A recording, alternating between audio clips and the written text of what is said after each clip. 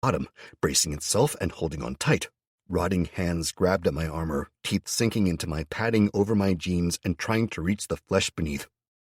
A dark blue figure clambered across in front of me as I kicked and struggled, the jaws of the big bastard being forced back wider and wider as its other hands grabbed the thing before me, trying to pull it off. The hand holding me released me, and all four arms started prying at the thing on its chest, hammering fists into the thing that had saved me.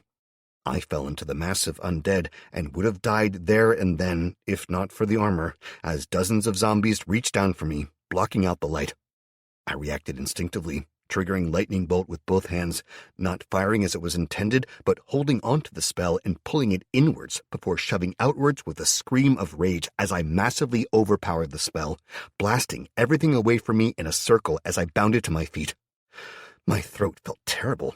I could still feel the sensation of those fingers gripping my neck and the light being cut off by the jaw closing towards biting my fucking head off.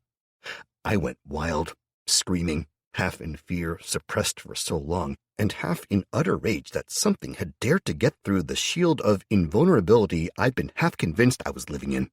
I screamed again, raw-throated voice rising in fury as I attacked the massed undead all around me, my fists flashed, kicks landing and sending bones flying in all directions. Kelly stared at me in shock, half slumped on the periphery, having dragged herself up atop a van out of reach after her use of her power had exhausted her. She stared wide-eyed, while her creation fought the huge undead, and I went nuclear. Lightning crackled across my body, flashing back and forth in writhing snakes of electric blue-white power. I held onto the only thing that worked for me, partially in naked terror that, if I let go of the spell, then, like incinerate, it would fail. My eyes glowed as I spun and kicked a zombie in the chest, practically detonating it, pulling more and more magic into myself. I backhanded another, smashing its skull, and I dug my feet in, launching myself at the big bastard, punching it in the gut. My strike shattered a half-dozen bones as my fist tore out of the back of it, sending the massive creature staggering. I landed on the far side of it, roared my fury that it still stood, and lashed out, Sparta kicking it in the knee. The kneecap shattered, and the creature collapsed sideways, towards me. I stayed where I was, the power in me building as the thing slowly fell sideways, hands reaching out on its right side. It tried to catch itself, as the metallic blue creature that had saved me tore its upper left arm free and slammed it into the massive being's face with a bone-jarring crunch. The world went blue-white all around me as I drew in my breath and screamed, launching myself upwards with all my might, right fist flashing up as I forced all my accumulated and steadily discharging mana into my body and into the blow. When my fist connected, I was consumed by horrific pain as my body seemed filled with fire, shaking hard enough that it seemed my bones were going to fly apart. Air rushed past me and I blinked, the world coming back into sight, my body slowing and floating to a stop. I blinked against the sudden realization that I was in the air, somehow at the top of a parabolic arc. A wider vision seemed superimposed over my normal sight as I hovered for a brief few heartbeats, while gravity forgot to claim me. Not only was I in the air high enough that I could see over the fucking houses all around me, I had been glowing like sodding Thor. I had a few seconds as gravity seemed to realize it had massively dropped the fucking ball and reached out to lay claim to me again. I fell slowly as the exhaustion rolled over me. The undead were fully dead now. Hell, there was a burned, blackened arc around where I'd been, 300 degrees of utter devastation. The last sliver had been left protecting Kelly where she laid half-slumped, staring up at me in slack-jawed, wide-eyed wonder. Everywhere else, for a good 200 meters in all directions, was just trashed. The fronts of houses were collapsing. The wall around the graveyard had toppled backwards, burying the few undead that had still been trying to climb over, and below me there wasn't so much as bone meal where most of the zombies had been clustering about. I looked to the east, where the others had run to. The column, stragglers at the back, was being chivied along. They were all staring wide-eyed in shock at me as I picked up speed. The world seemed to take a collective breath as I fell. A veritable swarm of prompts flashed for my attention, and I glanced at the ground below me, burned, blackened, scoured of anything that could cushion my landing, and I closed my eyes. "This is gonna fucking suck," I whispered, before the concrete below rose up to kiss me. Chapter 19. The concrete was as hard as I knew it was going to be, and when I hit, the pain was horrific. Bones snapped, multiple bones. Hell, it felt like it was every bone I damn well had been shattered and the marrow replaced with white-hot steel. I lay there, stunned, as waves of heat passed through me, burning me from the inside. I didn't scream, not from any manliness shit, hell no. I'd have screamed my heart out and wept like a toddler with a boo-boo if I could have. Hell, I'd have wept like a teenage girl wearing an engagement ring with a diamond the size of France who caught her best friend in bed with her crush, his 3 mates from the pub, her fantasy boyfriend, and an inflatable chicken, all while claiming that real vampires didn't fucking sparkle. I just couldn't. I couldn't get so much as a single breath out. My diaphragm was spasming like a porn starlet's faked orgasm. I stared up at the sky, seeing a bright blue arc above me, dotted with slowly streaming white fluffy clouds, while I slowly asphyxiated. Then Kelly was there, her face appearing above me, staring down in shock, her medical training taking over as she slammed a hand down into the middle of my chest. She winced as it shifted, the cracked ribs moving under the force of the blow. I couldn't tell what she did. The pain rocketing through me was horrific, and even as I looked up into the sky, I knew it wasn't merely pain from the fall and the very abrupt stop. I'd started something that was in motion now, tearing through me, and the work that Kelly was doing was to fix things that were minor in comparison. I knew time passed, but beyond the sense of pain changing, the light growing slightly dimmer as clouds rolled in and then brightening again as they passed, the buzz of voices around me, and the slightly increased pain as hands lifted me, resting me on something hard, something that bounced and jostled me. I couldn't say how long or what happened. Eventually, the world seemed to restart. I blinked, the broken collage of images seeming to realign again, and suddenly I was back. I was in pain. Oh, by the gods, I was in pain, but it was manageable, and it was real. I looked around slowly, hearing an argument going on nearby, and realized that it was dark. In fact, it was the middle of the night, judging from how deep the darkness was. I blinked, my vision full of prompts. Before I could dismiss them, the first, pulsing crazily, got my attention. Congratulations. As the first terrestrial local variant human to trigger a species evolution, you have gained a greater boon. I blinked, trying to make sense of it, then shook my head, thinking I'd read it later, and tried to dismiss it. Warning: if you do not select your greater boon before closing this screen, it will be assigned for you. Close anyway? Yes, no. That's a hard no, I whispered, pulling up the options. There were only 3, but what a trio they were. Boon of Regeneration. The greater boon of regeneration permits a full regeneration of your physical form once per decade. Note this will continue to be enacted for a full century, even if you are unable to trigger the regeneration. Okay, so that would make me basically heal totally from anything, and if I was dead, I was reading between the lines, but if I was dead, I'd be brought back. That being said, I might be brain dead or totally fine, but I might not be me. Sensing what was probably one of those endless arguments about cloning and consciousness transference, I moved on. Boon of Skill Growth.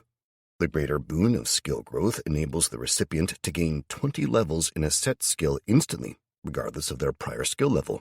Note, this does not convey knowledge, only skill growth and the relevant lesser boons. Nice, okay, so if I added that to, example, my longsword skill, I would be a fucking master with it, or at least as close as anyone these days could hope to be, and yet not a master, obviously not really, but tempting, considering the way the world was going, and I had a load of skills that could be used on. Boon of the Storm. The greater boon of the Storm raises your elemental affinity for Storm mana from its current level, 67%, by 35% to 102%. Any being with 100% elemental affinity or greater will no longer suffer damage from that element or its attendant mana forms. Affinities greater than 100% will be actively healed from the relevant forms, and you'll be able to heal yourself through the use of lightning or storm-based spells and abilities. Note, due to your elemental affinity and the predicted evolution path before you, this greater boon has been specifically tailored to assist this path. I paused momentarily, the arguments growing more heated in the distance, making me growl in fury as I picked the blatantly obvious choice. Even if I'd not been the kind of guy that liked the storm, I'd always been fascinated by thunder and lightning, and I'd loved sitting watching storms all my life. I'd still have picked this. It was a total immunity from any lightning attack at all, so fuck yeah. I accepted it and read the next prompt, noting the shimmering glow of the plaque that seemed to somehow be more than any other I'd seen to date. Congratulations, Matt, First Lord of the Storm. It was a little ominous, but as I accepted it, thunder rumbled in the distance. I couldn't help but grin at the next one. First Lord of the Storm, you have begun your evolution from terrestrial local variant human to Storm Titan. Your specific evolutionary path stands thus: Tempest to Thunderstorm to Cyclone to Storm Titan. Your current evolutionary position is Tempest 12%. Increase your capacity to reach the next level of evolution. As a Lord of the Storm, you no longer gain +5 points to distribute at each level. Instead, you now receive +7 points to distribute. Holding announcement of status. Release announcement, yes, no. I confirmed it should be held for now, not really sure what it meant, then nodded to myself, unable to keep the grin from my face over the cool new title. I forced myself to sit up, the pain level ratcheting up seriously as I did it, and the next prompt took the last one's place. Note, to increase through the ranks as a Stormlord, you must master the various forms of mana that make it up. You have already reached a high enough affinity in lightning and have now reached storm mana synergy as well. Forms remaining, 2. Once a new Storm Titan has been reborn, their true ascension can begin. Learn your place, Stormlord. Learn the reasons you survive when others don't. Understand the basis of your power and your indomitable spirit, and you will stand a chance at true godhood. Okay, that was simple enough, so I had to figure out what aspects from the storm I was missing and start to increase my affinity with them, somehow. As to the chance at godhood, that had to be bullshit. I dismissed it and moved on as more shouting rang out. Congratulations, you have killed the following: One-time Corpse Lord, level 11, 2,845 XP. 137 Undead Shambler, level 1 to 3, 2,070 XP. Total XP earned, 4,915 XP. A party under your command killed the following: 57 Undead Shambler, level 1 to 3, 730 XP. One-time Balakin, level 2, 80 XP. 2 times Lesser Garinthian, level 6, 150 XP. Total party XP earned, 960 XP. As party leader, you receive 25% of all XP earned. Total XP awarded, 4,915, plus 960 times 0.25 equals 240, equals 5,155 XP. Partial XP is lost to the ether. Current XP to next level stands at 9,694 of 6,000. Congratulations, you have reached level 15. Current XP to next level stands at 3,694 of 7,000. You have 7 unspent stat points and 3 unspent skill points. I put 2 points straight into Constitution, then sighed and put the remaining 5 into Perception, hissing in pain as my body changed. Whatever had been done to me, though, and despite the pain that still raced through me, my bones were whole again, and I could still see and stand, despite the ongoing weakness from my body and mind being out of sync still. I twisted to the side, feeling my legs dangling. Seeing that I wasn't alone, I swiped the acknowledgement of my points being allocated aside. I'd been laid across a pair of planks, and those in turn had been laid across the top of the kiddie carrier that the refugees had been pushing, and the refugees, they were all around me, staring at me in wide-eyed amazement. I blinked.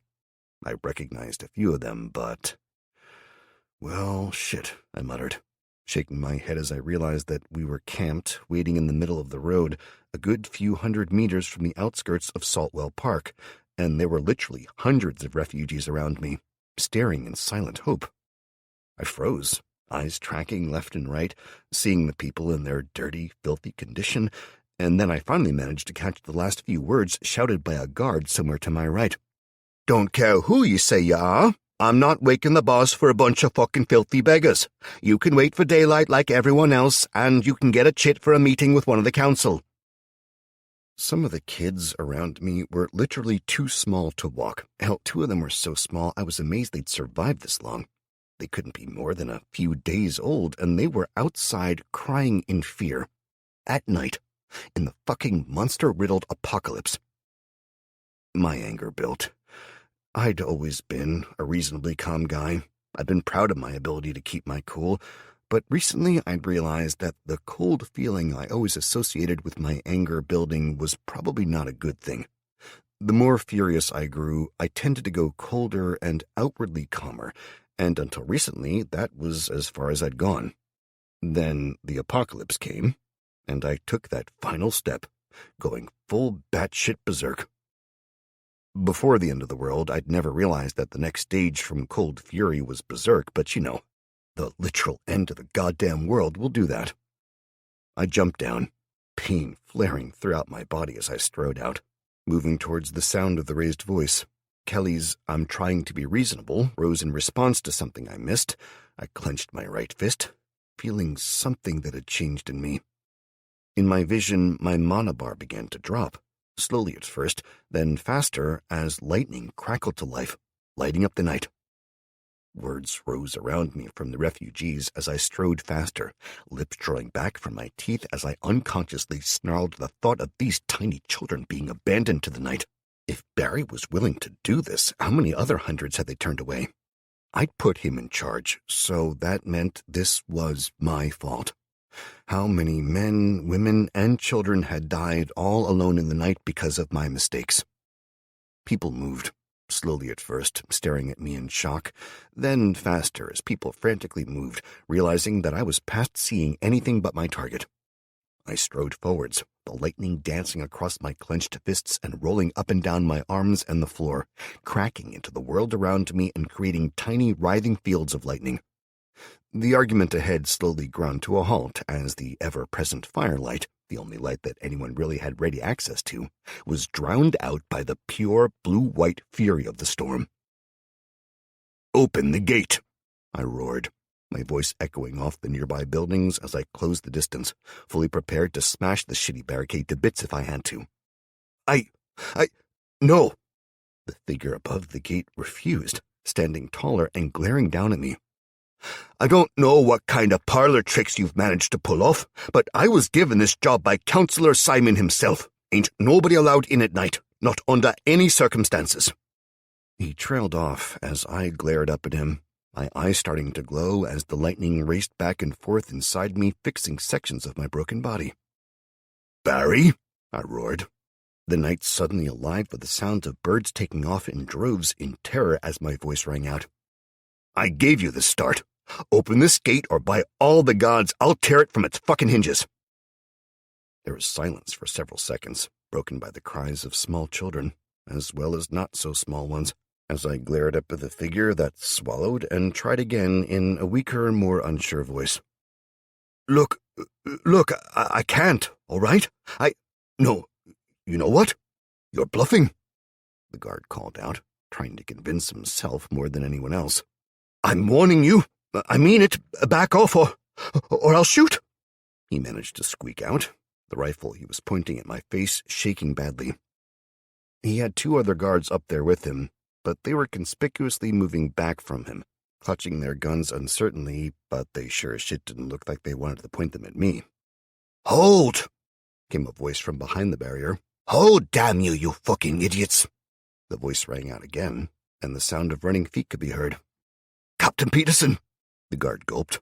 "Sir, he says he'll attack us." "Boy, you're an idiot, and you're only going to end up dead if that's who I think it is," the voice called up at him. "So shut up and hold your damn place." Several sets of footsteps impacted on metal stairs at the far side of the makeshift wall that cut off the road, and a few seconds later, a dark-haired head I recognized popped up, squinted down at me, then sighed. "Fuck's sake, Matt. We've been looking for you for days, and you turn up in the middle of the sodding night." He glanced from me to the veritable horde gathered behind me and sighed, shaking his head. "Barry's gonna shit a fucking brick," he groaned. "Okay, open the gates. Let them in, and you crazy glowing bastard, knock off the sparks and get your ass in gear. Barry's been getting frantic trying to get in touch with you," he said, pointing at me. "About time someone with a brain showed up, Ken," I shouted at him, taking a deep breath and trying to blanket down my anger, noting that as soon as the lightning died away, so did the lack of pain, although my mana started to rise again, slowly, which was nice. But, sir," the guard said, shaking his head. "Councillor Simon said, 'Who is this moron?'" Ken Peterson appealed to the uncaring heavens above. "Staff Sergeant Jonas, sort this wanker out," he barked, vanishing from sight, presumably stomping down the steps behind the wall from what we could hear. As soon as he was out of sight, a broad Scottish accent filled the air, as a solidly built man seemed to teleport into view. Every other soldier in sight seemed to flinch backwards. "Guardsman Oliver," he barked at the cowering guard. "What the utter fuck, boy? What the hell happened? Did your parents sit down one day and decide to create the most fucking useless, worthless turd in the history of mankind? Was that their aim with you? Because I tell you, they succeeded. Well, no, sir," he stammered in response as someone else opened the gate, and we marched inside. "But, Councillor Simon," he said, "and who by Satan's left fucking testicle is Councillor fucking Simon?" Ken roared up at the boy as he strode into sight. "I don't know him, and I don't give two goddamn shakes of a donkey's nutsack. Staff Sergeant, get whoever that prick is and get him right goddamn now. You gotta drag that idiot from his bed, and I want the pair of these morons waiting outside of Barry's office by the time we get there to explain themselves." I couldn't help but let a little smile escape at the sight of a staff sergeant interrupted full flow. He'd gone from red with fury to white and practically shaking. I knew I should feel sorry for whoever the hell that guy was, but I didn't. Not really. People could have died out in the dark. Kelly's hand gripped my own, and I sent her a tired smile, the pain from the injuries filling me still. "Are you okay?" she asked me quietly, Patrick and the others stepping in close as Ken drew us aside from the main path. "I'm all right. Don't worry," I told her, managing to hold on to a slight smile, glancing down in shock at the softness of her hand in mine. "Your hand," I started to say wonderingly, and she smiled, lifting it to where I could see and flexing her fingers. "Between Finn's mend and my own healing getting better with the points I put in Constitution, I guess we can recover from pretty much anything now," she whispered. "That's amazing." "Hell, you're amazing. And you look like shit," Ken said, joining the conversation and looking me over. "Sorry about back there, but hell, man, you really do look terrible. Is that blood?" I looked down at my armor, the tears in it, the chewed sections, and the blood that covered the few exposed areas, like my hands. "Wait, is that a tooth in your knee?" "Yeah, I think it is," I said musingly, idly plucking it free and tossing it aside before scratching some of the blood off my hand, then shaking my head. "Never mind. Are these people safe here?"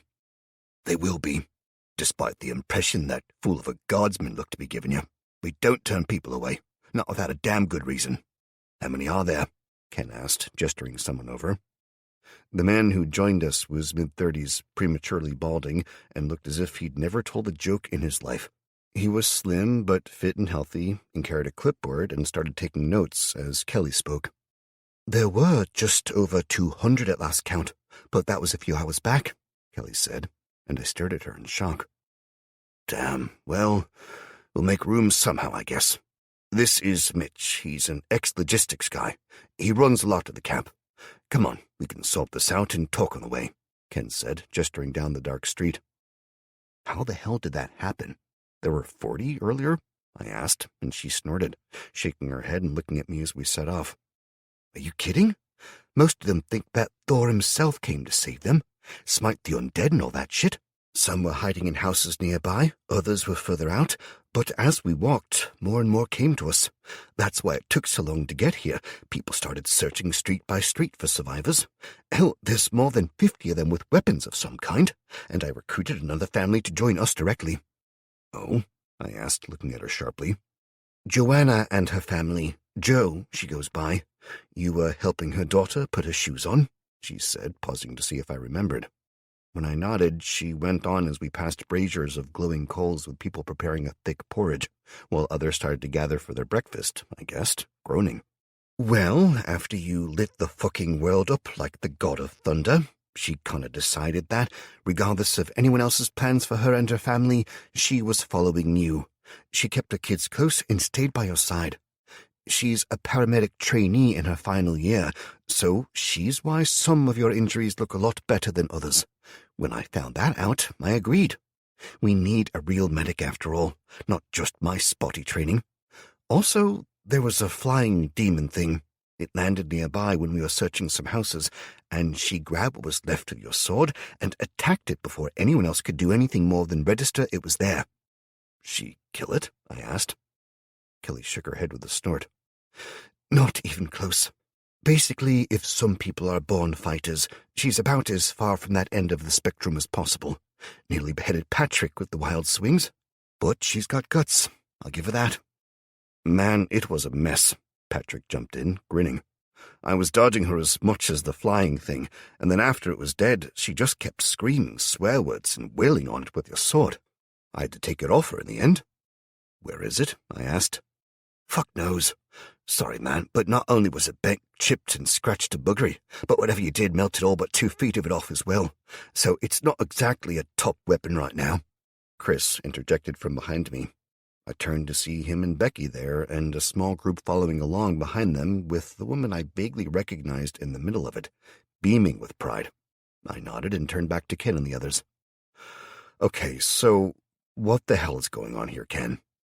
Which bit do you mean? Ken asked, looking back to me in mid-conversation with a runner who he gave a few more orders to and sent off sprinting again. All of this, I said, gesturing. The road that we were on I recognized as the main one that ran through the town, yet at least a few hundred meters from the edge of the actual park, the barrier had crossed the street, made, as near as I could see in the dark, from the houses nearby that had been demolished. Considering that there were no heavy machinery or tools available, that meant they'd been taken down with hammers and crowbars, and that meant a hell of a lot of people working their asses off. Even now, in the early hours of the morning, at least an hour or two from first light, the entire area looked like a kicked anthill. Judging from the lines forming at the cookpot spread out every 100 meters, I had to think this was normal, not in response to us. I saw lots of annoyed and tired faces, but none that looked actively angry or oppressed, more sick of the effort and the food. I glanced into a pot as we passed, and nodded to myself in understanding. Porridge. The same as the last one. Well, the first few weeks were damn hard work, and then it got harder, Ken replied. At first it was the occasional monster attack, although mainly we put it down to shithead humans, or at least we did until we saw things that we couldn't ignore anymore.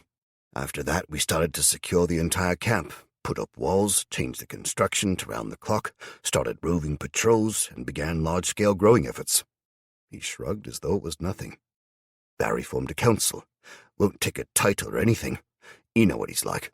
Still says he's not the man for the job, just the one who will do it until someone better comes along. Anyway, set up a few different teams. Construction builds and maintains the walls and so on. Food supplies has farming and looting teams. Security is split between internal and external. Internal are wankers like that idiot back there, sitting watching over the gate because we didn't expect there'd be anything for him to do. External security is the fighting force. He broke off at that point, watching me, before nodding. I think I'll let Barry explain more to you about them, but how about you answer a question for me? Go on. I will if I can, I said carefully. That thunder and lightning this afternoon, that was really you? Yeah, I said bluntly. What happened? I lost my temper. No shit? Nope. Probably a good thing I got to the wall when I did then. What were you going to do? Ken asked, and I shrugged. I was considering tearing the barricade apart. You can do that? Not sure. Wasn't going to take no for a fucking answer, though, I said. Guess we'll all be thankful we didn't have to find out then, Ken said, motioning to a dark house to one side. This one? he asked Mitch, who nodded, peeling off and gesturing to the small group that had stuck with us when the others were taken off to be fed. "Mitch'll make sure your people are fed and get the chance to rest while we talk," Ken promised, nodding to the house. "It's not fantastic, but it's clean and there's beds inside. They can get food at any meal station. We'll make sure they're all right. Least we owe you, I figure." "Thanks, mate," I said to him, turning to the small group of people behind us that were going to be joining us in the dungeon and holding my arms up to get their attention. "Okay, everyone, we've been given this house to rest in. Take your kids inside and get them some sleep. You're safe now, and we'll be back soon. Anyone that's hungry, go to the campfires and you'll be fed. Hopefully we'll be back soon, but don't worry, we will come back for you." With that, the families moved inside, but there was clear hesitation. Patrick grinned at one of the little kids who was sucking her thumb and reached out for him as she was carried past by her mother. "Tell you what, I'll stay with them," he offered. I nodded, clapping him on the shoulder and squeezing in thanks. Once everyone had trooped into the small house, practically filling it to bursting, we were off again, this time moving into Saltwell Park proper as Kelly growled a little under her breath. "What's wrong?" I asked her. "Who's in that house?" she asked Ken, pointing to the third house on the right that we could see through the trees, the glimmer of a lit candle making it clear it was inhabited. Ken glanced to Mitch, who thumbed through a few pages in the book he held before Mitch answered. "2 families, one of 3, name of Sten, and a family of 5, name of Dunbarton. Why?" he asked. "Because it's my fucking house." "You living in it?" Ken asked. "Well, no, but you'd rather 2 families be sleeping on the pavement?" "Of course not." "Then what's the problem?" "It's my fucking house," Kelly snapped, before opening her mouth, clearly wanting to say more, but not sure what to say. "Look," Ken said, sighing. "I know it's not easy, all right? I've got a single shitty room that's little more than a broom closet now. I had a 4-bedroom house further round the park. I spent half my life saving to buy a house I'll never sleep in again. Worked my arse off. And now a fat bastard with a gang of screaming kids with a wife with an arse the size of a semi-truck live there. They do the absolute bare minimum to be allowed to stay, and yet he's in my goddamn house, while I sleep on a single mattress on the floor of a room whose walls I can touch on either side at the same time if I stretch. Believe me, I know what you mean. Problem is, it's not about what came before, it's about what there is now. And for now, at least, this is all there is. The only hope we have is that we can keep enough of the brains alive long enough to figure out what the hell happened and somehow turn it back." I glanced at Kelly, who grimaced but nodded, knowing just as I did that nothing was going to go back, not to the way it was. "Now, I know you, Matt. Well, hell, we only met once, but we also killed a bunch of people, and I saw the mess you left to save someone you didn't even know. I also just saw the look you gave her, and you clearly know shit. That's why Barry had us taking shifts in that shithole of a bar waiting for you to reach out, and why—" "Oops," I muttered, wincing. "What's this?" Chris asked. "When I left here, I told Barry that if he needed me to send someone to Tokyo Bar and to wait, that I'd watch for them and go meet up with them." "Yeah, well, you didn't, did you? 2 days we've had someone there," Ken snapped. "You don't want to know about the crazy shit I saw when it was my turn hiding there." "What the hell did you see?" I snapped, grabbing his arm. I reached out mentally, panicking more than a little as I realized I'd not even thought about Beta and Alfredo since waking up. I felt Beta straight away. Alfredo was alive too, but injured. No, he was okay, but low on mana and health, having used his flame dart spell too much in what had to have been some close fights. Beta had him somewhere nearby, holed up in a house to the northeast. The other kobolds were dead. "Fuck," I muttered, then realized that Ken had been speaking. "Wait, sorry, what?" I asked, blinking and looking at him again.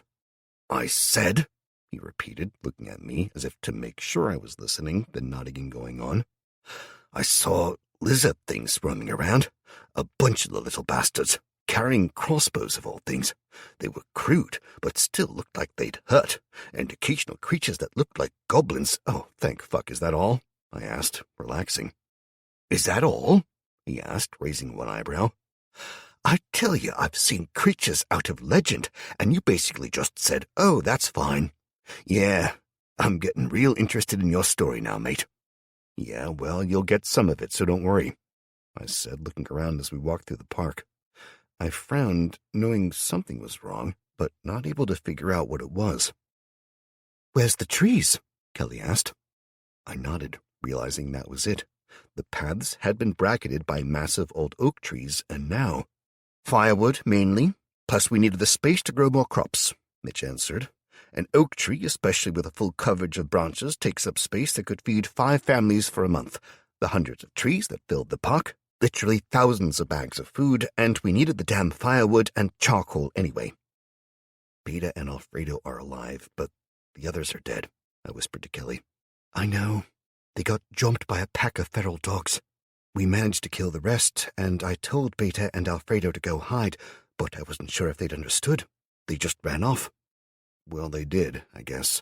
They're holed up not far away, I assured her, sad that the other damn ones had died, again, but glad that Alfredo and Beta were still alive.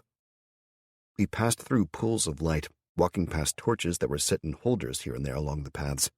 A few minutes later, we passed the small boating lake, then through a treeless expanse again, before arriving at the old mansion in the middle of the park. It had been changed since I saw it last, walking away from it with a gun in hand and dozens of dead bodies left behind inside, strewn with filth and the loot of the area dumped wherever the thugs that lived here had grown bored of carrying it. Now, it looked more, well, formal. Most of the windows had been boarded over, and the vast majority of those that hadn't been boarded shone with light already. The shadows of people moving about were clear to see from a distance, and a half-dozen men and women with guns and what looked to be homemade spears sat waiting patiently, while another laid out in full view of the sky, apparently unarmed and asleep. As we passed close by, I noted the fast glance we got from the supposedly asleep man, then we were past and entering the building, passing more guards. Is he bait? Chris asked Ken bluntly. Yeah. Volunteers only, to be clear. We've started to get a lot of flying beasts that seemed like grabbing victims at night, so we started putting bait out.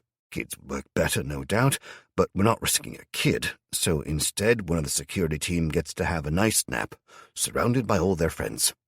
Something comes in to attack them, they find out the overalls he's wearing are damn thick leather, and there's a net under that, attached to chains that are hidden in the dirt. I'm not going to lie and say there's no risk, but if something tried to drag him away, it's going to get a nasty surprise, followed by a very pointed one. Here we are. We walked through the downstairs entrance and through what had been a restaurant, now appeared to be a full-on command and control building, and up 2 flights of stairs. On the 2nd floor I paused, fingering a bullet hole in the wall, and smiling ruefully. That one of yours? Ken asked. Yeah, you'll need to tell me this tale sometime, Chris said to me, shaking his head. All you said was you killed a load of nutters in here. I'd like to hear it too, Ken said with a grunt. When we came to clear it out and secure the building, it looked like a battalion had come through. Anyway, here. He led us out onto the 3rd floor and into a long corridor that had 3 people already standing at attention in it. The staff sergeant from earlier, the idiot guard, and a half-naked man with a blatantly blossoming pair of black eyes and 2 cotton wool balls shoved up his nose to stop the bleeding from a broken nose, who was snuffling as he tried not to cry. Ken nodded to the staff sergeant, glared at the other 2, then let us past them. He reached out and knocked on a door, waiting until a gruff voice from inside shouted to enter, and we left the 3 waiting in the hall. Matt? Barry asked, standing up from behind a polished table, a half-eaten meal discarded amongst piles of papers and a map of the local area with dozens of marks made on it. Hey, Barry. How you been? I asked him, stepping forward and seeing the blatant relief on his face that I was there. Shit, frankly. Ever since you dumped this job on me, I've had fuck all sleep and even less peace. He grunted, but took my hand and gripped it, letting go and nodding to the others in greeting. So, you're the reason I've got hundreds more refugees, a minor counselor, and a guardsman outside my damn office. Yeah, well, I set off with 40 or so, I admitted. And yet there's hundreds? Barry asked, and Ken nodded, Mitch having peeled off downstairs to join others in the main office. Yeah, 3, maybe 400 of them, mostly families, mainly the people that wouldn't leave their homes when our scouts invited them, Ken confirmed. Fair enough. Not sure how you managed to convince them, but that's neither here nor there. You came here, and I have a powerful need for some help, so I'm going to view that as fate." "You were looking for me," I said. "I was, because I need you. Try and keep up, lad. So you came here. Seeing as you didn't come with Jimmy, I'm betting he's still holed up in that shithole of a bar waiting for you." "Might be," I admitted. "So you didn't come here because I needed you. You came here because you needed me. Was that because you needed to dump the refugees somewhere and make my life harder, or—" Barry asked me, rubbing his hand through his thinning hair and sitting back with a groan. "Gods, I need to get more sleep," he mumbled around a long yawn. "First of all, that turd outside said he turned people away if they came at night, that it was your orders. That true?" I asked. "Fuck no," Barry said grimly. "I'll not turn people away. Hell, if they can see lightning and hear thunder, I'm practically begging them to come here. Look," he said, sighing, "I'm shit at this leading and negotiating bullshit, so here it is. We need people. We've got enough people to either maintain the fields and manage the food, or we can scour the area looking for more before it all spoils. To do that, I need people who can fight, and that takes time. I have to train them up. I have 2 teams that are sort of competent. I need 10 at least. I'm doing my fucking best, but that's all I can do." "That's all any of us can do," I agreed, pulling up a chair and sitting down. Seeing as it didn't seem I was going to have to kill Barry, I decided I might as well get comfortable, and the others joined me. "Well, one of those teams heard a lot of weird noises in the graveyard to the west. Most of the food we've got, the fresh stuff at least, comes originally from the allotments that are at the south end of the graveyard. And when the last foraging team was on their way back, they spotted a load of people in the distance. They sent the security detail over to talk to them, to make it clear who we were and why we were raiding the allotments. They didn't come back, did they?" I asked. "None of them," he agreed. "There was some shots fired, then nothing. I've got guards watching that side of the park, but nobody's tried the walls yet." He rubbed his face and sighed. "We've not got the people to watch the walls all the way around and get the food on the go." He sighed and scrubbed at his face before sitting back and looking at me in bemusement. "You know, Matt, at first it was little things. A fight with people over the fact we were looting a corner shop or a supermarket. Then it became more. A team ambushed by locals, that I can deal with. It's basic security work. Train them up and arm them enough nobody tries anything, while trying to do hearts and minds work on those who don't want to join us. It's a pain in the arse, but I can do it. Basic army training as an NCO prepares you well for this. It's the rest. Believe me, there's some shit out there that will change that," I muttered. He gave a miserable, tired nod, sitting forward and resting his arms on the table again. "Look, mate, since you left, we've taken in practically everyone we could. Hell, we even gave some fucknuts I hate with a passion the chance to turn over a new leaf. Most of them did. 4 didn't, that's it. We've turned 4 people away. That's more than 5,000 of us here. 5,000 in an area that used to hold more than 200,000. That's what, 2.5% survival rate? It's been a few weeks since the fall, maybe a damn month, that's all. Hell, I lose track of time every day. Feels like it's been at least a decade since I'd had a beer and curry with the lads." "Telling me," I grunted. "Feels like forever to me as well, mate." "Yeah, well, between the creatures, the fights, the fires, we're down to this already. Hell, I don't even know where most people went. It makes no sense. Most of the time, they just seem to vanish, clothes and all left behind. Not so much as a drop of blood, for fuck's sake." Barry put his head in his hands and rubbed his face before looking up at me and leveling his finger. "But you knew something. You know something. And I need to know what it is." I looked to Kelly, then Chris and Becky, Ken, and back to Barry. "I know something," I admitted, "but you won't like it, and probably won't believe me." "For the love of God, just fucking tell me, Matt," Barry said in a tired voice. "I've not the strength for this dramatic shit, just tell me." "Fine," I said, taking a deep breath and starting off. "I found a dungeon core in a crashed spaceship. Its ferry or guide or whatever was dead, and—" For nearly an hour I talked, explaining what happened, how, and the ins and outs of the situation, as well as the possibilities and drawbacks of the situation. I'd not meant to tell him all of it.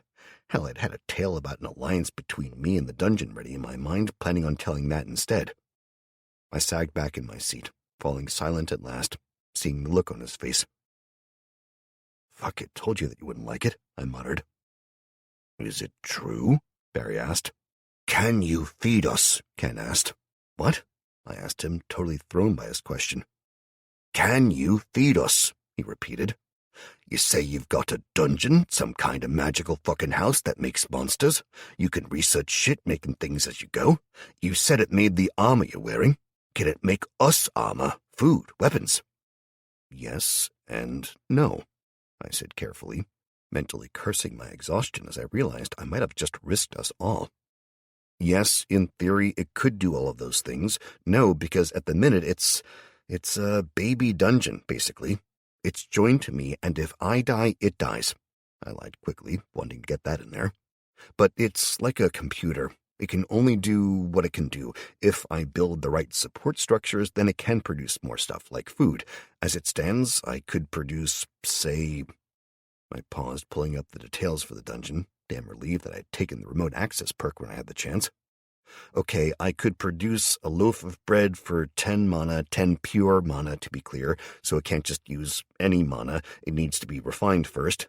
If I built the right support structures, then I could probably halve that cost. If I instead set up a field and grew the wheat, probably a hell of a lot less mana for a lot more output. "Is it safe to eat?" Ken asked curiously, playing with a pen as he thought, half hunched over the desk. "Mana-grown wheat, I mean?" "As far as I know, it would be, yeah. Not entirely sure, to be honest, but I've been living off what the dungeon produces all this time," I admitted, shrugging. "You sparkle now," Ken pointed out. "I saw that, little sparkles everywhere."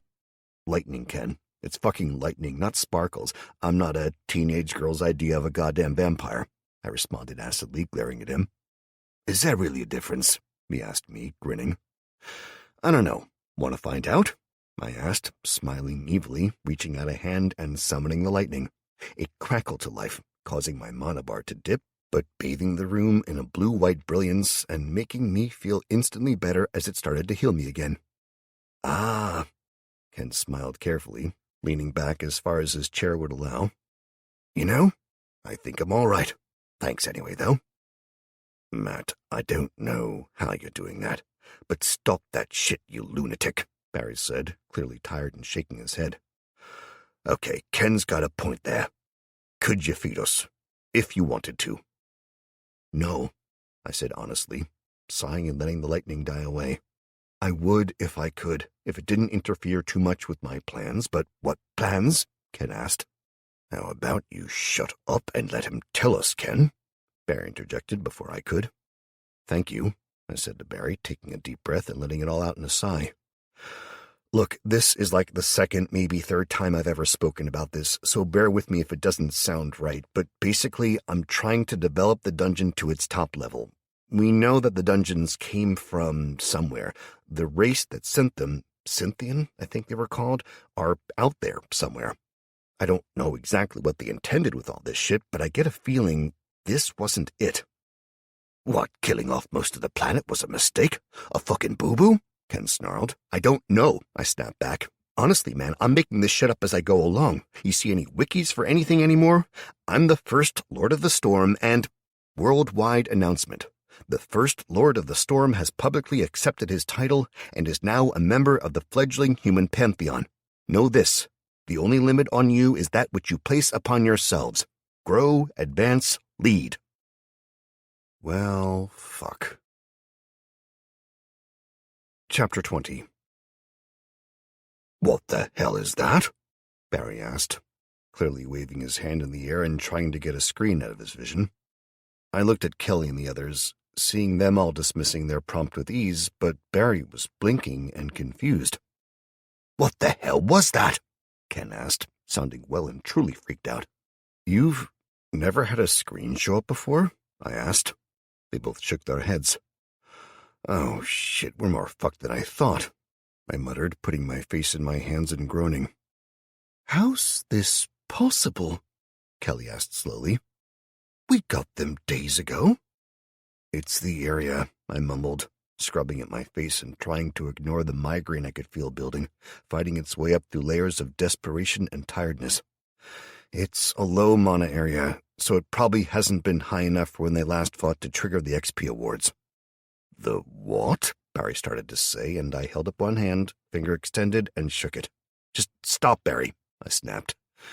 Fuck's sake, I thought you would have at least known the basics by now, but shit, man. Argh. I sat back and put both fists on the table. Fine. This is the way we do this. I don't know, what you don't, or what you were planning. I'm so tired I could sleep for a week, so I'm going to give you the short version, then we're going to go and sleep. When we wake up, we'll meet again, and you'll tell me what you need from me and what you're giving us for risking our goddamn lives. Then we'll move on, and you'll help me to sort this goddamn planet out. Okay, well, Barry. Yeah, Matt. Shut the fuck up. Sorry, Matt. Right. The world ended, all right? Some people call it the end, the fall, whatever, it's over. The old world, though, and I mean that no matter what happens now, everything will be different. Now, once your system activates, and no, I don't know what it is, I'm just calling it that because it's the easiest way to make it make sense. I snapped, glaring at Ken, who just opened his mouth again. Once it activates, you start getting XP, short for experience points. Doing different things generates it, killing is the best. First, defeat your enemy, and you'll get XP. Do quests, all that kind of thing. It takes 10 XP to reach level 1. At 0, you have no access to anything, that's where you are now. Reach level 1, you get a set number of points to distribute. You'll have access to a screen that shows your stats or statistics like your baseline strength, intelligence, and all of that. You can add these points into a particular area, and it'll make a difference there. Hold up, Ken muttered, scribbling on a notepad frantically. How long do these points last? What kind of change? You get time to allocate them. Not sure if it's limited, but once you do, it makes a hell of a difference. Makes you run faster, fight harder, shrug off wounds that would kill lesser men. That's how you survived, Barry said. That's how you did the shit you did here. You had access to this system? Yeah, in part. I was already a few levels up at that point. At level 5, you get access to your first class. This is a massively important step. I can control the dungeon because it's a part of me, so I was given Dungeon Lord. Kelly is a puppeteer, Chris is a druid. Basically, I can make plants grow better and talk to animals. Got any cool ones around here? Chris asked, grinning at the frowns he got from them both. Just the tiger, Barry admitted with a grunt. The others tried to attack people, had to put them down, but holy shit, you're serious? Chris asked, almost falling from his seat. You've got a tiger? Where? The big white one? I asked him, and he nodded. Fucker made me shit myself when I was locked in with it, I muttered, getting confused looks from the others. Anyway, okay, Chris needs to see the tiger. We'll sort that out, but moving on. You pick a class and get access to class abilities, like being able to talk to the animals, grow plants, cast spells. I lifted my hand and made lightning crackle across my fingertips again. Once you reach level 10, you get to pick a class again. You can get a new one and get all new shit, or you can double down and grow more powerful in your chosen field. Half a dozen of us just killed hundreds of goblins and took down a rival dungeon, one that was probably intended to be the ruler of this area or protector or whatever the plan was. It went feral and we killed it. Could we have used it? Hell, another dungeon, one we controlled, Ken started to say. I cut him off with a grim shake of my head. Not a chance. It killed literally hundreds, maybe thousands.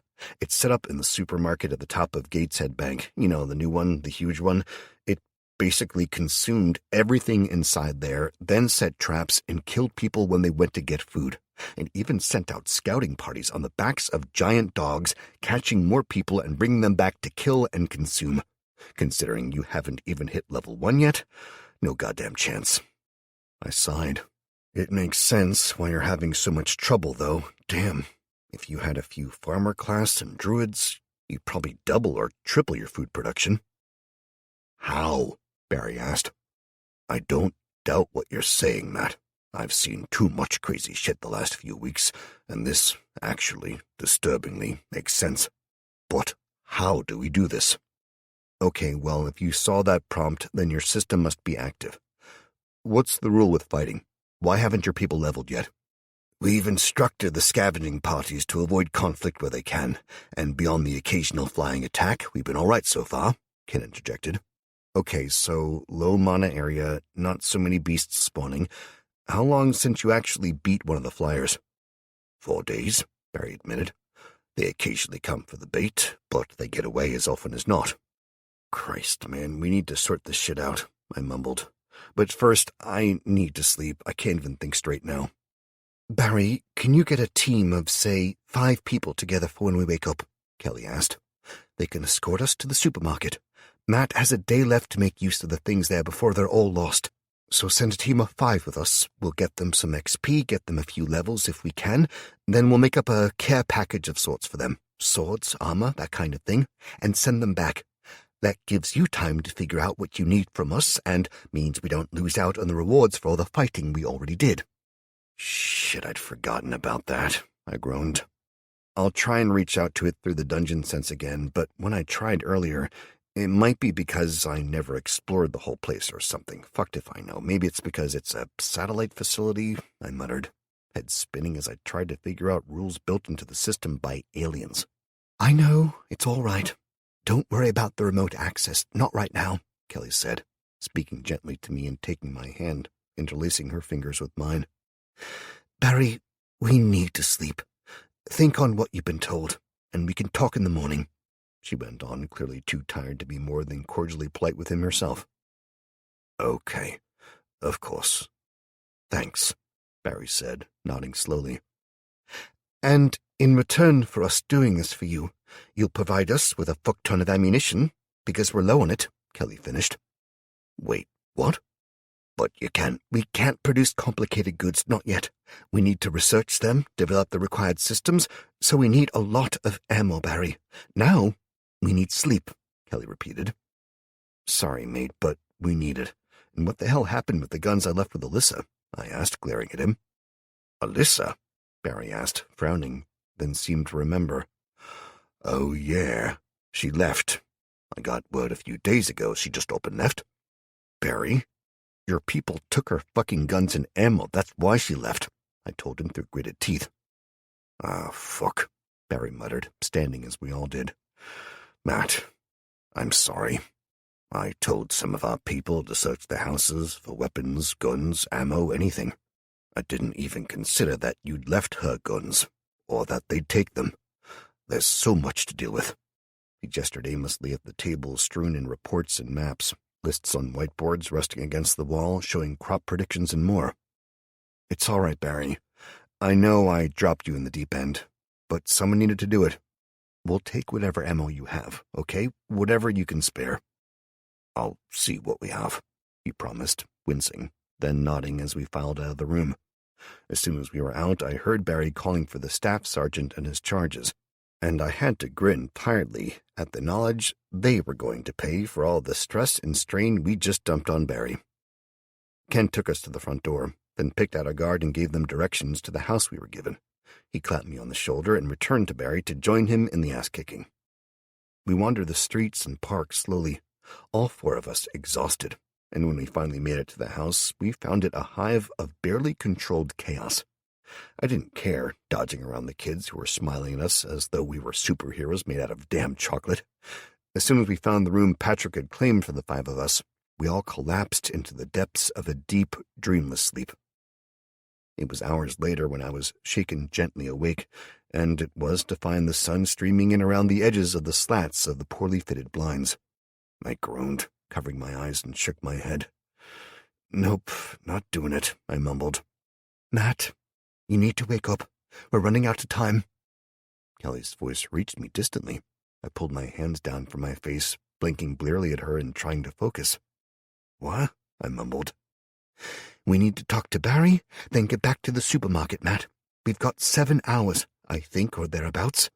Unless you want to let all the stored stuff go to waste. I groaned, letting my head sag back onto the wooden floor with a thump. Fine, but the next time you wake me up, you better be naked, I muttered.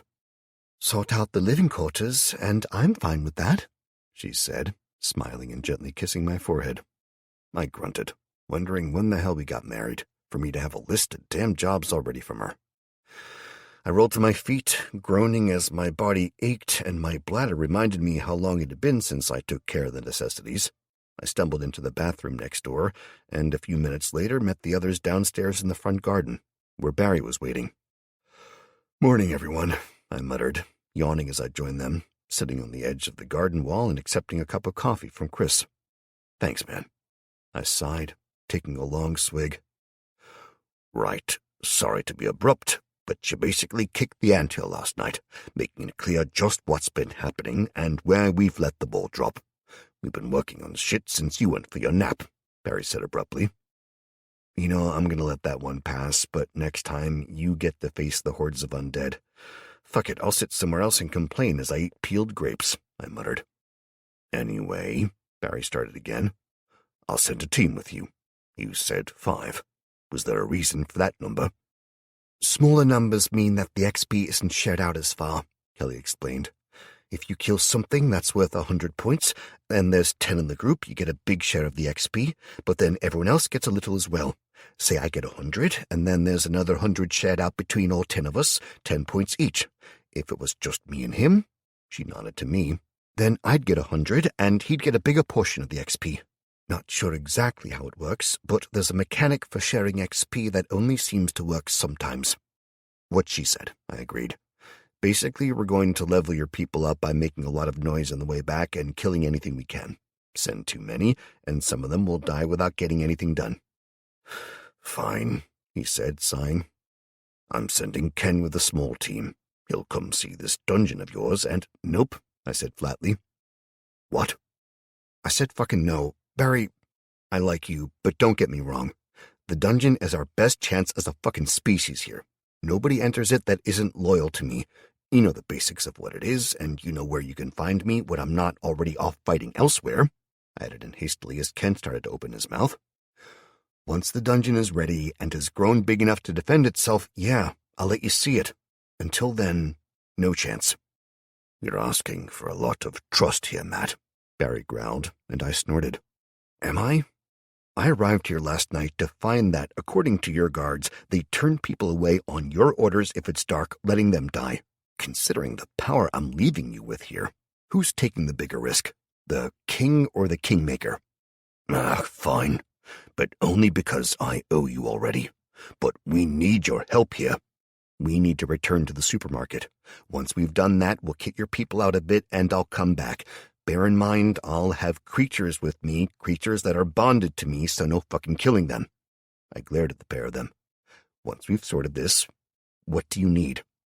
"I need to find out what the hell happened with the graveyard, find my people, and—" "They're dead, most likely, you know that, right?" I interrupted. "Yes, thank you, I guess that, but they have families," he replied acidly. "I need to be able to tell their families what the hell happened. I need to get their weapons and gear back and kill whatever killed them. Then I need to secure the allotments. Do that, sort that out, and teach Ken and his team to level, and I'll get you ammunition," he said, watching me. No, you dick, that wasn't the deal," I said. "We'll need the ammo to fight the undead or whatever it is in the graveyard." "You can just do your lightning thing, can't you?" Ken asked, shrugging. "No, I fucking can't, Ken. I just became the first Lord of the Storm. I don't know how it works. You see a wiki around here, a manual, hell, a goddamn hint system? I don't," I snapped at him. "Last time I did it, I almost died, broke half my damn body into splinters.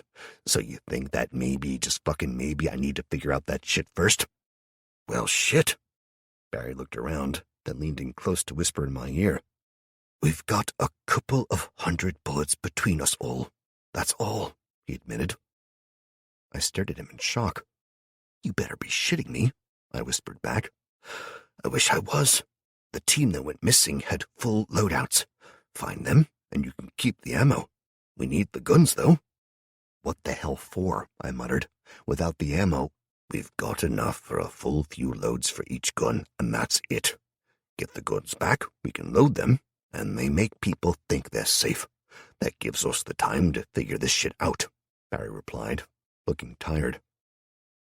I realized that the way he was acting, all firm leader, then exhausted, stressed man, was because he really was on the ragged edge. He reached out to me, pinning his hopes on me having a solution, and if I failed here... "Fuck's sake, Barry," I whispered. "Fine, but your people need a cart or—" "Ken, sort a cart," Barry ordered. Ken saluted, rushing off. "I'll load up a cart for you with whatever I can manage, get you some basic armor and weapons, some food, but it won't be much." "As long as you do." Barry paused and sighed. "Thank you, Matt. I know you expected better from me. Hell, I'll step aside happily if you want," he offered, and I snorted, shaking my head. "No, you're doing what you can, and I should have thought about the ammunition more myself. After all, they never let us have guns, so why would there be any decent caches of ammunition outside of the army bases?" I scratched my head. "I just hoped you'd have more. Okay, I'll help how I can, maybe sort a bit of food once a week for you or something." "Seriously, Matt, anything you can provide would help," Barry whispered. "Most of the people have no clue how close we are to the wall. We've a week's supply of food in reserve, until the crops start to produce." I turned to Chris and waved him over. He joined us, and I filled him in on the food situation. "Can you help?" I finished, and he winced, lifting a hand and wobbling it from one side and the other. "I can, but I'd need to use my class skill point rather than using it on a fighting ability," he said. I winced, seeing the problem. "What difference would it make?" Barry asked. Chris looked at me, questioning if he should answer.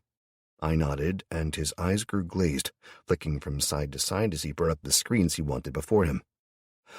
"Okay, if I use the point for nature magic, I could get either summon insect plague, not liking that one, but I guess if it removes the insects from the fields rather than spawning them randomly, it'd be good.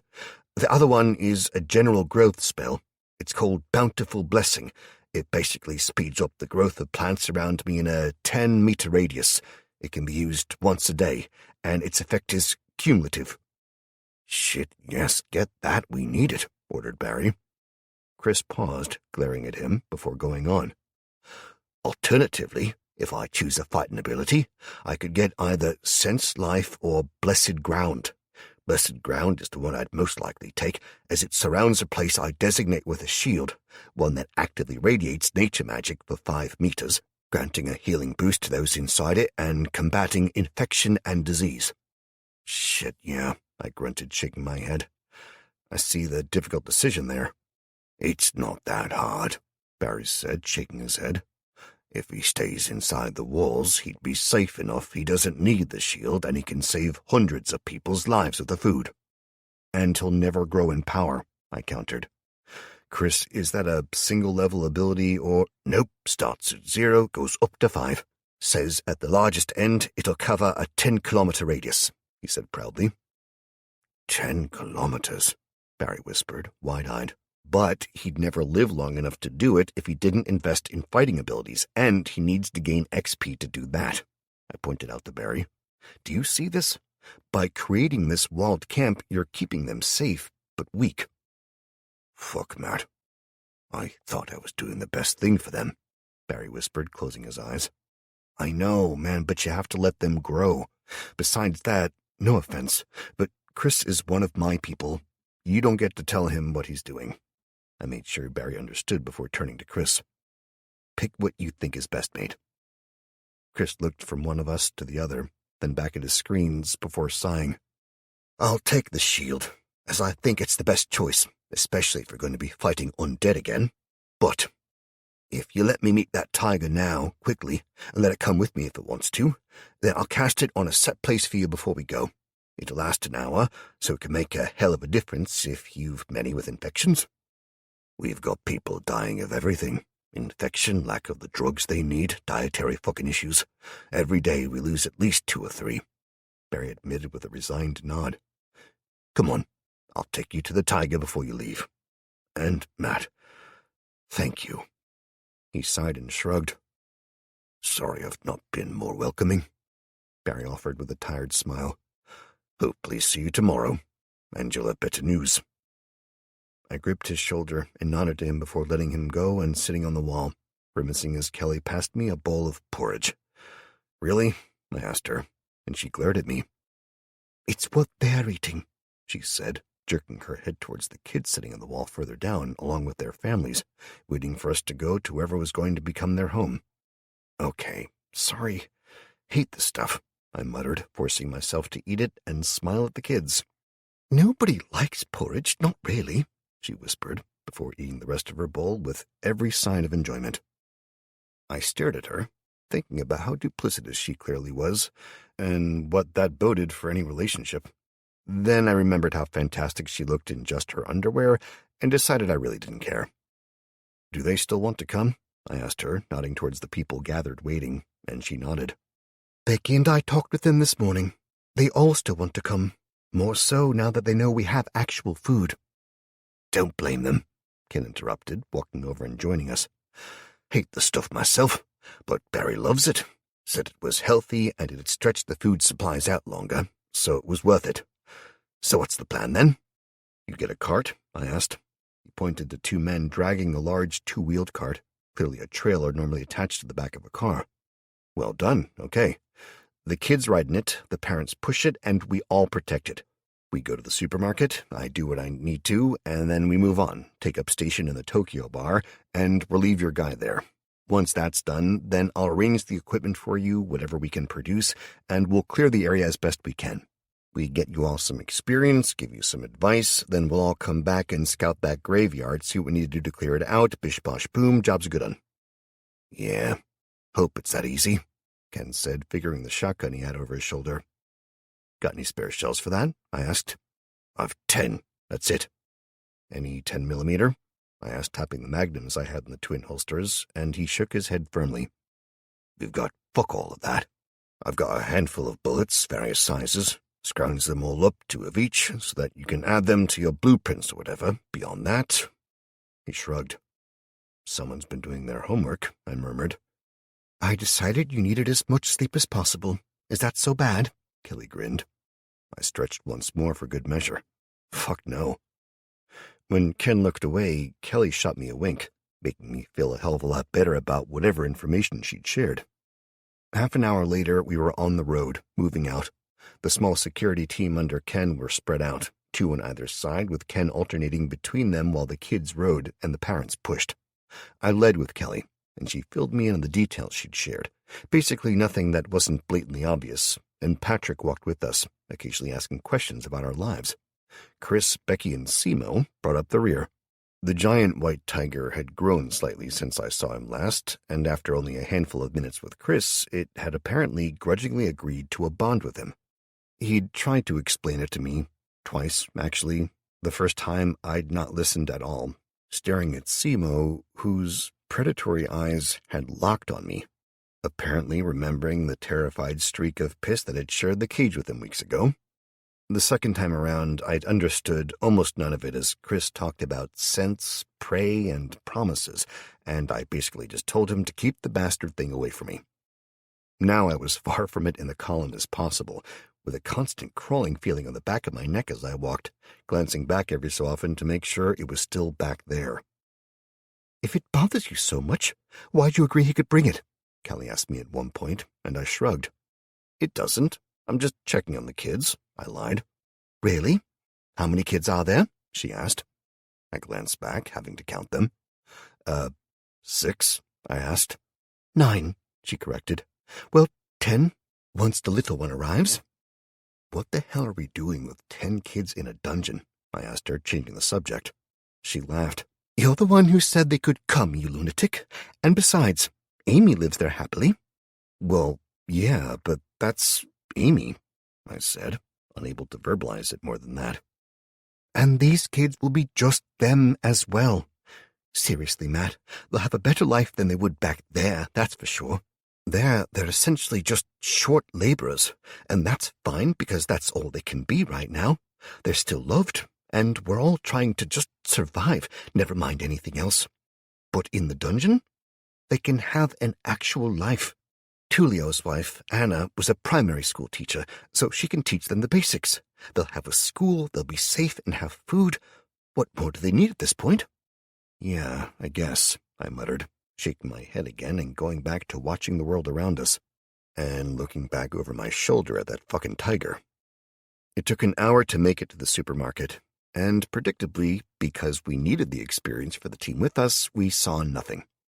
The only excitement we got was when Beta and Alfredo joined us, 10 minutes out from the park, and Patrick nutted one of Ken's men who kept trying to shoot at them. I'd warned them that they were incoming, but he'd still wasted 3 bullets before Patrick headbutted him, tearing the gun out of his hands and telling the idiot that if he tried that shit again, he'd ram the barrel up his ass and ventilate his head with it. After that, the others calmed down a bit, and I checked on both Beta and Alfredo, finding that they were now both level 11, the pair having spent the night hunting the area clean, with Alfredo catching up to Beta. I pulled the details up, seeing that Alfredo had the choice of Blood Mage or Nightblade. The first would revert him to using his own body to fuel his spells rather than mana, but enabling much more powerful spells. The second choice reflected the way that he'd spent the last few days, creeping around. It seemed to be the start of a magic-based assassin class, enabling him to cloak himself slightly, shifting the color of his skin and clothing to match whatever was behind him. It was slow to change and imperfect, as well as using a lot of mana, but the paired ability tree, well, it was fantastic. The spells were all massive damaged ones. They could only be used once a day, that was all, but the first of them, catastrophic bleeding, allowed him to throw a knife, and provided he hit somewhere that was actually a critical hit, like the throat, etc., even a slight wound would be multiplied in power over and over. It was like a rogue's backstab ability in the games, but it could kill instantly if the strike landed right. The other choice, Blood Mage, was of more limited utility, requiring blood to do anything, but the spell it started was with control, which essentially allowed the caster to infect the blood of another sentient creature, commanding it for a short period of time. It couldn't be used unless the target was already bleeding, which then negated any stealth attack, which sucked big hairy balls, but still. I asked him what he wanted to be, and he just shrugged and stared blankly at me. I shrugged as well and made him a Nightblade, assigning the 12 points he'd accumulated with 6 to luck, 1 to constitution, and 5 to agility. The screams were pretty bad, but when he crawled back to his feet, he was changed beyond belief.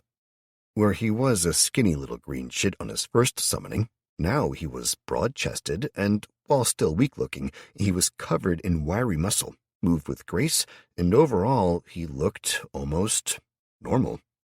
He was no longer a pathetic specimen of his species, now looking fit and healthy, as though he could hold his own in most situations. Hell, he looked like he'd actually win in a one-on-one fight with most humans now, where before most toddlers would have been able to kick his ass, if not for his magic.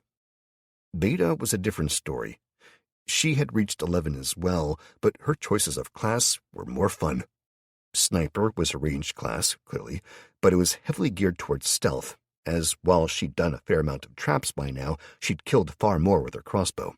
She'd gained bonuses to stealth, but mainly it was single-shot kills that this build gave her. The ability it came with was Power Shot, and it charged up the longer she aimed, doubling the impact damage done every minute that she aimed.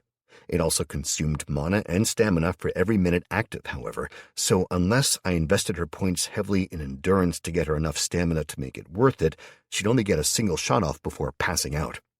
The second choice was the totally unsubtly named Mass Murderer. She essentially gained a damage modifier of 10% for each death she caused. Each one was cumulative and lasted for up to a minute, so if she killed something, then killed another 59 seconds later, then she had an additional minute to get another kill, gaining an extra 10% damage per hit she landed with each kill until the timer ran out, or her stamina did. I liked them both, but ultimately chose Sniper, as she was always going to be a surprise addition to a fight as far as I was concerned. Otherwise, I'd have to worry about her dying to the first enemy that managed to strike back. Her 12 points were split with 5 into endurance, 1 into constitution, and 6 into agility, giving her a solid 260 in HP, 300 in stamina, and 200 mana. It was opening the door for her to use the abilities in the future, but her agility reaching 23 was enough to make sure she could climb most things and run away if she needed to.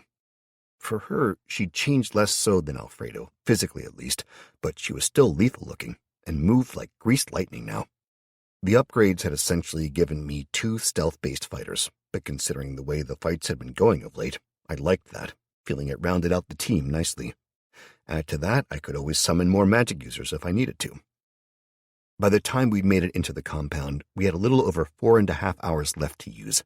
After greeting the others, doing a round of introductions, and marveling over the massive piles in the middle of the room, I got to work. My first creations were a pair of the new enhanced crossbows and 100 standard bolts for each. I gave them to Beta and Alfredo and sent them off to have fun before getting down to work properly. That was 220 points overall, and we'd been at 140 in the tank at the time. But as soon as I started consuming the massive pile of crap in the middle of the room, I made that back quickly enough. Once they were outfitted, making sure to take the time to permeate and make sure the dungeon had copies of a fuck-ton of stuff that Finn, Kevin, and Alice had collected, I cracked my knuckles and really got to work, trying to ignore the overjoyed laughter and chuffing noises that Alice and Sima were making. Apparently to her, he was still a kitten, just a fucking massive and evil-tempered one. Breaking down the massive pile netted me a total of 567 mana, once the crossbows and their bolts were taken off, and I printed up 2 of the suits like mine, the basic armor first of all. They cost 93 points, taking me down to 381. I searched through the design database, grinning at the list of finished products waiting to be approved and added to the main database, including bronze spears. The upgrade to the bronze core had been completed, and the uncommon living quarters was nearly done as well now, and I couldn't help but smile at that, as I admired the bronze sheen the entire system seemed to have now. Whereas before everything had been dull, now the entire system seemed to glow in my vision like burnished gold. I grinned as I recognized it as bronze that seemed to lightly cover everything. While I was desperate to dive straight into the changes, I needed to make the gear for Barry, so I restricted myself to that. The cost of a basic spear was 10 mana for my little beasties, 25 for a bronze one, and, bloody hell, the human-sized one cost 75. I frowned, confused, and brought up the bronze club, a weapon so sodding simple it was essentially a stick dipped in liquid bronze, and frowned at the cost. 20 mana for the minions, and 60 for a human. It took a few minutes of poking and prodding, but eventually I got my answer. The damn thing might be simple, but it was heavy. For the dungeon making something out of pure mana, intricacy was an issue, but mainly it was the mass. Creating a club that cost nearly 2 kilos, or a longsword at 1.18 kilos, it was clear which was the most expensive. I just wished I'd realized this to start with. Also, swords were actually cheaper to produce like this than bloody spears were. I could produce 3 short swords for the cost of a single bronze spear, so that made the calculations insanely easy. I had 381 mana, so to kit these people out with weapons was the priority. At 25 mana per bronze short sword, it wasn't a huge expense. I went straight ahead, creating 10, getting them set aside and grinning at the stunned look on Ken's face as I gestured theatrically and made them appear one after another. I'd used a fair amount of my time up, constantly having to destroy things, but as I worked, the others brought more and more in. As we were close to losing the location, it made no sense to save anything after all. I kept monitoring the storage, trying not to waste anything, but as I got close to the limit again, I couldn't help but sigh. I created a packet of chicken tits, 5 of them in cellophane and plastic. The damn plastic cost me as much as the food did, but we needed a safe way to store it still. Whatever magic or rules bending that was employed in the food rules was in effect here as well, as it cost me 10 mana to produce it, and with 126 mana to play with, I had to at least try to help Barry and his people. "Finn, have you a way to cook this, please?" I asked him. He nodded, fishing out a small camping stove he'd found somewhere and a shitty banged-up frying pan with a massive dent in it. When I frowned at it, he grinned and admitted he'd found a rat earlier and literally panned its head in. While he cooked the chicken, I made another set of armor and deposited that inside the trailer, as well as making 2 large boxes for 20 mana each. I considered making the chicken in these packs, thinking the packaging would protect them enough to keep them going for now, but the simple truth was that even as cheap as the chicken was to produce, it was just too inefficient. I could have produced 12 packs of chicken tits, 60 in all, and there were, 5,000 people plus living there? It wouldn't even be a sliver of protein for each of the people, not even close. But if I could make up enough to fill the container, then I could reproduce that over and over. It'd be both cheaper to produce because I wasn't making the packaging each time, and faster, and at least those who needed it most could be given it, or it could be added to the porridge or something. It wasn't much, but it was something at least. Once it was cooked, I absorbed it and reproduced it, nodding in satisfaction. The cost of the chicken tits had dropped from 10 mana to 7, not a huge saving, but it was cooked now as well, and ready to eat, so I filled the first box with steaming hot chicken. At the looks on the faces of the team with Ken, I created some plates and piled chicken on them as well, enjoying watching their hunger turn to bemusement. I, for one, got to sit back and enjoyed the surrealness of watching trained soldiers stuff their faces with chunks of chicken from my oh-so-elegant Princess Party paper plates. Chapter 21. As the final minutes counted down, I'd been frantically absorbing everything from the wiring on the walls and the ducting to the sheets of shelving and rubbish that the others raced to bring to me, prompts popping up to tell me that the research was complete, and I dismissed it before it could slow me down, only to have it replaced with another before I could blink. Quest updated. Rescue the survivors.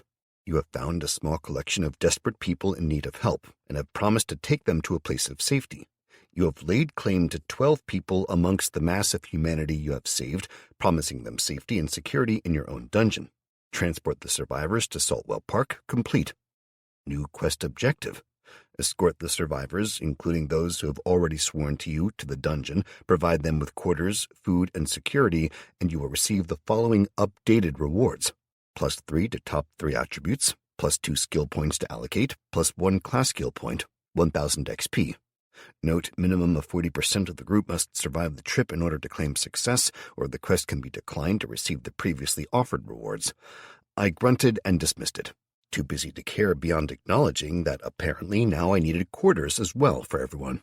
It wasn't good enough that we all just crashed out on the floor, apparently. I cursed seconds later as I realized I was wasting the input, and it wasn't going to the research anymore, and seeing I was approaching full again, I quickly selected a fuck-ton of chicken to fill the other box and set that away. Then I pulled up the research screens again, conscious that the last few minutes were literally ticking away. I'd been thinking about this before, and I'd realized I'd basically made a mistake when I'd selected the Gathering Production Facility as my bonus from claiming this dungeon. I wanted it, and yeah, it was damn useful, or I hoped it would be, but fuck, I needed a farm now. I finally found it after pawing through the research screens, the needed details popping up before me, and I sighed in relief, selecting them. Agriculture. In order to maintain advanced populations, dungeons would be required to either entirely produce the needed sustenance on site, loot the required items, or turn the full production of sustenance products over to the mana collectors. The accepted norm is to produce mana-enhanced farming facilities. Currently available, Basic Farm 1. I accepted it and the cost of 1,000 mana and dismissed the screen, focusing on the small pile of gear before me and selecting it all, absorbing it as fast as I could. I managed to get 117 points back up before the connection cut off. The feeling of the supermarket changed drastically as the dungeon connection changed from the welcoming, safe feeling I associated with my home into the sudden distant contact I was used to. It was almost like an elastic band snapping, abrupt and shocking, but then it was over, and we were all left sitting looking at each other. "So, is that it?" Ken asked after a few seconds. With a sigh, I got to my feet, stretching my back out and making it crack. I'd not realized how slumped I was getting sat there, but as I got up, hell, I ached. "Yeah, that's it, mate. The dungeon connection is gone," I confirmed. "Okay, look, that chicken is good right now, but it'll go off pretty soon. Do you want to get it back to the others and the weapons and armor, then meet me in Tokyo Bar?" "And are you gonna be there this time?" he asked, interrupting me. "And fuck you very much, Ken," I glared back at him. "Yes, I would have made contact with your person there if not for the fact I was already fighting this fucking dungeon, and I don't owe you a damn thing." "Sorry," he apologized with a sigh after a few seconds of staring at me. "I know you don't. It just feels like a hell of a risk to let you walk away when you might vanish again. And there's the second point, Ken. You're not letting me do anything. Again, I don't owe you shit. I'm helping you because it's the right thing to do. You can either trust me or we can end this association right now. Seriously, you'll never see me this week again, so if you've some dodgy plan to kidnap me or some such shit, now's the best chance you're gonna get, I warned. No, Christ, no, nothing like that, man, but you see what it's like back there. We need any edge we can get. Hell, we're gonna have serious issues feeding people soon, and we're scouring the area for food all day, every day as it is. It's only a matter of time before more of the scavenging teams meet the monsters out there. Mainly, they've escaped with stories of strange animals and weird noises. That, or the entire team just doesn't come back. He shrugged. Okay, I wasn't planning on going back yet, but... He gestured to the food and nodded. It's up to you, mate. You can go straight away with your people or wait a few hours while I gear up and check on my home. And we can all go back together. We'll come back to meet you here at the Tokyo bar either way. We'll go to the bar. Then we can all go back together, Ken said after a few seconds and gestured toward the armor and weapons. Plus, it gives us a little time to get used to the gear, he admitted, and I nodded. Good. We'll take you to the bar, and then we'll go on to the dungeon, and again, just to be exceedingly fucking clear, if I catch you sending people to shadow us and try and find the dungeon, I'll be pissed. Understand? You'll get to find out where it is when the time comes. Fine, Ken grumbled. But for the first time, I got the feeling he understood, and actually would have thought less of us if I'd not put my foot down on that. We gathered everyone up again. The kids back inside the cart, even if they were a little more squashed now thanks to the armor and piled weapons and food. We set off, having to leave by the lower floor and the car park, as the way we'd entered on the way in was on the wrong side of the building. Descending the dead escalators into the depths of the car park was a strange experience, mainly because Patrick and the others of my own team knew, logically, that there wouldn't be anything in here, not having spawned in such a short time, not on the very edge of the high monozone, and not with the dungeon just upstairs, but still. It was an inbuilt, instinctual thing to feel fear as we moved down into the darkness, struggling between us to carry the cart, the only light filtering through and down from the escalator's path and the open gates at the far end of the car park. Both ends gave only a small sliver of light that served more to make the interior just about visible, rather than utterly pitch black. But that was almost worse, considering the deaths that had happened above us and the dark, dead outlines of the cars parked here and there. We wove our way out of the internal doors, pushing and prying to open them wide enough for the cart, and passing into the silent zone, gathering together before we pressed on. The light at the far end gave hints of the shapes around us, the metal of the cars and the broken glass of internal doors here and there, mixed with the smell of old blood and shit, presumably from the dogs. But it was even odds, since I'd grown used to the behavior of goblins by now. We moved quickly and quietly, even the kids sensing the mood and staying silent, until we finally made it out into the sunlight again, the clouds having cleared above the city for a nice change, and the blue skies making the gray concrete jungle somehow more bearable. We looped around the old council building, Patrick and Finn regaling everyone with stories of the fight inside, while Chris corrected them to Becky at least, letting the others think we were far more heroic than we really were. We roamed the outside of our small column, the differences between my party and Ken's clear to see, as their eyes darted from side to side nervously, guns clutched in white-knuckled grips. Ken, the only one who'd seen real action amongst them, moved slowly, watching the world with a distrustful eye. My own team moved constantly, rotating, moving up and down the column, giving word here, a smile there. Finn told the kids bad jokes and got groans and murderous looks from their parents as he told them to ask their parents later about some of the punchlines. I walked at the front, more and more of the world seeming to open up as we grew closer to the dungeon, the feeling of the monopermeation that grew from it steadily drawing me home. We crossed the bridge quickly, the darkness of the overhead lines and sections of the general grim sight from the bridge acting as a depressor on our moods as we stared out. It was hard seeing the surrounding city and down the river. The expensive quayside apartments and bars that would never open again stretched out like a graveyard before us. The occasional scream rose in the distance, and the ever-present winding smoke trails drifted from buildings all over the area. Leaving the bridge, we slowly progressed towards the smaller railway bridge that stretched over the road from left to right, passing into the darkness again as Kelly moved in close. "You given any more thought to the castle?" she asked me as I leant in to listen, and I glanced at her, nodding. "I have. especially with Barry and the others knowing about us now. It seems like the best choice." "Use it for real? Or a setup?" she asked. "Both," I replied. "We take it, provided there's nobody inside already, and we claim it as an extension of the dungeon. Then we build tunnels to and from it, seal the dungeon up tight, and fill the tunnels with traps, make it a real fortress for us to fall back upon, and do the castle out as a mix of old school and modern. The main castle walls were taken down long ago for the railway tracks and this bridge to run through." "Thinking we take the bridge back down?" Kelly asked. I nodded. "We absorb the bridge and the building on the far side of the castle. That should give us plenty to work with. We renovate the castle and start building all the production centers and so on. We can build the farms. That should enable us to help Barry and build a steady civilized base as well." I pointed as we passed the remaining tower that stood alone, separated from the rest of the castle by the damn railway lines. "We need to replace the walls as well," Kelly pointed out as we paused. I mentally sketched it out in my mind, visualizing new massive stone walls rising around the old castle, securing it. "Yeah, I think that's the best plan." I turned to Ken and his people. "Okay then, you buggers. This is where we part ways. You take the left. Tokyo Bar is 100 meters or so on the left, while we still have a bit to go. To be very clear, Ken, no shitty stuff, all right?" I said to him, glaring and making it clear if he followed us, he'd regret it. "I get it, Matt. How long will you be?" he asked. "A few hours at least. Say 3-4 hours or so. That should give me time to sort things. Then I'll be back, and I'll meet you at the bar. If you see creatures, monsters, whatever, unless they actively attack you, leave them the fuck alone and stay hidden."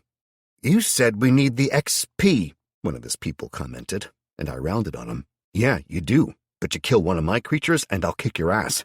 Add to that, some of the creatures I've seen so far, your guns would only piss them off. So unless you want to die, stay small, stay quiet. And I'll be back soon."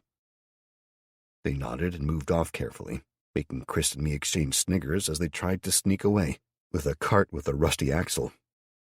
"Okay, people, gather round," I called out, and the refugees fell in close to me so that I could speak without shouting. "Right, you all know that there's a dungeon here, and that it's my home as well as soon to be yours. But this is your last chance to turn away, okay? This place is as safe as we can make it, but very secret. You'll have the chance for some security, some luxuries again, no doubt, but you need to understand this will be hard work. It'll be cramped at first, as well. You'll all be working every day. The kids will be taught, and we'll come up with a plan for them, but they'll be essentially living in an armed camp, safe but very restricted on where they can go." "Matt?"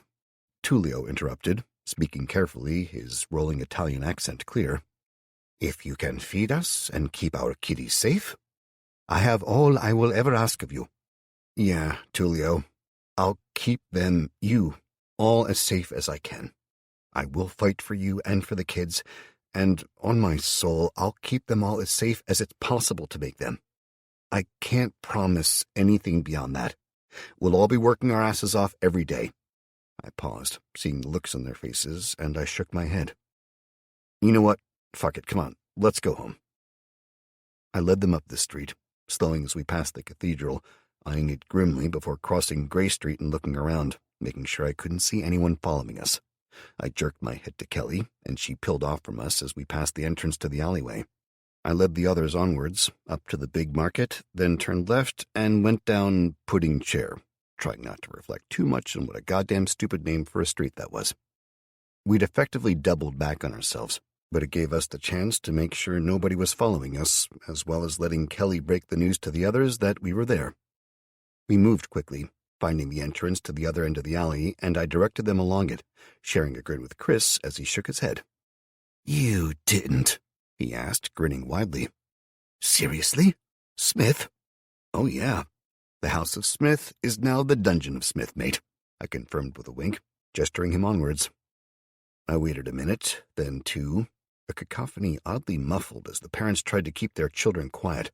They hurried along the cobbled path, bags jingling, and kids mumbling, crying, and pointing things out in excited voices. I focused, having already checked the area with the dungeon sense. Allie, Kelly, Amy, and Mike opened the doors, welcoming the others inside and guiding them downstairs en masse. I held on for a single minute more, nodding in satisfaction and hurrying away down the cobbles, the gates closing behind me with a thought. Beta and Alfredo took up stations on watch, moving to the roof to start taking pot shots at any flying vermin she could spot, and him planning on doing much the same, but magically, from the alley's mouth. I caught up to the others as the last of them were heading down the fire escape into the basement. I should have considered living accommodations before now. It was going to basically be all of us in a few rooms, and the dungeon core within reach of kids with sticky fingers. I entered the room behind the others, the doors out to the street sealing tight as I did it. Amazed by how full the middle of the room had become, I edged my way into it. Inhaling deep, I whistled to get everyone's attention. "Okay, welcome home, everyone," I called out, and I got a loud blast of cheers in response. "Yeah, you don't have to do that," I acknowledged with a grunt of humor.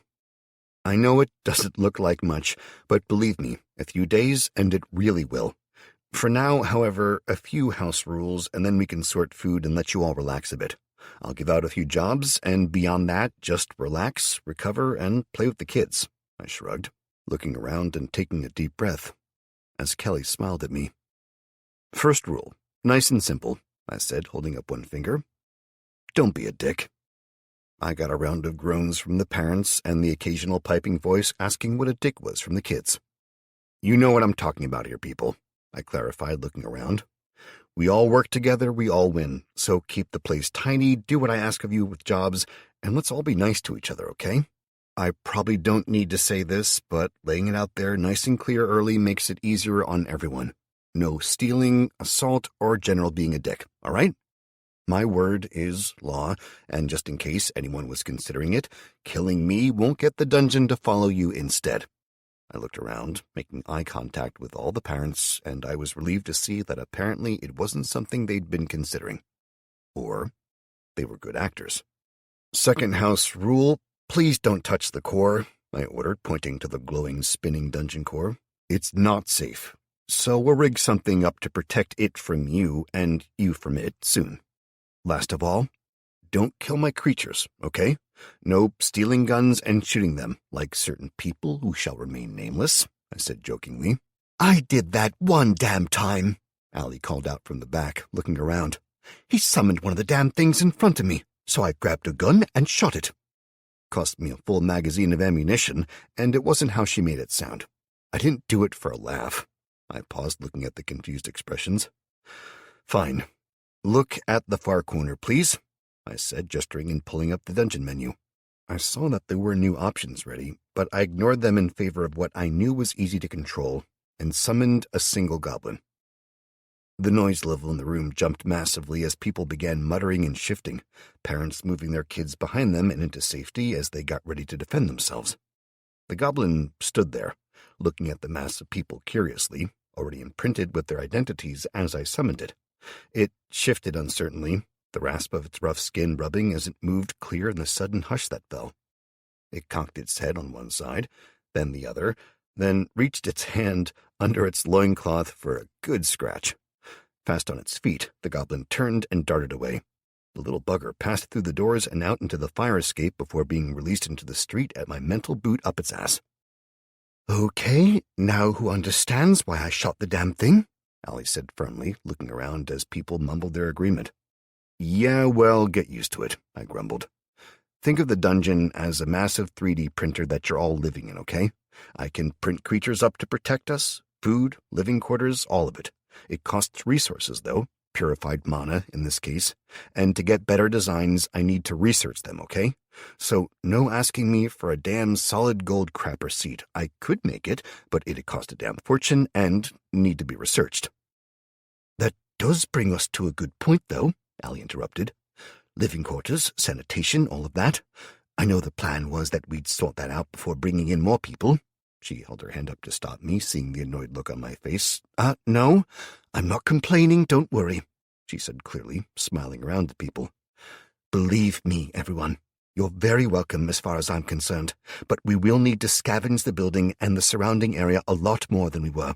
"Yeah," I agreed. "Okay, people, so the first job, and I'll need some volunteers for this, is to strip the damn building above us." I gestured upwards.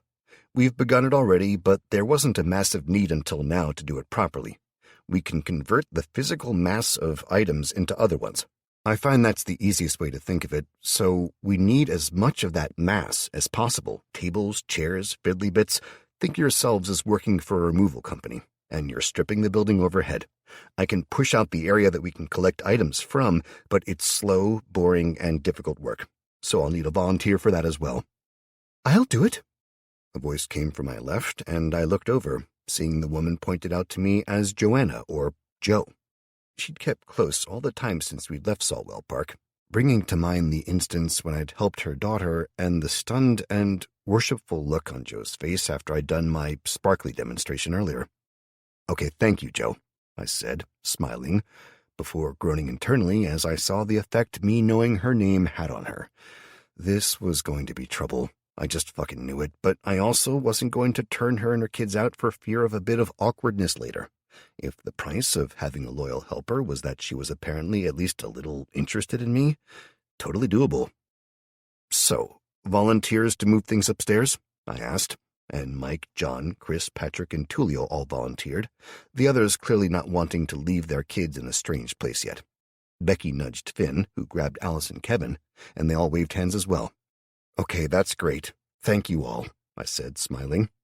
We'll get you upstairs and we can get started. Everyone else, stay in these few rooms for now, please, I said, gesturing to the main room, the storerooms, and the toilets. Sort out food and so on, and I'll teach Jo how to push out the dungeon's influence. Also, for clarity, if I'm not available and anyone needs direction, or if you're asked to help, the chain of command goes from me to Allie, I gestured to her, to Mike and Kelly, then John, Chris, Finn, and Patrick. I left it at that, not seeing any need to go further. Mike arranged those that were to help and led them up the fire escape and out into the alley, finding the nearest door back inside the building as I opened it with a thought. Okay, Jo, you and Kelly come with me, we'll get comfortable, and I'll show you what to do, I said, with Jo nodding and moving over to settle her kids, making sure they were happy with the other kids in the room and the adults who were going to look after them all. We all get comfy, eh? Kelly whispered to me, one eyebrow quirked warningly. This better not have to be done naked or something. You don't want to be naked with me? I asked her, grinning. I do, but if you think you're starting a harem, you'll be starting again from scratch with your groupie there. No, honestly, I don't. And I'm definitely interested in you alone. But when you're in the system, your body is kind of left limp. So if you're not comfortable, you can end up really buggered when you get back to your body. Plus, it's going to be hours that she'll be doing this for at a time. You don't want to cramp for that long, I explained, then I couldn't resist. But you're right. We'd probably all be a lot more comfortable naked, I whispered, getting an elbow in the gut from her as Jo returned. What's up? She asked, and I grunted, rubbing my stomach. Nothing, I was just winding Kelly up, I admitted, smiling. Okay, let's find somewhere to sit comfortably. We moved one of the small sofas to the far wall and sat down on it together. It was a bit awkward, especially as it wasn't designed for 3 people, 2 of whom hardly knew the third, and both of them in armor, but that was fine. Once we were all settled, I slid sideways mentally, accessing the dungeon sense and inviting them to access it with me. I felt the dungeon sliding a tendril into them, and the resistance on their part. Then, almost as one, they accepted, and I was standing with them in the room, looking down at our bodies. The sense we used was peculiar, in that we had no bodies, no physical location, and yet we stood there as well, the habits of a lifetime meaning that we responded instinctively in the ways we'd done all our lives. I look like shit, I muttered, a mental equivalent of my voice being shared with the other 2, and agreement coming back.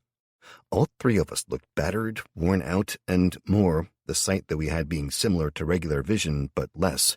In normal visual terms, you see details, while this was more similar to an engineering drawing, but one that also gave information with a single glance, ranging from the durability of an item to the overall level, the potential, and more. Add to that, it was done completely without light, and while you saw no colors, you also knew what they were. It was different every time I used it, as my mind struggled to put it in terms that could be understood. After a few seconds, I moved off, pulling the others with me. I lifted us upwards, passing through the ceiling and into the next level, then further upwards, moving onto the ground floor and then the first, pausing as we reached the slowly growing bubble of influence. Here we stopped, and I brought both girls up to the edge of it, reaching out with a spectral hand and touching it. It rippled as my hand passed. The other two reached out as well, feeling the edge of the dungeon's influence. It needs to be pushed out, I explained. It'd grow on its own, but in the weeks I've been at this, we are only a few floors up by letting it work at its own pace. When I've worked at it hard, I've managed to claim most of the street, left to right, over a few days. "Where do you want me to take it?" Jo asked me, her mental voice soft and wonder-filled. "I want you to claim a central room on each floor, if possible. That should make it a hell of a lot better for people to bring things into a central location." "What do I do once it's there?" she asked. I paused, wondering at how much authority I should give her before deciding that the safest bet was to give her no more than this until I knew her. "You just keep pushing for now. Ignore what gets put there, but once you've got the rooms done, take a break. I know how easy it is to lose track of time and be in here for days. Just do a few hours, and that's fine. Over the next few days, I'd like you to concentrate on pushing the influence out across the street, claim a central location inside the building opposite, and do the same there as here. Claim a room on each floor, and work on claiming the whole building. Your end goal is to get us all the way down to and claim all of the castle itself, then out across the river and to Saltwell Park, but that'll take a long time, I know." "Considering this," Jo muttered, pushing the bubble out by maybe a foot or so, and that was all, seeing the way it so slowly expanded, settling into the new space. "Yeah, this is weeks, if not months of work," she acknowledged, mentally squaring her shoulders. "Okay, I'll get on with it. See you all soon." "Thank you," I said, leaving her and drawing Kelly along with me as we returned to the lower floors of the dungeon itself. We returned to our bodies, sitting up, and I focused on gently moving Jo around to a position where her body wasn't going to fall off the sofa or anything while Kelly adjusted back to her physical body. "You okay?" I asked Kelly after a long minute, and she nodded. "Yeah, I guess," she said. I reached over, taking her hand in mine, giving it a squeeze. "You want to tell me what's wrong?" I asked her. "It's not that something's wrong," she replied with a frown. "Matt, that's so far beyond our tech that it might as well be magic. Okay, that sounds weird. There's magic now, I get that. But this is tech, right?" "Tech mixed with magic," I confirmed. "How?" she asked in a low voice. "Seriously, how and who?" "I don't know," I admitted. "You know what I do." She shrugged, freeing her hand from mine and picking at her fingernails as she struggled to put her thoughts into words. "It's just," she whispered, looking around the room. "All of this. It's insane." "It really is," I agreed, reaching out and pulling her into my arms. We sat there for a long minute, before a giggle from our left drew our attention, and I spotted Amy watching us with two other young girls with her. "Looks like we've got an audience," I said softly. Kelly grunted, forcing a laugh. "Okay, let's get on with things." Giving me a peck on the cheek, she called out to Amy. "Okay, you little monster. I can smell my perfume, so I damn well know somebody's been in my bag." Amy's eyes went wide, and she turned, running for the far side of the room as Kelly chased her.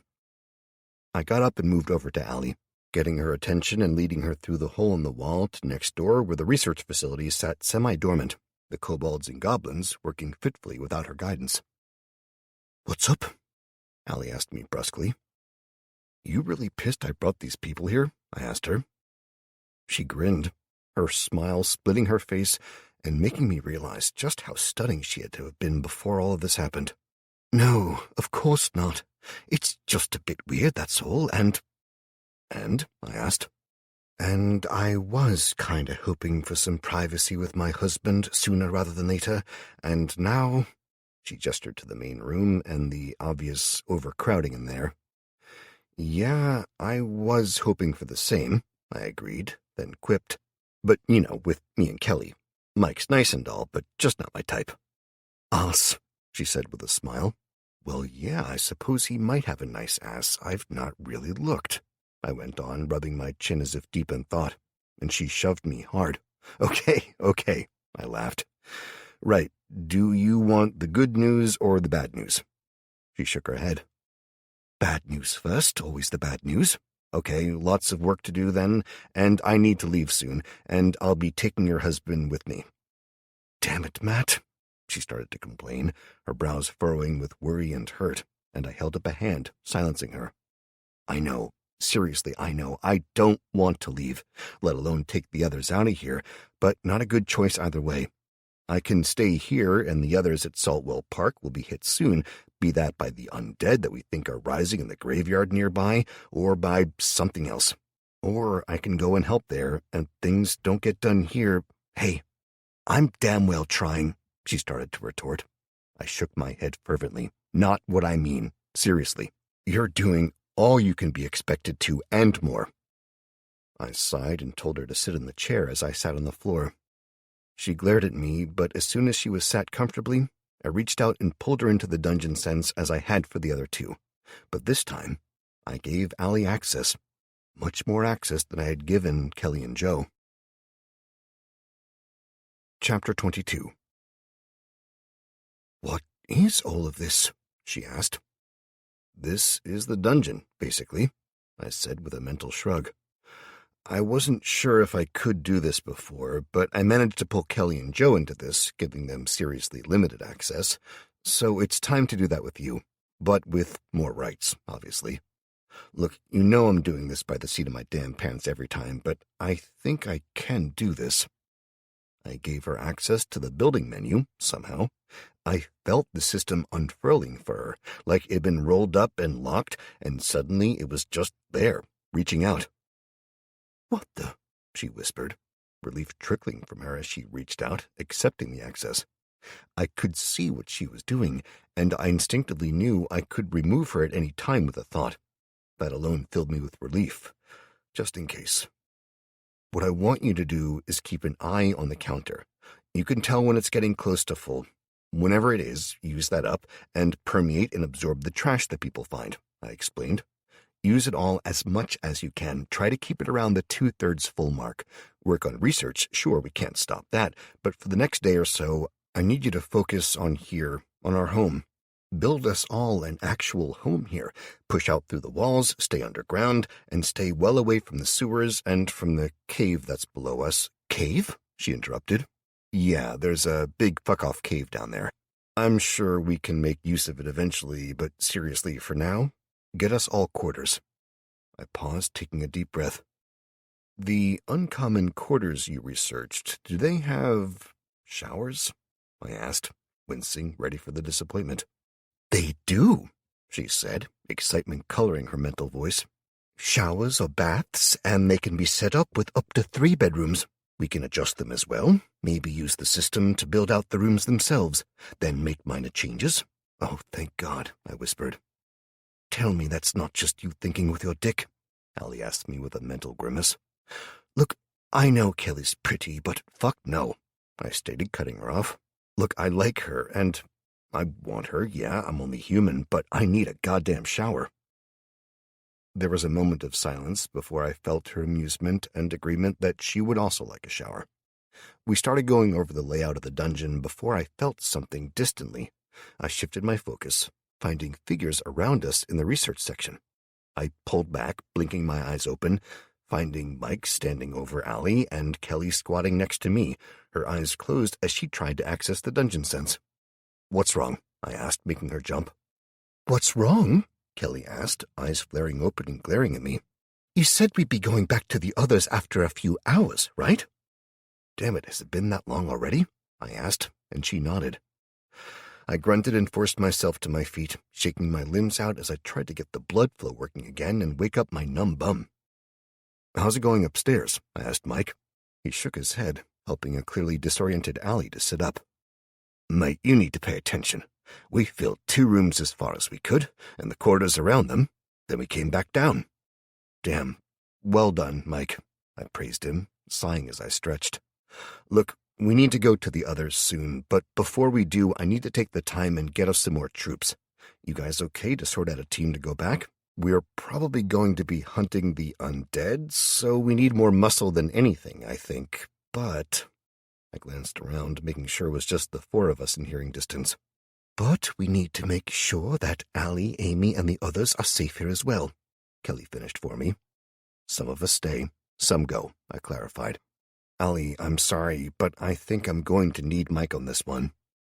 Allie nodded her consent. I'm coming, Kelly piped up. Another few hours, and I can re-summon my puppet. Your what? Allie asked, confused. Kelly made a puppet out of a car, I clarified for the others. Yeah, and you killed it, she complained before looking around the room and speaking up so that everyone could hear her. Remember, people, delusions of godhood?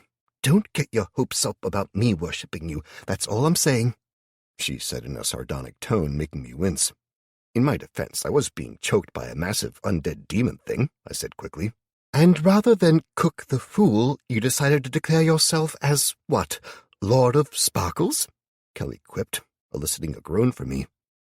Lord of Sparkles? Allie asked. Mike flashed a stupid grin. Yeah, you need to explain that one. I somehow channeled a fuck-ton of lightning through myself and into the damn thing. I don't know what I did, okay? Why, Lord of Sparkles? Allie asked.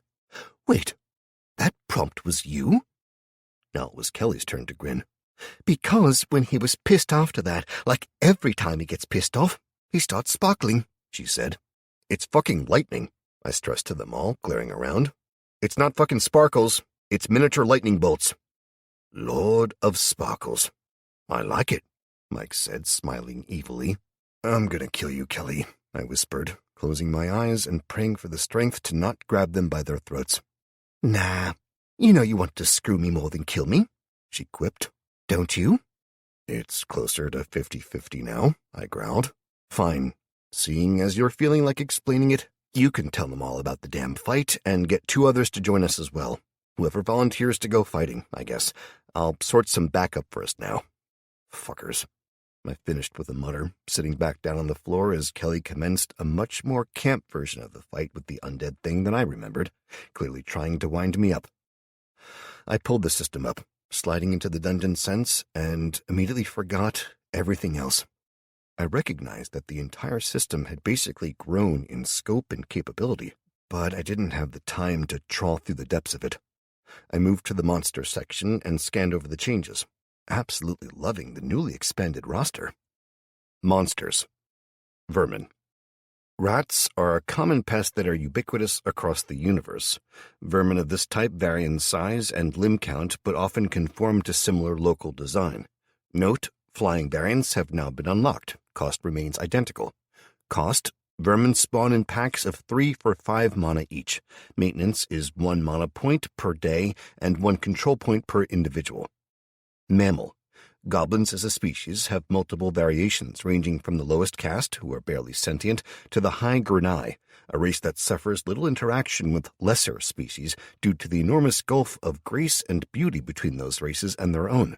The most basic can be spawned as dungeon monsters. Utilizing their species' polymorphic tendencies results in greater enhancements than are commonly available.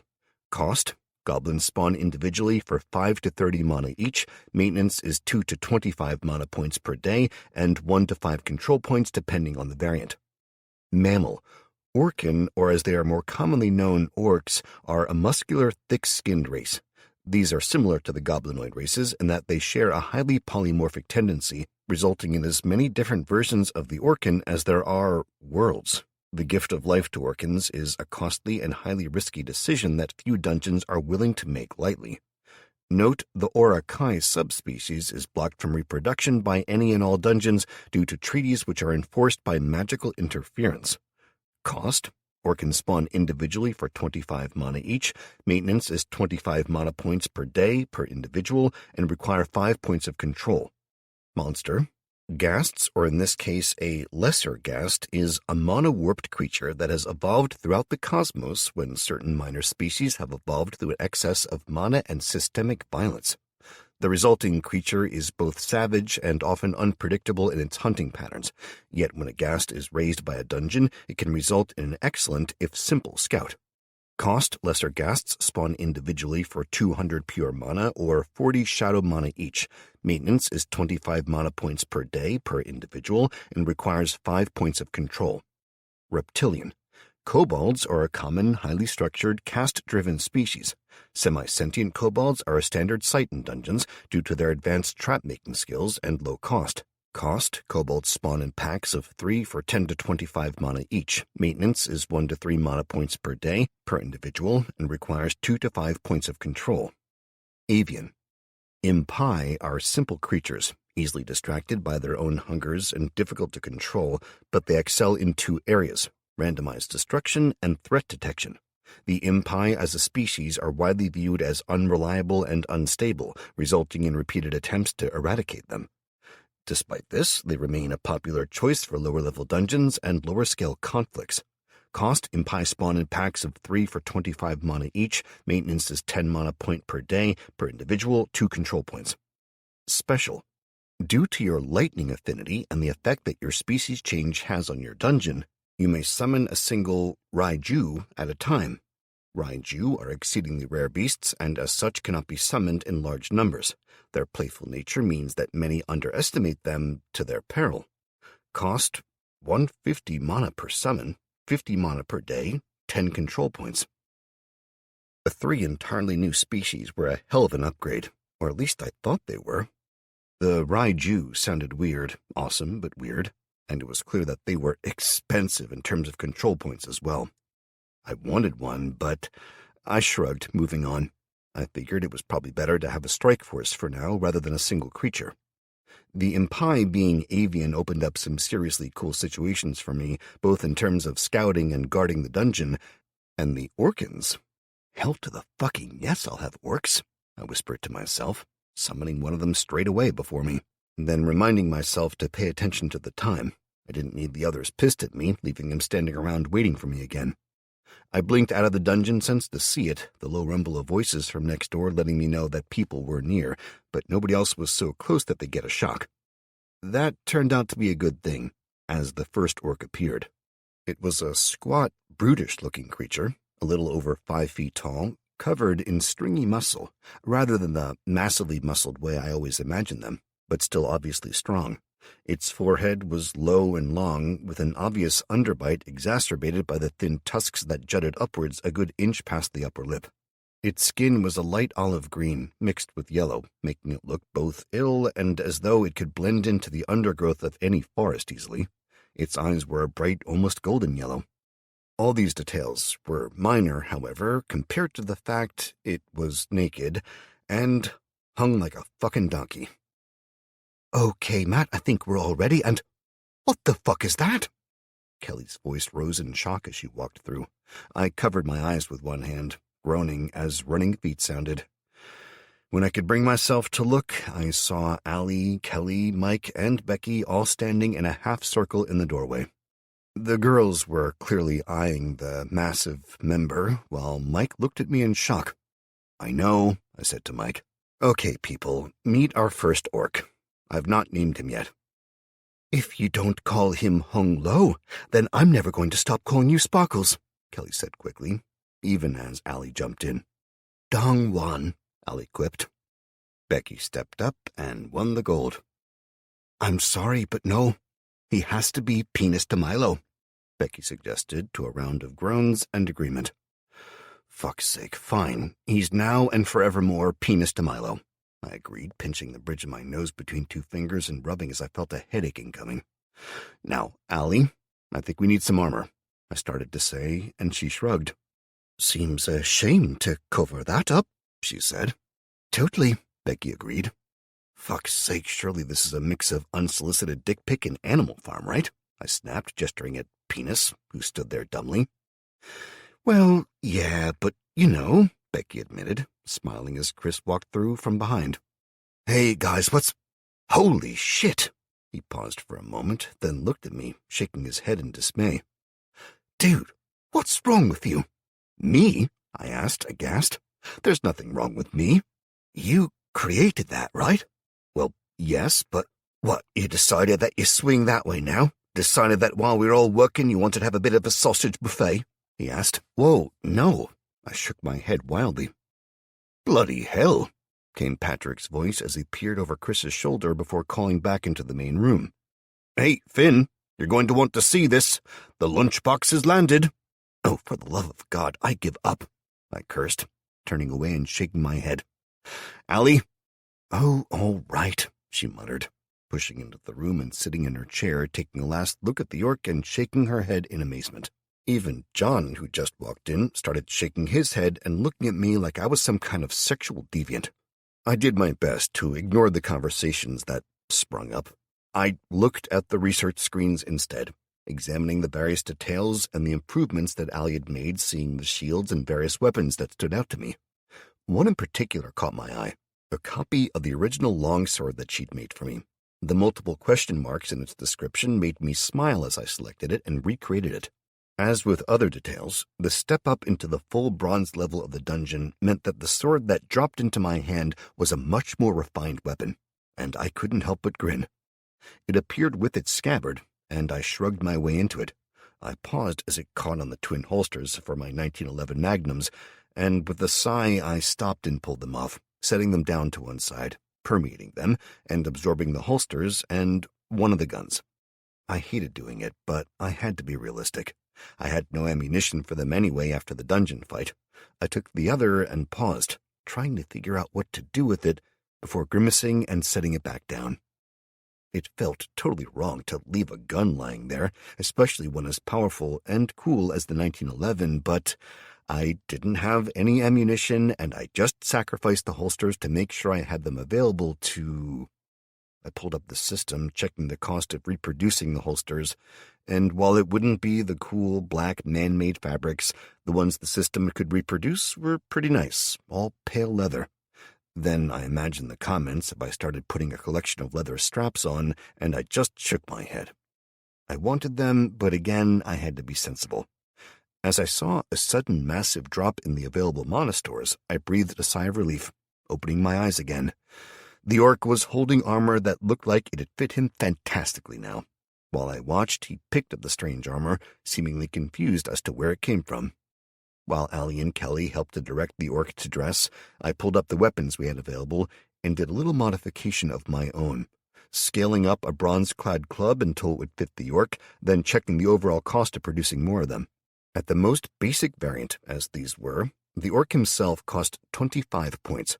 His armor was a slightly smaller version of the one that we all wore, coming in at 81 points, and the club was another 50 points, giving us a total of 156. It seemed insane to me to spend so much on the bugger, but for now, at least, we needed them. I spent another 15 minutes pulling up the gathered items on the next few floors above and absorbing them, creating the orcs, their equipment, and a handful of magelings, having Alfredo gather them up outside. In the end, I had 4 orcs, 3 magelings, and Alfredo and Beta. I used the remaining handful of points I had to create a pair of unarmored orcs, gave them daggers, and I sent them into the sewers to hunt, figuring they might survive, they might not, but at least I should be able to make sure if the Eidolons had survived. My last job as we left the dungeons was one I'd been looking forward to, and I managed to keep my body upright and following along as Kelly guided me by hand, and I stared at the screens. Jack. I'd remembered that Jack was both like the other dungeon abilities and spells in that he had levels, yet he was unlike them in that he was directly linked to both me as the dungeon lord and the dungeon itself. Jack couldn't level, not like I could. Instead, he was upgraded, and when I'd created him, as I was joined to a stone-level dungeon, the best I could do was up to the very edge of the bronze level, essentially allowing me a hint of the next level, but it was the beginning of the age, not the end. Now, though, I had access up to the edge of the Iron Age. I selected him, sensing the changes in the dungeon as it examined him and the wonderful screens that appeared once it was done. Dungeon Lord Automata detected. Automata designated as Jack is eligible for form upgrade. Do you wish to upgrade this automata? Yes, no. I selected yes, obviously, and was greeted with a new screen. Please choose automata physical form from the following: avian, canis, insectoid, reptilian, equus, ursus, panthera, homo, elephas, pongo. Please note, these are restricted to the local species variant examples until this dungeon core has reached glass. I took a few seconds to examine the various options.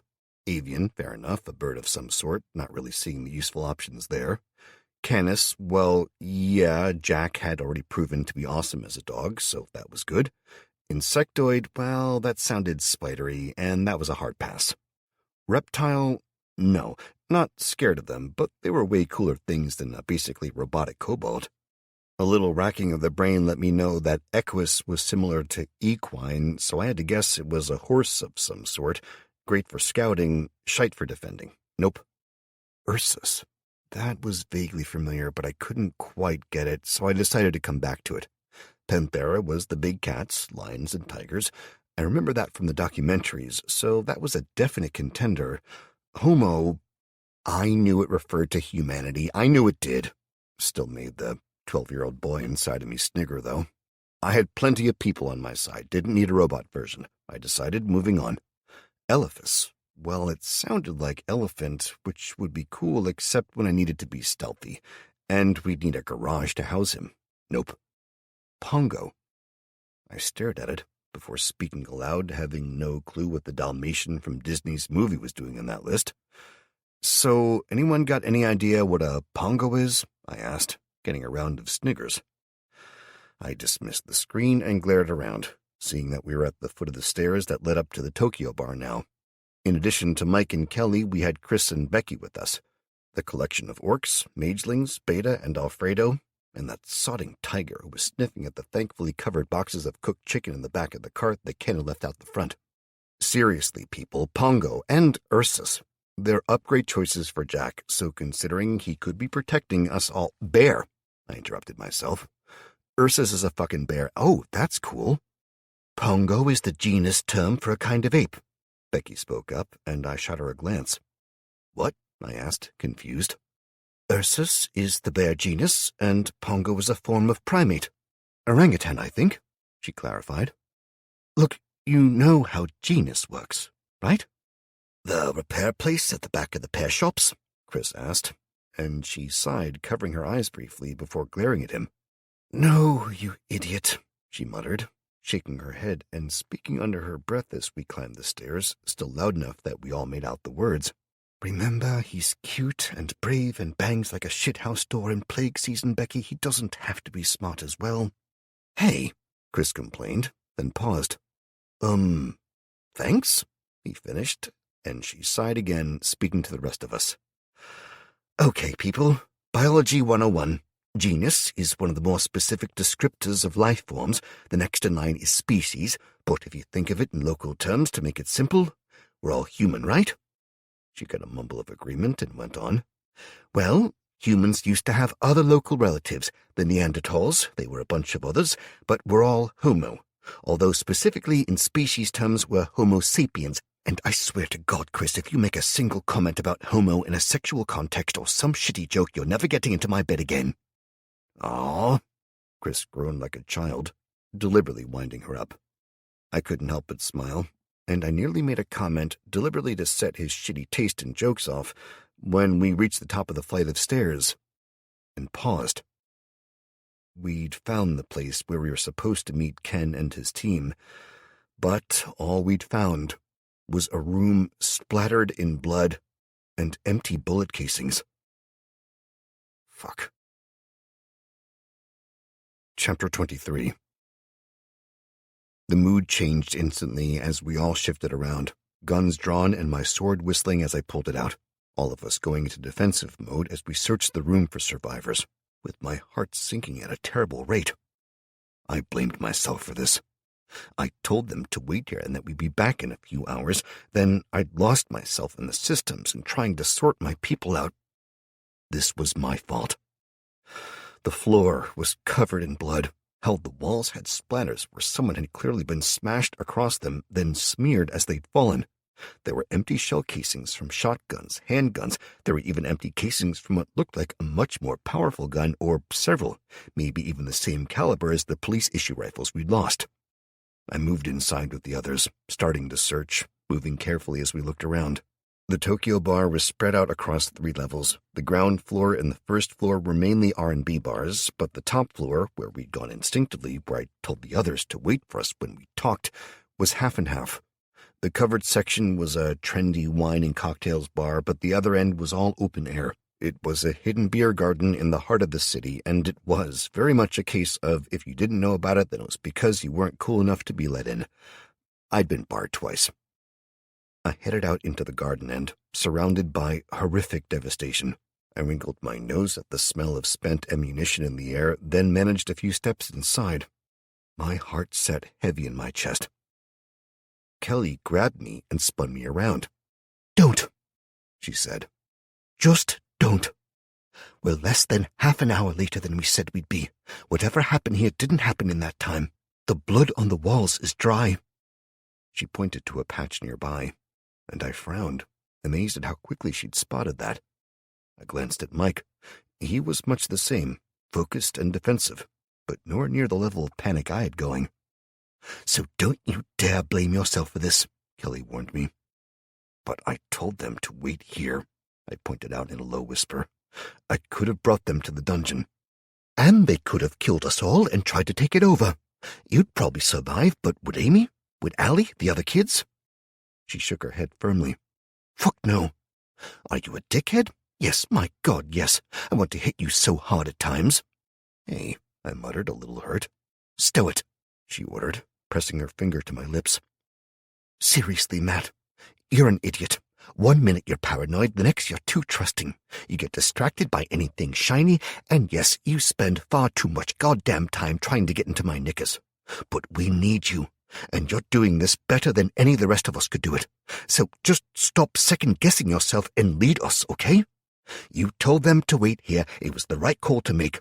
Something happened to them. We need to find out what, and either rescue or avenge them." "Over here," Mike called in a low voice. I hurried to him, finding a surprise. Laid against the back wall, half curled up where he'd clearly dragged himself to hide behind an overturned table, was the body of a man. A man in full army-issue gear, but unshaven and filthy, while his gear seemed brand new. His rifle was gone, but his friends hadn't bothered to recover him, just his best gear. Mike checked him quickly. The neck, the right boot, then he grunted and checked the left, going so far as to peel the insides out and bang the boot down. "What's wrong?" I queried. "He's no soldier," Mike said. "He's raided a base or a supply convoy or something. But he's got no tags, no regulation gear. His webbing is rigged wrong."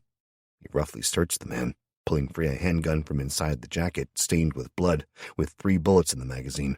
He checked it over before passing it to me. Then he took the knife from the body and grunted in disgust. "The asshole's got spare magazines for the gun, but kept it inside his top and half empty. The knife couldn't be pulled free from that strap. His webbing is a mess. Nah, I don't care what he might have been pretending to be. He's no soldier." "Fair enough. Anything else you can tell?" I asked. He looked at the boots, then at the man's feet. "Yeah, he's not traveled far. These are new boots. They're like walking with a damn cheese grater strapped to the inner ankle. And his are fine. Breaking in new boots sucks, and these are brand new. Best ways to fill them with piss, but that's a different story. Wherever they got this gear, it wasn't far, or they only changed into this gear recently." He checked the body again, lifting the arms and letting them fall, touching the throat and armpits before grimacing at the smell. "Last of all, he's not been dead long. No rigor mortis, the body's not warm, but maybe an hour, 2 at most, I'd guess." "Any idea which way they went?" I asked, and he snorted. "I'm using common sense here, not sorting Navajo tracking secrets, Matt." "Okay. There's a lot of blood about, but only the one body. I didn't see any blood on the stairs on the way up. Did anyone else?" I asked, getting a pause before people started shaking their heads. "Fine, so they didn't leave by the stairwell, not unless there's bodies hidden here somewhere. Add to that, there has to be a fire escape here somewhere. Search it," I ordered, moving to the bar, knowing damn well that, while the public might only have access to one stairwell, there'd have to be at least one more fire exit at the very least. Chris must have had the same idea, slipping in behind me as I reloaded the handgun. I passed him the 3 spare bullets, and paused as he added them to his own gun. He nodded his thanks, then braced against the wall as I moved up. sword sheathed and gun in my right hand. I gently pushed open the door behind the bar, glancing inside quickly and pulling back. I shook my head to Chris, indicating that there was nobody there. The corridor ahead was splattered with more blood and drag marks on the floor, though. I looked again, then gestured to Chris, who leaned back around the corner of the doorframe, then whistled for Mike and the others, waving them over as I headed deeper, pausing to let Beta creep along ahead of me. I thought for a second, then gestured to Alfredo to get his ass in gear as well. While they both vanished around the corner, I waited. We passed doors on both sides, storerooms and offices mainly, changing rooms and staff lockers, a break room with a small kitchen, and a single makeshift bed that had been set up in the corner. I paused, moving in and checking the bed, finding nothing, but the food that had been left around was stale, making me suspect that whoever Ken had left here had been taken before they were. I moved back out into the corridor, behind Chris now. He'd kept going. Mike and the others behind me with the grim-faced and dull-witted orcs behind them. The fire escape was standing open, the door leading into a shared space between this one and the building next door, a hotel, I vaguely remembered. It was swinging slowly in a gentle breeze with bloody drag marks leading out. I paused next to Chris, looking at the boot prints, noting that I'd seen multiple different ones. Holding up my hand to halt the others, I stopped to count the prints. I noted 7 unique prints over a minute or so, plus another dozen or so that looked identical. Okay, people, I'm guessing that we've got 7 people walking in normal shoes or battered army boots in one case, but the other tracks are all from the same boots, so either one fucker ran back and forth a lot, or we've got a group all wearing the same shoes. Wow, that's observant, Chris muttered. Fuck you, dickhead, I responded. You know what that makes me think? He shrugged, and Mike spoke before I could. Most likely, a half-dozen men wearing army-issue gear, boots and all, and they'd not have left the handgun and knife on that body back there unless they had plenty of them. But they took the assault rifle, meaning they know how valuable that is. Most likely the others are their prisoners, and the drag marks here and there, unlikely to be a prisoner. If they'll leave their own man behind, they're not likely to carry a prisoner that's bleeding like this. They'll not last long enough to be valuable, Mike stated. My turn to lead the way, lads. I nodded, happy to defer to his greater experience. I checked the flashing notification idly and grinned. Congratulations, you have gained 2 levels in tracking. You receive a further 4% increase to your chances to spot important details and tracks. Because you have gained this level in a sub-skill of hunting, you've also received the requisite levels in hunting, granting a further 3% improvement per level to your chances identifying a critical weakness. Increase your skill to further improve your damage bonuses. Sweet, I muttered, whispering to the others what I'd managed to earn. Useful, Mike said with a dismissive grunt. But unless you want to waste half an hour getting everyone that skill, we need to move. Point, I replied, falling in behind him as we filed out into the building next door. Trying the door straight ahead into the hotel, I glanced both ways. Where some of the military-type tracks in the stairwell led down, the majority of the blood led up. We looked at each other, then I gestured upwards to Mike. Is this a rescue or a hunt? He asked me in a whisper, and I frowned, not understanding. What I mean. Are we going to rescue Ken and the others, in which case we need to pick up the pace and rescuing them is all that matters? Or are we hunting whoever did this, so we take our time and make sure we're safe and do this stealthily? Big difference in approach, boss, he said. I paused. I told them to stay here, so this is my fault. It's a rescue. But I understand if you all want to go back. I can do this with my creatures. I'm with you, Kelly said, and Chris and Mike echoed her. Becky shrugged. Hey, I need the experience as well, so let's go. You have generated a quest. Quest to the rescue. Your friends and allies have been captured by an unknown group. Track them to their base and free their victims to complete this quest and receive the following bonuses.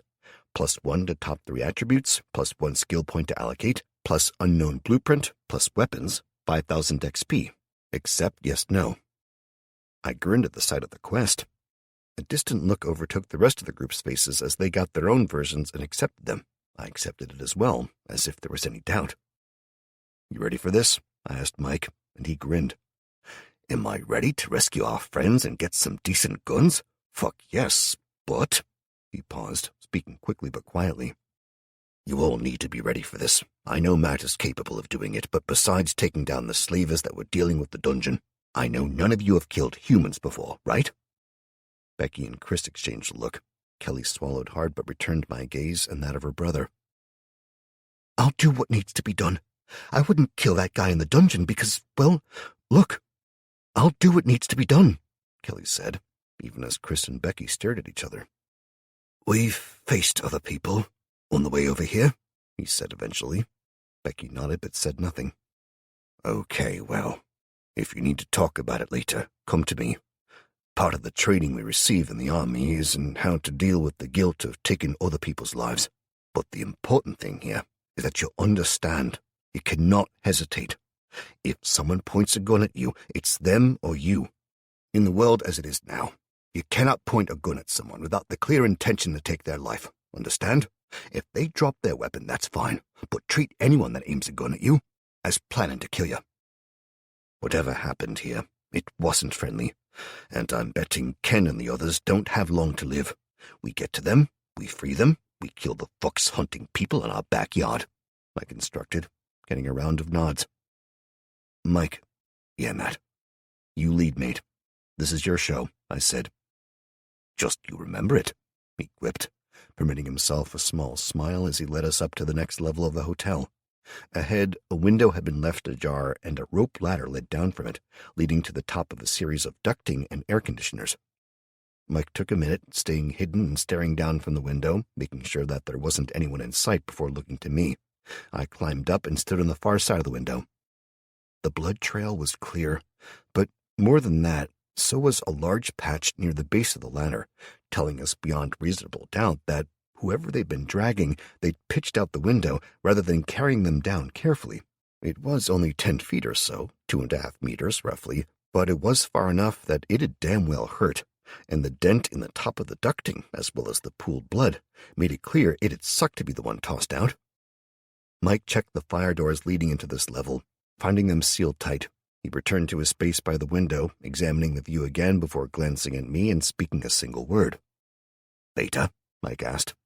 I grunted, summoning her and Alfredo. They hurried up and paused while I looked at them, impressing on them my wish to find the missing people and to follow the trail below. Beta scrambled out of the window easily, and I wished again for some goddamn time to experiment, as a group of magic users based on her capabilities would be massively more effective than that. The 4 magelings sat idly on the steps below. The orcs at least stood armed and ready, but the goblins, 2 were almost unconscious from the exertion so far. 1 was dealing with it slightly better, and I frowned at that, wondering how, while the 4th, it was panting as it tried to catch its breath, while up to the 2nd knuckle in its nose, exploring. That's it, I muttered aloud, staring at them as the one that looked slightly healthier started rummaging under its loincloth. Never again, no more fucking goblins. Well, I always knew you were sick, but surely you haven't been, Chris quipped. I sent him a glare. Only you would go down that route, I whispered before Mike shushed us all. I looked back out of the window, seeing that Beta had made it to the edge of the ducting, while Alfredo was examining the smeared blood and staring at it as though confused. After a few seconds, he looked up at where we hid and stared at me, pointing at the blood and making a noise that was clearly meant to be a question. I frowned, concentrating on him and directing him to the blood again, from the dungeon sense. I gained a sort of impression from him, one of age, of something stale and unappetizing. I shrugged, not really getting it, and sent him on ahead after Beta, who'd already followed the trail to the wall at the end of the property and up and over. Behind the hotel, slightly raised from the ground level on this side, was a large car park, only a quarter or so filled, and with a clear path across it to the railway station in the distance. We waited until Beta's head appeared back over the wall. I received a sense of emptiness and a lack of threat from her, making me nod to Mike. She doesn't think there's anyone nearby, but Alfredo thinks there's something wrong with the blood, I said in a voice loud enough for the others to hear. Fair enough. Follow me carefully and keep your eyes open. Remember that fast movements draw the eye. Better to move slow and steady, Mike said, climbing out of the window and slowly descending the ladder. He dropped onto the ducting and examined the blood as I clambered out after him. It wasn't that high, only a few meters from the window down to the top of the ducting, but on my left as I climbed down was the beer garden of the Tokyo bar, a good 10 meters below the level of the ducting, and on the right, the ground below on that side held the small hotel car park, a good 30 or 40 meters below. I'd never been scared of heights. Not really. I just didn't like them, that was all. So when I made it to the top of the ducting and stepped off onto the roof of the small building that housed all the mechanical equipment for stores in the hotel, I made damn well sure not to look to either side as I moved to Mike's side and crouched by the low wall leading to the railway car park. "The goblin's right," was all he said, gesturing to the blood on the ducting. "What's wrong with it?" I asked. "Fuck knows, but it even smells wrong. It's blood, I'm sure it is, but it's like it's had everything bar the color stripped from it. It smells sterile, almost. I don't know how to say it more than that." "Human blood?" I asked, and he grunted. "How the hell would I tell that, man? It's not the oily, smelly shite you get from a fish, but beyond that, I'd need a lab to tell us anything else." "Then we remember that the blood's weird and move the hell on," I said firmly, getting a nod from him as the others clambered down and moved to join us. "One other point," he said. "It probably isn't one of their people that's bleeding out. I thought you don't carry someone bleeding that heavily without a reason. I thought it was for medical aid, but you don't throw them out of the fucking window if you're trying to keep them alive. This was an example." "Shit, yeah. Just in case, though, and because that's a big space to cross. How attached are you to the goblins?" Mike asked. "I'd rather not sacrifice Alfredo," I said carefully, and he snorted. "Nah, he's useful. He's earned a little leeway. But the others? Just don't waste them," I said, shrugging. "I want a red shirt to send out across the car park," he suggested. I picked the one that was scratching under his loincloth again. "You, Fiddler, get your ass out there. Follow the blood trail," I ordered him, sighing as he tried to climb up over the wall and failed miserably. It was his weak-ass arms, I saw clearly. The limp goddamn noodles he had for arms just couldn't pull him up and over, and he tried to climb, so I gestured to an orc to help him. It grinned evilly. The first real emotion I'd seen on its face, ran up, grabbed the goblin, lifting him into the air and punting the little bastard bodily over the wall. The poor goblin plummeted down on the far side, moving far too fast to grab the rope tied to a bolt on the top of the wall. The goblin landed hard, a brief squeak of fear cut off by the concrete below with an audible crack of bone that rang out. The distance to the ground below was at least 6 meters or so, probably closer to 8, and I glared at the grinning penis de Milo. "Fine. You enjoyed that a little too much. Over the wall, cockwomble," I told him, and he glared at me, slowly clambering over and down the far side before looking around for a fight and picking up the club he dropped. "I'm not sure about these fuckers," Mike said slowly to me, looking at the remaining 3 orcs who now appeared to be watching us. "Yeah, I know what you mean," I admitted. "There's something not quite right." The crack of a high-powered rifle echoed in the distance, and the orc below us grunted, staggering to one side before dumbly lifting a finger to plug the hole that had appeared in its chest, then collapsing face down. "Fuck! Sniper!" Mike roared, gesturing everyone down, with Chris leaping from the rope ladder to the ducting and crouching down as he landed.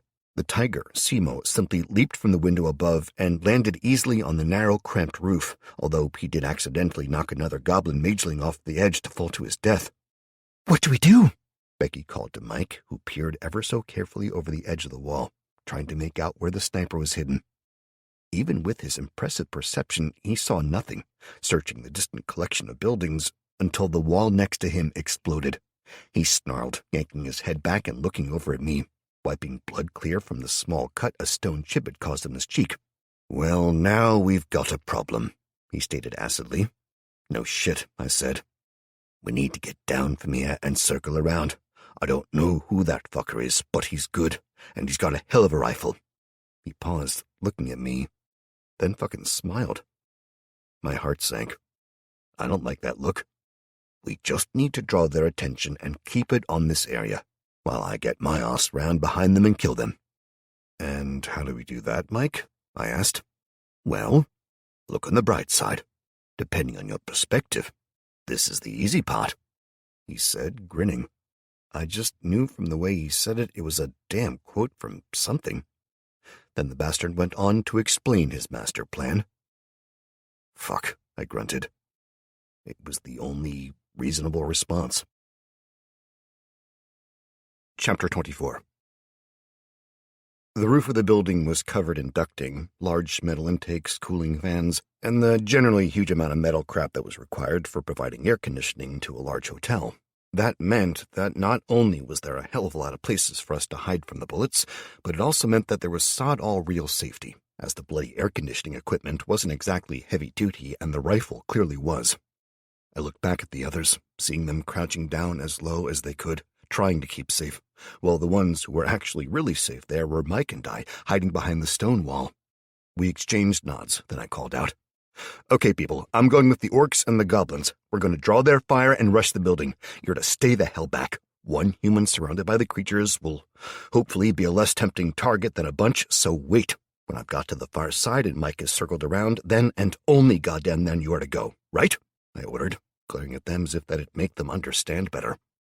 This was the most dangerous part, but it was also one that only I could do. Mike was the best with any guns we had, and as the only trained soldier, he also had the best chance by far to circle around, find this asshole, and kill him. That left Kelly, Chris, Becky, or me to be a distraction. Chris was slow, always had been. Mentally he wasn't, but physically, he'd last seconds. Plus then the damn tiger would probably go nuts and kill us all. Becky had no real class or abilities yet, so she'd die fast, and Kelly was still on a cooldown for the next hour and a half or so to use her ability. Beyond that, she'd probably die as easily as any other.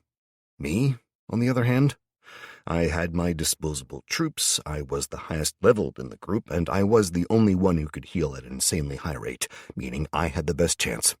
I was also arguably the most important one there, as the dungeon was joined to me, but it wasn't just in me to send the others out as cannon fodder. I'd ordered Alfredo to stay with Mike and follow his orders. He was going to get his happy ass over the side and down the shitty iron ladder that was attached to the side of the building for emergency access.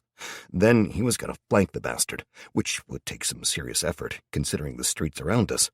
But Alfredo might be able to help him with a little covering fire, at least. Kelly, Chris, and Becky were to get inside the building we stood on and wait for their chance. Then they were to try to follow the tracks. But I made it damn clear it wasn't until I'd covered the open car park to the far side, drawn his fire, and we'd identified the shooter's location. I made sure they all knew and accepted my orders, then signaled one of the orcs, who snarled at me in response, lumbering forwards from the little cover it had been squinting behind, raising its club high overhead. A shot rang out, punching through its stomach, making it grunt in pain before slamming the club down on a thick gray-painted mass of glass that covered a small section of the roof. The crappy old skylight shattered, and the orc, clearly expecting more resistance, tumbled through it, roaring in rage as it fell from sight. Kelly was the closest and peered over the edge before darting back, crouching low as a second bullet ripped through the ducting where her head would have been had she remained standing when she got back into cover. I snarled in fury as I clenched my fists. Lightning flared to life as my anger rose, and she grunted in shock, glancing upwards at the massive hole ripped through the thin steel. "It's clear, but it's pitch black in there," she warned me, pausing, then going on. "Don't get killed, Matt." "I won't," I promised, taking a deep breath, then jumping up and running a few steps to the shattered skylight. I leaped, lifting my legs up and pulling my arms in tight, falling through the skylight as the air by my ear ripped, a bullet flashing close enough that I felt it. I fell into darkness, seeing at the last second that there was a goddamn upper and lower floor here, and I leapt in through the skylight, missing the upper floor by inches and plunging into the stairwell instead. I'd landed atop the orc, who'd clearly done the same thing as me, plummeting straight past the upper floor to land sprawled in the middle balcony of the stairwell. I, of course, hit just as he was clambering to his feet, slamming him into the wall and almost ending up rolling down the stairs. Then, barely hanging onto the railing and trying to catch myself, I looked up to find the cheeky fuck swinging a fist at me. I twisted aside and kicked it in the crotch, staggering it slightly before it reached for its club, snarling at me. I reached for it in the dungeon sense and ordered it to stop, receiving resistance for the first time. and genuine fear sent ice through my veins. Then the fear was banished by fury that my own shitbag summoned creature actually dared to resist me, and the small space was lit by crackling lightning. It snarled at me, and I kicked it again, this time consciously slamming the lightning out of my foot, and the orc was hurled from its feet to slam against the wall behind it, bouncing off and tumbling down the stairs to lie in a smoking and stunned pile at the foot of the steps. "Remember your fucking place, you bastard," I growled at him, anger tearing through me that my own goddamn creation seemed to have planned on killing me. "Okay, so you dickbags are either smarter than the average bear or you're actually complete assholes," I muttered to myself, staring down at the orc that shook itself and grumbled under its breath, but at least for now appeared cowed by the visible display of power. I shook myself as I pushed myself to my feet. This room was clearly not intended that anyone save a few engineers would come here, considering that me smashing the skylight in had probably improved the overall decor. I'd ended up on the middle landing in a set of stairs, with the left-hand side leading up to the next floor, and a veritable graveyard of old parts, dust-covered, broken machinery, and what I just knew would be topless girls on calendars. The stairs leading down from my right, on the other hand, led to a room that seemed to be full of washing machines, most of which were still full of sheets that were covered in mold.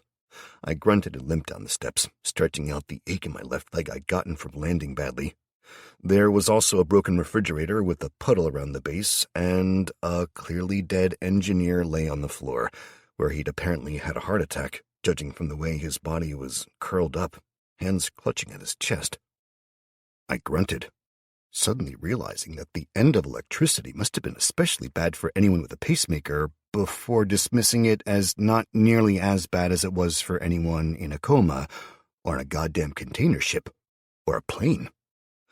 I hurried down to the main floor and looked at the boarded-over windows that led out onto the car park below. I nodded to myself as the other orcs, the remaining magelings, and Beta joined me, the magelings squeaking in pain as they landed, and were utterly ignored by the orcs.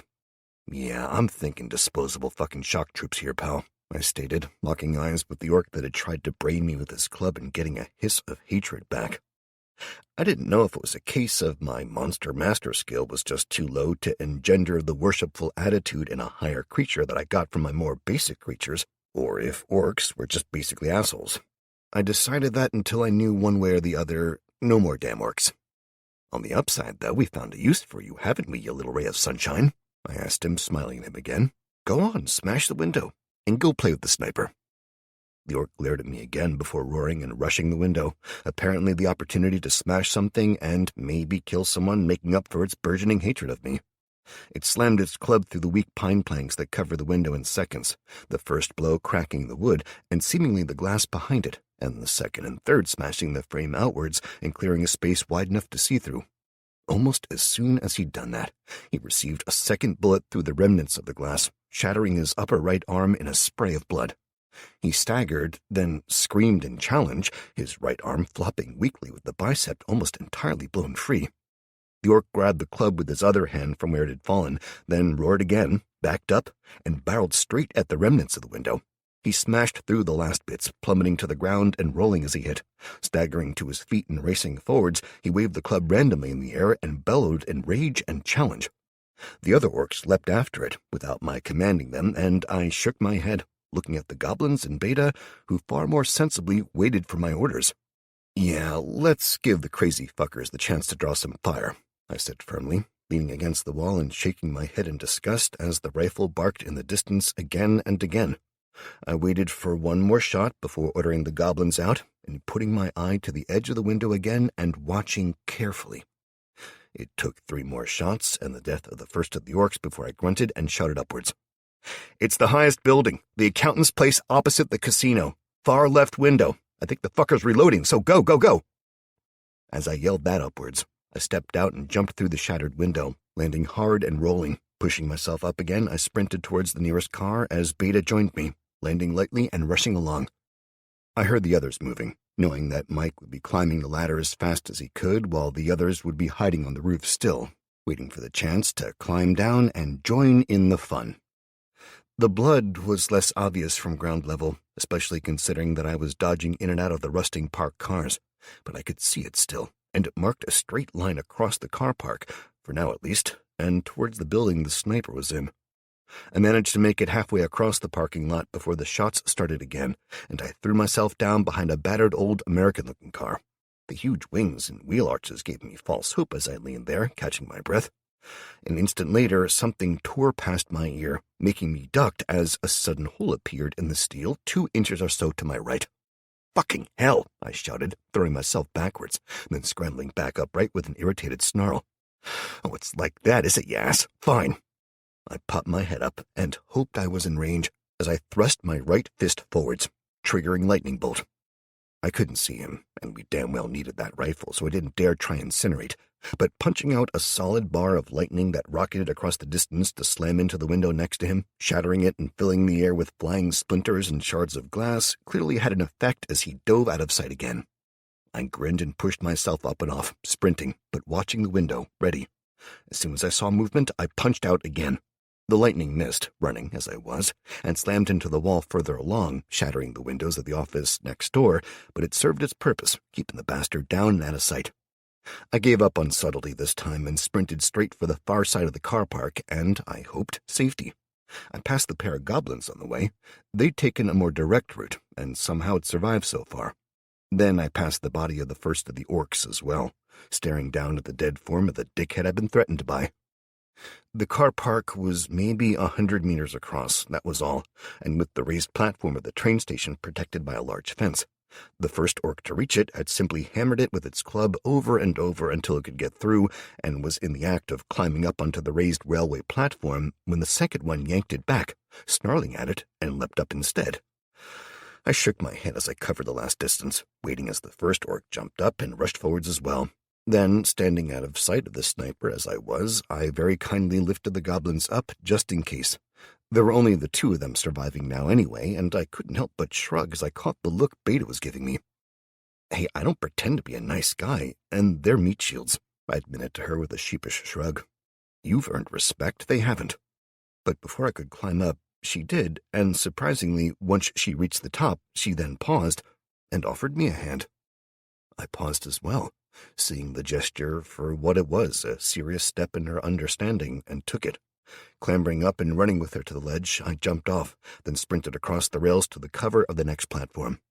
Once there, we paused, the goblins huffing and puffing, one throwing up a thin bile as they tried to recover, while the orcs hadn't even really paused. I paused, peering around the edge of the platform and grinning in relief. We were too close now, and the closer building blocked the view both of the sniper and, for us, of the entire building he was in.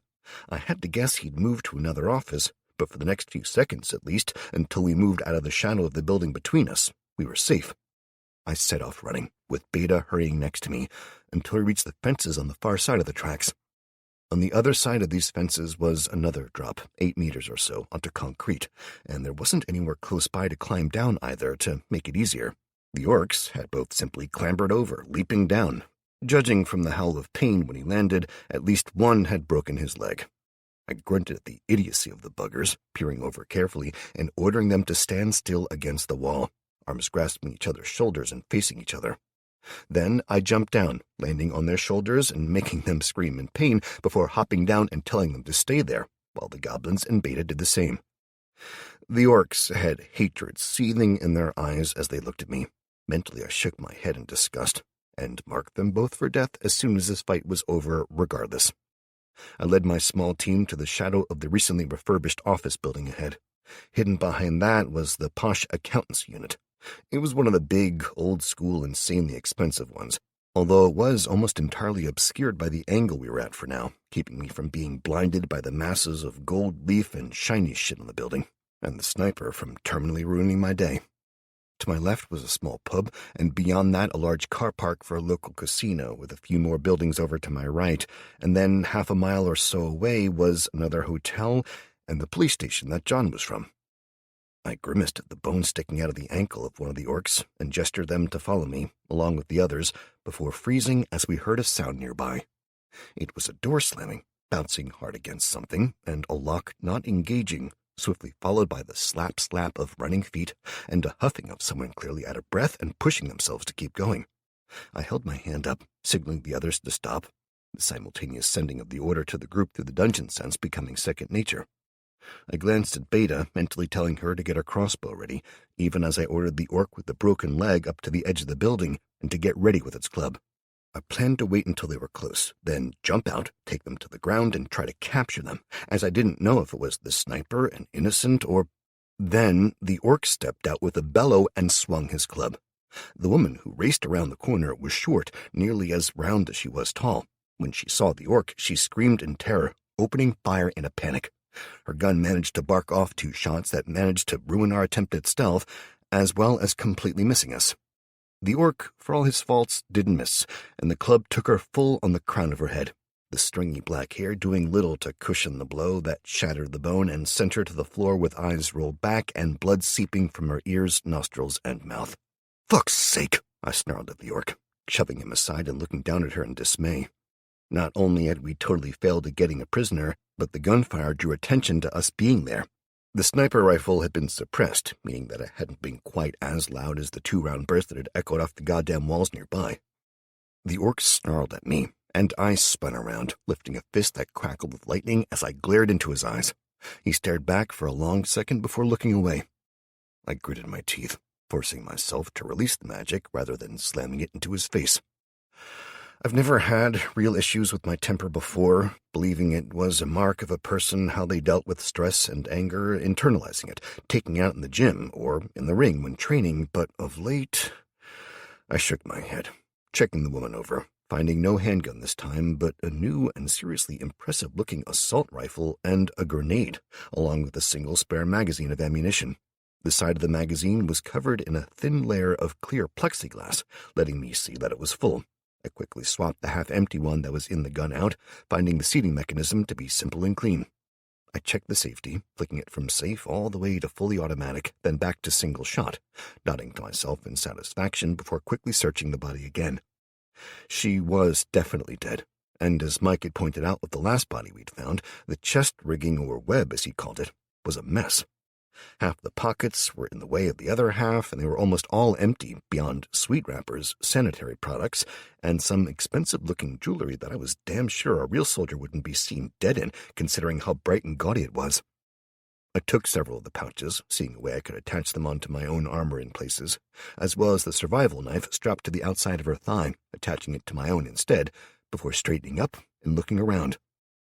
The woman on the floor wasn't a soldier, I told myself. Or at least I didn't think so. While I could understand if she was a soldier seeing the orc and firing, I didn't think that the sniper would have fired on Mike and me first if they were either. As far as I was concerned, this was another example of looters that had gotten good gear, and we needed to make sure this was the end of the road for them. Plus, I was a looter who wanted the gear, I was honest enough with myself to admit. I looked around, wondering where the hell Mike was, and getting ready to head for the building, thinking I'd start searching now, until Beta hissed for my attention. I looked at her in question, getting a sense of confusion and something else. I glanced in the direction she was pointing, the road next to us, and frowned, not understanding. It was bare pavement and tarmac, nothing out of the ordinary, but... Beta hissed again, pointing one hand at the orcs, where one of them had a bit of bone protruding from the skin on its ankle, making me wince in sympathy over the pain again, before understanding struck. The blood. The blood we'd been following had continued across the car park, but there was no damage to the fence. There was no blood crossing the rails or anywhere in sight here. Fuck, I grunted, realizing we'd lost the trail in our fixation on the sniper. Beta, find the trail, I ordered, seeing her go on point like a hunting dog, the reptile's side becoming very clear as she lowered herself to the floor and started darting about. She rushed across the open ground, pausing on the far side of the next building, out of sight again of the sniper. But when nothing happened, she started searching again, and I moved up to the edge of the building, staring down the street, watching the entrance to the one the sniper was in, while the orcs watched the other side of the building, in case anyone else tried to sneak out of that side. I waited a few minutes as Beta scouted, watching the building and those around it. When she returned, she hissed at me again. This time, when I looked at her, staring into those golden-yellow cat-like eyes, I sensed frustration and irritation as she gestured back up the goddamn wall. We'd lost the trail entirely. It did sort of make sense, though.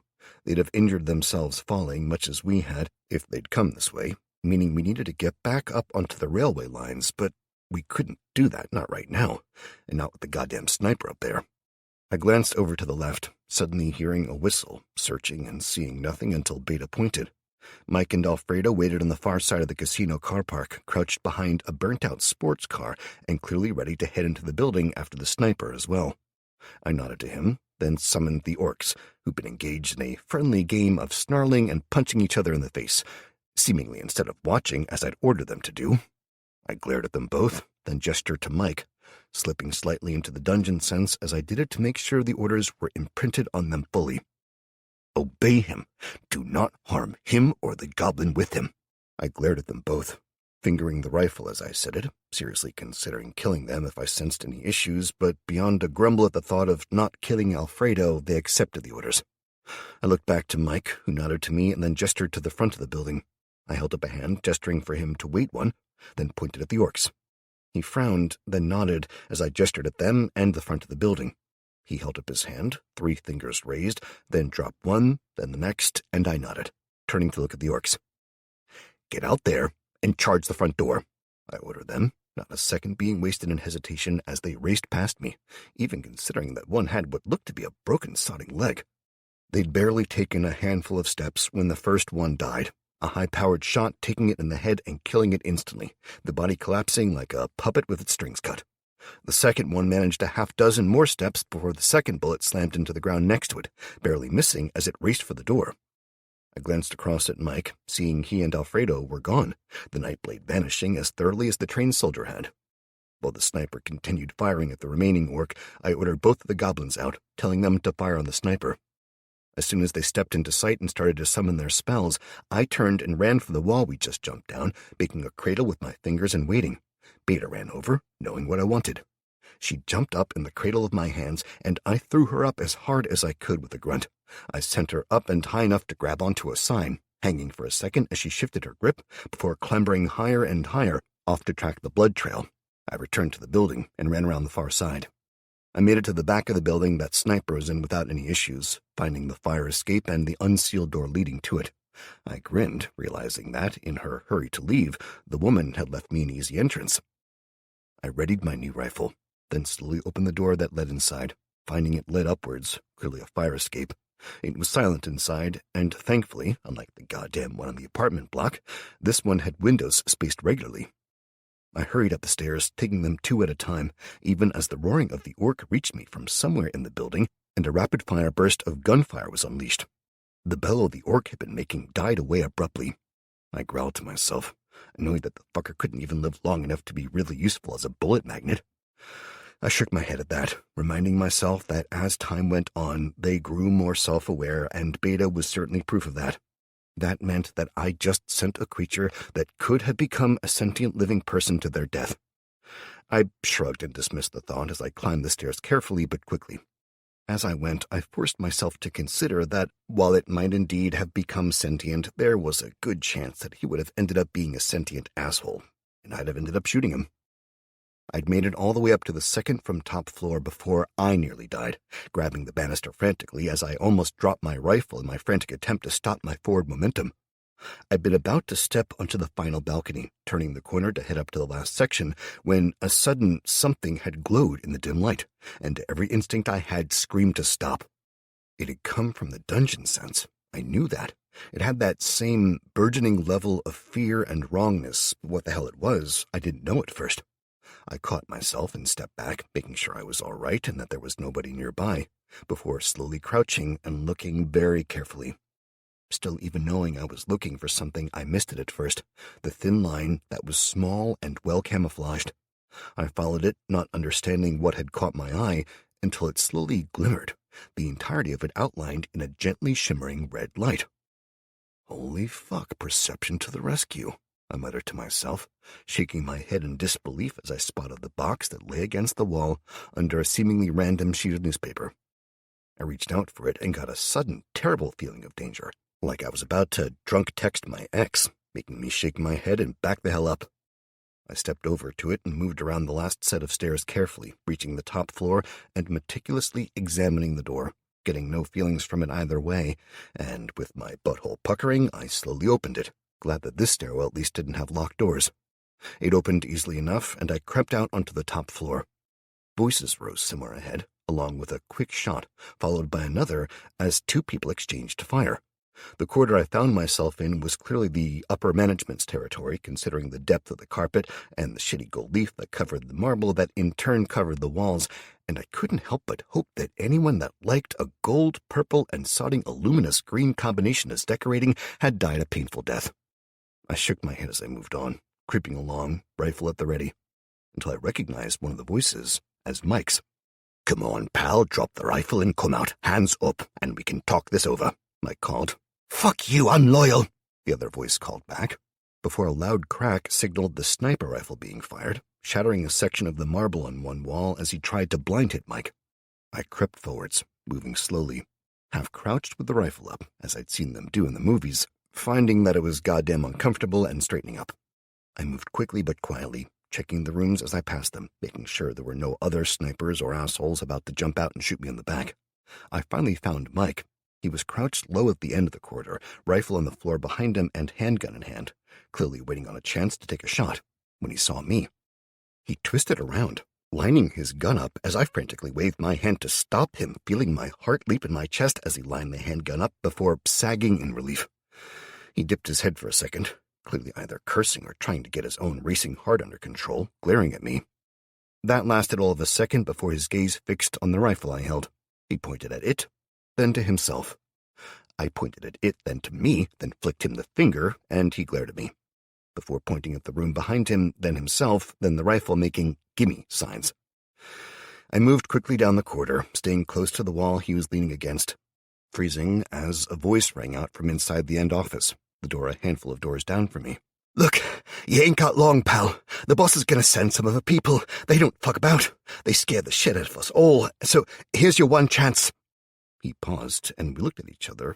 Then I surreptitiously glanced around for Alfredo. The little goblin crouched at the far corner, a flame dart of impressive size gripped between his shaking hands as he clearly held onto it for dear life. "I'm listening," Mike shouted back, quickly crawling further back, making sure he wasn't near where he'd made the noise. "Join us," the voice called. "You want to survive in this world? You join the strongest side.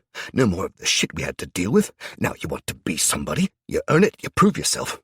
The boss is all about making sure we can get the world back on its feet, but it's gonna be a new world order. None of that shit about keeping the weak alive. No, most of them died already, and that's a good thing.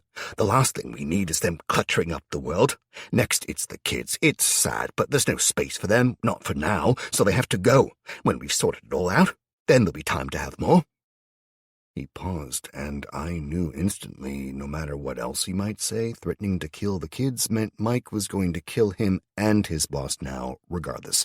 "We need to clear the field, the weak, the useless, the crippled, and all the lesser races, all the chaff, leaving only the wheat. The strongest of us will survive, and—" At that point, Mike just stood up, stepping fully into view and opening fire through the doorway.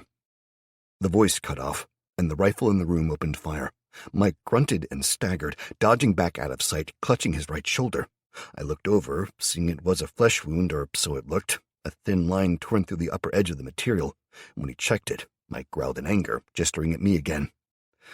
This time I sighed, switched it to my left hand, pulling the grenade out as well.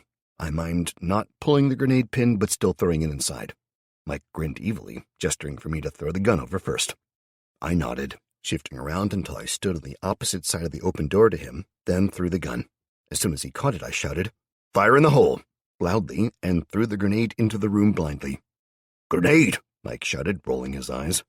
Then, as the figure inside the room screamed, Mike leaned around the door, firing a short 3-round burst into the room. I stepped up as well, leveling my handgun, but saw there was no need. The sniper was falling backwards. Blood splattered across the windows behind him, gun falling free of his hand as Mike stepped into the room, sweeping it quickly. "Clear," he barked, training making him react instinctively, before he grunted a laugh, then shouted to Alfredo, "Check the rest of the floor. Make sure he was the only one.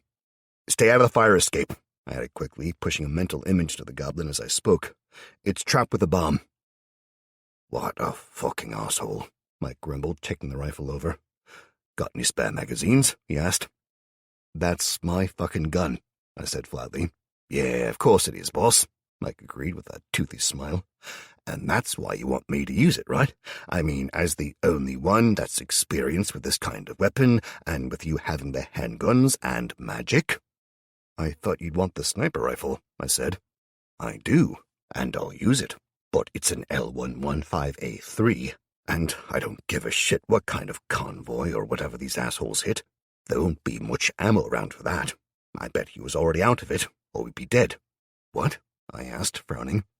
Mike grunted, pointing at the sniper rifle on the desk off to one side. The sniper rifle. It's a model L115A3, using specialist ammunition. Hell, I know we were lucky we survived behind that piddly little wall. For him to have changed to using this, he gestured to the assault rifle that was laid on the floor next to the dead man's hand. Either he's out of the .338 rounds, or... He put my assault rifle on the table and checked the sniper rifle over quickly, grunting. Yeah, jammed. Mike pointed to the chamber. I'll fix it later, but for now, it's out of action. Then you get his assault rifle, I declared, picking mine back up. Okay, that's fine, Mike said, smiling.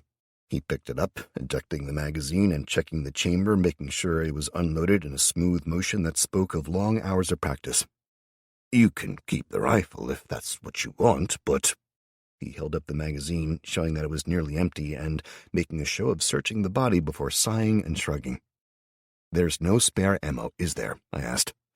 Nope, so we're back to... He started. I snarled, pulling the spare magazine out and passing it to him. Split them down the middle, I ordered, getting a grin from him as he started cross-loading the bullets.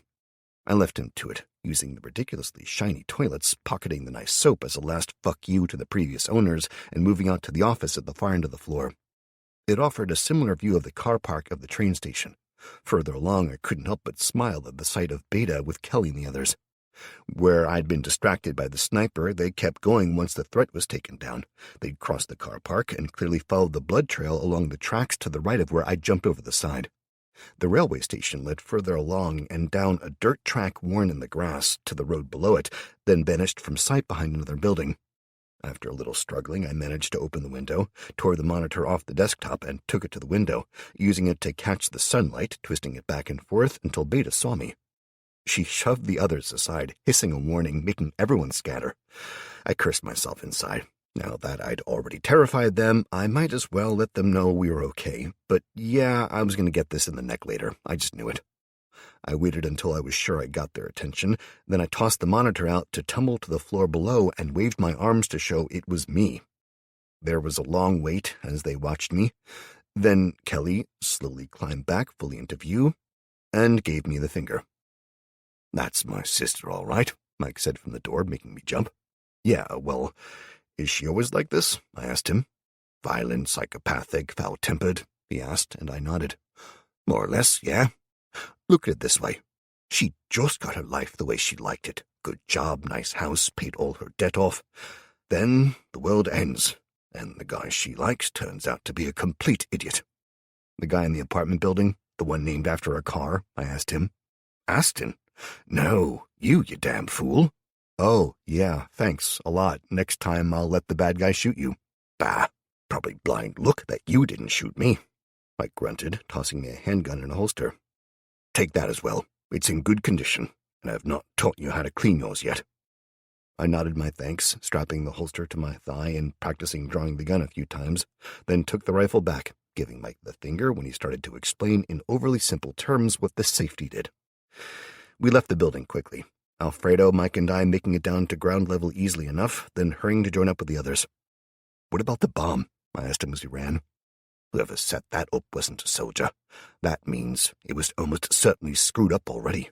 No goddamn way I'm touching it. My life's fucked up enough already as it is without me blowing my damn dick off. I accepted that, resolving that I'd spawn a kobold when I got the chance and send it to search the building. If it survived, it'd level the shit out of its trap skill, and if it died, no great loss. When we reached the others, I got glares from them, but they were waiting where I'd seen them, and when we jogged across the road and up the gentle grassy bank to meet them, it was to receive bad news.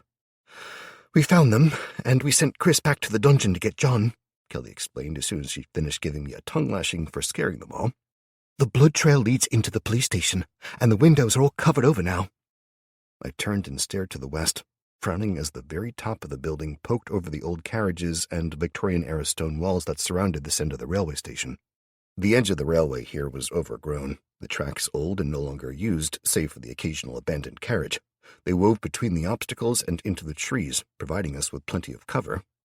We carefully waded through the chest-high bushes and parted the low-hanging branches of the trees just enough to get a clear look at the building before us. Then we paused for a few seconds and just stared out over the wall, the road outside falling away sharply to leave us a good 20 meters higher on this side than the other. It was a peculiar mix of 60s and 70s design, and ultra-modern all-glass and steel on one side and red brick on the other. High fences corralled the police vehicles and staff cars inside the carpool at the rear. The windows of the old building were clearly boarded across, and the new one, it looked like most of the lower floor at least had been painted over, then metal sheets from somewhere had been braced against the glass, from what I could see through the gaps from our vantage point. "It wasn't like that a few weeks back," I said, staring down at the grim and silent police station below. When I'd been here last, the station had been surrounded by people, both coppers trying to calm things down and civilians pleading for help. Now it stood alone, seemingly abandoned if you ignored the wood and metal that covered the windows, and the bloody streaks that covered the floor outside the station. No, and John didn't mention it either. Blocking the windows and going hunting people for shits and giggles. Sounds like the kind of a policy change for the police that'd be worth mentioning, so, Kelly quipped. We stood for another minute, the others taking turns stepping up and peering over before we all moved back, resolving to rest and wait for John before going on. We pulled back to a nearby small railway building, moving quickly but carefully as we went, and finding it empty as far as we could tell. It was a storage depot of some kind, that was clear. The red brick and utilitarian design told me it wasn't intended for the public to see, much as the dust-covered tarpaulins covering random dead engineering parts confirmed.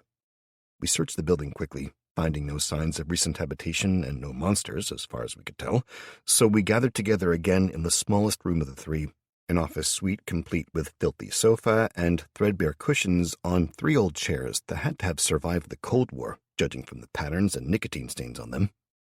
I settled down next to Kelly on the floor, resting my back against the wall, and checked the dungeon system, finding that Allie was clearly doing what we'd agreed and was using the collected mana to build quarters for everyone.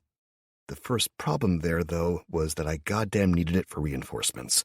I waited, seeing by the steady jumps in mana that she must be deconstructing things, and I waited thinking. I didn't trust the orcs, especially not considering I'd need to summon them at the dungeon, then order them to me, so I dismissed that out of hand. The goblins, well, they were loyal, but that was the best that could be said about them. They were weak, and until they had a few levels under their belt, were shitty fighters, meaning that it was going to be myself and my friends on the front line for a while yet. And if that was the case, no to the goblins. Add to that the memory of that one with his hand under his loincloth. I shuddered. No. That left either the kobolds, which I trusted beyond the others now, but again weren't exactly front-line fighters, the impai, who I'd never used yet, and might be the same as the goddamn orcs, or... I pulled up the details for the Raiju, reading it over again. Special. Due to your lightning affinity and the effect that your species change has on your dungeon, you may summon a single Raiju at a time. Raiju are exceedingly rare beasts, and as such cannot be summoned in large numbers. Their playful nature means that many underestimate them, to their peril. Cost 150 mana per summon, 50 mana per day, 10 control points. Yeah. Fuck it, I muttered, waiting and imagining the look on Allie's face when she saw me using it all as the final few points ticked over to 150. I ordered the dungeon to spawn one. Inside the dungeon sense, I reached out to the new creature as it formed, unable to see it clearly, but impressing the need to come to me in its psyche. It seemed to appear in fits and starts, layering over and over again, growing in stature until it was the size of a large cat or small dog. I waited as it finished. As soon as it was complete, the damn thing vanished. I started searching, cursing, terrified I'd summoned something that might be a threat to the others, but try as I might, I couldn't find it anywhere. I'd summoned it in the alleyway just in case, but still... Fuck, I muttered, my eyes flaring open. I found Kelly glaring at me. Matt? What the hell did you just do? She asked me in a forcibly patient and flat tone. I winced. I might have summoned a new creature. Not more orcs, right? Mike asked me quickly. Look, I know you can control them, but I don't want those things near my family. No, I agreed quickly. No more orcs. Come on, man, what do you take me for? I asked him, offended. An idiot who just summoned a new creature where you can't see it, he said. Yeah, okay, that might not have been the brightest idea I've ever had, but where is it? Mike asked me, getting up and glaring at me as he checked the action on his rifle. I summoned it in the alleyway. I managed to impress on it to come to me, and that was it. It was gone, couldn't find it anywhere. I admitted, pushing myself to my feet and looking around, spotting the dirt-streaked and spiderweb-covered window that looked out in that direction, and moved to it. I peered out, unable to see anything, and reached out to wipe it when Mike stopped me. Don't, he snapped. It makes it obvious someone was here. Okay, look, I imprinted a need to come to me into it, so won't try to enter the dungeon, all right? I told everyone, trying to make myself sound surer than I felt. It better not. Fuck's sake, Matt, you need to think about this. You've got people to look after now, man. Mike growled. I sighed and nodded, grimacing as I turned back to the glass, trying to make out details. I searched down the track before shaking my head and heading for the door, ignoring the glare Mike shot my way. I went outside, looking around carefully. Then, when I was sure I was alone, I moved to the rear of the building. I quickly collected a few wooden pallets and braced them so that I could climb up, jumping from there to the roof and pulling myself up and over. Then I was rolling to a halt on the pigeon-shit-encrusted mess, wincing as I stared around. How the hell the flying rats had managed to make such a mess was beyond me, but the local colony was clearly bigger than I'd realized, and I resolved to send a few kobolds over with crossbows to thin it out and gain me some mana. I moved to the edge of the roof and crouched, peering over the lip and scanning the railway yard carefully, waiting, scared that I might have made a terrible mistake in summoning the Raiju. Long minutes passed, minutes in which nothing moved, beyond the occasional newspaper or discarded wrapper blew about in the wind. A noise came from below, so I moved to the edge, finding Kelly clambering up the pallets. I reached out, pulling her up and over, catching her as she staggered and nearly knelt in the mess I'd rolled across. Ugh, she muttered, glancing at the mushed literal crap and the streaks across my armor. That's disgusting. Look, you really scared us all, you know? Yeah, I know, I grumbled, shaking my head as she sighed, moving across and kneeling down with me where I'd been before. If I knew more, I'd tell you, all right? You all forget that it's not like there's a damn wiki for this. I'm making shit up as I go. Hell, I need to spend more time in the dungeon rather than racing about trying to do everything. I know, Matt. It's just, she started. I cut her off. No, seriously, Kelly, you don't. I'm not being a dick here, but if I was there now, I could be doing a hell of a lot to improve our situation. Look at what Allie is doing. She's making bedrooms for people. That's great, how wonderful even, and not just because I damn well want a room with you, but really? If we forget for just a second that we need rooms for all our new people and us, I need her working on crossbows that we can actually use properly, not just the botched-together shit we have now. All our ammo for these guns will run out soon enough, then we're fucked. We need to raid the library, get some real designs for stuff. Hell, there's the museums. Imagine how much better off we'd be if we had decent armor. Swords, shields, sodding steam engine designs. We can make a railway that works, or I don't know. Instead, I'm crawling through bird shit looking for a creature I summoned blindly because I don't know what I'm doing. Look, when we get to the others, when we sort out whatever happened, we'll escort them back to their camp and sort the area out, okay? You stay in the dungeon. I feel a bit shit now, considering that we all expect you to fix everything and make it all work. But we never give you any time to actually do it. It's all right, I muttered, self-consciously shrugging, feeling bad about ranting. No, it's not, Kelly said flatly. I'll talk to the others about it.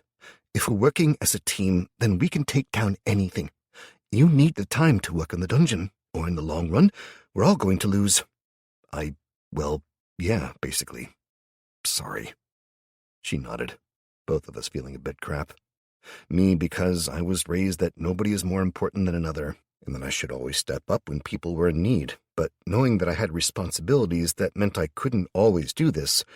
Kelly had known intellectually that I needed to do this, but there was always so much that needed to be done, and she'd agreed that I needed to be there doing it. So, any sign of this creature?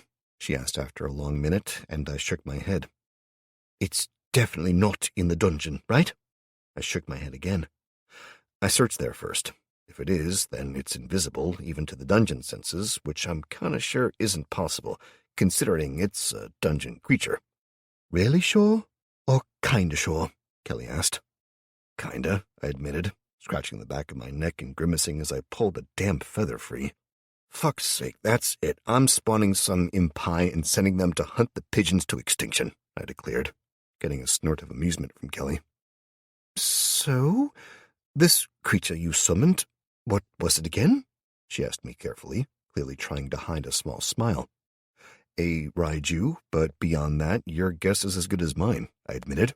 And is it big, small? Small, I think, like a small dog. Or a cat? Yeah, large cat, small dog, whatever, I guessed. And this large cat, anything unusual about it? Well, it's a really rare creature and insanely powerful, supposedly, but it's only available because of my change in species to a tempest, whatever that is. Something to do with the storm, I guess. So, just to make sure I'm getting this right, it could be something to do with the storm, maybe lightning, considering you're the Lord of Sparkles now, and about the size and shape of a large cat? She asked again, smiling now. I frowned at her before twisting around and glaring behind me as I spotted the raiju, watching us. Chapter 25. The raiju sat at the other end of the rooftop from us, calmly watching and clearly waiting for fucking applause or something. It was a cat. Yeah, a large cat, about the size of a Maine Coon, but still a fucking cat, even if it was one with peculiar hair. It was both long and thick, looking like it should be in some damn grooming show, with great long eyebrows and bright blue glowing eyes, and as it moved, the fur seemed to shimmer and shift, the color going from blue to black to brown and every other color between, depending on the angle, as it started to wash a paw negligently. You better be shitting me, was all I could say. Seriously? A fucking cat? What's wrong with cats? Kelly asked me, frowning, as she reached out a hand. Here, Puss-Puss, she crooned, offering a hand. The raiju stood, stretching its back and yawning, before sauntering over to her slowly and butting its head against her hand, clearly wanting a stroke. It's a fucking cat, I stated unnecessarily, pointing at it and glaring at the pair of them. Seriously, I could have summoned a fully armored and armed orc for the same, and at least that could have soaked up some bullets. What the hell is Tittles here going to do? Tell me that's not his name. She gave the creature a little scratch under its chin. Fuck, it might as well be. Seriously, fine, I'm more of a dog person, but whatever. But I mean it, what use is Mr. Fluffykins here? I was cut off as the raiju spun around and locked eyes on me, hissing a warning at that name. I froze. The crackle of electricity filled the air, and the tingling warning feeling of a nearby lightning strike suddenly made me aware that this was one kitty that wasn't going to take well to my shit. Okay, maybe a better name than that, I muttered, and the cat broke off the staring contest, turning back and bumping its head against Kelly's hand for more strokes again. I think you need a better name, don't you? Yes, you do, she whispered, kissing the top of the raiju's head as it filled the air with a deep-throated purr. How about Thor? She asked, getting a louder purr, and the damn thing stood on its hind legs and bumped its face against hers, making her laugh, even as I groaned. I'd summoned a fucking cat that could control lightning, one of the evilest creatures in the galaxy, and it had control of lightning. Everyone knew cats would destroy the universe for shits and giggles just to see if it made an amusing sound when it chattered given the chance, and this one could control lightning. I shook my head, looking back across the railway yard, spotting John and Chris jogging up a ramp into the car park in the distance, heading straight for us. As soon as they appeared, Thor changed, going from idle cat to on guard, staring across the distance between us and the oncoming others before twisting its head around to look at me. I found I could understand it, to my amazement as it locked eyes on me. Hunt? No, friends, I responded to it mentally, shocked as I felt a strange connection forming between us. Thor turned back to regard them again, then after a second seemed to lose interest, shifting to bump against Kelly again. Might be worth telling Mike about the cat, I suggested to Kelly, who nodded and gestured me to the edge, while she scratched him under the chin and made kissy kisses faces at the damn creature. I growled under my breath and moved to the edge, jumping over and landing smoothly, grinning in satisfaction as that, at least, had gone right. I stepped inside, getting a glare from Mike, and I spoke quickly. "John and Chris are on their way. Few minutes, and they'll be here, and the Raiju is here. It's sitting on the roof with Kelly," I said to the room in general, seeing the look of relief on Mike's face before sitting in the corner of the main room. I stretched myself out on a pile of tarpaulins and sighed as I managed to make myself at least reasonably comfortable. "You planning on taking a nap?" Mike asked in a carefully neutral tone from the door, clearly still pissed at me as he unconsciously checked his gun over, and I shook my head. "No. While we wait for the others, I need to look over the dungeon," I forced myself to say. "Get my attention when they're here. Please." Mike grunted, then moved back out of sight, the door swinging closed with a creak. I settled back, closing my eyes and letting out a long sigh. I needed to take the time to sort this out, and the others could damn well wait a few minutes for me if need be. Mike was right in that we needed to rescue the others, but we needed John's information first, and that meant we needed to wait anyway. I pulled the dungeon sense up, data appearing before me as I scanned it over, envisaging the dungeon as it was, a collection of small rooms around a single larger one that had been a dance floor for a nightclub, with 3 bars situated around the outer edges. I oriented myself on the entrance, the fire escape that we used to reach the alleyway, rather than the original interior stairs that led up into the upper floors. I shifted the view around to the point I was mentally hovering there, with the fire escape behind me. As I looked forwards now, the main room was before me, with a small room to my right that had been behind the bar. Now, where the room had been, the dungeon core glimmered. I regarded it, deciding that if I could move it, I could slide it backwards into the room behind and protect it better that way. I focused on the core, finding that it was possible to move it, but it was a slow and expensive process. Rolling it back a mere foot cost 10 mana, so sliding it all the way to the back of the small room behind would cost around 80 mana, but once I rebuilt the wall around the room and possibly filled the room in with solid stone for shits and giggles, the core would be safe.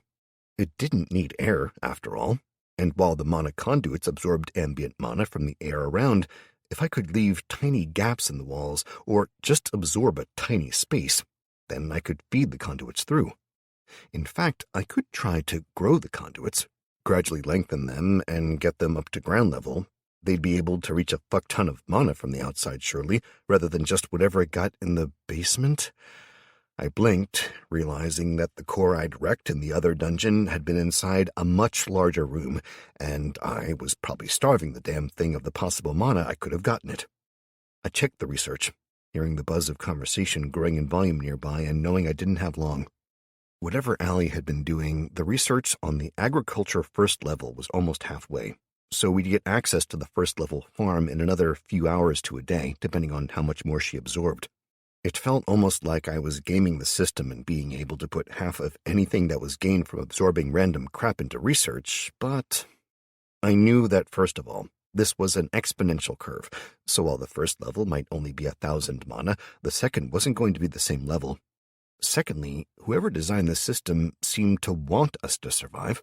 Absorbing the stuff around us gave us that chance as it was broken down, but eventually I would run out of shit to do that with, so I needed to be careful. Third, and finally, even if I had her doing nothing but absorbing shit for me, it still took time, and I couldn't just absorb a house, bricks and all, and jump all the way to producing railguns. The entire purpose of the system seemed to make us personally level as fast as we could, growing in strength as life and taking that life rewarded us with the most mana. I queued up the next research project right behind the farm, the bronze level of mana conduit research, and I pulled up the last one, comparing it as best I could. Mana Absorption Upgrade 1. Improved conduits have been uncovered, allowing an increase of 0.75 mana per collector per hour. Complete further research to improve this rate of absorption. I looked it over, noting that the bronze level was also marked as Upgrade 1, and I cursed as I realized the mistake I'd made, and the true cost I needed to consider from now on. If I jumped to the next level, the base upgrade was great, but it would start at level 1 each time, so if I researched level 1 of bronze and moved the mana absorption from the current level of 1.5 to whatever it was next, The first one had increased it by 0.75 per conduit, so even if I just did the same again, that was a hell of a jump, but for all I knew, there were multiple levels of conduit research for each core. If, for example, I researched the first level of conduit research for each core, and that was all, and I got 3/4 of a point extra each time, that was 6 times that, or 4.5 points per conduit. That was all I'd get through, as if I moved on from each core, I couldn't just go back and do it again later. If I did 2 levels of conduit research on each level, though, that would literally double the amount of ambient mana that was pulled in. Jumping from stone to bronze made sense. We needed the additional capabilities, the better weapons, the better materials, and more. But I couldn't afford to think like that. If I continued to do that, I'd cripple the dungeon's potential, and we'd be weak as shit compared to anyone that went all in on a particular area. I checked the research, finding that thankfully the first level of mana absorption upgrade in this tier was only 2,000 mana, so hopefully it would be worth it. I queued it up. With that done, I banished the screens and opened my eyes. I then let out a ridiculously unmanly scream as I twisted around, flailing at the bright glowing blue eyes that had been right in front of my face. The Raiju leapt clear of my chest, landing lightly and hissing at me in displeasure, before storming off as I tried to get my heart rate back under control. "Fucking cats!" I shouted after it as it walked away. "I'm gonna get you a goddamn princess collar with a bell on it." The damn thing just flicked its tail at me and kept going, while I clambered back to my feet and brushed my armor off, trying to get my heart rate back down to a manageable level before stomping through the crappy thin door. I dismissed the woodworm-riddled mess and looked around. John and Chris were there now, and Kelly was finishing talking to them all. "Agreed," she said, and the others nodded or voiced affirmative noises. "What's this?" I asked cautiously, noting the way the damn Raiju cat thing was rubbing against her legs and purring.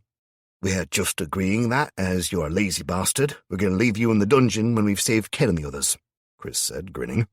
"Apparently you need your beauty sleep. Hell, it explains why you're such an ugly bastard, though, I suppose." "Love you too, mate." I glared at him before giving up and grinning. "Okay, look, I'm sorry, everyone, but yeah, I can't keep doing this. I need to learn about the dungeon more, and set things up so that we can expand it. Otherwise—" I shrugged, and they nodded or grunted, or in Chris's case, made a rude gesture. "So, looking at the cop shop," I asked John, who nodded, taking over the conversation. "Yeah, I've had a quick look on the way in, and that's definitely not good. The blood trail leads to the front door, but looking at it, well, what?" I asked. "It's a trap," he said simply. "And you know this because—" "Kelly, you've medical training," John stated instead of answering directly. "Considering how much blood there was, and how far it went from the bar to here, how big would someone have to be to lose that much blood?" "Shit," she said after a second's thought. "They'd have to be a giant, or someone's deliberately dragging a couple of corpses, using them to make sure there's a trail for anyone to follow," John said. We all looked at each other, feeling stupid. "So, front door is out, then?" Mike offered, and I grunted my agreement, leaning against the wall and watching as John cleared some crap off the edge of the table and sat down on it. "Yeah, the front door is definitely out, and the car park entrance has been blocked by one of the vans being pushed up against the gates. Not getting in that way." John crossed his arms over his chest. "Okay, but—" I prodded, and he grinned suddenly. "But if they've gone to all the trouble of making sure you can't get past the outer gate, I'm betting they've not bothered to lock the doors that lead inside from there. How many of you left the back door to your garden unlocked but locked the front as a matter of habit?" he asked. I glanced at the others, not having had the luxury of an easily accessible back door thanks to being the top flat. The others nodded and shrugged sheepishly. "Normally I'd tell you that you should consider burglars and lock those doors regardless of how high your garden walls are, but the simple truth is, it's normal. Add to that the fact that not many people know there's a maintenance ladder from the railway track to the underside of the bridge, a bridge that has our carpool under it." He grinned around, and we all joined him. "One question, though, Matt." "Go on." "You left with a bunch of big orcs. Now you've got a cat. What can I say? The orcs didn't work out," I said with a grimace. "Chris told me they were wankers, but I mean, don't you think we could use them, or something like them?" "We could," I agreed. "But apart from Beta and Alfredo, they're all fucking idiots and weak as hell. Basically, I need to go back to the drawing board and upgrade the fuckers. I need to work on the whole creature side of things. If I summon them, they take another half an hour or more to get to us, at least, and considering what we have in the way of mana, at least 2 hours to make enough goblins that it could make any difference. Add to that, the average goblin's idea of stealth is closing their eyes so they can't see you. You said there were goblin rogues, he started. There are, and I'm pretty sure I can create them easily enough, but first I need to experiment, learning how to create the class first before I can spawn any, adding in different levels of mana to create them. Give me a day, maybe 2, and I should be able to create them, no stress. Think can the others have that long? I asked. Kelly spoke up. And there we are, back to why we need to give him time in the dungeon, she said, getting interrupted by Mike, who held up both hands, gesturing at her to stop. And we agreed. Okay, Kelly, seriously, we agreed, he said, shaking his head. So basically, beyond Thunder fucking Kitty, it's us to sort this, okay, John? Thunder Kitty?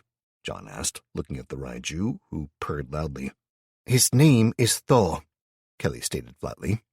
But of course, that's too complicated for Mike. Hey, I'm the Lord of the Storm, I interjected. Yet you're still damn well calling me Sparkles. Be thankful I'm not calling you anything else, Kelly said sardonically, shooting me a slight smile. She sat down on the dusty floor and reached out. Thor, the goddamn Thunder Kitty, clambered straight into her lap and started getting stroked like it was his right and she was his slave. Like every goddamn cat, really. I shook my head in amusement, watching as John started again. Okay, so it's just us. Okay. Well, if we climb down the back, that'll take us into the carpool. From there we can get access to the main building easily enough. Then we need to decide. Most likely the prisoners will be kept in the cells downstairs, or at least that's the logical place to keep them, John said carefully. Right, I commented, curious. Well, the armory is also downstairs, but completely separate from the cell area, for obvious reasons. Basically, we go into the main building, take a left, then we're in the main intake area. From there, we have access to the cells, and the next 2 levels down are holding cells as well. If instead we take a right through the carpool, there's the main security doors. Through them and down that set of stairs, and we're on the armory and storeroom level. If anyone with any control over things is in charge, that's where they'll be keeping the weapons. We'll hit it.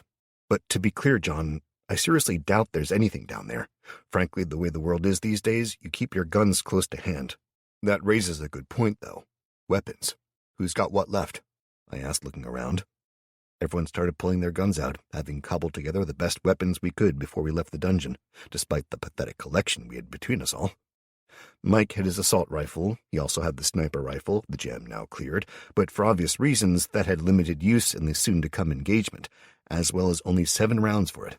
Add to that, we had a 9mm pistol and his old rifle, a single-shot hunting model that, while powerful, was also highly limited in ammunition and strapped to his back, as well as his handgun. Kelly had a handgun and one of the shotguns. She only had 2 rounds for the handgun left, as well as a handful of shells for the shotgun, with her submachine gun having ran out of ammo. Chris and Becky had a crossbow, 2 clubs, a diving knife, and a handgun with a pathetic 7 rounds between them. John had finally given up on carrying the damn useless taser, and instead had his handgun and his carbine rifle, a knife, and a crossbow. He was out of ammunition on the handgun, and was down to only a few rounds for the rifle, and a handful of bolts for the crossbow. Finally, as I spread out my weapons, I had my assault rifle with half a magazine as well, 2 handguns with nearly a full magazine between them, my sword, and a knife. That was it. We added up the ammo we had between us all, spread it out as fairly as possible so we all had some at least, and made do, knowing it would never be enough. While we did this, I gave the crossbow wielders a grilling on not telling me before we left the goddamn dungeon about them needing more bolts. At that point, Beta walked over and set her crossbow down, showing us all that she had 16 bolts and offered to share. Hers were smaller, practically useless to us, so I told her to keep them. But again, it was a sign of the emerging intelligence and sentience that she was developing. We all took a few minutes to talk over the tactics after that, concluding that our best chance was stealth. And while we wanted to free the others, we had to be realistic at this point. That also meant that Simo was staying behind, as there was no way to make a giant white goddamn tiger stealthy. If whoever was inside had, as we suspected, raided an army convoy or base, they were heavily armed, and they seemed to be setting traps to draw us in. We needed to be insanely fucking careful, or none of us were leaving. That meant we were hitting the armory and killing anyone we came across, without warning, and we had to hope that it was stocked at least somewhat. John hated that idea, especially because he was still hoping that there might be some of his people involved somewhere, and that this was all a big misunderstanding. The rest of us were just hoping to kill them all and get out alive with as many of our friends as possible.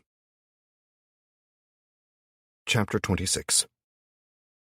We filed out of the building and to the right, hurrying across the scrub grass and onto the railway tracks, staying low so that we were hidden by the retaining wall that ran along the edge.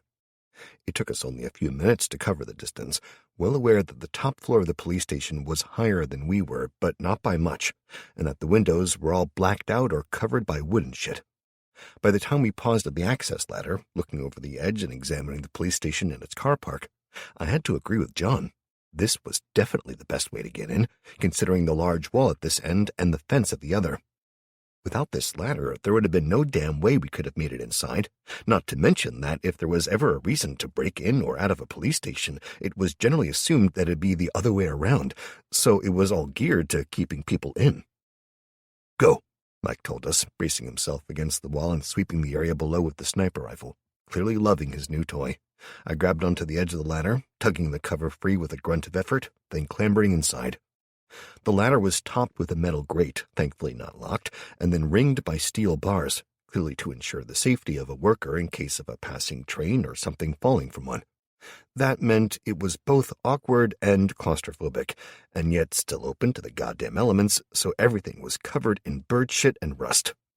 I gritted my teeth and clambered down to the bottom, grunting as I dropped the last meter and brushed my hands off. Jogging to the side, I crouched down next to a car to shield myself from view while the others climbed down.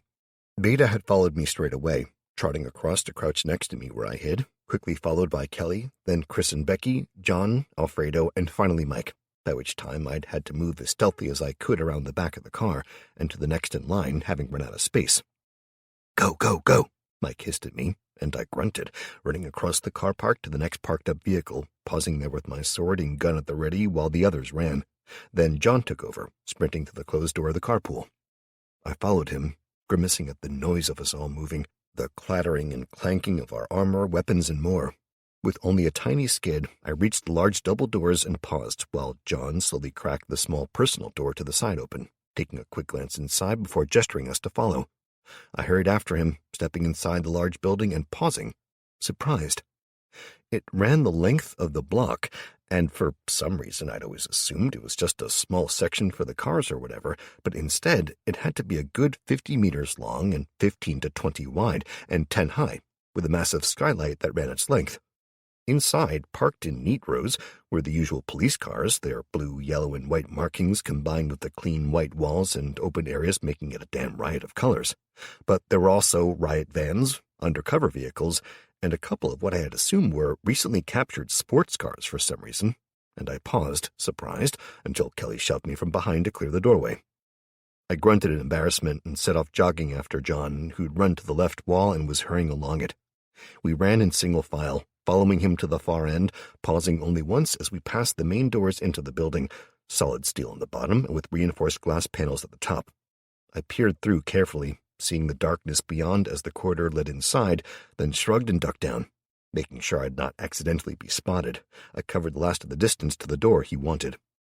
"Okay, this is the armed response section, people," he started in a low whisper, making it clear that this was his territory. "These cars were all ours as well, but they've had the emergency guns stripped out, the two that had them inside, and everything was in the armory downstairs." He gestured to the floor here, and the scuffed and scratched drag marks clear there. "It wasn't like this before, so it looks like they've moved stuff down there. Be careful, go slow, and for fuck's sake, don't shoot unless you're sure. To be very clear, be sure that both you have to, and that you'll only hit your target. We had all sorts down there, and whatever has been added to it only means there's more that might explode," he hissed, and I nodded, getting prodded in the arm by Mike. "He means you," Mike pointed out helpfully, his whisper carrying to the others, who grinned. "He means everyone," I hissed back acidly. "I mean you," John whispered back. No one else has thrown themselves into the middle of everything yet. They all use common sense. You should try it. Bah, I grumbled. So you leading the way, or am I? I asked him. No way am I letting you lead the way, he replied grimly, before looking to make sure we were all ready. John, Mike hissed. Better if he leads. He's the one with the magic and the sword. He's also the most likely to blow us all up, John hissed back, and I shook my head, tugging the door open a sliver, glancing inside and listening. The door was a large, heavy steel one that led straight onto a reinforced steel and concrete stairwell that disappeared downwards literally as soon as you stepped inside. Beta, scout, I ordered, and she slipped past me, easily making her way through the narrow gap and pausing at the top of the stairs to sniff the air. She looked back to me and paused as I made eye contact, finding it easier each time. Smells like a lot of humans came this way recently, as well as something else, I told the others as she turned back, slipping down the stairs almost silently. I followed her, making it down 3 steps before fucking Tittles pushed past me, hurrying after Beta and making me curse. The stairwell was pitch black, meaning I had to sheathe the sword, and with the gun in my left, I held to the railing on the right and moved down the steps slowly, the blackness growing with each step. It took less than a minute before my feet hit the bottom step, and I staggered. It was darker than the inside of a politician's soul, and we all stood for several seconds, eyes wide, frantically hoping that we'd be able to see something. Spoiler, we fucking couldn't. After another minute, Kelly reached out, her fingers gripping my arm as she whispered to me. Can you control the lightning? She asked me. I frowned, taking a deep breath and nodding to myself in the darkness. I guess it's time to find out, I whispered, reaching down inside myself and finding the change that I'd somehow triggered when fighting the undead. I felt it somehow in my chest, yet still spread throughout my body, and I tried to draw it into my hand, pulling, straining like I was trying to lift a boulder and getting a few faint sparkles. I dug deeper, straining and tugging, grunting with the effort, as more flickers of power grew in my right hand. It started as a faint tingle, a crackle, like I'd rubbed my hand across a plasma orb in some hippy-dippy shop. I strained, pulling harder and harder, gritting my teeth, as I tried to remember what I'd done, and how the hell I'd managed to channel this power before so effortlessly. The power slowly built in my hand, but my entire body was shaking now, a feeling of pressure building and building, and the pain began to eat at my concentration as the room was lit by the building, crackling energy. Kelly and the others edged around me, spreading out on either side of the door that stood before us, solid and closed. John moved up, cracking it open, looking inside, then leaning back. There's candlelight at the end of the corridor, Mike grunted next to him. Any idea if there's people? John shrugged. Only a fucking idiot would leave a candle burning down here unattended. True, Mike grinned. But most of your people didn't exactly scream Mensa candidates when we met. Fuck you, Mike, John countered in a low whisper, but he still smiled back at him as Mike slipped through the door and hurried down the corridor as quietly as he could. John followed him, the others going in single file behind him, all but Kelly and Thor the Raiju, who stood staring at me. Matt, you can stop now, she said carefully. I swallowed hard, shaking my head. Can't. I grunted through gritted teeth. Crackling arcs of power flickered in and out of sight, crawling across my body. My eyes were screwed tight shut as I tried to control the power, and the goddamn Raiju started purring. It moved up, sitting before me, and my power reacted to it, gathering closer to it and reaching out. I felt the circuit completing as power flowed out of me and into it, before flowing back into me again, somehow purified, compressed, and different. Go, I managed to grunt out to Kelly, knowing she was still there and far too close. She paused for a few long seconds, backing away as the power continued to build. She reached the door, hesitating, then turned and ran as I shook in pain, trying desperately to hold on, as she vanished from sight. Minutes seemed to stretch into hours, even as I dimly heard gunfire from the direction the others had gone. I worried for Kelly and the rest, but I had all I could do just in surviving this right now. I'd emptied my mana pool long centuries before, or so it felt, and since then the Raiju had been feeding me power at a steadily increasing rate, the feeling of teetering on the edge of the abyss vanishing as I felt like I was kicked off and into it. My senses spread out as the other's presence blanketed me. I gritted my teeth and tried to hold on to my sanity. The power that flooded me dug deeper into me by the second, rooting out imperfections, strengthening me. It was reaching a crescendo, I knew somehow. I could feel a difference, a potential, just ahead of where I hovered on the edge. The next evolutionary step for me, possibly for my species, lay ahead, and the distance was closing as the lightning filled me. I sensed the edge of something, like a jigsaw piece where twisting a single piece would lead to it falling into place, exposing more of the picture and letting you take the next step. I sensed the potential and the information building, hinting pain. I felt terrible pain in my side and chest, like a dozen white-hot wasps rammed into my flesh, burrowing their way into me, burning hot and shoving me bodily aside. I blinked, and the world before me, one of potential and power, vanished. I was inside the stairwell of the police station, I realized, standing slumped against the back wall, bloody, holes punched into me, tearing through my armor. I glared up the steps, seeing a trio of men, scruffy, filthy, and carrying military-grade assault rifles aimed at me. I felt the potential changes I'd almost reached vanishing. All the pain, all the effort, all of it wasted. Lost. I drew in a deep breath and screamed in rage, throwing my head backwards as the power that had built inside me ripped free, hurtling upwards in a massive detonation. The stairwell shook and groaned, lightning crackling and dancing across it as it went. The three scumbags that had shot me, well, they were reduced to shredded meat and blackened bone, the guns exploding as the ammunition in them went off all at once. I continued to scream, the power flooding out in one long barrage of pain and madness. I felt it flooding through me as well as racing upwards. My wounds began to close, slowly at first, then faster and faster, a feeling like a splinter being worked out all over my body as bullets were inched backwards out of the flesh and bones that had been holding them. I stood, closing my eyes, as I quivered in pain and shock. The last of the power left me feeling empty and hollow. The stairwell echoed with the clatter of bullets hitting the wall, bouncing as brass and lead danced. Even the remnants of the three men who'd shot me rolled down the last few steps and across the floor.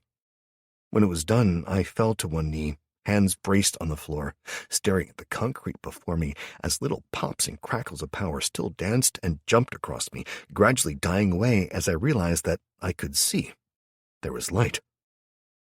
I lifted my head slowly as Kelly closed the last few feet to me, going down on one knee before me and pulling me to her.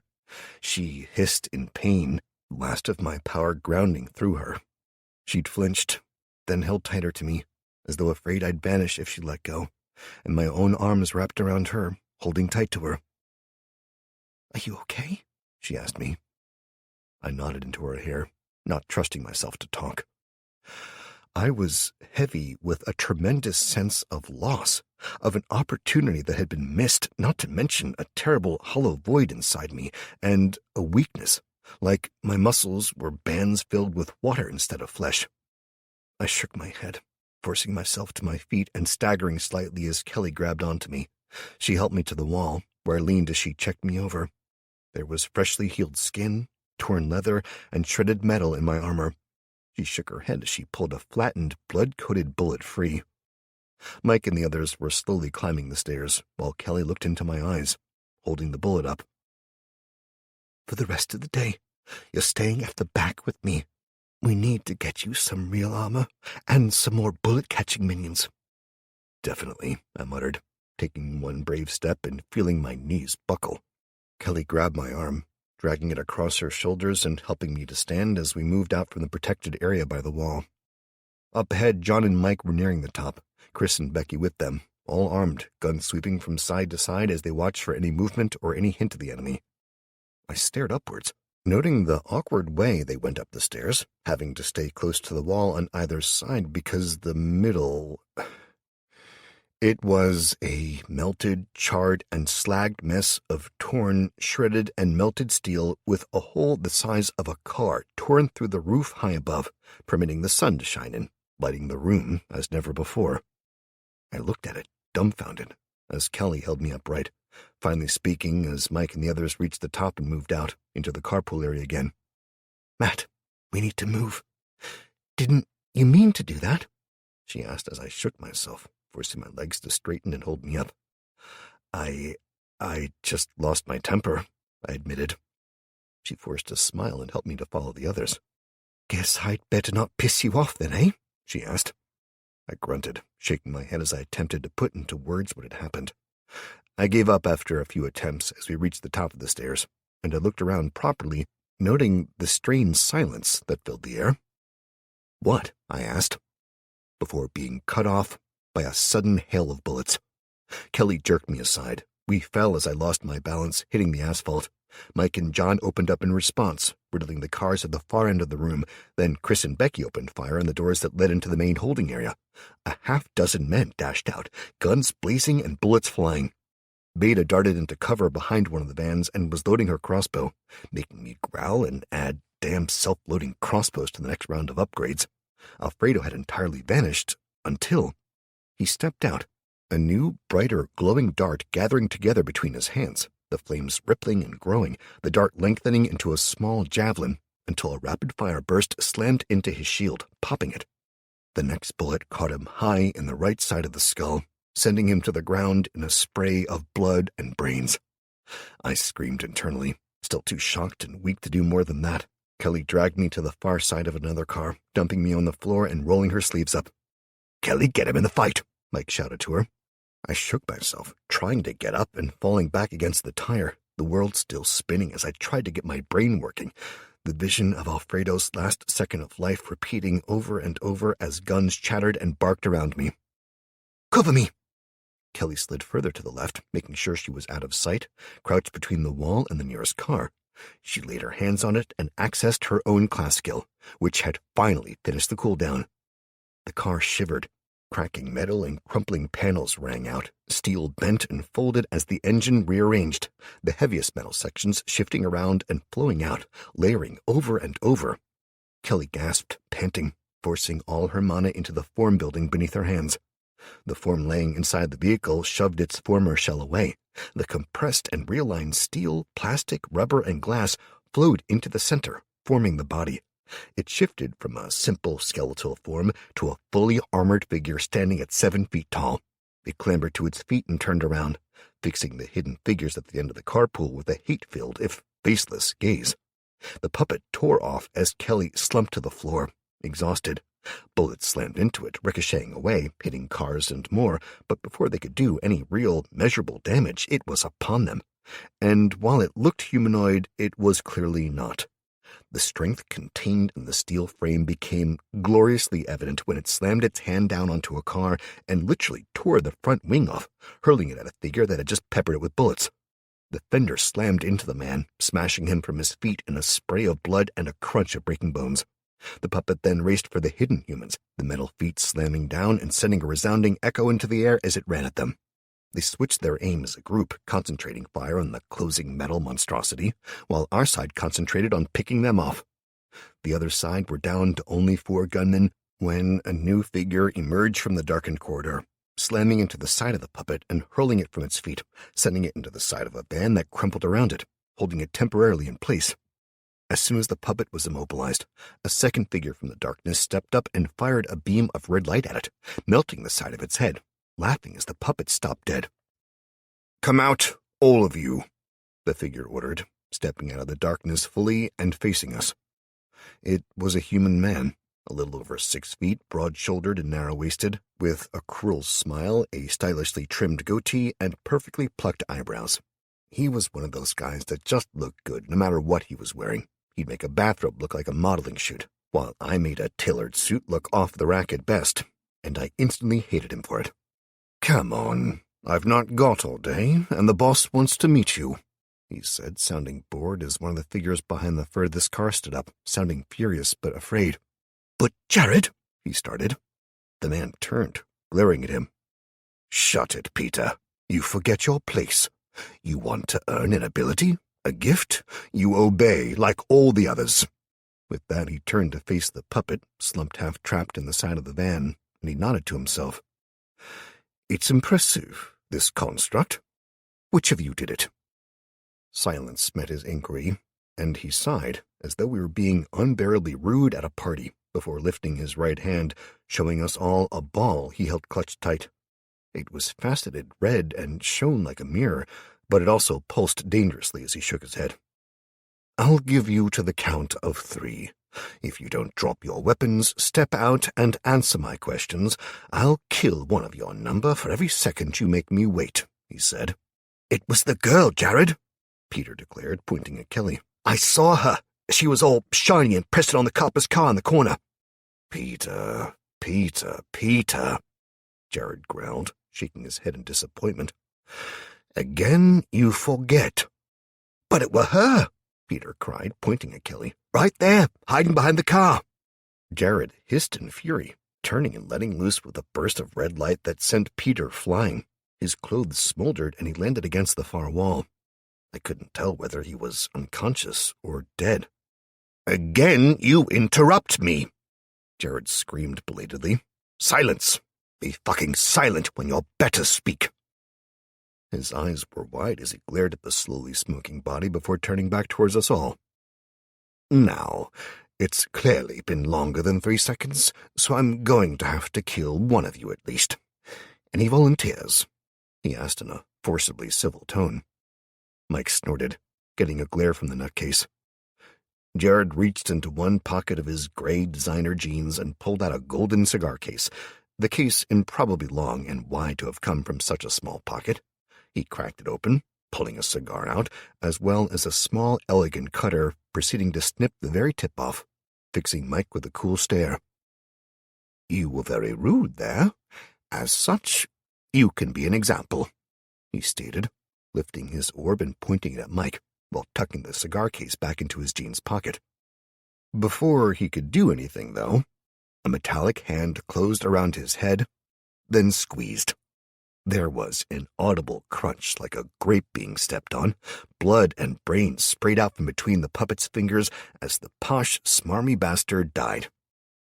It's still alive, one of the men screamed the warning unnecessarily, while the figure that had hit the puppet in the first place cursed and leapt at it, slamming his fists into the body, while the puppet tried to extricate itself from the damaged van. The man who was punching it appeared normal, human, just under 6 feet. He had short dark hair with a matching sleeve tattoo on either arm, and a pair of tattoos across his face that, regardless of the artistic merit, translated to I will never have a job that pays taxes, considering the pairing of yourself and fuck that covered his forehead. Each punch, just before it landed, flared with a golden light, and the puppet rapidly grew clear, dense, and damaged before kicking out and sending its attacker staggering. With the figure no longer attacking it, the puppet grabbed the concave section on either side and pushed them back, clearing enough space for it to stand. There was a second's pause as Mike, seemingly decided he'd had enough, fired. After a moment, everyone seemed to realize what it meant, and they either dove into cover, returned fire, or died where they stood, riddled with holes. I managed to force myself up and aimed through the scope, picking out a target that was peering around the edge of a small armored police vehicle, firing off 3 shots in quick succession. I hit the van twice. The third took him in the eye, sending him sprawling and clearly dead. That was for Alfredo, I growled, switching to the next, and ignoring the suddenly flashing notification symbol as I tried to focus in on the others, finding after a handful of shots that the last kill had been blind luck more than anything else. I missed 5 shots in a row before realizing that, as widely as I was missing, I was just wasting ammo. Beta, on the other hand, was firing another crossbow bolt and taking the man who was fighting Kelly's puppet in the back of the thigh. The impact made him stagger, while bullets seemed to bounce off his skin. I glared at him, triggering examine before groaning and sinking to the floor, clutching my head in my hands. Stephen Jameson, Twilight's Hammer. Twilight Hammers are the lowest ranking of the Orders of Twilight Guards. Famed for their strength and bravery, they gain both a simple shield and a greatly improved physical capacity in exchange for their loyalty. Ability. power. The Twilight Hammers are an order of protectors and guards who defend their noble masters' resting places. In order to do this and to survive the light of the sun, the Twilight Hammer charges themselves in the deepest darkness they can find, binding the soul of another into their skin to protect them. This permits them to hit and take hits that would shatter the bones of mere humans. Ability: feed. An intrinsic ability of the Twilight nobility, feeding on the blood of their cattle, both strengthens and aids in the evolution of the Twilight Hammer. Weaknesses: fire and light magics, HP 1987 of 3500, stamina 282 of 500, mana 50 of 50, speed 4 of 10, level 11. HP 1987 of 3500, special abilities 2 of 2. I tried to focus on the details, pulling them into myself, my eyes burning in pain as tears streamed down my cheeks. I mumbled the information to Kelly, even as the rattle of gunfire slowly died away. A click-clack that sounded like high heels on marble approached instead. I blinked, the blurriness of my vision growing for a second as a terrible lethargy overcame me. Trying to lift my gun, I sagged forwards, my arms shaking, head pulsing in pain and tiredness. One of my last conscious thoughts was the distant pain flaring in Beta and the sense of darkness from her mind. I slumped sideways, unknowingly, only realizing when a shadow of a woman appeared over me, reaching down and gently tapping me in the middle of my forehead. "Impressive. You will serve the master well," a voice whispered, as if from a great distance. But before I could make sense of the words or the now total lack of any gunfire, my eyes slid shut of their own volition. Chapter 27. It was some time later when I finally blinked awake, my eyes flaring wide as a sudden pain flared in my side, and I instinctively twisted to the right, trying to move away from the pain. I swung, the world making no sense for a second as I looked around. The pain was gone, but I found myself in a totally new room. It was high-ceilinged, wide, and as I twisted around, I grunted, finally spotting something that made a sort of sense. There were dozens of small cells in the far wall, all of them filled with people, all of whom looked exhausted, pale, and worn. I turned my head to my left and right, seeing the structure that I dangled from. It was a simple cross shape that hung from chains attached to the ceiling and floor, creating a dangling form that held me tightly restrained, utterly naked. As I made that out, someone stepped into view from behind me, a tall, dark-haired, and pale woman. She was watching me while sucking on a finger that she slowly drew out of her mouth, running it across a fresh cut in my side. She lifted her finger, now coated in my blood, back up to her mouth and sucked it clean, all while staring into my eyes. I struggled weakly in the handcuffs that bound me, pulling and finding no give in them before glaring back at her. "So, any reason I'm naked?" I forced out, my throat rough and dry. "Because the master wants to know what you are, and it amused me," she answered, removing her finger from her mouth, then reaching out and wiping up more of my blood. "And the fucking blood?" I asked her. "He permits me to feed a small amount," she answered, shrugging. "You are to be his. Your abilities seem valuable, but I am permitted a small taste in the hope it will be the catalyst for a new evolution." I glared at her for a long second, triggering my examine spell. She smiled and gestured to herself.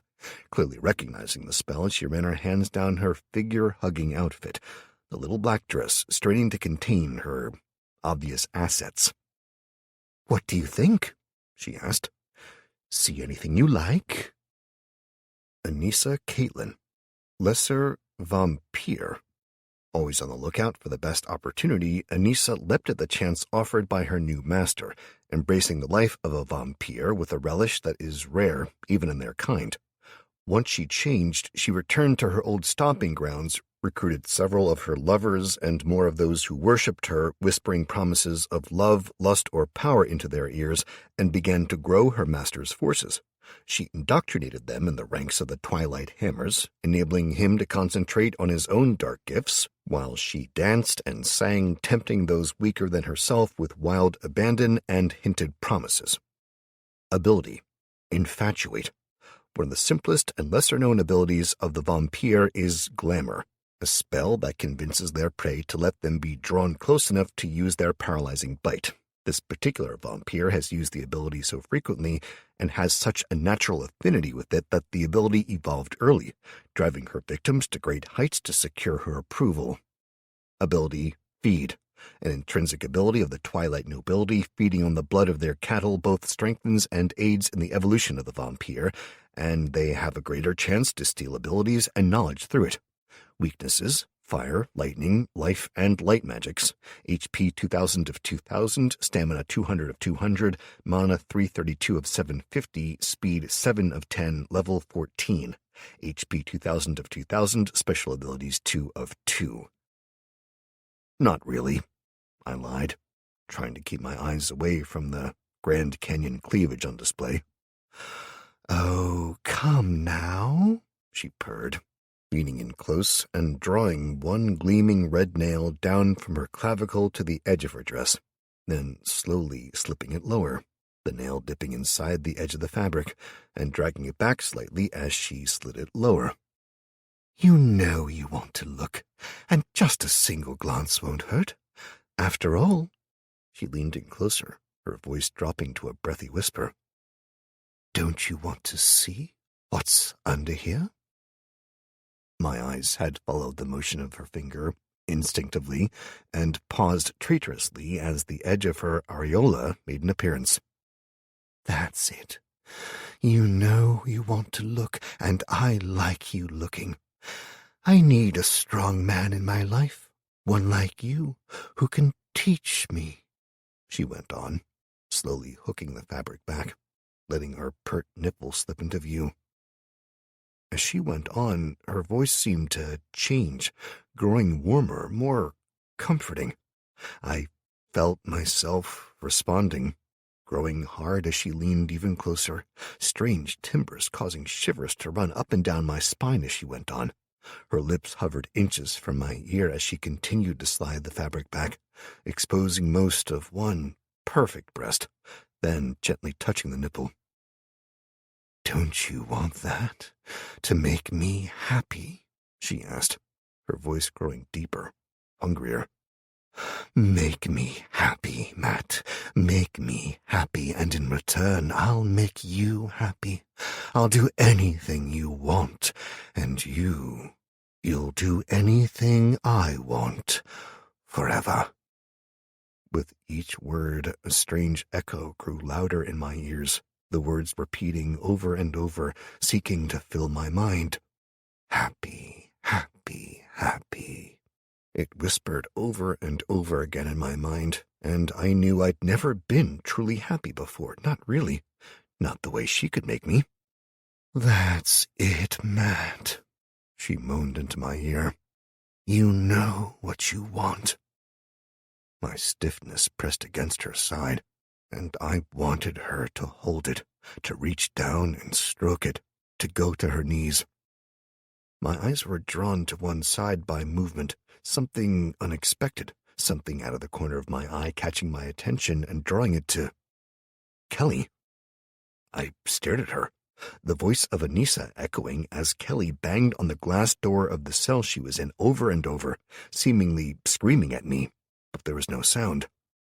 My eyes started to return to Anissa, to her exposed breast, as she whispered to me, asking me what I wanted, what I needed, if I wanted to take her then and there, if using her would bring me pleasure, and how she'd let me do it, if only first I...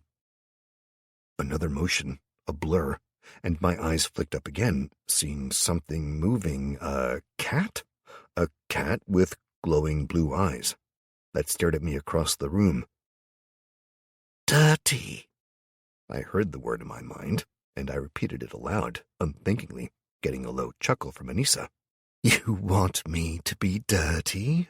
Oh, Matt, the things I can teach you, she whispered, misunderstanding. Dirty, filthy, wrong. This time I didn't repeat the words, but the things that Anissa was saying, the words she spoke, they seemed distorted somehow. I frowned, my head feeling like it was packed with cotton wool, as she continued to speak, to whisper. You want a taste of it, of what you can have from me. That's it, isn't it? That's why you hold back. She moaned into my ear before kissing my neck, something sharp drawing across the skin, almost hard enough to puncture, but not quite. A mix of pain and pleasure that made me moan without thought. You want me to do what? Tell me, Matt. Tell me what to do, she whispered, the tips of her fingers gently stroking their way down my belly, pausing just above my manhood. Her nails drew from side to side, up and down, drawing fanciful designs on my skin, always coming close but never touching, not fully. The back of her hand, her wrist, the sleeve of her dress, all accidentally bumped against it in feather-like caresses, distracting my mind even further as I tried to focus, though I knew not what on. Tell me, my Matt, tell me what to do, she moaned into my ear. I'll do it. I can be a very good girl, or a very, very bad one. She groaned, and I opened my mouth, about to tell her what to do, to order her, hell, to beg her to promise to do anything she wanted, as long as she just... Evil! The word slammed into my mind. I felt a second feeling, satisfaction, and I knew it came from the goddamn Raiju. It had figured out the word it wanted, and it was so fucking proud of itself it had to interrupt me. I glared at it, seeing it sat there, tail flickering from side to side, right before the cell that held Kelly.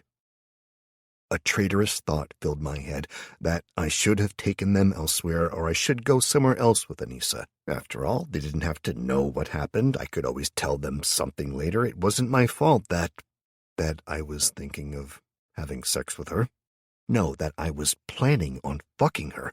Anissa, a goddamn vampire. A vampire with an ability that was even identified as infatuate. A sudden surge of power flowed through me, banishing the fog that had filled my brain. Anissa stiffened, searching my eyes for a sign for anything. Answer me, she whispered, her voice suddenly sounding distorted like I was hearing it from underwater, peculiar harmonics filling it as she clearly used her ability on me. You must answer me, Matt. The beginnings of fear and anger shone through the mask of grace, beauty, and seduction.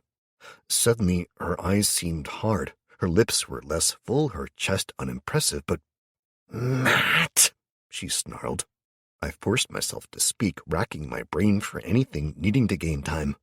I want you, I whispered quickly, forcing the words out, and trying desperately to keep myself stiff as I went from unbearably horny to realizing I was stark naked and handcuffed to a fucking crossbar for a vampire's amusement. What do you want, Matt? She asked, still clearly suspicious. I want you, I want your body, I whispered to her quickly. The slight relaxation at the corner of her eyes told me I was on the right track. I want to fuck you, to use you. I want to taste you, to see all of your body. I want you naked. I hurried on, frantically saying anything I thought she wanted to hear. Of course you do, she whispered, smiling again, her voice filling with the strange harmonics. You want more? She asked, arching her back and pushing her exposed breast towards my face as she whispered throatily, You want to see them both? To see more? You want me to lift my dress, to show you that I'm not wearing any panties?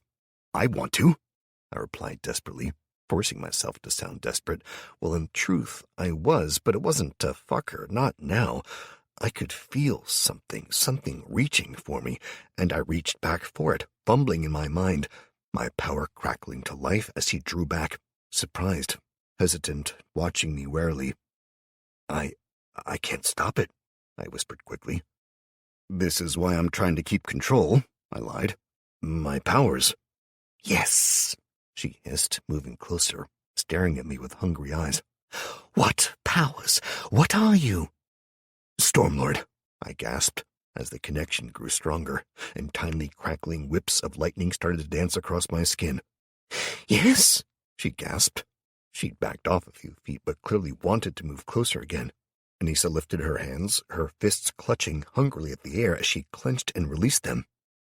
"I make others stronger," I lied. "I have to hold it in, or they'll take it all." "Yes," she hissed jubilantly. "I knew it. Your power, it can be taken from you. Explain." "The puppet, the metal thing outside," I gasped as I drew harder and harder on my mana, feeling the electricity dancing across my skin and leaping between my fingers. "Yes," she whispered hoarsely.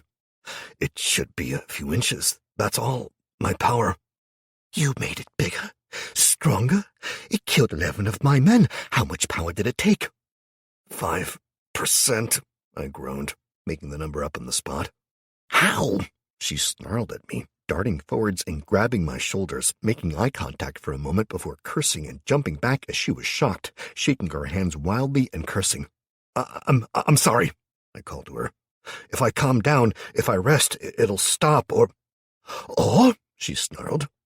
"Or, if you really love me, and you'll really be mine," I said, injecting my voice with as much pathetic longing as I could manage. "I will," she snapped, then swallowed hard and straightened up from the half-crouch she'd sunken into. "I will, Matt," she promised in a voice like honeyed silk. "I'll do anything you want, and let you do anything you want to me." "If I build it all up, you could take it all," I whispered, and she nodded frantically. "But the others..." I jerked my head toward the holding cells. "If they're too close, they'll take some as well." "I'll kill them," she hissed, lifting one hand to summon her guards. "No," I cried out. "No," I repeated in a softer tone. "If you do that, their bodies would still absorb the power, and they're my friends. You don't want to hurt them. They have powers too, just weaker than mine." "No," she agreed, staring at them. "And their blood," she muttered. "How far?" "Outside the building, that's all," I promised. "Walls between them and us, then when there's no one else around."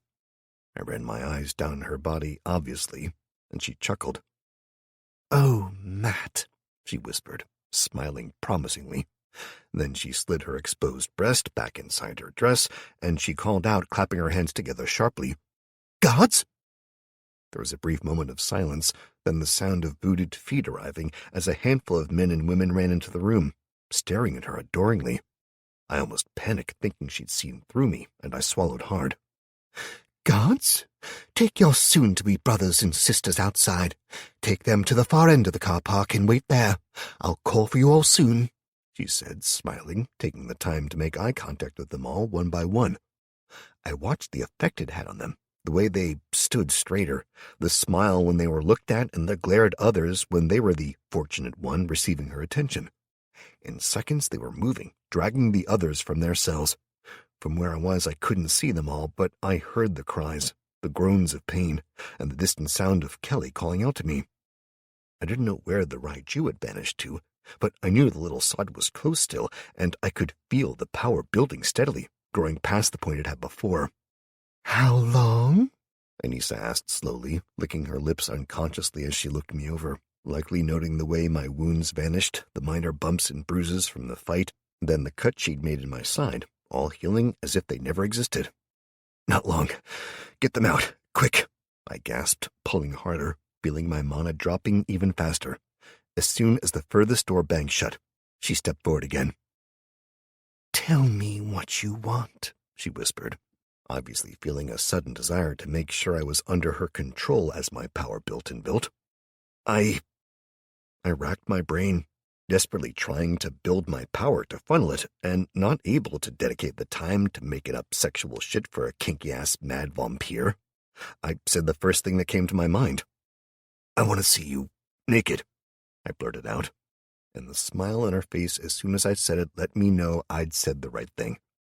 She laughed, lifting one perfectly manicured finger to her lips and sucking the tip slowly, then drawing it back down the neckline of her dress. I have to concentrate to build it now, but I want to see," I gasped out, hoping that between the hold she thought she had on me and her obvious and now poorly concealed contempt for me, she'd just distract herself for however long this took. "Oh, I bet you do," she whispered. She hooked the first 2 fingers on her hand into the thin loops of fabric that raced over her shoulders, slowly tugging them free, exposing more and more creamy white skin as she slowly turned, the dress sliding free as she turned her back to me. It slid down her body, the silk running like water across her skin and sliding from her rounded ass, before falling all at once to form a puddle around her feet. She was naked, completely so, and she looked back over one shoulder at me, smiling seductively. "You like," she whispered, before holding one hand out. "No, don't say anything. I know you like it, but you need to concentrate." I agreed, internally feeling the power surging wildly inside of me. It felt like I was standing on a live electrical cable, power flooding my body, even as it grew stronger and stronger, building exponentially as the Raiju somehow fed the power back to me, cleansed of the impurities of other mana, now no longer earth and water, life and death and more. It was pure lightning. Air and fire binding together, flooding me as I pulled more and more into me, and the Raiju purified it, making it as perfect for my needs as possible. "Just concentrate on what you're doing and why. You're doing this for me, for only me, and for us," she whispered. I gritted my teeth, shaking, quivering in the metal handcuffs as they transmitted the charge, sending it rolling back and forth. She slowly turned, looking at me, one hand delicately resting beneath her waist, covering her most private place from my eyes, as her other arm was laid across her chest, her breasts pressed back, making them bulge upwards, one nipple peeking from beneath her fingers as she stroked it. "This is what you wanted to see, isn't it?" she crooned. "Me, all of me, naked. You want to watch me like I'm watching you." She twisted her nipples slowly, letting out a genuine moan for the first time, as she clearly enjoyed the effect she thought she was having and the power she had over me. Inside, I was screaming. I could feel it. I was so close. The power was filling me, and the Raiju was approaching collapse as well. Whatever I was doing, I had to do it now. I had to make this work. "You want to watch me?" she asked, sliding her arm free of her chest, letting one rounded breast bob free as she cupped the other. "You want to see what I like? What I'm going to let you do once you do this for me?" I couldn't understand it. I could feel the power. It was racing through me, building upon itself. It was purer than ever before. It was like there was some sort of a fucking dam. A dam. A dam blocked the water, blocked it from flowing as it should. It forced the water to restrict itself to set channels, but water didn't want to be restricted. It didn't want to be limited. It wanted to run free, to be water, to be lightning. It was uncontrolled. It was chaos. I wasn't guiding it. I wasn't controlling it. I was bottlenecking it, while still drawing on it harder and harder. I understood it all in an instant. I'd unleashed my power before easily, because instead of forcing it into tiny channels, I'd embraced it. I'd filled myself with it. I relaxed all the tension in my body, where I'd been pulling, frantically stiffening my muscles like I was weightlifting an invisible bar. Now I relaxed and let it flow. It was like a flood of power. I shook as uncontrolled wild lightning poured into every cell joyfully. I felt cell death on a massive scale as my body altered, shifted, evolved. Through it all, I shook uncontrollably on the crossbar, the jangling of the metal a peculiar counterpoint to the roar of the power flooding me, and the excited sounds that Anissa was making. The power building reached a terrible crescendo. My lips curled back from my teeth in a sudden terrible smile as I felt the last of the pressure on my limbs die away. I was no longer dangling from the restraints. Now I was floating free as the perfect harmony of air and fire filled me. I opened my eyes, feeling the power coursing through me, and I locked them onto the gasping vampire. She froze, her hand stopping dead, as she saw the look in my eyes, and I saw her clearly, seeing through the subtle illusions she'd been using even subconsciously. I sneered as I flicked my ankles and wrists, the metal that had restrained me shattering under the massive force filling me, and I hung there, suspended in the air, gazing into her eyes. She was beautiful, stunning even, or had been, once. The illusions that she had coated herself in were probably instinctive, a tiny part of my mind pointed out, done to conceal, even from herself, what she'd become. Where her skin had been the color of fresh-poured cream before, now it was gray, sallow, and lifeless. Her eyes, once vibrant and full of life, had changed, becoming sunken, dull, and developing a cloudy white coating. Her hair was greasy and lank, and her body... Not long before, she'd been a stunning young woman in her early 20s, destined for a glorious career in fashion until she'd been tempted aside with drugs and money, dancing in clubs. The last few years of dancing had given her a hard edge, teaching her to see the worst in people, and it showed. Whenever she thought she was unobserved, she let her mask drop. She'd seen new lines and wrinkles in the mirror, the telltale marks of age creeping up on her, drawn by the frowns, sneers, and scowls that she wore permanently. Now, standing there, her body sunken, drained of much of its lifeblood. Even as it had been drained of life itself by her master, she hissed, lifting hands that had become claws, the perfect red nail varnish causing them to glimmer in the dimly lit room. "Tricks," she hissed. "Fine. You don't want a pleasure? I'll just tear the secrets from your blood instead. You could have had me, Matt. You could have died fucking me, never suspecting a thing as I rode you to death. Now I'll just tear your fucking throat out." She spat that last bit as her teeth lengthened, her nails elongating too, even as her ears grew points and her face shifted, becoming more bat-like. Her breasts deflated fully, sagging flat against her chest as she shifted, muscles growing larger as flesh stretched out, wings growing from her sides, filling out from her knees to her wrists. She hunched forwards, her back curled as she hissed in fury and hatred, spines pushed out, vicious and sharp. A thin layer of skin like an organic sail bubbled up to link them as a barbed tail slowly flicked from side to side, growing up from behind her to make itself known. She reached up one claw-tipped hand and pulled at her hair, throwing it aside in great clumps as it tore free, the skin beneath wrinkled and thin. Even her hips changed, becoming bony, rather than the way they had been, drawing every eye as she walked only hours before.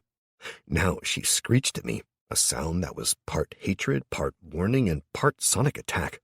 Her face finally stopped shifting, her small, expensively worked-upon nose sinking into the skin. The medical-grade inserts that had given her seemingly the perfect nose cracked and fell free, clicking on the floor as she shook her head, blowing them free. "Yeah, I've never had to say this before," I ground out from teeth gritted with the power that was flooding me. "But I'm so glad I didn't fuck you." "You wish," she started. "Fuck no, I was faking it," I retorted, saying it for every man out there. "Fake the whole thing. I mean, seriously, have you seen yourself? You've got tits like a spaniel's ears." There was a few long seconds of utter silence as she looked down slowly, clearly seeing herself for the first time, before looking up and fixing me with hate-filled eyes. You did this?" she screeched, a hooked index finger shaking as it pointed at me. "Your power!" "Fuck no, you're just as ugly outside as you are inside now. Not my fault, pet," I sneered. She screamed. It went on and on, the sound twisting in the air, making it throb, making it shake and shudder.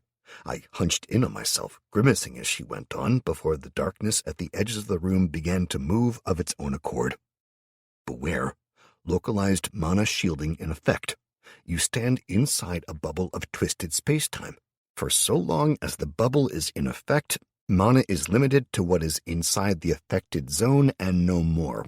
I had no clue what that was, but I knew it sure as shit wasn't good, as I felt the sudden cut-off of all external mana. I felt the change as my new form began to eat the mana I'd held inside of me. I knew instinctively that my new form required mana, like my old one needed goddamn air. I still needed air as well, despite being able to make it, which was weird as all hell. Well, clearly this was just another example of how I needed to fuck this thing up, I decided. Before I could act, she leapt into the air, covering the distance between us in a single bound and a flap of her leathery wings. She lifted her feet and hunched inwards, reaching out with her clawed hands and feet. For a split second, the utter incongruity of the fact that she'd recently painted her toenails as well registered with me. Then I spin-kicked her, sending her flying across the room to slam into the far wall with a bone-jarring crunch, thinking that I'd won already. I was stunned, though, when she just bounced off and hissed, dropping to all fours and racing forward, her claws clattering off the stone floor, leaping at me with arms outstretched and jaws wide. I stepped back, setting myself, and tried again, falling into stance and letting rip with a wheel kick, high and fast. Before it could connect, she flung her arms upwards, the wings pushing downwards against the air. She hit the floor as my kick flashed past overhead, and she leapt at me, mouth agape and clearly aiming for my manhood, and not in a fun way. I reacted instinctively, slamming my heel downwards even as I hopped sideways and shoved, barely managing to deflect her hands and twist my cock away from her snapping mouth. But the blow that landed on her back was weak, and the pair of us collapsed backwards. I landed on my back and left side, with her digging her feet in and lunging up my body, teeth aiming for my face. I managed to grab her wrists, twisting to the left and slamming her into the stone floor, but it seemed to have no effect on her. She hit it and bounced off, fingers grasping desperately for me, eyes fully red and glowing. She braced her feet and lunged again, and I crossed her arms in close to her body, my lightning-augmented strength overcoming her insanity-boosted one. I shoved upwards, smacking her jagged fingers into the underside of her jaw and throat, shoving her upwards and sending bloody spittle flying. She snarled and bit at me, ignoring the scratches and minor tearing she was doing to her own skin as I shoved and twisted her around. It was being naked, I knew. That was why I was having so much trouble fighting her. I was fucking naked, and she had massive claws and fangs and was seriously close to my crotch, making every nightmare I'd ever had, save the one about being naked in school, come true in the worst possible way. I twisted again, shoving her backwards and then hammering her into the floor, twisting as she managed to get a foot braced against my right shin. Before I could kick her loose, she dug her nails in and tore into my leg, sending blood flying and making me scream in shock. It felt like she'd used a set of goddamn hooked knives on me. She'd literally just shredded my leg, and the blood, fuck me, the blood was everywhere, and she howled with glee. I knew instinctively that she'd be feeding on this. It'd help her to grow stronger, even as blood loss fucked me over. Clearly she'd finished with her transformation, so the lack of additional mana wasn't an issue, but for me, on the other hand, I could feel myself weakening by the second, and that was before she flinched my shin free of flesh. I knew I had no choice. I had to go all in. Balls to the wall, as the saying goes. I locked eyes with her, glimpsing the utter insanity inside, and I shoved her backwards, moving her into a position where she could brace her feet for a second. As soon as she felt the stone beneath her cleanly, she crouched, gathering her legs onto her. Then she kicked off as hard as she could, lunging upwards, mouth opening wide as she tried to take my entire head into it. I did the only thing she'd never expect. I pulled. I pulled as hard as I could, and I slammed my forehead into her rising face, even as I unleashed as much lightning as I could into her tightly gripped wrists. The sudden influx of lightning, basically tasering her with 1,000 times the normal maximum dose in under a quarter of a second, had 3 effects. First of all, electric shock. The body tensed up, and the world seemed to stop for her, even if only for a short period of time. She froze as the normal electrical signals that carried nerve impulses were overridden and the entire body spasmed, then contracted. Secondly, damage. Nothing that wasn't already attuned to the storm could survive such an impact without serious injuries, and hers were severe. Blood vessels ruptured, entire sections of her skin burned, crisping to a blackened husk in milliseconds. Liquids boiled to vapor and escaped from under my hands, bones weakening and shattering. Third, mental shock.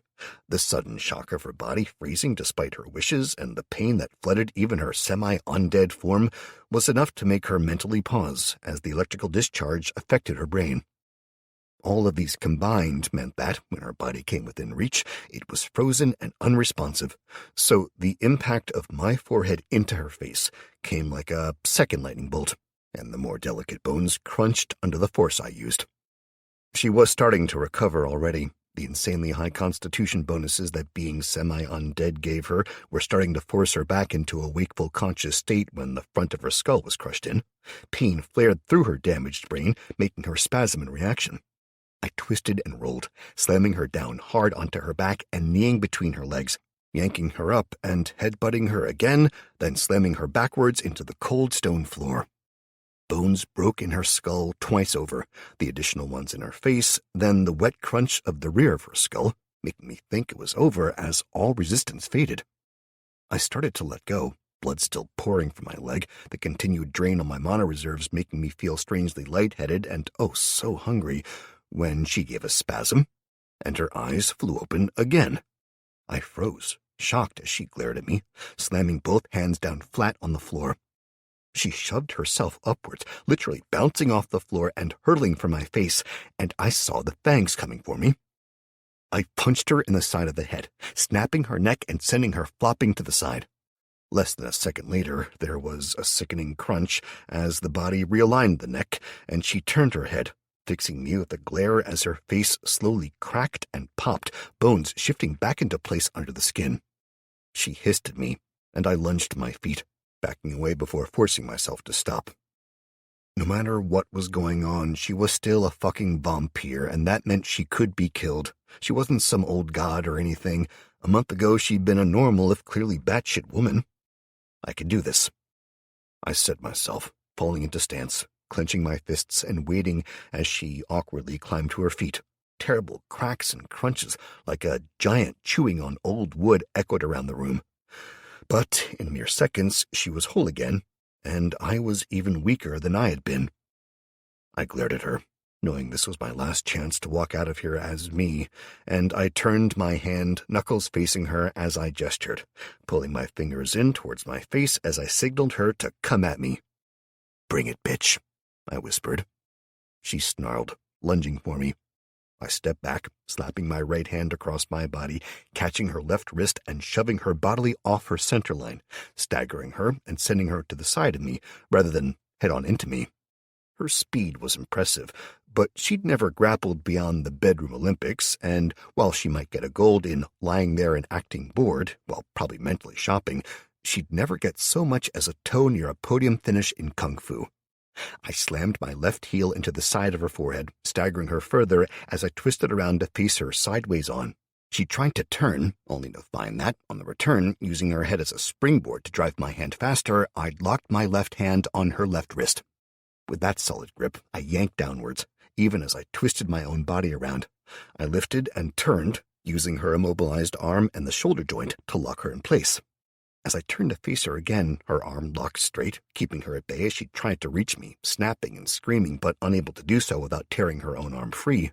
I stamped on the inside of her right knee, driving her to the floor, then slammed the heel of my right hand down into the back of her left shoulder, sending her to the floor. With her there and the arm at full extension still, I braced my foot against her shoulder. I dug deep, hauling back and lifting with my back as I literally tore the arm free. She screamed in horror and shock as the connections broke, sections of muscle slithering free of the desiccated flesh, along with a thin white liquid that seemed to have replaced her blood. She twisted around, glaring up at me, as I swung her arm around, whipping it back down as hard and fast as I could, while screaming, "4!" as I used a long afternoon of practice at the driving range once, to maximum effect. Her jaw was half torn free by the impact, sending teeth and the creamy fluid spraying across the floor. Before she could do anything else, I dropped to my knees on her chest, left hand grabbing her right wrist and pinning it into place. I slammed my right hand over her face, ignoring the jagged teeth underneath the heel of my hand, as I rammed the lightning out through my palm. Her body spasmed, the lightning tearing into her again as I pulled her head upwards, then rammed it down again as hard as I could, forcing a burst of power out through my palm again. And again. And again. With each blow, her struggles became weaker, her body reacting less and less, flopping weakly rather than fighting viciously, and on the fourth blow, there was no reaction. I wasn't going to risk it, though, not after seeing her recovery so far.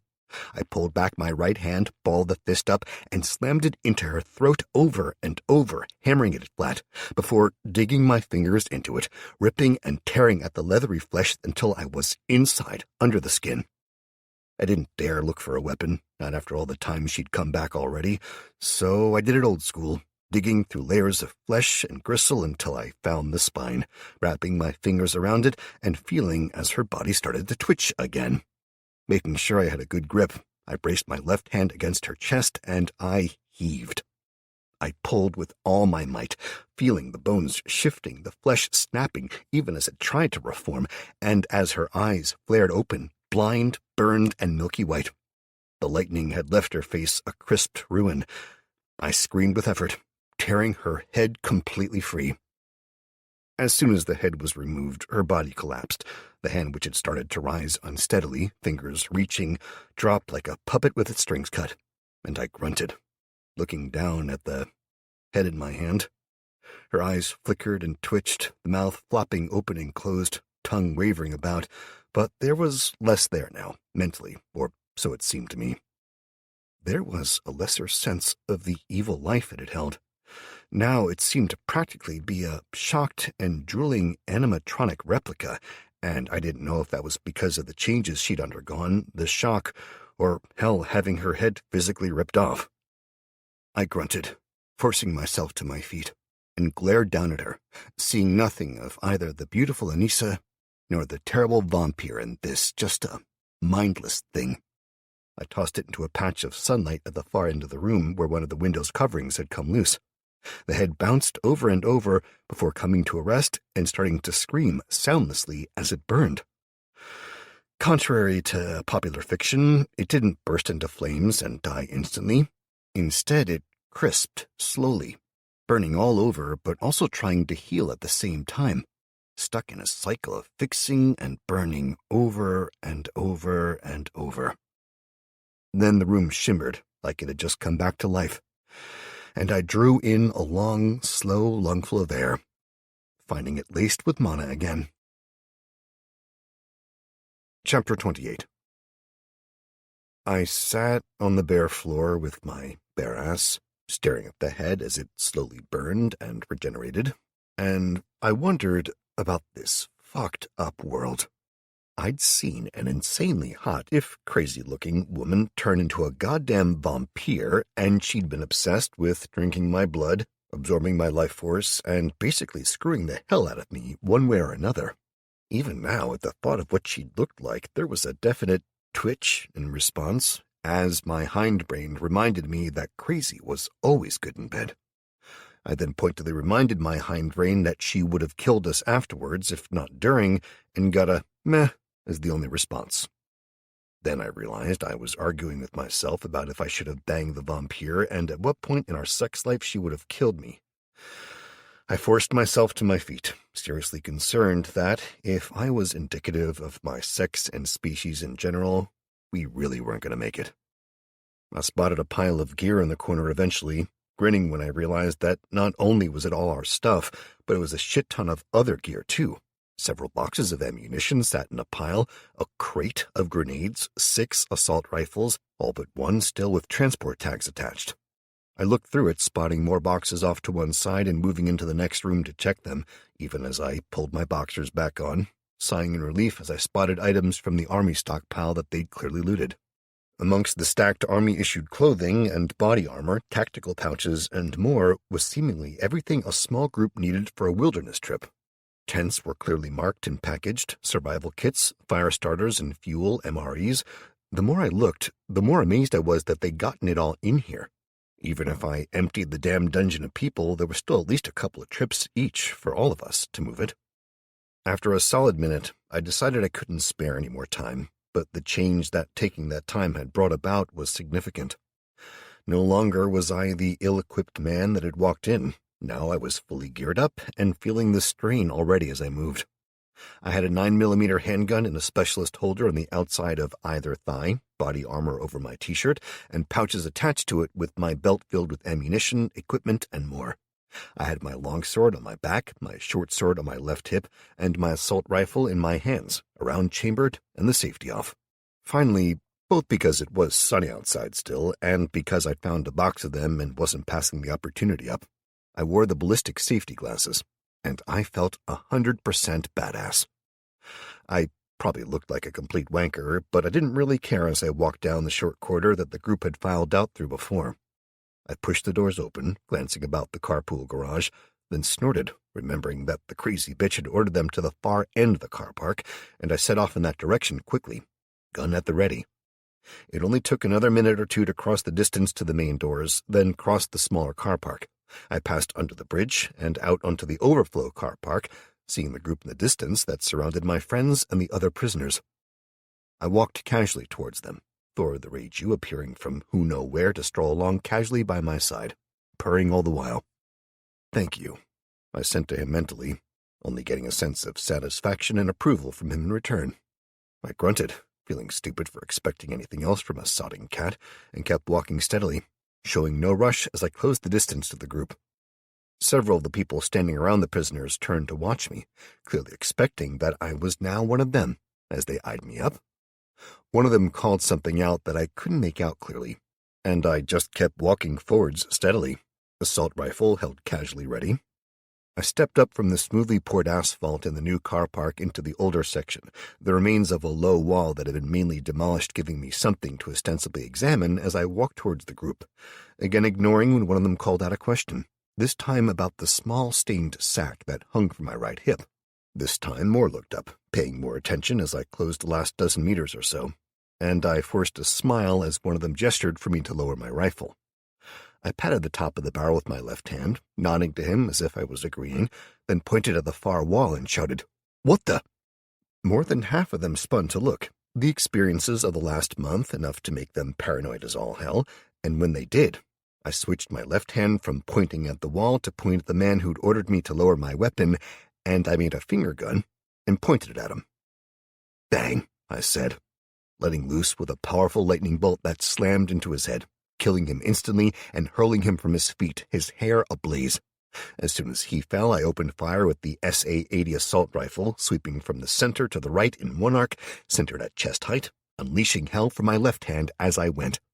I fired off powerful blasts of lightning, one after the other, the mid-afternoon sunlight appearing dim by comparison as I brought hell to the small area, killing almost a dozen men and women in the first volley between the rifle and the magic.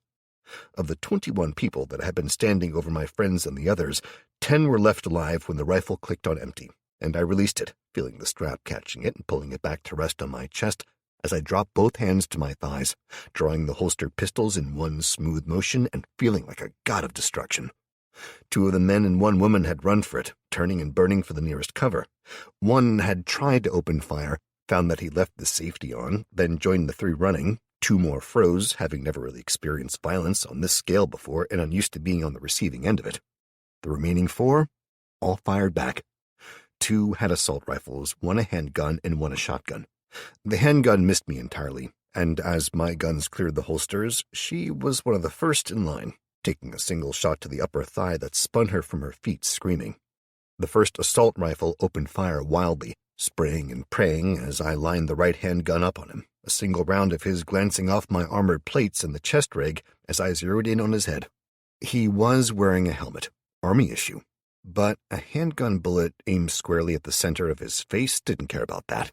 He fell backwards, dead, as I staggered from the impact of his shot.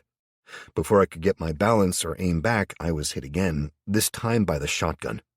I was lifted from my feet, hurled backwards, the buckshot being mainly stopped by my armor, but the force hammered me backwards, even as more than a dozen pellets punched into my flesh.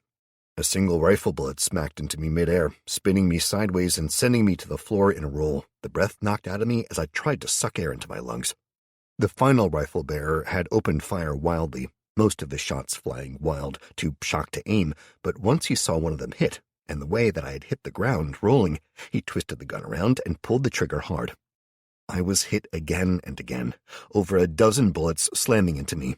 Most were stopped by my plate carrier, the body armor definitely doing its job, but 5 made it through, my left upper arm falling back numb as blood sprayed wildly from a hole torn clear through the bicep.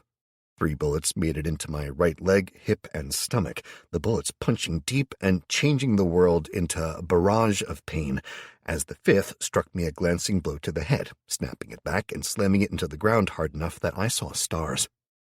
Then their aim shifted as Thor leaped, hissing in rage and hatred, plowing into the nearest rifleman.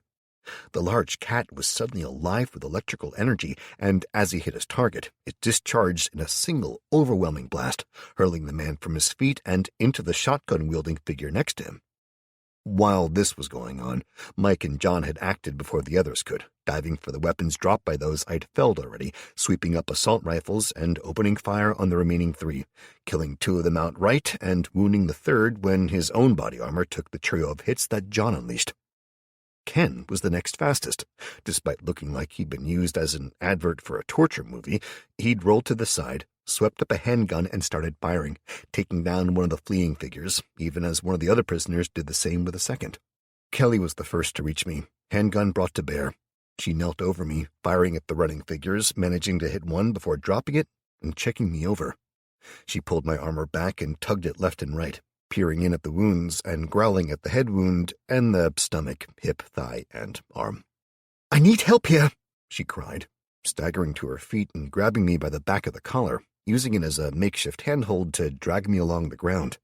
Becky raced to her side, an assault rifle barking as she walked backwards alongside us, firing steadily.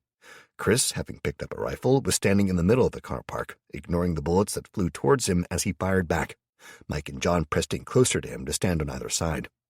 The 3 of them took out all but one of the running figures as I was dragged into cover.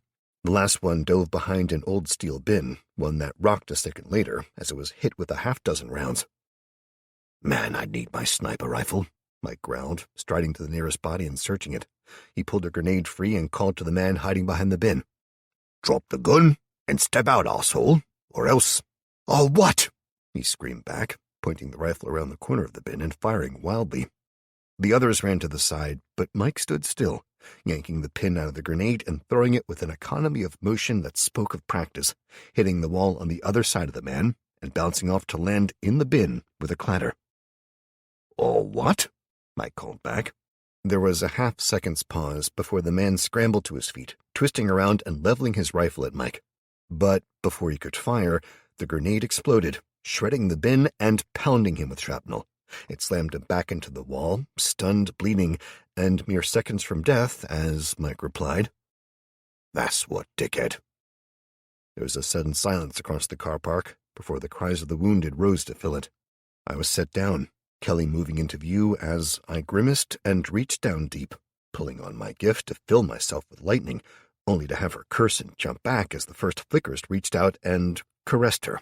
"Fuck, Mike!" she screamed, dropping back down and grabbing me by the head, staring into my eyes as I tried to focus, the pain from my head wound nothing compared to the others. "Matt, stop!" she shouted into my face, point-blank range. "You have to stop! I have to get the bullets out first!" I managed to focus on her, seeing her lips moving, seeing them making sounds, words, but all of it made little sense to my pain-filled and shell-shocked mind. "He's out of it," Mike swore, appearing next to me and tugging the survival knife free of the sheath on my ankle.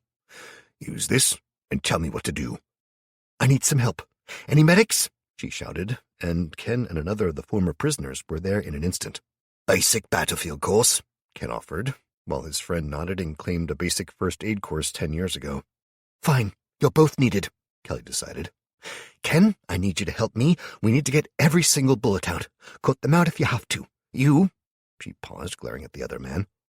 Austin, hold him down. He's losing blood in the arm, but it's a through and through, so bandage it and quick."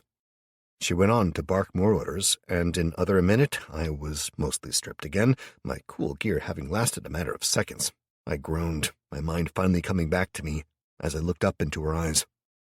"Kelly," I hissed between clenched teeth, and she paused, looking down at me, then held the knife up before my eyes.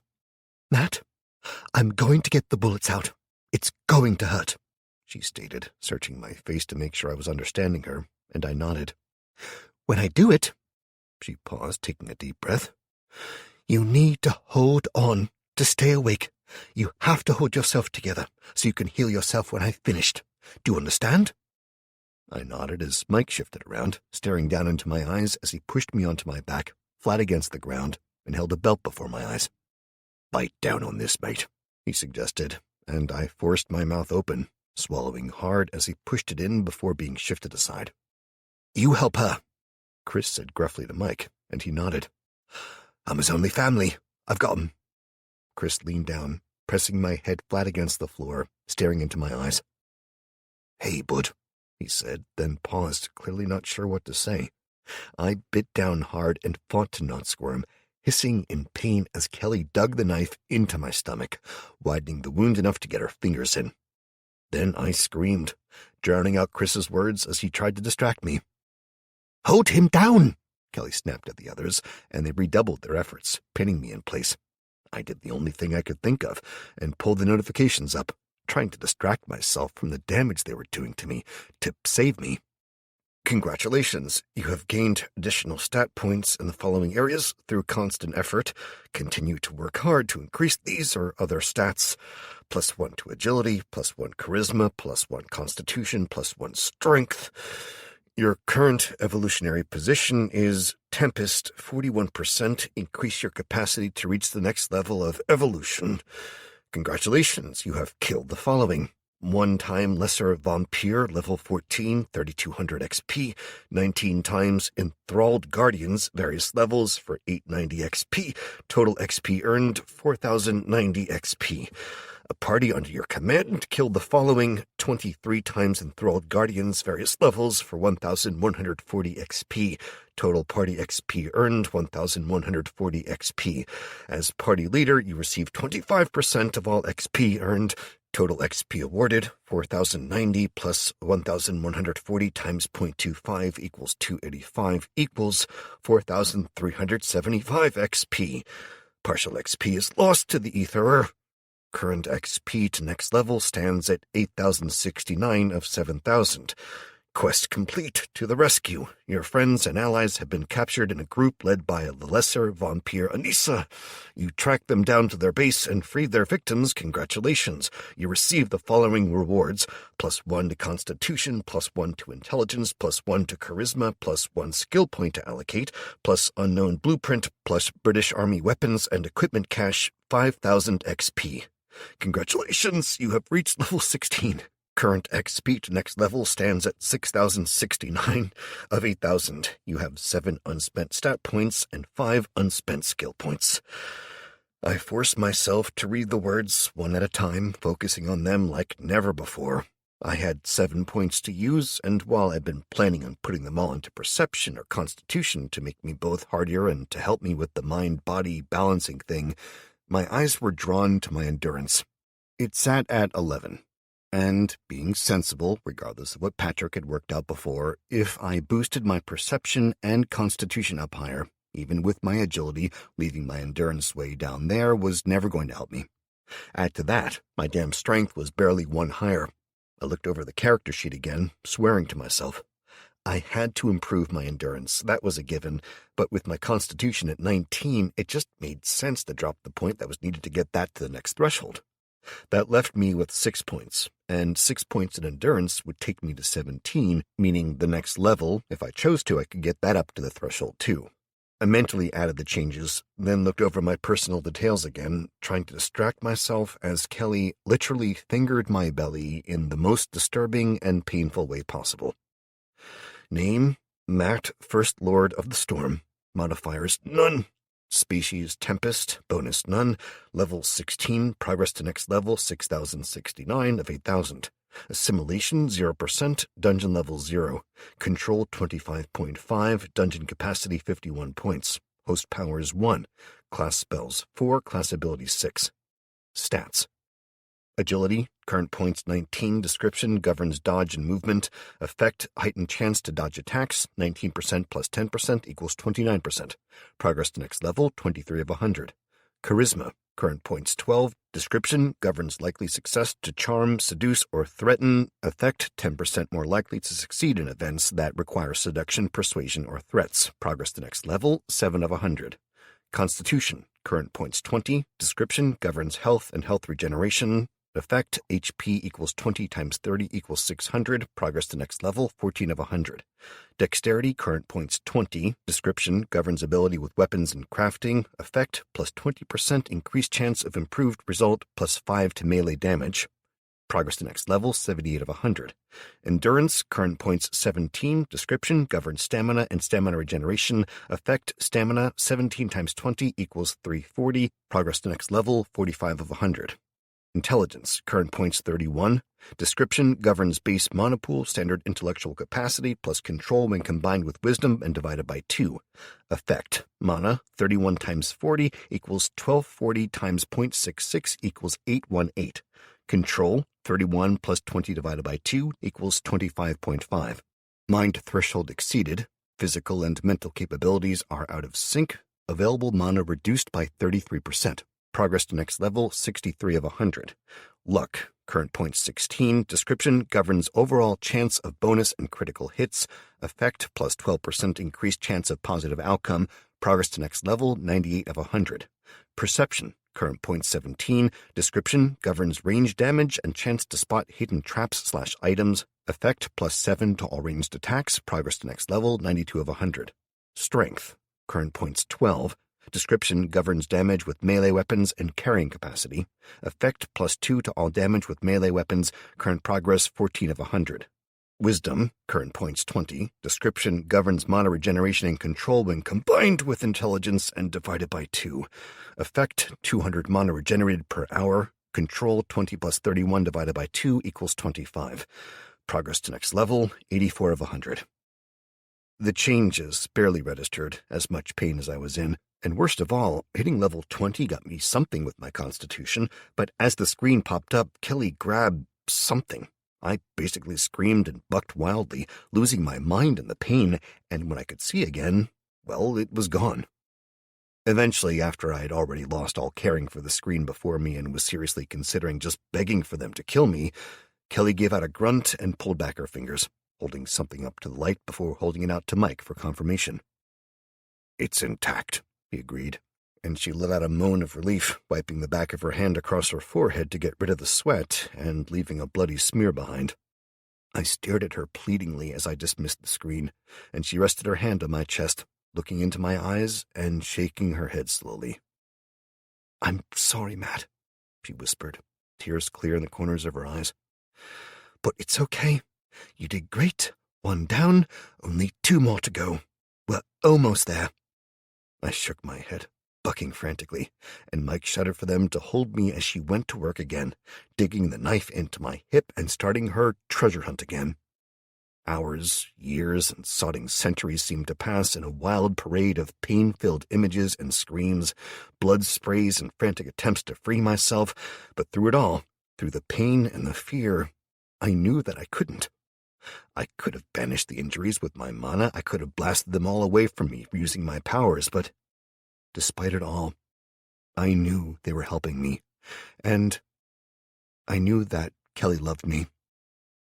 It was in her eyes when she paused between bullets, the tears that ran down her cheeks as she worked. It was in the constant apologies that she whispered as I grew weaker and eventually stopped fighting.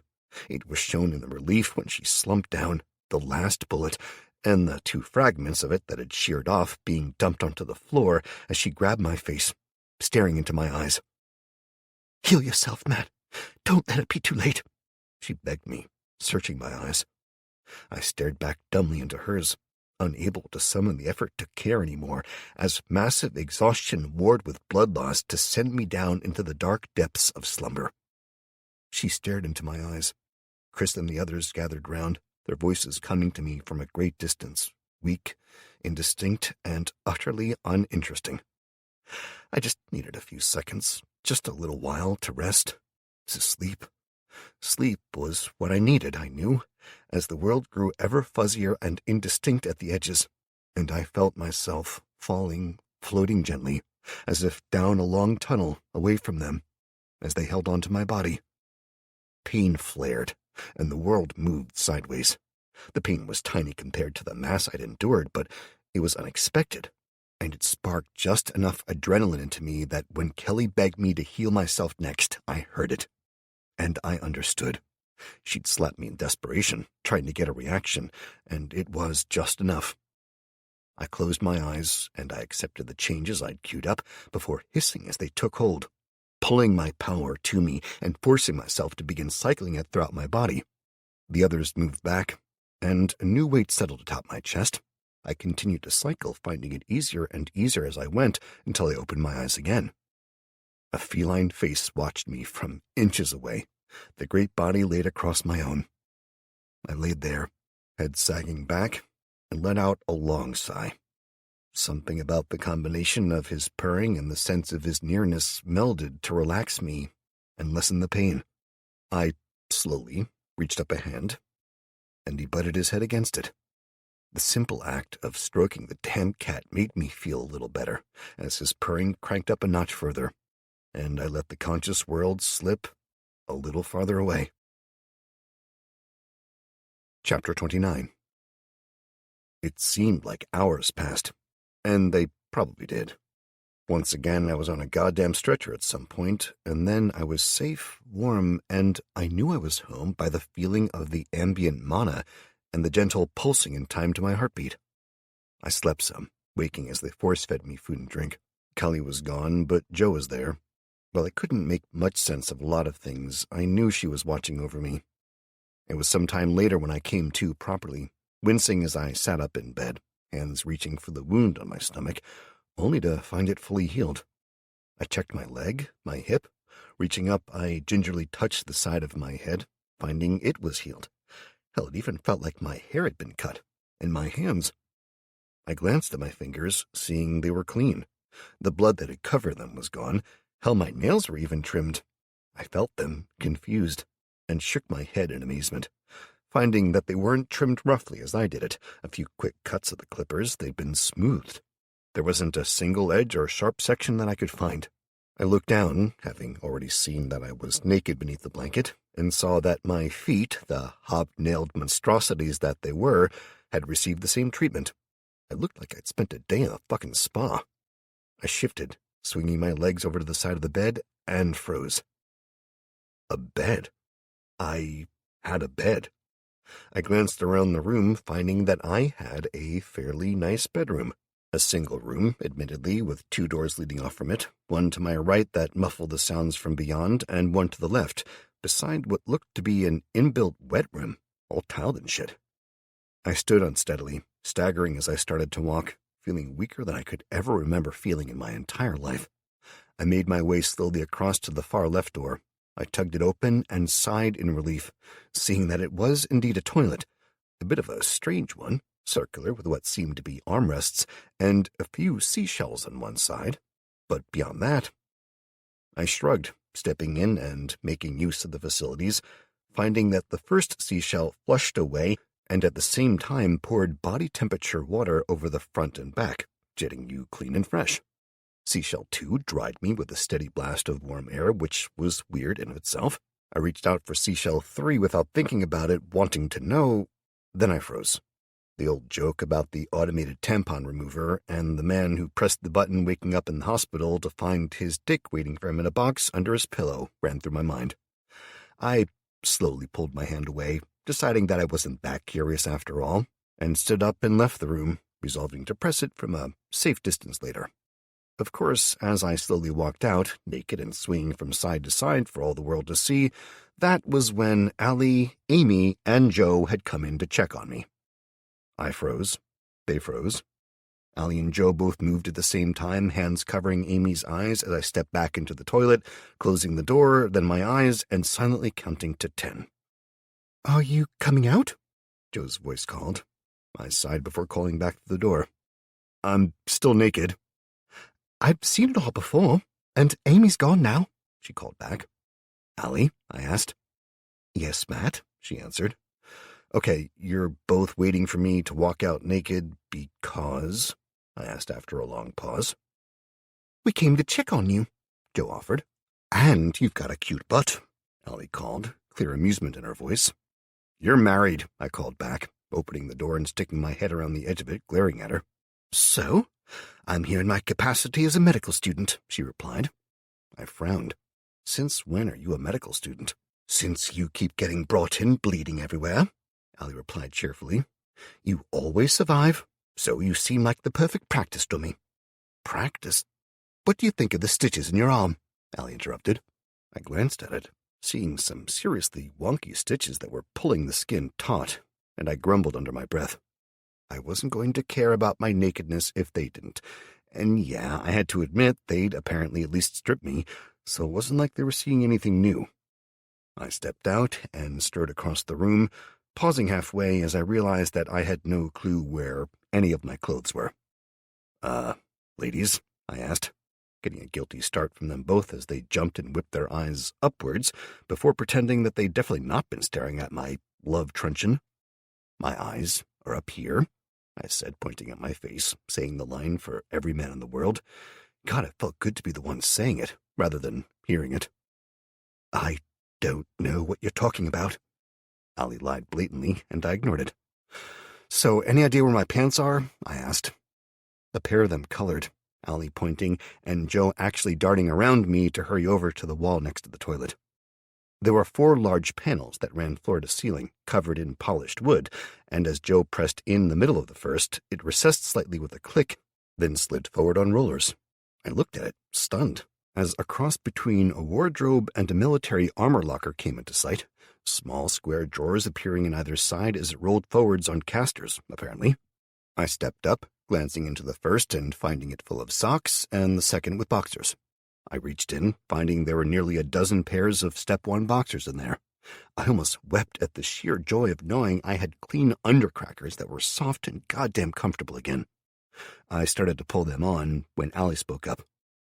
"I'd have a shower first if I was you," Allie suggested, and I paused, rotating oh so slowly to look at her as Joe moved around me, returning to Allie's side and smiling at me. "A shower?" I asked. Allie nodded.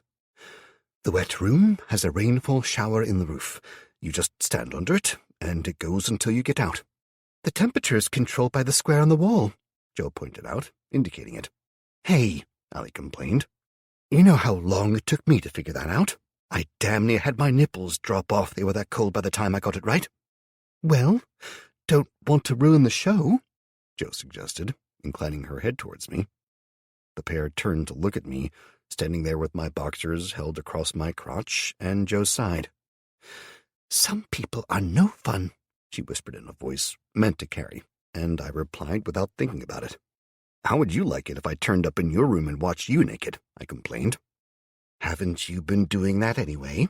Allie asked with a shrug. "No," I snapped as my jaw dropped. "Fuck's sake, it's not like that. The dungeon sense isn't that detailed, you know that." "Oh, so you have tried to watch us then?" Joe asked, one eyebrow raised. "No," I blurted out, shaking my head wildly. "Why not?" Allie asked Joe. "I think he thinks we're ugly, don't you?" "We must be, if he'd rather see a vampire naked than— Oh, you little fuckers," I snapped, my brain finally catching up as I saw the smiles they were trying to hide. "You've been winding me up all this time."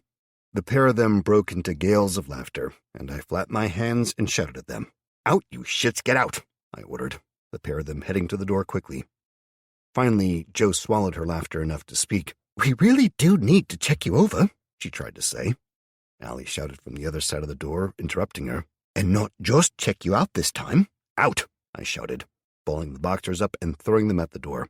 Joe pulled it closed with a solid click as the gales of laughter dropped in volume, the door shutting most of it off. I leaned against the wall, shaking my head, then taking a minute to look around the room properly. It was square and larger than I'd expected, making me wonder if I'd gotten a family-sized space to myself or if they were all this big. I had what looked to be somewhere between a double and a king-sized bed against the far wall, headboard against the wall, and the foot extending a third of the way into the middle of the room. There were 2 small tables on either side of the bed and a series of small glowing orbs in the ceiling. A pair of mismatching chairs and a small table made up the rest of the furniture, with the floor being neither carpeted nor stone. It seemed to be covered in a layer of what was almost rubber, but it was warm, slightly pliable, making it comfortable to walk on without the stickiness that rubber gave. Overall, it was like a slightly softer, warm stone, and I had to hope it was everywhere in the dungeon. That thought, of course, made me fearful for the others and the dungeon itself, worried both about the people and the time lost while I sodding slept. I shook my head, reminding myself that the ladies wouldn't have been playing games if we were in immediate danger. I could damn well have half an hour to have a shower and get dressed. I strode to the shower, standing under it and frowning as I tried to figure it out. There were several dozen holes in the roof, if not more, and the floor had tiny holes dappled across it, clearly to funnel and draw away the water. The wall closest, just within reach of the center of the shower area, had a square block of bronze set on it, and as soon as I touched it, the heavens opened into a deluge of icy cold water. I half jumped, half fell out of the shower, frantically reaching for the block again, tapping it, trying to twist it, pulling. Finally, I found that stroking a finger down it got the desired results, and the water went in an instant from almost frozen to boiling hot. I swore, frantically reversing the motion and sighing as it changed again, narrowing it down again and again, smaller and smaller changes, until I was standing in the center of the water, loving life again. A short while later, I was dressed. The first of the other panels was filled with socks, shoes, underwear, and random things like belts and ties, though I had no idea how or why some goddamn ties had turned up. The second panel was full of tops and trousers, ranging from t-shirts to formal shirts, jeans and shorts, all the way up to a tuxedo shirt and cummerbund. The third panel was more my style, filled with various jackets ranging from full-length trench coats, which I realized I'd never actually seen in the UK in any shop, to leather biker jackets, smart ones for formal dinners, to armored webbing and tactical gear. All of those paled in comparison to panel number 4, however. I pulled it open and stood there, stunned as I gazed upon the beauty before me. It was full of weapons. I had swords, flails, axes, and daggers, 2 assault rifles, a crossbow, a compound bow, my remaining 1911 Magnum, a Glock pistol, racks of ammunition, and even a few grenades. For some reason, there was even a garrote and half a dozen throwing stars. I had both of my swords, and I reached out in shock, touching them gently, before turning slowly as the door closed with a click behind me. It was Kelly, and she was smiling fit to burst as she saw me. "Kelly, I started before she flew across the room and nearly took me down with her hug. I held her for long minutes. At first I thought she was just pleased to see me and enjoying the cuddle. Then I realized she was crying, soundlessly. That prompted a move to the bed to sit down, which prompted more hugs, some kissing. By the time the door was burst open by an excited Amy, shouting, "Auntie Kelly, you're back!" Auntie Kelly had her top undone and bra tugged down, with the straps off her shoulders. She had been kissing her way down my stomach, pulling my jeans down with the obvious intention of kissing lower.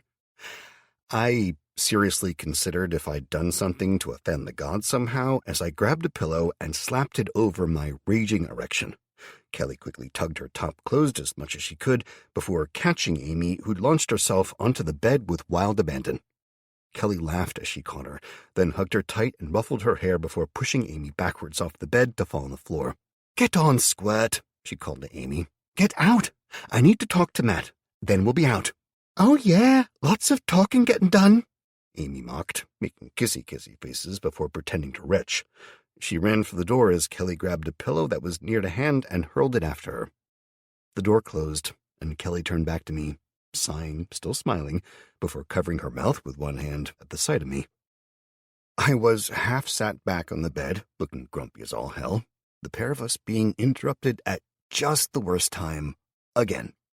Add to that, the pillow she'd thrown had been the one I'd been hiding my condition with, and now it was very obvious again. "Oh, Matt," Kelly whispered, giggling. "Really?" I asked her with a sigh, gesturing downwards. "A laugh is your answer to this?" "You know my answer to that," she said, smiling and moving up to kiss my lips before untangling herself from me as I reached out for her. She remonstrated. "Not now. We've literally just got back. There's a lot to do, not to mention getting you up to date." She firmly fixed her top. "Come on, get yourself straightened up and come see everyone. There's a lot to report, and we can play later." "Seriously?" I asked, closing my eyes and rubbing my face with both hands while groaning, a groan that was cut off by the sensation of a chaste kiss. planted gently atop the tip that I felt even through the thin fabric of my boxers. I whipped my hands down, staring in shock as she darted away again, grinning. "Just something to keep you going," she whispered, leaving the room, leaving me to pole vault about, muttering and getting my clothes right again. A few minutes later, I stepped out of my room, amazed by the changes that had come about since I left, and really starting to worry about just how long I'd been out for. I mean, I knew that the lightning power thing took a lot out of me, but I had stepped out into a small corridor, with a heavy door to my right that looked like a bronze version of a cross between a fire door and a bank vault, coated in metal and clearly reinforced. My instincts and senses told me that the core itself was behind that door, and I paused, quickly examining the structure and seeing that it was indeed in there, in a tiny purpose-built room, and I wondered straight away if that had affected the mana-absorption rate or not. Beyond that, I managed to stop myself diving into the dungeon sense and looked along the corridor in the opposite direction. It led out into the main room, or what had been the dance floor of the club, but it was massively changed. What had been the manager's office behind the bar had been pushed back and massively expanded, integrating a small storeroom and taking a section of the wall out to accommodate my quarters, making my room both large and somewhat private. They also left me as the last line of defense for the dungeon core, which I kinda liked. Stepping out into the main room, I saw the doors to the fire escape on my left, and to the right, where the simple hole in the wall had led through to the research area, now there was a new door, sealing it off, and a pair of smart leather sofas on either side of it. I glanced at them, wondering where they'd been looted from. Then I shrugged and forgot about it. Beyond that, further into the room, a series of doors looked to lead off to living quarters, much like my own had, and they ringed the dance floor evenly. The room itself was fairly full, with a group of my friends standing together on the far side around a series of boxes.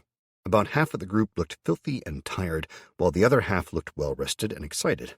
They were swapping guns and gear over, reloading magazines and checking weapons over one last time, as Allie used the dungeon abilities to repair the guns and anything else that needed it quickly. I walked over to them, having to pause as one of Joe's daughters nearly knocked me over, racing around as she was.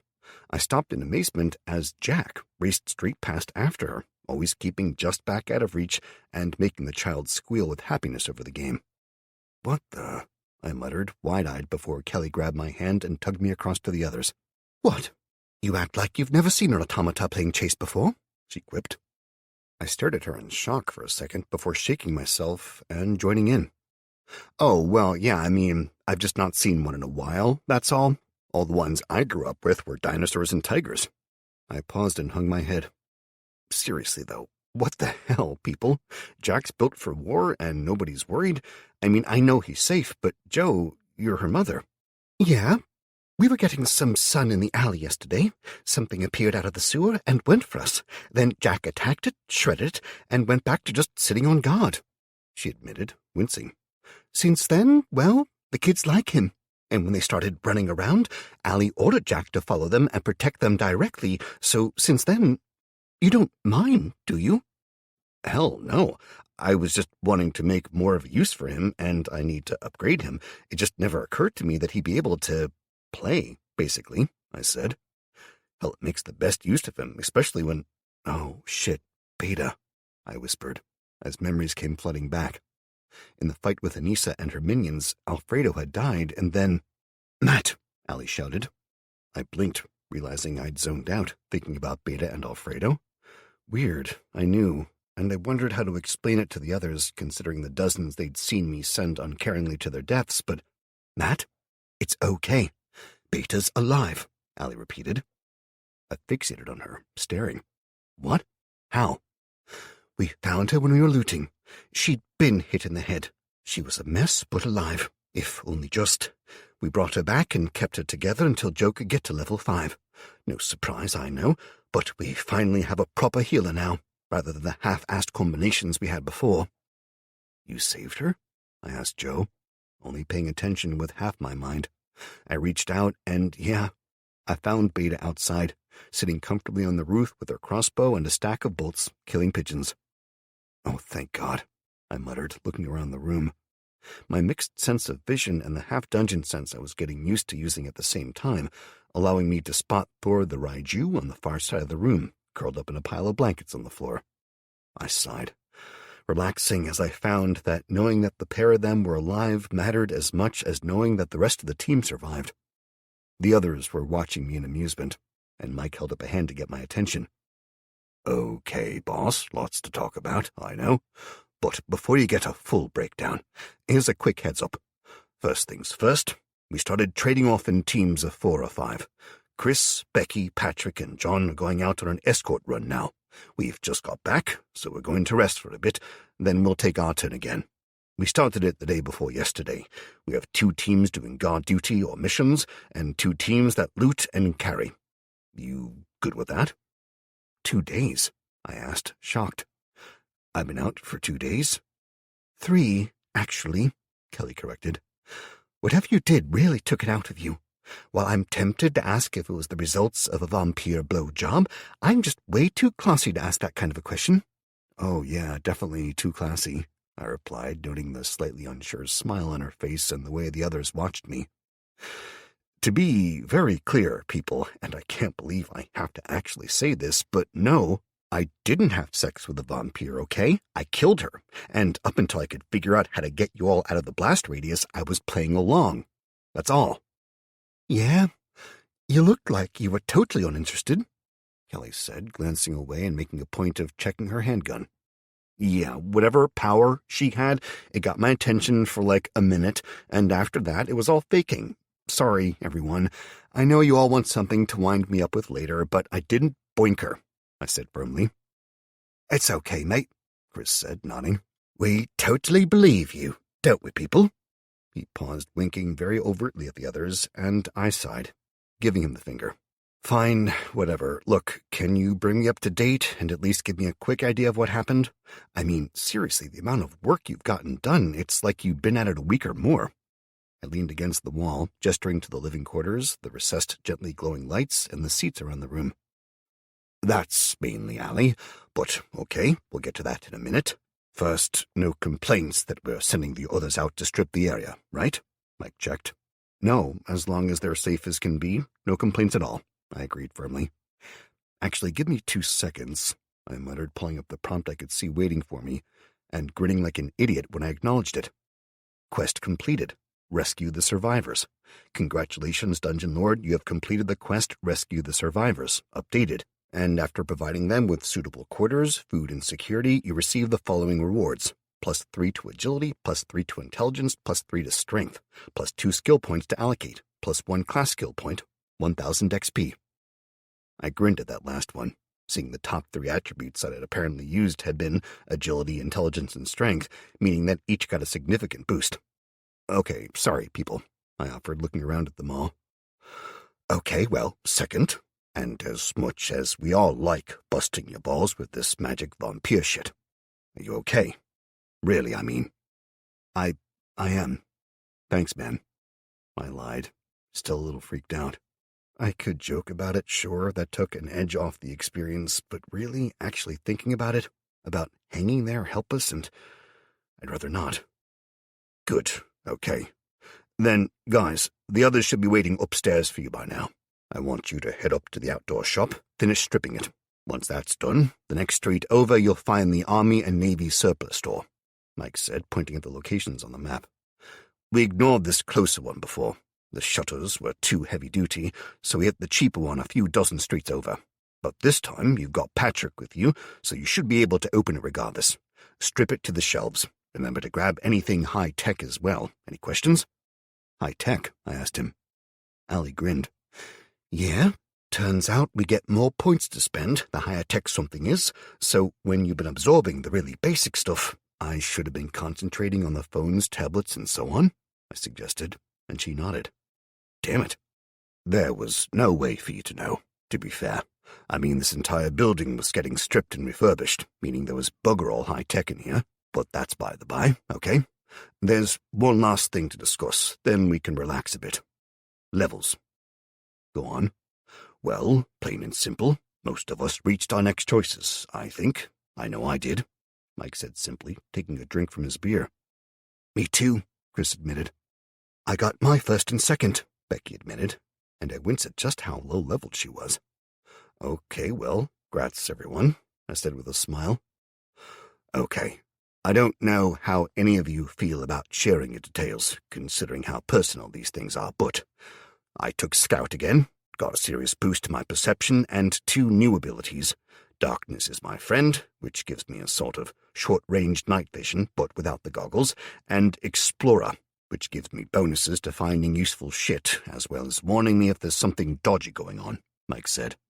Points-wise, I upped my constitution, agility, and endurance, because, I'm married, so upping all of these means I've got a better chance of surviving. Ali clipped him across the back of the head, even as Chris spoke up, shaking his head. Mike, you're the bravest man I've ever met, you know that? Thanks, Chris. Oh, it's not a compliment, you dumb fuck. You're totally going to get murdered by your wife at this rate. Probably, Mike grunted, rubbing the back of his head.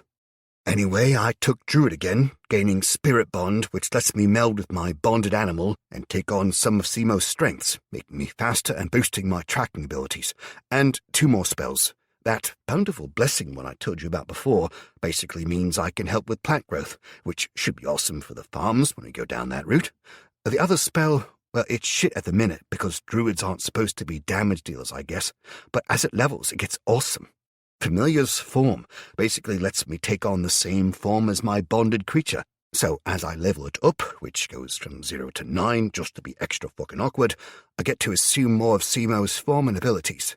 At level 0, which I have now, I get heightened senses, plus 2 to perception, and my reflexes are 10% faster. Level 3 gets me claws, which, believe me, I'm working towards now. That's awesome, I congratulated him, amazed. Yeah, admittedly it was a long road for him to go down, but for him to be able to shapeshift later, to have all the gifts of a sodding giant tiger with his own intelligence, well, admittedly that last one was a drawback, but I didn't make the comment, just grinned to myself as John spoke up. I took Judge, and I get a sense of when someone's lying to me, as well as a hell of a lot of quests opening up, apparently. Basically, the more time I spend around people, the more quests I'll get, specifically related to crimes that have been committed in an area. It should allow me to level much faster, but... He sighed and looked around at us all slowly. Believe me that I'm not being a dick about this, but if I allow crime to go unpunished, I start to lose stats, and eventually my class or my life. So, behave yourselves, all right? The law, the one you uphold as a judge. Whose is it? Kelly asked, and John frowned. It's the law, he said as though that explained everything. Okay, but if you go to, say, Sweden, where it's legal to help someone die, then you come here? Are you required to do something now for something that happened there? Well, no. Okay, so you're required to follow local laws? Yes, John said after a minute of checking his screens. That's cool then. Matt, you're a storm lord, a dungeon lord, and apparently becoming a god. Don't make a sexual joke, or I swear you're getting nothing later, she snapped, pointing a finger at me. When I made a point of keeping my mouth closed, she nodded and went on. So, that means that as the local lord, he can make up the rules, right? Yes, John admitted after a few seconds. But if he's a dick, gotcha. Don't be a dick, I said, grinning. Well, okay, but just behave, all right? John groaned as I grinned at him. Yes, sir, Mr. Judge, sir, I joked, clumsily saluting before winking at him. Idiot. Meh. So, I took Fey Wrangler, Becky admitted. As I got both choices at once, I was given a choice of 3 rare and 1 uncommon class. Apparently I'll sense the approach of Fey, which are some kind of spiritual beings, and I'll be able to interact with them. The other options I got... No, let's just say no. I got 3 spells. Entrapment, which basically does what it says on the tin. I also got Intentions Matter, which lets me read the intention behind any contracts as well as the actual phrasing. So they're like contract lawyers, like in the stories? John asked, and I blinked, eyeing him, then looking back at her. What am I missing here? I asked, and he shrugged. The Fae were all against Iron and wrote dodgy contracts, that's all I remember. German grandmother, he offered by way of explanation. Means I got all the story tales as fact rather than made-up shit. Yeah, well, last spell is Relic. It's complicated. It lets me create a place to store things that can't be accessed by anyone else. But it takes a while, like a few months. It was included with the class. Nice, I said simply. Oh, John, you didn't say what your first choice was? I asked after Becky left it at that, and clearly didn't want to discuss it further. No, he agreed. I didn't. There was a long moment of silence as we all looked at each other. Then Allie broke the silence. See you all soon, guys. Stay safe, Allie said to the group, forcing a brittle smile, and we all echoed her as Chris and the others trooped out. Once they left, Kelly motioned me to a seat on one of the low sofas, and I sat, accepting a soft cantering from Mike as they joined us. Okay, Kelly said, running her fingers through her hair and shaking it out. Where to begin? She twisted her mouth in thought. Mike spoke up. Start at the beginning, of course, he quipped. Seriously, though, boss, well done for back there.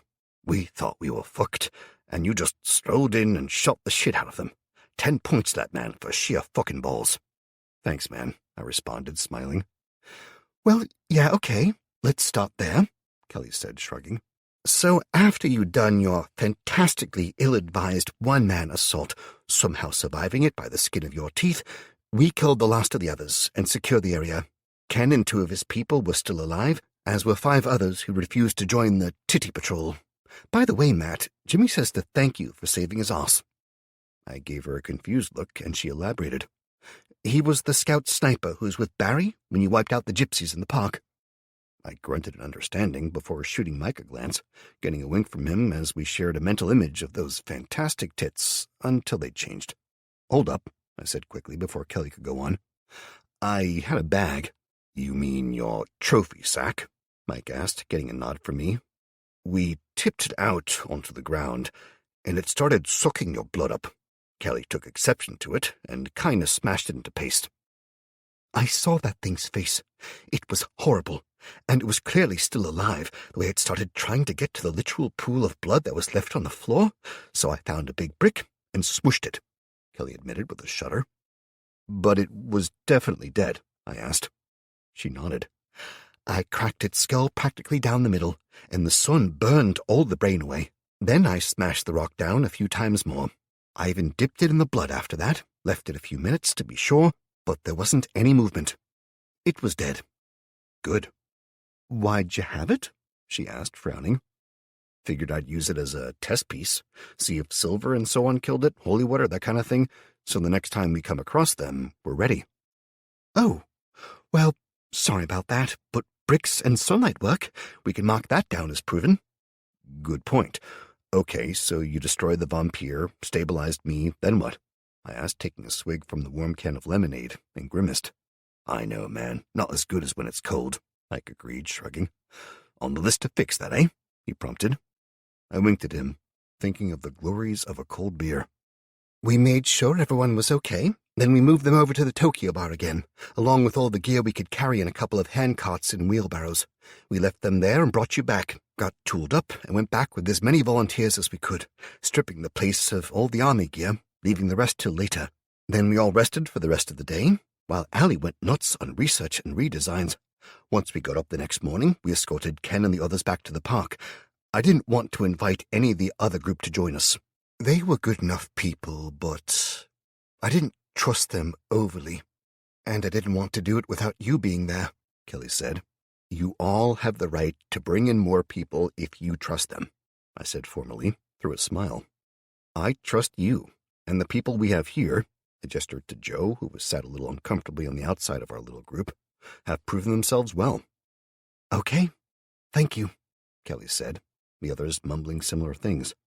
So while they rested, I helped Allie. We did some upgrades to the army gear, mixed and matched it a bit with the existing armor that we had, and came up with some slightly better gear. Worked on some weapon designs and some more simple stuff, like better reinforced doors for the outside. Finn jumped in, smiling. Then we worked on a better kitchen design. Allie had to build it, because I don't have any access beyond the research chair, but as our resident crafter, it'd be a lot easier if he could make some changes. He literally guided me by the hand as we did the living quarters and the recessed storage and so on, Allie added. I nodded, reaching into the dungeon and selecting Finn.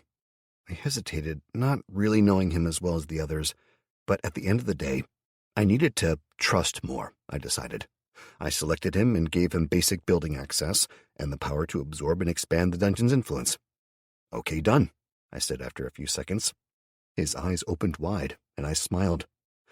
I think that's Finn out of the conversation for a bit, I suggested wryly, making him shake his head. Nope, I could talk the hind leg off a donkey regardless of what's going on, Finn replied distractedly.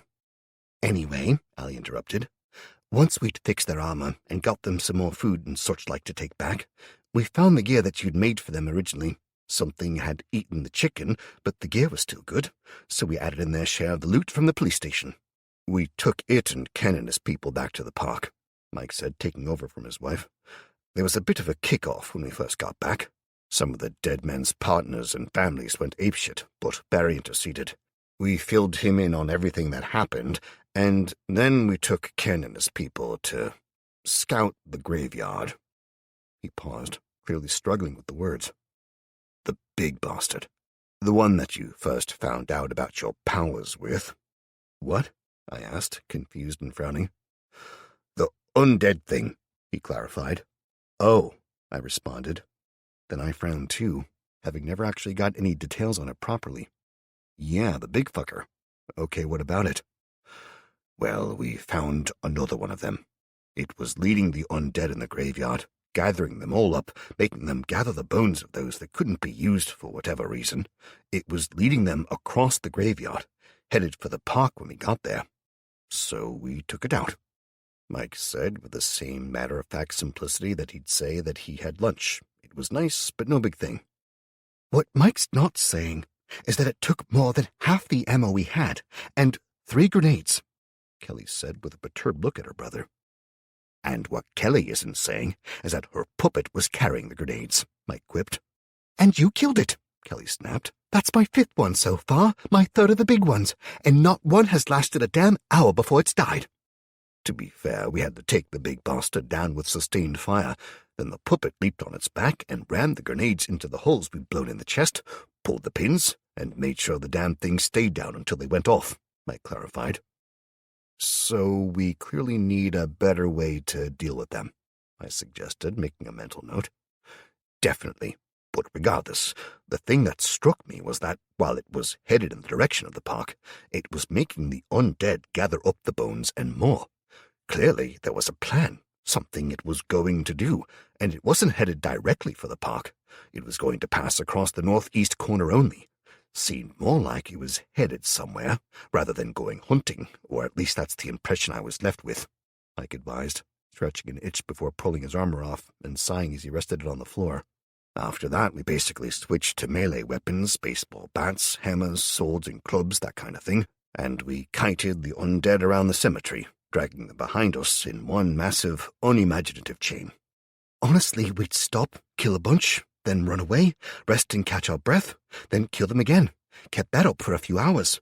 Then Ken and his crew showed up, brought another dozen guards to play, and it turned into a slaughter. We saved the ammo and used clubs mainly, got some nasty scratches here and there, but that was it. Once the big one was dead, they were the worst, or best, kind of zombies, Kelly added. They were worth bugger all XP. I mean, literally, 5 points was the most I got from one, but there were literally hundreds, if not thousands, Mike said, taking over the narrative again. Once we'd cleaned it out, we went back to see Barry after claiming the gear from the people he'd lost there. How'd he take that? I asked. He snorted. He tried to claim they needed it, so I pointed out that the army gear we'd given to Ken and the others could be considered a loan then, one that had reached the end of its term. So he shut up pretty fast. I bet, I responded with a smile, shifting around the sofa and smiling at Kelly as she reached out and took my hand. Okay, so you cleared the graveyard and got everyone home. Were they thankful for the gear we sent? Very, Kelly said, rolling her eyes. They wanted to know when the next shipment would be coming, as well as wanting changes to it. Heavier here, lighter there, basically expecting us to supply them entirely. And you said? They could get fucked, Kelly said firmly. Ken stepped in and calmed things down. I think he had words with Barry a bit. Now that he's seen the real world and what we can do, he's got a better handle on things. He actually offered to trade with us if we'd be interested. I said you'd get back to him. What for? I asked, frowning. Basically, they'd put together a trade caravan of crap, all the shit that they didn't want, so that we could absorb it, and in return, we give them more gear and food. She shrugged.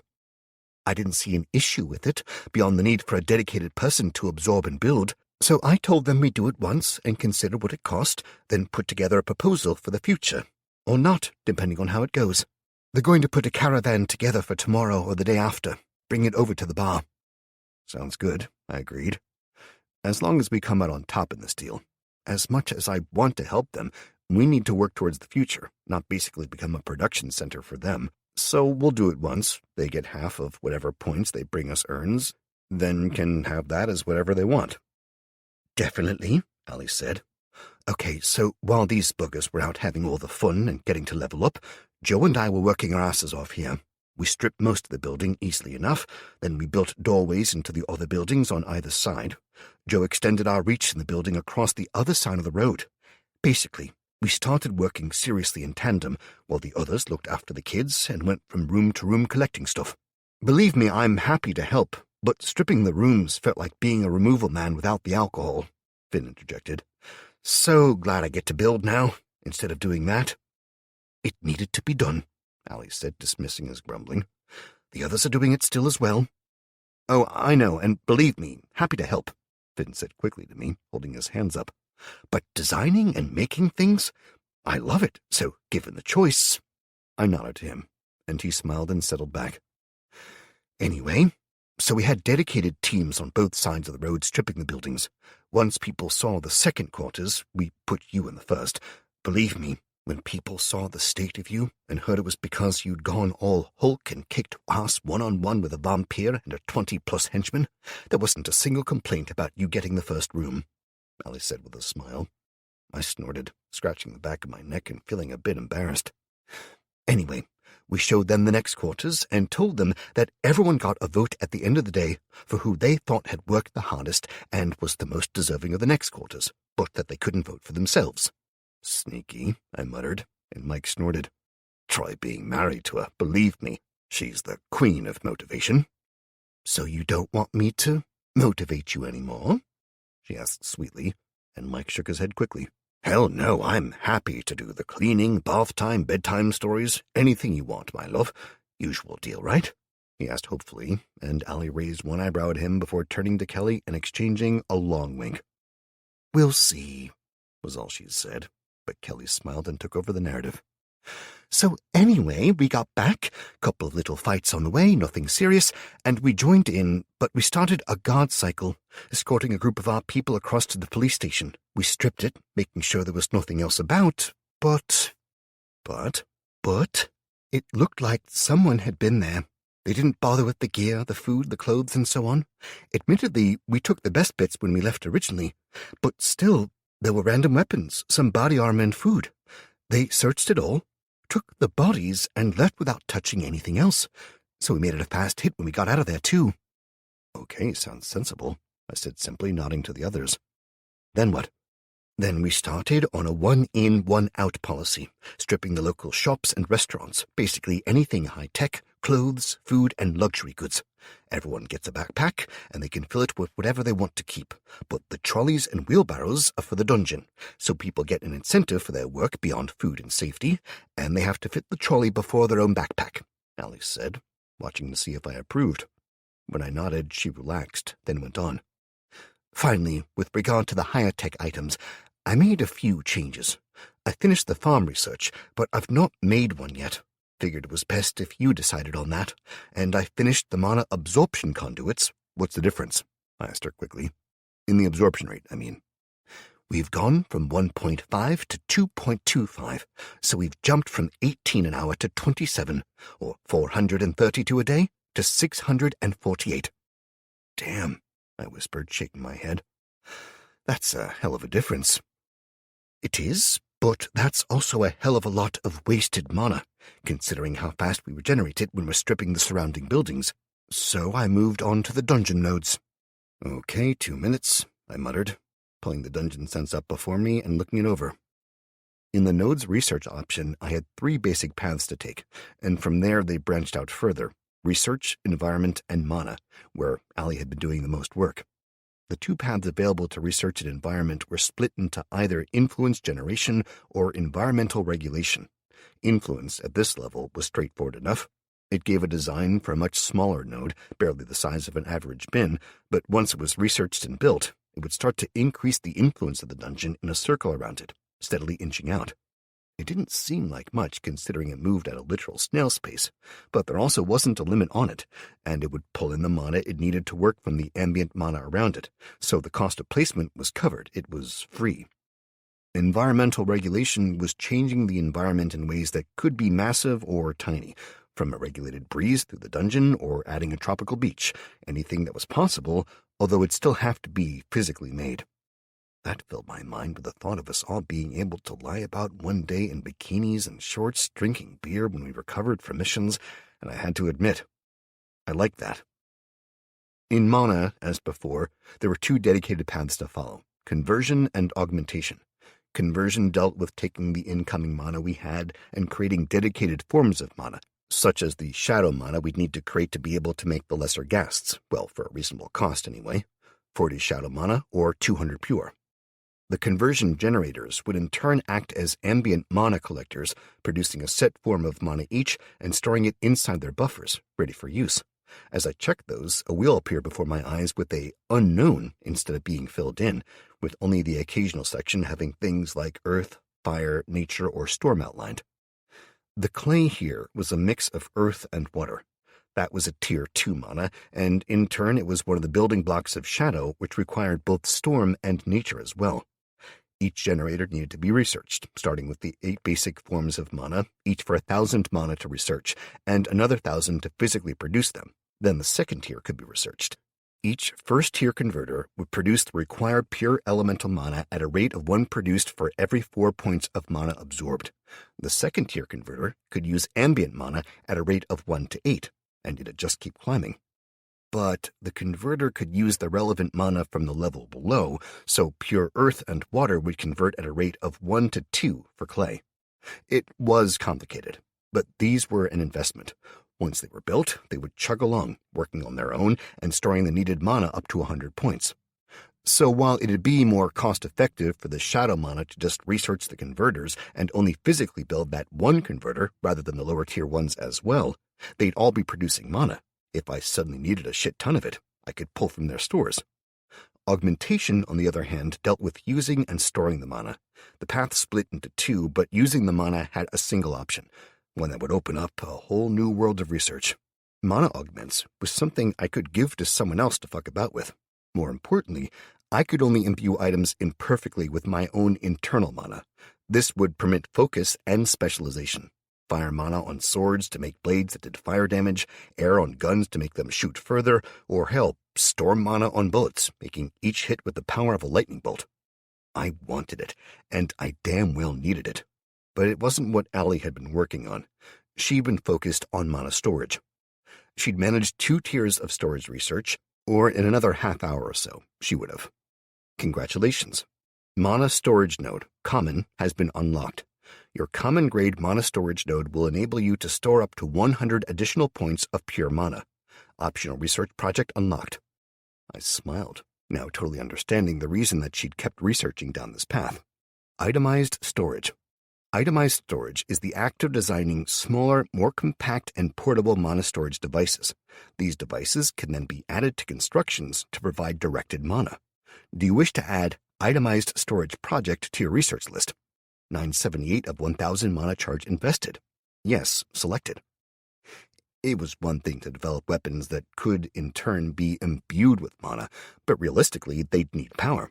If they were to be used reliably, that'd have to come from somewhere, be that from the wielder or from the weapon being charged. But if we could produce mana storage devices, hell yes. I had a momentary thought about using them myself before I received a very specific and directed prompt, similar to the one that greeted my ascension to my new species. Warning. Attempting to draw stored mana from a low-grade storage device is only recommended if the draw is managed by a dedicated device. Terminal damage is highly likely if this warning is ignored. I tried thinking other questions, aiming them both at myself and randomly out there, but got no further responses. Still, it meant that something or someone was watching out for me, and that had to be good, right? I also had 3 additional new paths available to research that were apparently linked to the mana forms I'd encountered. Something called concealment from shadow mana, which looked like it might well be worth working on later. The second path was a lot less acceptable. Torture forms, coming as it did from the pain mana, was just... No, I closed that path down entirely. Yeah, okay, I could learn from it and probably find out some useful things, but it'd also not be me anymore. I wasn't going down that route. Not ever. The final path that had been opened to me was desperation, and its research was slightly more acceptable. Burnout, which was a path that allowed you to essentially supercharge an aspect of the dungeon production for 12 hours. Then the facility would have to be replaced. I blinked the screens away and looked at the others, realizing they'd been waiting. Crap, sorry guys. I got sucked down the rabbit hole with the research trees. Are you okay with what I picked, though? Allie asked nervously. I nodded with a frown. Yeah, of course. What, did you see the individual research I did? She asked. I shook my head. Okay, confession time, before you go getting lost in there. I also focused direct research on 3 areas, besides the main trees, and I'm guessing you didn't see that? I gestured for her to go on. Okay, I'm going to make myself scarce. Let's get a drink, guys, Mike said to the others, who all got up and moved away, leaving me sat with a clearly uncertain Allie. Right, so they all know, and they think I'm going to be pissed. Lay it out, please, I said firmly. Not pissed, but... okay, so 3 individual directed research items. First, and I doubt you're going to be pissed about this, showers. The ones the rooms came with were basic as hell, and they had 1 temperature and 1 pressure. It was like being dribbled on by an incontinent dog. I did the research, and now we all have power showers. Totally approving of that, I stated, nodding. Secondly, you were clutching a blueprint when they brought you back. Did you look at it? She added carefully. I was barely alive, so that'd be a no. Okay. Here. She flicked her fingers, and I was surprised to receive a notification, and the details inside were awesome. Grappling crossbow. Item. The grappling crossbow has a weight limit of 100 kilograms and fires a small enhanced penetration bolt with a magical chain attached.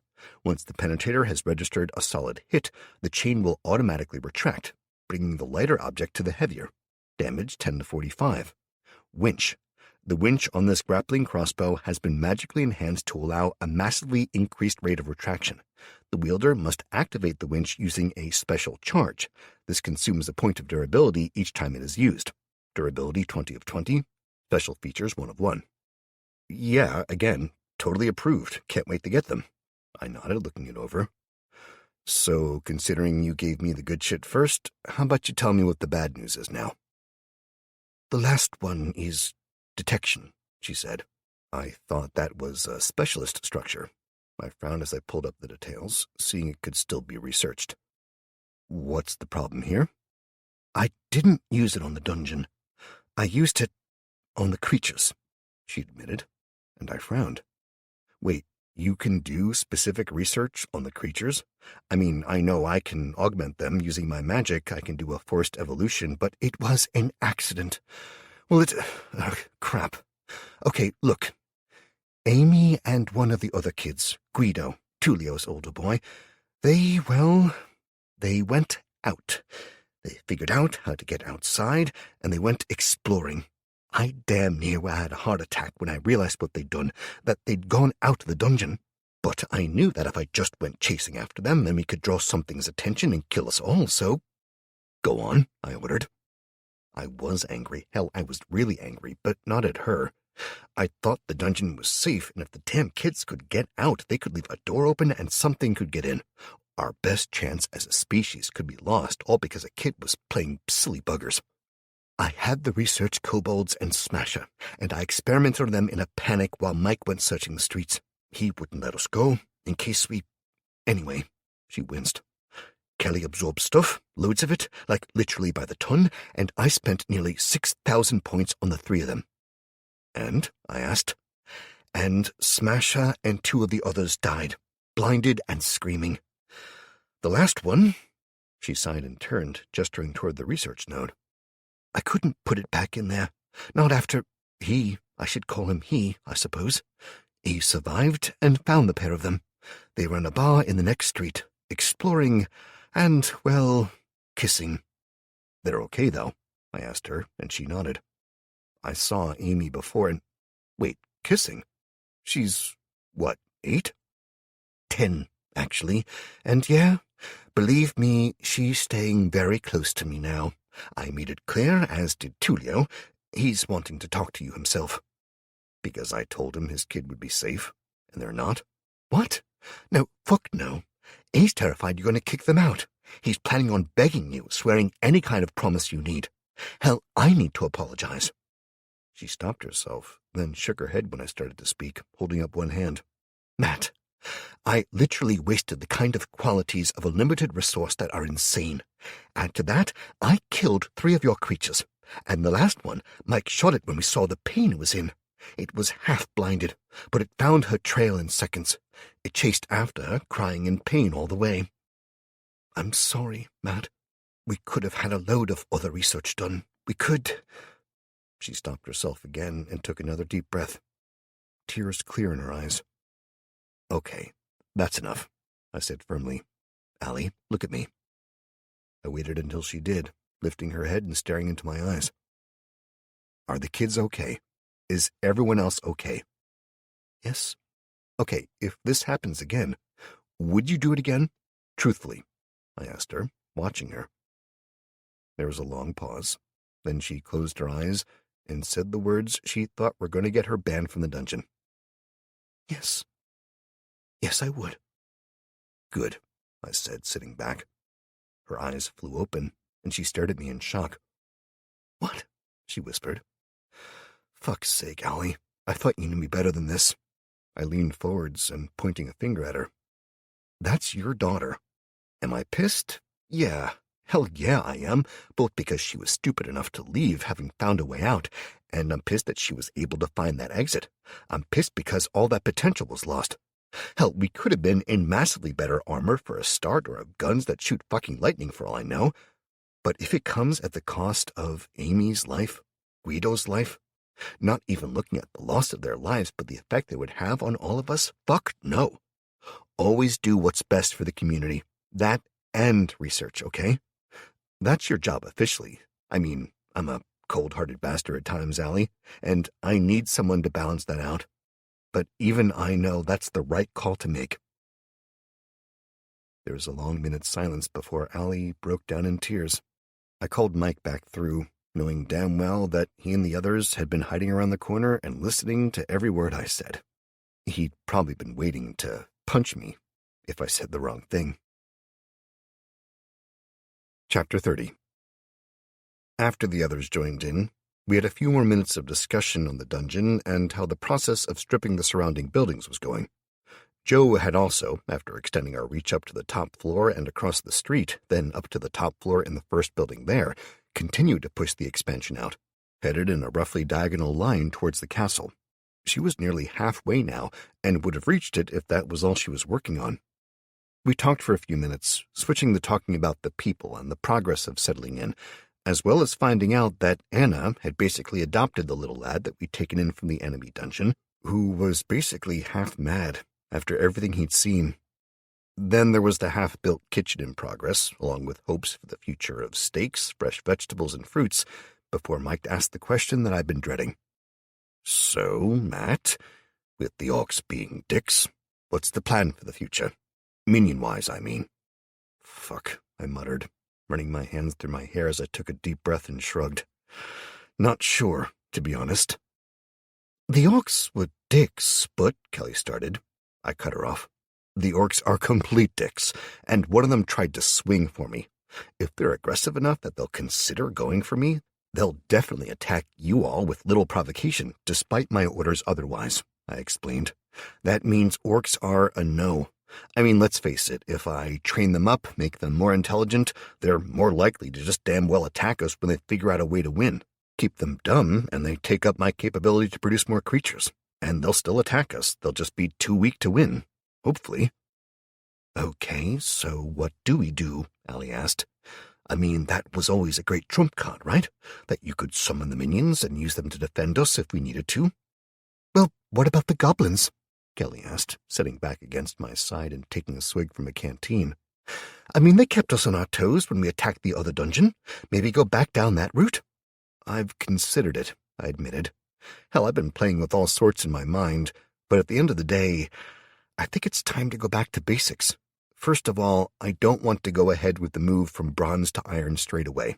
I've seen evidence that each level of core has its own upgrades path, but it starts at 1 and builds. So if we do as many mana absorption researches as we can, then in theory, the first level in the next one will be both cheap as hell and massively powerful. Add to that, with each level, it'll get more expensive. I mean, what's the cost for iron? I asked musingly, pulling it up and wincing. Ouch, shit. Iron is 50,000 mana? Damn, Mike muttered, his eyes wide. Yeah, we're not going for that for a while, I confirmed flatly. We're going to focus on stripping the local area and building the dungeon up. We're going to get some serious research done and secure the shit out of our new home. Then we can look at the bigger picture again. What do you want us to do? Mike asked. I smiled, leaning back and enjoying the shit show that was to come. Well, mate, I think you need to do what you've been doing, really. Scout the area, secure it, hunt and kill and all that. Once we've got a bit more done, we'll look to create a safe zone here. When we reach that point, it'll be your job, yours and your team, to go rescuing and recruiting. You mean I get to go out and play looter and recruiter while you sit on your ass back here? Mike asked, watching me. Well, I'll be busy. What can I say? I offered, smiling. Better not be busy with my damn sister, Mike said ominously. In fact, I think if I'm building my own team, I'll need her with me out there. Hey, I started, only to be cut off by Kelly. I'm in. She looked to Mike, looking up at me. Sorry, handsome, but I need the levels, the experience, and not to just become your fuck toy. I wasn't thinking of you like that, I reassured her. I know you weren't, but let's be realistic here. Allie is better at all the dungeon stuff. Yeah, I can help with medical details, but Joe is better than I am there as well. Hell, until we actually need rules and laws, most of my experience in that regard is wasted. But out on the street with Mike, my medical background can keep people alive. I can get more powerful and, yeah, I'd be bored here all day every day. Sorry. Kelly gave me a hesitant smile before cuddling back in. The truth is, as much as I'm scared to shit most of the time, I love it as well. Well, okay, I guess, I muttered. So I guess it's just us three then, I offered to Joe and Allie, who nodded. Are you all going into the dungeon since? Mike asked. I looked to the other two, getting their nods before I agreed that we were, as it just made more sense to work in there now. In that case, I'm going to get a shower, then I'll start teaching people about cleaning their guns and general maintenance, I guess. Sounds good, Kelly admitted. I've not got a bedroom yet, have I? She asked. Allie shook her head. In that case, I'll trust you two to keep him out of his room while I go shower, and no peeking, she warned me, giving me a peck on the cheek and climbing to her feet. The others moved away, leaving Allie and Joe to sit with me on the sofas. Well, I had planned on lying in my bed to do this, but fuck it, I sighed. You two are welcome to move to a bedroom and relax if you want. I will. See you inside, Jo said, climbing to her feet and moving off. Allie turned to me, waiting until everyone was out of earshot. You know, in your room before, Allie started. I frowned at her, nodding. It was just a joke that kind of went a bit too far. You know that, right? You mean when you both leered at me naked and pretending to be checking for wounds or whatever? I asked her, noting the way she colored. Yeah, I knew it was a wind-up that got out of hand, but fair warning, I said, my voice low as I pointed at her and the now-vanished Joe. If I get the chance to do the same, checking you both out naked as a wind-up, no complaints if I look to be enjoying the view.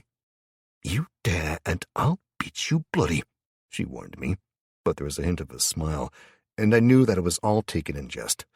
The joke had gone too far. both sides expecting the other to give in, me expecting them to look away, and them expecting me to cover up. Now it was out in the open, rather than being allowed to fester behind closed doors. But I still had a momentary thought in which I was honest enough with myself to admit that if the chance came up to see the pair naked, I was totally looking. With that, I settled back, seeing Allie doing the same as we slid sideways mentally into the dungeon sense, bringing up the overlay, and mentally sighing. I swiped the research options aside, then paused, bringing them back up and quickly designating the next project in the queue as Influence Generator 1, followed by Mana Storage 2 for 1,000, then an additional 5,000 mana respectively. The first storage, I discovered after a little poking and prodding, had cost 1,000. With the second at 5, I had to assume that the next would be a much larger cost, so I'd probably stop at this level, considering the amount of things I had a need for. Regardless, I brought the dungeon map up before us, feeling it as Joe joined us, and studied the image together. I held the dungeon before us, a wire-form diagram that hung in the air. First, we looked down as if from above, seeing the overall dungeon, or at least the lower floor, before pulling back and looking it over, seeing the rooms to either side. The living quarters and the real rooms of the dungeon, the ones we claimed and used, were outlined in a subtle blue, with the rest of the building in a light green. Then we pulled back further. As I lifted the point of view higher, seeming to hover above the building, it became easier to see the other buildings around. They were gray, for the most part, with a gentle green and blue glow that was pushing out to claim them, marking the points of influence expansion. With a thought, I pulled up the map I gained access to originally when I'd been looking to place the dungeon as well.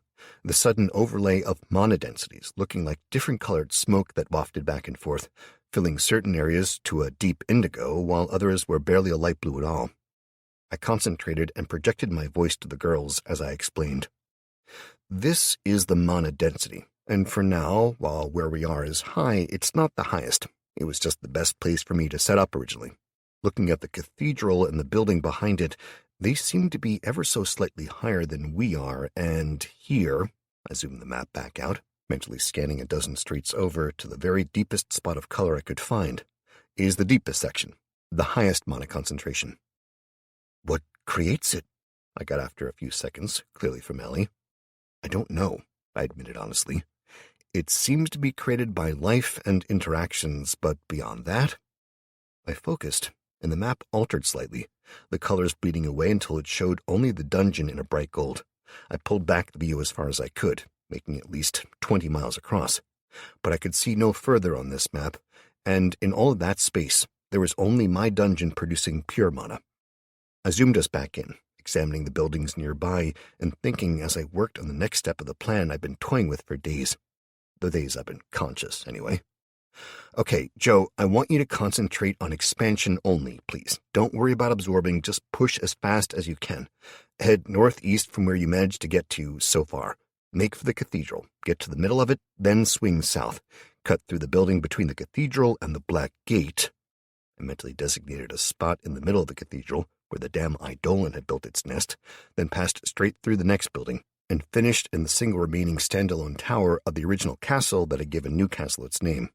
There was a railway line, thick enough for 3 trains to pass abreast to the south of that, and then the original keep for the castle stood on the far side.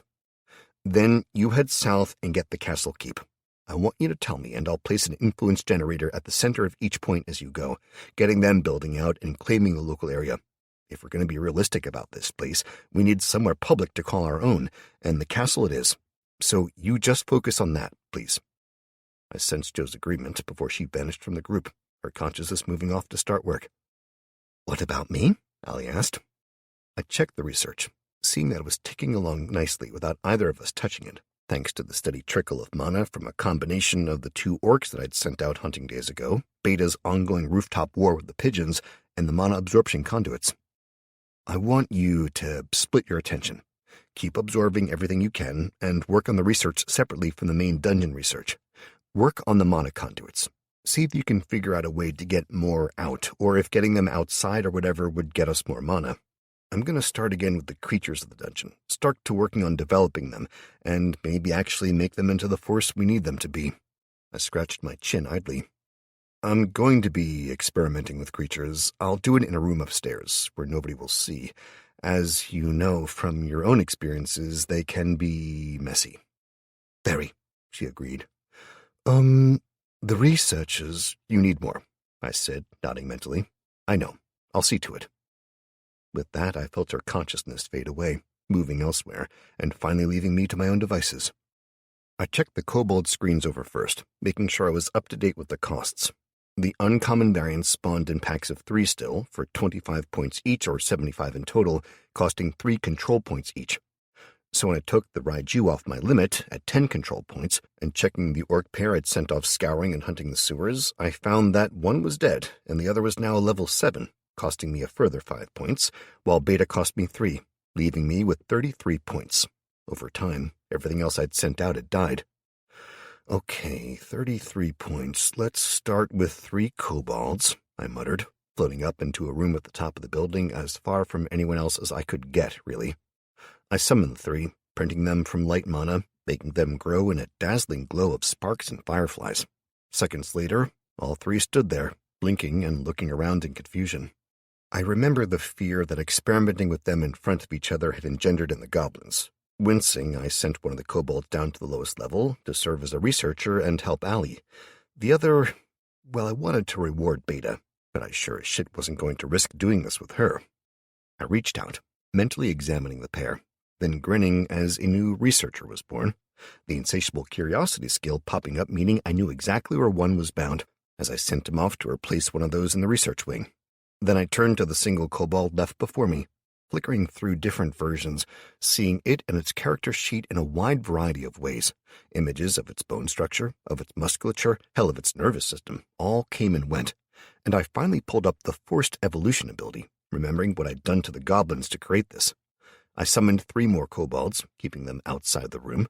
After all, the number of deaths it had taken to make the more skilled versions, and the terror they must have felt as the mad dungeon lord experimented on their fellows, well, I was better than that. Probably. Then I reached out and started investing mana into the final vision option that appeared, a stretched-out kobold held in a Vitruvian man pose. I could flick the various sections into visibility, my vision sliding through the skin to expose organs, muscles, bones, and nervous systems with a thought. I brought up a basic input template that had seemingly appeared after I'd made the first goblin foot soldier. I put 5% water mana into the joints, making them move more fluidly, smoothing down bone spurs and making the bones glide together more smoothly. Earth was next, only 5% as I had done before, but I added it to the skin and bones, noting the way the image of the stretched-out kobold altered slightly, the overall build becoming less agile, squatter, and more dinosaur-like, clearly moving away from the humanoid version I had before. I added air next, focusing in on the muscles, but before I could add it to the brain, I saw minute changes and I paused.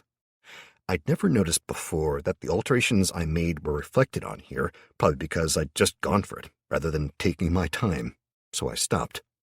The air had caused some small changes to the muscles, making them slimmer and longer, so I removed it, adding fire, finding that muscle started to atrophy.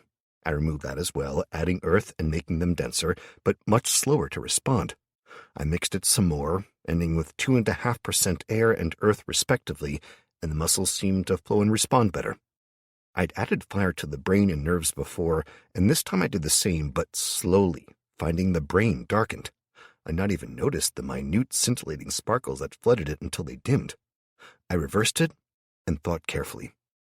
I'd used air and fire on the brain last time, and fire alone on the nerves, so I tried the nerves first, finding the fire alone gave a faster response. Instead of smoothing the fire out across the nervous system and the brain, I fed 5% to the nerves, seeing them slowly grow in strength and potential, while the brain dimmed again. This time, rather than feeding 5% of pure into the entire creature, I focused it on the brain exclusively. The dimming sparkles that I had to guess were neurons firing flared to life like a bonfire doused in petrol, and I stared in amazement, quickly checking the other areas. It looked stable to my inexperienced eye, and I worked quickly, checking that all the various sections looked healthy at the least. Some of them, like the earth-infused bones and skin, looked like they could stand to be changed, to be fixed somehow, but I also guessed that they'd either be okay or they wouldn't, and that it was time to start experimenting properly. I approved it all and watched as the kobold started to shriek and writhe. It took long minutes, time in which I'd have killed it out of pure pity, both for it and my damn eardrums, had I been in the room in actual life, But with knowing that the goblin survived it, I hung on. Eventually it finished, and the kobold, curled into a tiny ball by now and shaking, relaxed. It took a few more seconds before it stopped shaking, and longer still before it poked its snout out, glancing around the room as if searching for the terrible spirit that had hurt it so badly. But it was safe for me, for now at least, as it stood, stretching its back out and flicking its tail from side to side. The kobold warrior, as I identified it, was both taller and stronger than the standard variant, and damn, it looked it. Its arms were a little shorter, with slightly longer legs, and it had more of a T-Rex stance than a lizard or human now. But its eyes... It was sentient, and I damn well knew it. I saw the way it looked around the room, afraid and assessing, but even as I examined it, it flinched, feeling the touch of magic. Unnamed kobold. Kobold, dungeon creature. This is the most common of the kobold war forms. Based on the uncommon kobold, it has evolved to use simple tools and weapons. It has been further augmented by the use of forced evolution. The newly created kobold has significantly greater dexterity and intelligence than the standard variant, and has been gifted with a new ability, Pack Sight. Pack Sight. This ability enables the kobold to tap into its genetic pack mentality, sharing hunting information with others of its kind within a short distance. HP 70 of 70, Stamina 50 of 50, Mana 200 of 200, Speed 8 of 10, Level 0. HP 70 of 70, Special Abilities, Pack Sight. I immediately pulled up its stat sheets and gazed on it, unable to keep from smiling. It was basic, yeah, sure, but it was already blessed with a higher intelligence than I had at the beginning of all this, as well as a higher perception. I knew at an instinctive level that, while it was sentient, it would never be capable of discussing philosophy and building spacecraft. But then, really, was I? It had the potential, though, and it could evolve further, growing to become at least as powerful as any normal person could, and that meant that I'd be able to use them as actual troops, not just trash mobs. I sent him out to start hunting the goddamn pigeons over by the railway station, and quickly absorbed one of the other ones next door, making sure I still had access to my standard variant. Once that was done, and I had them both stored, I spun up a new trio of warriors and examined one at random again. I renamed it Alpha, going back to that naming pattern for now, as it just made it damn well easier for reference. Then I quickly renamed the others as Charlie and Delta, then checked the mana cost and control points, finding it cost slightly more for this more evolved and dangerous variant, at 105 points for 3 rather than 75, 3 control points each, and 7 mana a day. Name, Alpha, Species, Kobold, Bonus, Uncommon Variant, Level 0, Progress to Next Level, 0 of 10, Available Points 0, Perk None. Stats, Agility Current Points 5, Description, Governs Dodge and Movement, Progress to Next Level, 0 of 100. Charisma, Current Points 5, Description, Governs Likely Success to Charm, Seduce, or Threaten, Progress to Next Level, 0 of 100. Constitution, Current Points 7, Description, Governs Health and Health Regeneration, Effect, HP 7 times 10 equals 70, Progress to Next Level, 0 of 100. Dexterity, Current Points 12, Description, Governs Ability with Weapons and Crafting, Progress to Next Level, 0 of 100. Endurance, Current Points 5, Description, Governs Stamina and Stamina Regeneration, Effect, Stamina 5 times 10 equals 50, Progress to Next Level, 0 of 100. Intelligence, Current Points 10, Description, Governs Base Mana Pool and Standard Intellect, Effect, Mana 10 times 20 equals 200, Progress to Next Level, 0 of 100. Luck, Current Points 5, Description, Governs Overall Chance of Bonuses and Critical Hits, Progress to Next Level, 0 of 100. Perception, Current Points 10, Description, Governs Range Damage and Chance to Spot Hidden Items/Traps, Effect, +4 damage to ranged attacks, Progress to Next Level, 0 of 100. Strength, Current Points 5, Governs damage with melee weapons and carrying capacity, Progress to Next Level, 0 of 100. Wisdom, Current Points 5, Description, Governs Mana Regeneration and Memory, Effect, 50 mana regenerated per hour, Progress to Next Level, 0 of 100. It was totally worth it, I decided, noticing the heavier scales that ran up and down the creature's bodies, the larger muscles, and the damn well much more dangerous-looking teeth and claws. The original looked like a toddler could mug it. The more upgraded variants were considerably more dangerous, but still they weren't exactly scary after you'd seen them once. Even the goblins were generally disgusting to look upon and were avoided, but the kobolds were practically petted by people. These fuckers, though, they'd get some respect, I had no doubt, especially as I continued to use forced evolution on them, rather than using it on the more basic versions each time. I had a sudden concern at the thought of evolving them too much, making a race that supplanted my own. Then I thought that with a lot of work, I might be able to basically reverse engineer a dragon, and the risk was worth looking cool as fuck while I rode one of them to battle. Or became a barbecue snack. Either or, really. I nodded to myself in satisfaction. Then I left the dungeon sense, remembering at last that this next phase required my own body, so I might as well get up and move around rather than having Alpha come to me. I took a deep breath, stretching and cricking my back as I forced myself upright, yawning. Still feeling somewhat weak, I set off across the floor towards the stairwell that led up and out, still not having a way to the upper floor from inside. I paused outside the corridor leading to my room, and thought for a second about sneaking back in and seeing if Kelly really wanted to shower on her own. Then I sighed and forced myself to accept that I was an adult and not let the little head make all my decisions. I did pause, though, because foolishly I'd left my gear inside the room and was unarmed now, besides the knife on my hip and a smaller one that I'd found was just cool as all hell. It had a forearm sheath and went under my top and on the inside of my wrist. Sure, it was a little bulky, and it was fairly obvious I had something there, but still, it was all kinds of awesome. I shrugged, deciding that between my magic and the two knives and my creatures, I'd be fine. I wasn't leaving the building properly, after all, just nipping out and upwards. Nodding to myself again, the decision made, I jogged up the steps quickly, the metal stairwell giving a slight boing and a metallic clang as I went. I reached the upper floor easily, popping the door open. I strode out into the alley, mentally ordering the door to shut behind me and glancing around. The alley was, as the dungeon sense had told me, empty, and I mentally popped the next door along the alley open, striding inside and mentally closing it as well, smiling at how easy it was getting. This door led inside the bar that had once been Purdue, the remaining dust sheets hanging over mirrors and the crappy fake gilding still coating the bar, but bugger all else in sight anywhere. My people had clearly stripped this area to within an inch of its life. I found the main stairwell, shaking my head at how weird it was to be in here when there was daylight outside, and being sober. I wondered if we as a species would ever have clubs and bars again. Sure, they'd bounce back after the pandemic, going from the summer of fucking boredom and stress into what people jokingly called the winter and summer of love. It had had very little love in it, as I could recall, but a hell of a lot of random no-questions fucking, so that'd been great. But still, the clubs had been different. Less boisterous and cramped. They'd gone more in the direction of classy wine bars, all low lighting and jazz music, rather than the drugged-fueled fights and fucking arenas they'd been before.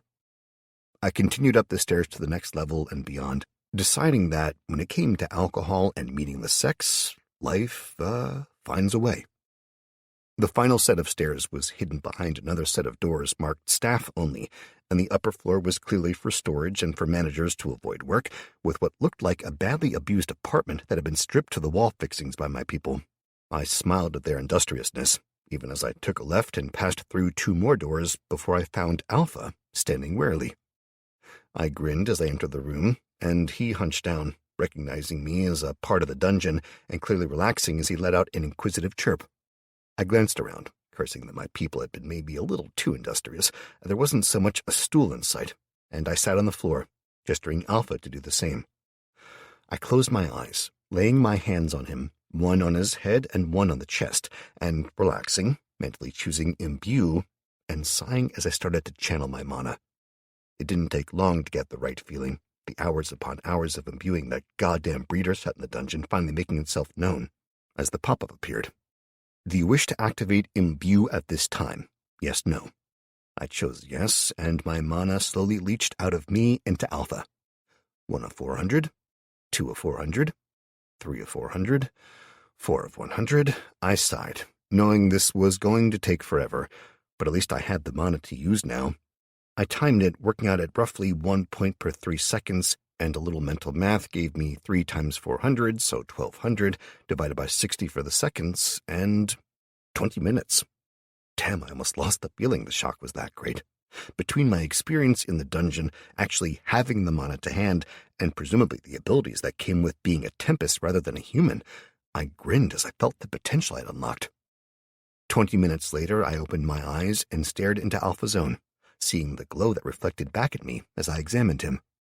Congratulations, you have successfully imbued a creature of your dungeon, Alpha the Kobold Warrior, with your mana.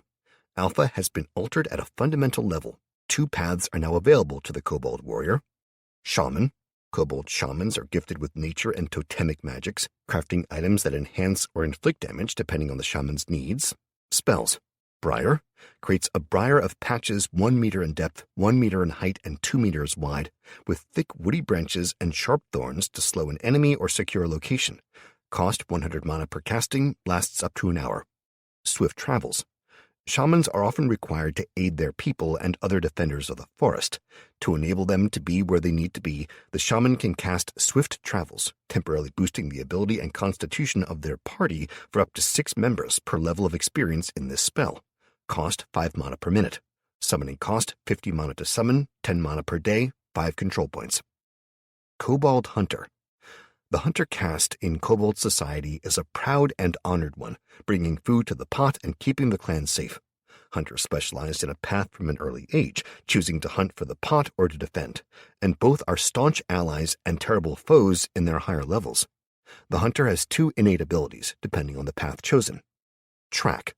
Hunters gain the tracking ability, a gift of focus that permits them to set aside all else in their single-minded pursuit of a goal. It is said that a kobold hunter could track the east wind to its home, should it be protected long enough to finish the job. Beware, a kobold that has begun to track fully cannot and will not stop, including if it or its packmates come under attack. Be mindful that if the kobold must enter a dragon's mouth to follow the track, it will do so without pause. Guardian. The hunter is a guardian to the clan, and when activating this ability, the hunter will gain a boost of 1 point per half hour to perception and endurance for as long as it is on watch.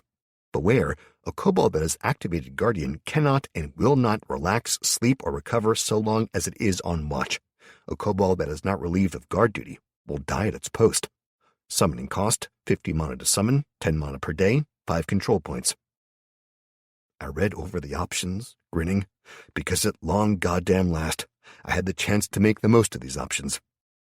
I selected Shaman, watching as the mana seemed to bleed out of his eyes and wash down over the body, altering it in 1,000 small ways. The tiny rows of feathers that seemed to trail from under the arms, down the back of the neck, and in a small crest atop the kobold's head altered, growing thicker, longer, and more pronounced. They changed from the greens and grays I was used to seeing, barely more than a fuzz that the regular kobolds had, to a vibrant collection of blues, reds, and greens. They extended down from the arms in thick plumage, nowhere near long enough to permit flight, but still impressive and funky-looking. And the newly created shaman stood taller, gazing around with clear intelligence. I quickly dispatched one of the new trio of shamans to attempt helping with research, and absorbed the other to make sure I had a copy of the new pattern. I couldn't help but grin at the remaining shaman, and I thought carefully about armament. It needed a weapon, but a crossbow was so normal. I paused for a few seconds, thinking, then grinned, summoning a shaft of plain wood. It was a spear, basically, but rather than keep the head, I focused very carefully and reabsorbed it, leaving the polished length of wood, one that was still too large for the shaman, considering it was sized for a human, but still. I closed my eyes and started the process all over again, flooding it with my mana and grunting when I saw the prompt that informed me it would take 500 mana to fill. I kept going, though, concentrating and letting my power flood the simple wood. I started to think, hell, this is easy a few times, before stopping myself, cutting the train of thought off before it could finish, but still, that bastard Murphy must have sensed my thoughts. I finished and pulled up the details, growling in frustration. Magical stave. Item. This stave or staff, depending on usage, has been imbued with a basic level of magic, gifting it with unknown. Damage 5 to 15. Unknown. The staff has been imbued with a magical ability and potential, but as yet it is unformed and incomplete. Experiment with this weapon to identify any potential capabilities. Durability 30 of 30. Special features 1 of 1. I glared at the offending descriptor, tossing the staff to the kobold, who flinched, barely able to catch it in time. I checked the mana available from the dungeon, finding I was down to 37, and grunted in annoyance. I created a dagger for the shaman, so he had at least something to defend himself with. Then I kicked the bugger out to join Beta. Grumbling about the lack of any office equipment, such as a comfy chair, I lay on the thin carpet and closed my eyes, scouting around the upper floor and finding bugger all to absorb. I moved to the far side of the road, noting the steady speed that the counter was dropping, and grabbed the first thing I found, an abandoned magazine rack, absorbing it and gaining 5 mana. Then I got to work, searching the building as quickly as I could. Where I found things outside of my range, I slowly pushed the dungeon's area of influence out, absorbing more and more. Because I had no real use for that building at this point, I started on the interior walls. I was careful to leave the ones that were obviously load-bearing, but I moved as quickly as I could, noting when Allie obviously came to check on things by the sudden boost to the counter, and I nodded in satisfaction, sending her a sensation of thanks as I passed the job over to her, returning to the room my body was laid in. I sensed the setting sun outside, and decided to finish the job before I went back downstairs, summoning a trio of vanilla warriors and getting to work imbuing the next one. I quickly created a hunter, then, for shits and giggles, created a second one, just to see if I'd get a different option this time around, before finally absorbing them both when I got the same choice, thankful my mana refilled as quickly as it did. I checked the mana the dungeon had available, summoning a trio of hunters, and sent 2 of them out to join beta, taking the time to absorb some more crap I could find in the building across the road, and giving them all basic crossbows and plenty of bolts. The third I sent off to the accountant's block, telling him to go search the building for traps and to be careful. Then I got up, grumbling about the floor and my back, summoned a decent repeating crossbow, human-sized, and a bushel of bolts, before wandering back downstairs, tired beyond what seemed reasonable. By the time I'd made it into the dungeon proper and found a seat amongst the boisterous kids and tired parents, smiling and talking as I continued to imbue the weapon, the second team were returning. Almost 2 bloody hours after that, after thanking the team, and having a good general chat with Chris and Becky, mainly just taking the piss out of each other, I finally reached the 350 that was required for the crossbow. Imbued repeating crossbow. Item. This repeating crossbow has been built to be easily repaired or replaced and will fire a bolt up to 150 meters with some accuracy. It is a standard design and comes with a quad arm upgrade, allowing 2 shots before reloading and a stirrup attached under the end of the crossbow. This allows the user to brace the crossbow while cranking the gear-driven windlass, massively increasing the rate of fire. The crossbow has been recently imbued with mana, granting the following additional bonuses. Penetrate. Saying the trigger word penetrate before firing the crossbow imbues the bolt with a 10% chance to ignore the target's armor. Using this ability consumes a single point of durability. Damage 10 of 45. Durability 30 of 30. Special features 1 of 1. Nice, I muttered, turning to Mike, who sat nearby, Amy sitting on his knee and telling him about her day. I was tempted to have a word, reiterating to Amy that she needed to stay inside, but wasn't sure if I should, considering that I wasn't a parent. Instead, I settled for a frown at her, then passed the crossbow to Mike. "What's this?" he asked, looking it over. "New crossbow," I said simply. "Don't get too attached. I need to absorb that one so that we have the plans, but it has an additional armor-penetrating capacity." "Nice. Shame we don't really fight anyone in armor. Dick." "Hey, I'm just saying, boss," Mike retorted, grinning. "But seriously, it's impressive that you can do this. Do the bolts do anything?" "Not yet. I'm going to keep working on them," I sighed. "Managed to upgrade the kobolds today, though, and they at least we can trust, so that's something." "Any thoughts on how we're going to get them to a rank that's useful?" Mike asked. I smiled. "Oh, hell yeah." I explained my plan in a low voice, getting an evil smile from him as well. "What's going on?" Kelly asked as she moved over, carrying 2 plates of food and sitting down nearby, passing me one of the plates. I took it with thanks and explained the plan in a low voice to her as well, as Mike sent an annoyed Amy away. The next hour or so was filled with basic details, conversations about potential locations, designs, hell, even sizes were considered, and by the time we'd eaten our fill, we had a set plan in place, ready to move on to Phase 2. I paused at that point, remembering that I still needed to do something with the core fragment, but I just couldn't be bothered right now, knowing it was back in my room. I resolved to sort it soon. The last hour before we all hit the sack was spent planning for the next day, with one team of the looters heading north and east across the city to hit the old city library. There was a laundry list of books we needed, from steam engine designs to survival manuals to maps of the area and world atlas. Hell, we needed everything basically, so they were resolved to make several trips. The second team were going to head even further north to the far side of the city, aiming for the Great North Museum. It had housed all sorts of things over the years, from the replicas of the treasures of Egyptian tombs to weapons exhibits through the ages. While I had no idea what they had now, we decided it was definitely worth a look. It was also at least 2 miles away, and that was through the deepest part of the monodense area of the city, which meant anything at all could be there. I'd loved the idea at first. Then, as we looked at the maps and figured out distances, I rapidly stopped liking it. Especially when I was informed by Mike, Allie, Chris, and Kelly that they'd all agreed I needed to damn well work on the dungeon, as I kept pushing for. That meant I was going to be shitting bricks while my friends risked their necks. I hated the idea. Hell, I hated it even more when Kevin and Alice pointed out that the museum was only about a third of the mile from Exhibition Park, where they'd found all their family dead. There had apparently been more than 70 of them, and not a single body was left intact. Just a massive puddle of torn flesh, blood, and bits, all minus the bones. I tried to veto the entire thing right then, until Mike stepped in and asked for volunteers only. The entire team had stood, and I'd sworn, making them promise to take the cobalt at the very least, and all the gear I could produce. With that, and a lot of serious concerns on my part, people started drifting away to bed. Kelly reached out and took my hand, drawing me to my feet. I moved with her, submerged in the dungeon sense, trying to figure out the best way to get them the most effective protection for my creatures. Eventually, she flicked the end of my nose to get my attention. "What?" I mumbled, shaking my head to dismiss the screens and designs for weapons I'd been flitting over, only to find that we were alone and in our quarters. "Tomorrow I'm going to fight and loot, but there's something I've been looking forward to for days. And as much as you're a pain in my ass at times, Matt, I do love you.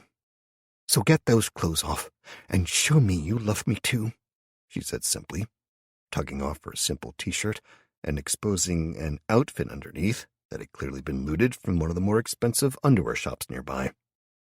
She undid her jeans, letting them fall to the floor, and stepped out of the puddled fabric, smiling at the look of wonder on my face as I admired the view. Her long, golden blonde hair was drawn down one shoulder and framing her face on one side, her makeup clearly carefully done, despite my utter obliviousness to it, and the little black lacy outfit that she wore, it basically held up for inspection, and defined rather than concealed, and I couldn't help but think that any man or woman that turned away from her was blind, dumb, and crazy. She was stunning, while I slowly pulled my top off, unhooking my belt and slipping out of my jeans, looking her over with a desire that short-circuited my brain entirely. She was so far out of my league it wasn't even funny. Looking over her now, I seriously considered that, without the end of the world, she might have walked away and forgotten all about me. But here, and now, I was damn thankful for anything that resulted in her in my arms. I reached out and drew her close, kissing her gently, her slightly upturned button nose rubbing against the side of my own as our mouths opened, the kiss going from gentle to passionate in seconds. We reached around each other, and I stooped slightly, putting one arm under her fantastic ass and lifting her in my arms, turning her and kissing her as I carried her to the bed, laying her down and pausing, admiring the entire view.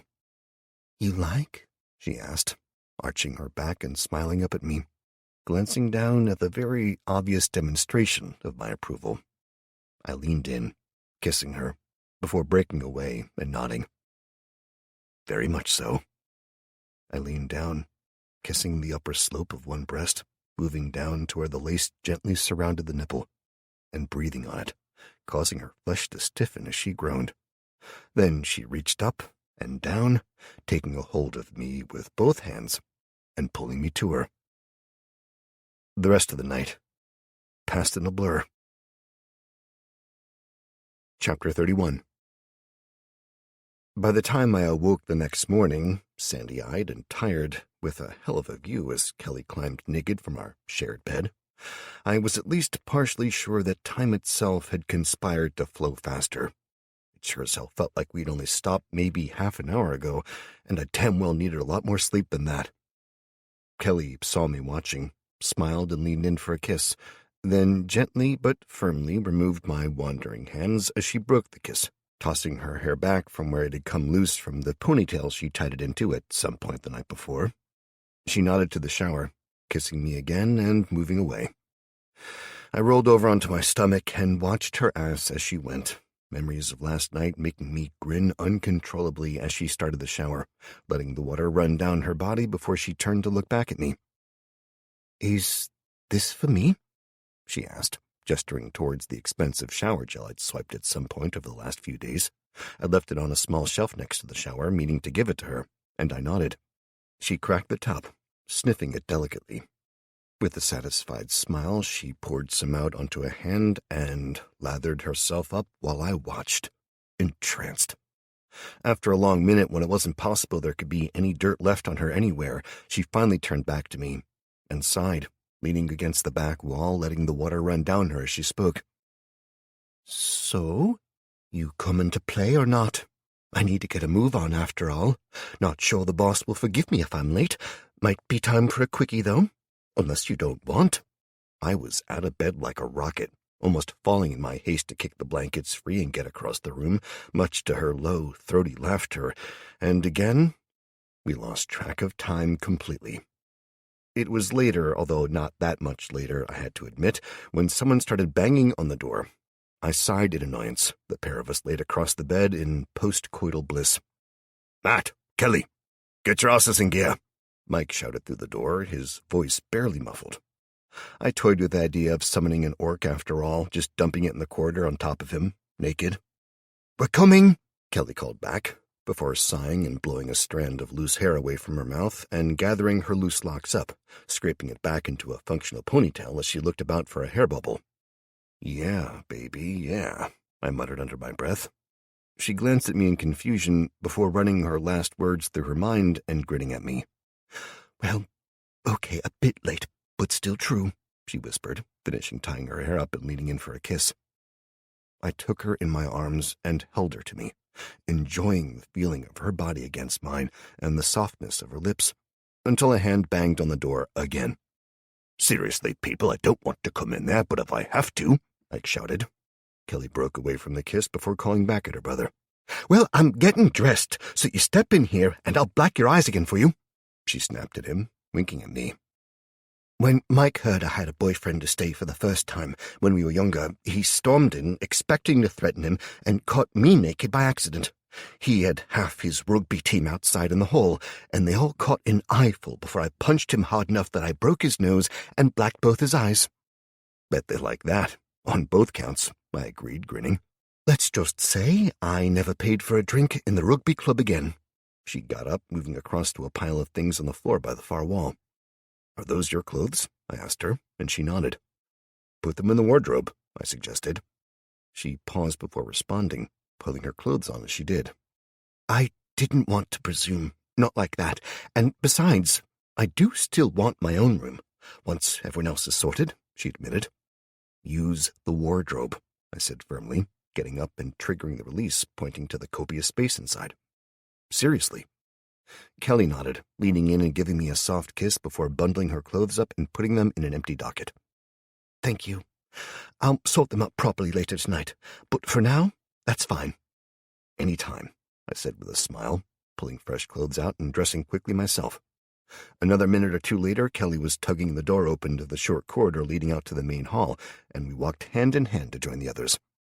"About time," Mike glared at me. I shrugged, barely managing to not make a comment that would get me punched. I just knew it. "You and I are going to have a nice long chat later, big brother," Kelly informed him icily, walking over to Allie, Becky, and Joe, the four of them having become fast friends in the last few days. Almost immediately after she started talking, there was a barrage of low, unintelligible questions, a lot of measuring glances thrown my way, followed by a round of low laughter, guaranteed to fill any man's heads with anxiety over his performance. At the same time, Mike was still glaring at me, and Chris was bouncing his eyebrows up and down suggestively in the hope I'd spill some juicy details. I shook my head and ignored everything they were hinting about, and instead spoke firmly to Mike and the others as a group. "Sorry I was late getting out to you all," I apologized. "I've already organized Beta to lead a new, smaller group of kobolds to help you. There are 3 hunters and a shaman, all of which are a serious step up in capability from the previous ones. Plus, I'll be making more, both of the kobolds and weapons today. If I sense the deaths of any, I'll send reinforcements to you, or to the last location I could sense them, so please." Be damn careful out there, okay? I got some questions on the nature of the kobolds and their capabilities, and on which team they'd be helping. It was probably best to have them on the museum one, I made it clear, and I asked both teams to stick together on their way out, the route to the museum being altered by only a few hundred meters to accommodate both teams staying together until they reached the library. That way the museum team would have the backup of the kobolds, and the library team would have the entire group to clear if need be. Once that was done and everyone was ready, I exchanged a few rounds of handshakes, hugs, and for Kelly alone, a long kiss. Then they were off, the kobolds joining them outside with simple orders to obey Mike, Kelly, or any of the others. In the first few minutes after they left, the dungeon felt empty, weirdly. I mean, I understood that, yes, the vast majority of people had left, hence empty, but still it wasn't a good feeling. I set off for the stairs, before doing an abrupt about-turn and jogging back into our room, pulling the core shard from my bag and nodding to myself as I hefted it, and headed to the core itself. As I brought it into closer proximity, I felt weird. The air felt greasy, and the fragment seemed to fairly crackle with energy as I moved it closer and closer until... Congratulations! You have brought a core fragment from Dungeon Core 067 into your own core's control radius. As this is the first time you have done this, do you wish an explanation of your options? Yes, no. Okay, yeah, not a hard choice there. I selected yes, obviously, and a new screen popped up, showing the core fragment and the main core being merged together, and a warning that this would take several hours and the dungeon would be offline during the merge. Option 1. Core mergers will result in one or more of the following: plus or minus to ambient mana collection, plus or minus to control point maximum, plus or minus to dungeon influence radius. Do you wish to merge your core with a secondary subservient fragment at this time? Yes, no. Fuck no, I muttered, looking at the description in shock. It was unhelpfully unclear, to say the least. I mean, plus or minus?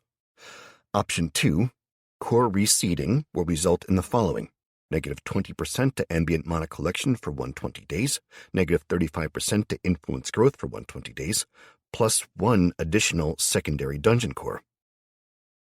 I watched the core fragment being essentially absorbed by the dungeon core, and then shifted around until it floated level with the original core. Then the pair started to spin, slowly at first, but steadily, and all the time they spun, the main core shrank slightly while the secondary core grew and rounded out, until by the time a small timer below the image had finished at 120 days, there were 2 cores spinning gently. An animation then showed the second core being separated off and moved to a remote location on the map, about 30 miles away, and set up as a new dungeon, this time with a link to the first that sent mana along a dedicated line between the two. I was nodding to myself, thinking that it just made sense to choose that, when the third option appeared. I watched it for long minutes as the fragment of the core was accepted into the main one. Then it underwent a series of further changes, drawing its own ambient mana stream.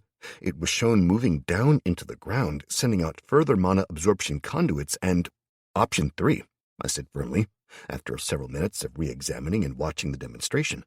Not only did it have no cost to me and the core, as it took care of its own needs in the process, requiring only a startup of 1,000 mana and then the perimeters drawn, but the potential. I started the demo again from scratch, watching it all, and confirmed the choice at the end, watching as the core fragment was sucked into the main core, then reprogrammed in a process that I was informed would take a few weeks. Totally fine with that, you just do you, son, I muttered, nodding to the core. I contemplated breaking the news to the others when they got back, then grinned and let out a contented sigh. Nope, this was one surprise I was going to save for when it was complete. I forced myself to go out and upstairs, clambering all the way up and onto the roof, moving across it to sit at the far end of the tallest part I could get to. I sat there for long minutes, listening carefully, hearing the occasional cry of a bird or something else, but nothing nearby. After 10 minutes, I finally forced myself to start work, convinced finally that, if there was gunfire, I'd hear it from here at least. Now that we had the entire block of buildings on our side of the road under the control of the dungeon, I had plenty of space. I made the most of it, closing my eyes and sinking into the dungeon sense, laid out as comfortably in the sun as I could get. I reached out examining the progress made so far, and was amazed by the speed that Jo must be pushing out, considering she'd already reached the middle of the cathedral in just a day, and was steadily heading southwards across the tiny cathedral gardens and headed for the next building now. I brought up the research logs. Seeing that the individual mana storage devices had completed, I scanned the details almost absently. They'd be useful eventually, but I didn't have a good use for them yet. It looked like I could basically form a solid crystalline shard of pure mana, one that would be gradually depleted as it was used. So, yeah, mana stones. I nodded mentally, then moved on. Since then, almost half of the influence generators' research had been completed, so I decided it was time to get to work. To do that, I needed a lot of mana. The first thing I needed to do was construct some mana storage. I sank down through the building until I was hovering directly over the core itself in its small enclosed space. I hollowed a room out behind it, eating away at the solid bedrock until it was large enough. Then I specified a single mana storage device for there. It was surprisingly small, considering the 1,000 mana it took to create it, but even so, it still took me nearly 2 hours to make, plowing in 100 mana at a time to the design. Then, while it worked on using that up, I absorbed more and more from the piles of random junk the looting teams had brought back last night. By the time it was done, more than half the random crap was used up, and as soon as the mana storage came online, I grinned at the new capacity of 275 points. I paused to check on the kobolds, seeing that they were all alive still, and that most were at least level 2 now, so they'd been busy. But they were still on the move, and still headed north, so I got back to work. The next job was a second mana storage device. This time I went back to using the piled crap around the other buildings, wanting to save the more readily accessible stuff for an emergency. Another hour and a half, and boom. I was up to 375 capacity. I couldn't help but smile at that, knowing that there was a far lower chance that there'd be wastage now, and I pulled up the details on the influence generators. Congratulations. Influence generator node common has been unlocked. Your common grade influence generator node will enable you to increase influence generation by 25% when inside your dungeon's area of effect, AoE, or by 15% if placed outside of this area. Optional research project unlocked. Influence the influencers. Influence generation nodes work steadily in all directions, expanding your zone of control in a spherical shape that will grow over time. However, sometimes a sphere is not the shape required. Further research into this subject will result in higher efficiency generators as well as directional automation. 2,500 mana charge invested. Yes, no. So, despite what I'd hoped, it would indeed expand outwards in all directions, wasting an insane amount of mana on claiming the air above a dungeon as well as the ground below. I changed the research list around, bumping the storage devices back by one and slotting Influence the Influencers into the next available one. That done, and with my mana slowly building again, I mentally cracked my knuckles. I conjured up a sword, a spear, a dagger, a crossbow, and a bushel of bolts, all the smaller size that I knew Beta would be using. I found that the size made a massive difference. Rather than 400 or 500, the smaller crossbow only took 250. After another hour, I checked on the kobolds again, finding that they were all still alive, and dipped back to imbuing. A few more hours passed, and I had the full collection of weapons imbued. I found that, even when I made a new version of an item, the original template was retained, so that was a relief as I absorbed and reconstructed the weapons.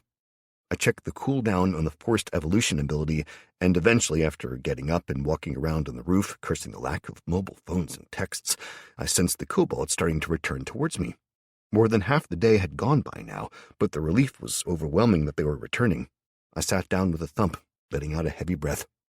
I closed my eyes and concentrated for a few seconds, making sure they were actually returning and it wasn't just wishful thinking. Then I created 3 more warriors. The first was to be experimented on, the second as a vanilla copy, and the third, well, I gave him the imbued spear and the crossbow and sent him off to have fun.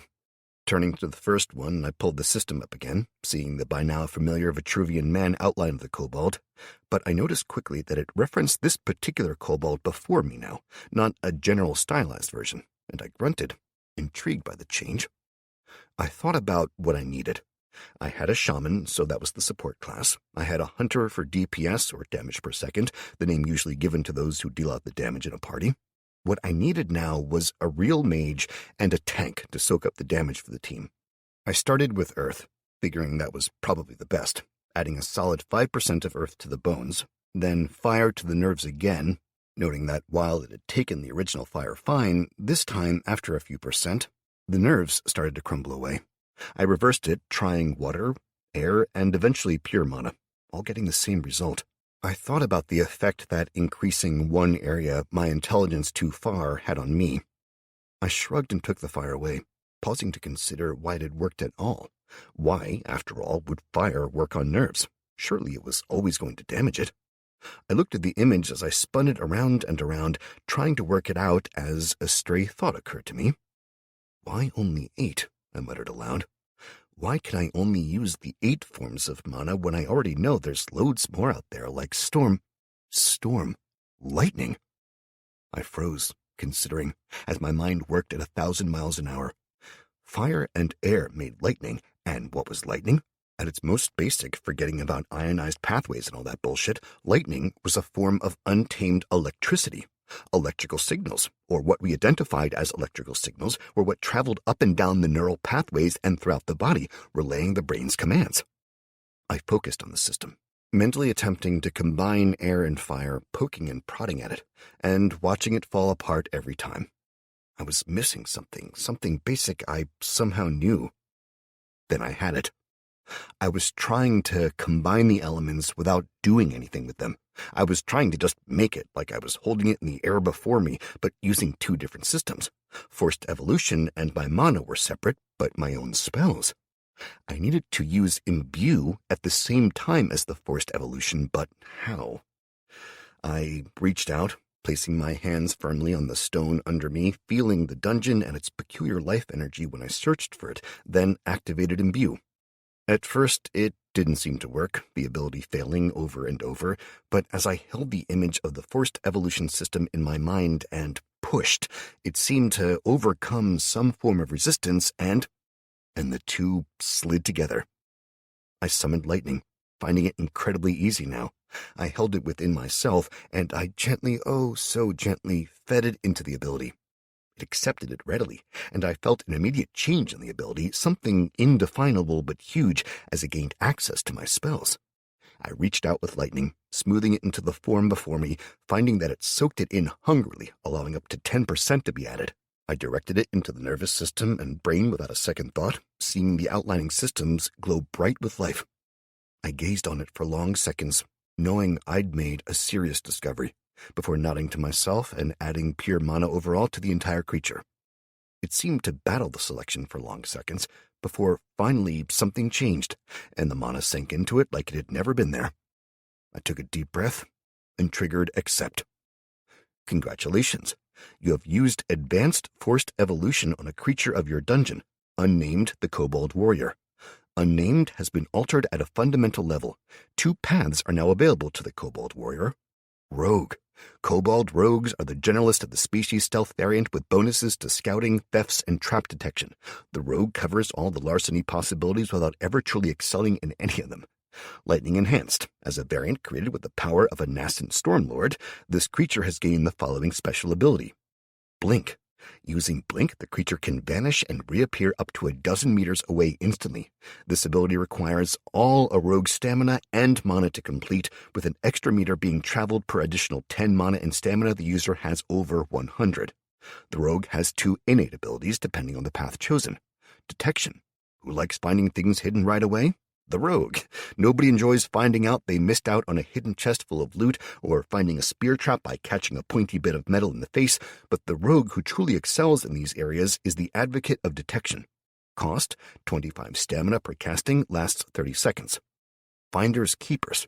Some rogues just love the feel, the sight, and the taste of valuable items. Choosing the Finders Keepers path grants bonuses to pickpocket, stealth, and lockpicking, as well as a once-per-day chance to break away from detection by generating their own specially designed stink screen. Cost 50 stamina per minute. Note, party members will often refuse to work with a rogue who employs their own personal stink screen too frequently. You have been warned. Summoning cost. 50 mana to summon, 10 mana per day, 5 control points. Kobold Assassin. The Assassins of Ishak Mal are a group spoken of only in whispers, and it is said that to draw their attention in a way that doesn't involve paying them is terminally bad for your health, as is not being able to afford to retain their services should they come knocking. Assassins are selected and trained from their time in the egg through means magical and mundane, and while your dungeon creations might never approach these legendary beings, those they hunt shall be no less dead because of the lack of a gold-plated calling card. Lightning Enhanced. As a variant created with the power of a Nascent Stormlord, this creature has gained the following special ability: Stun.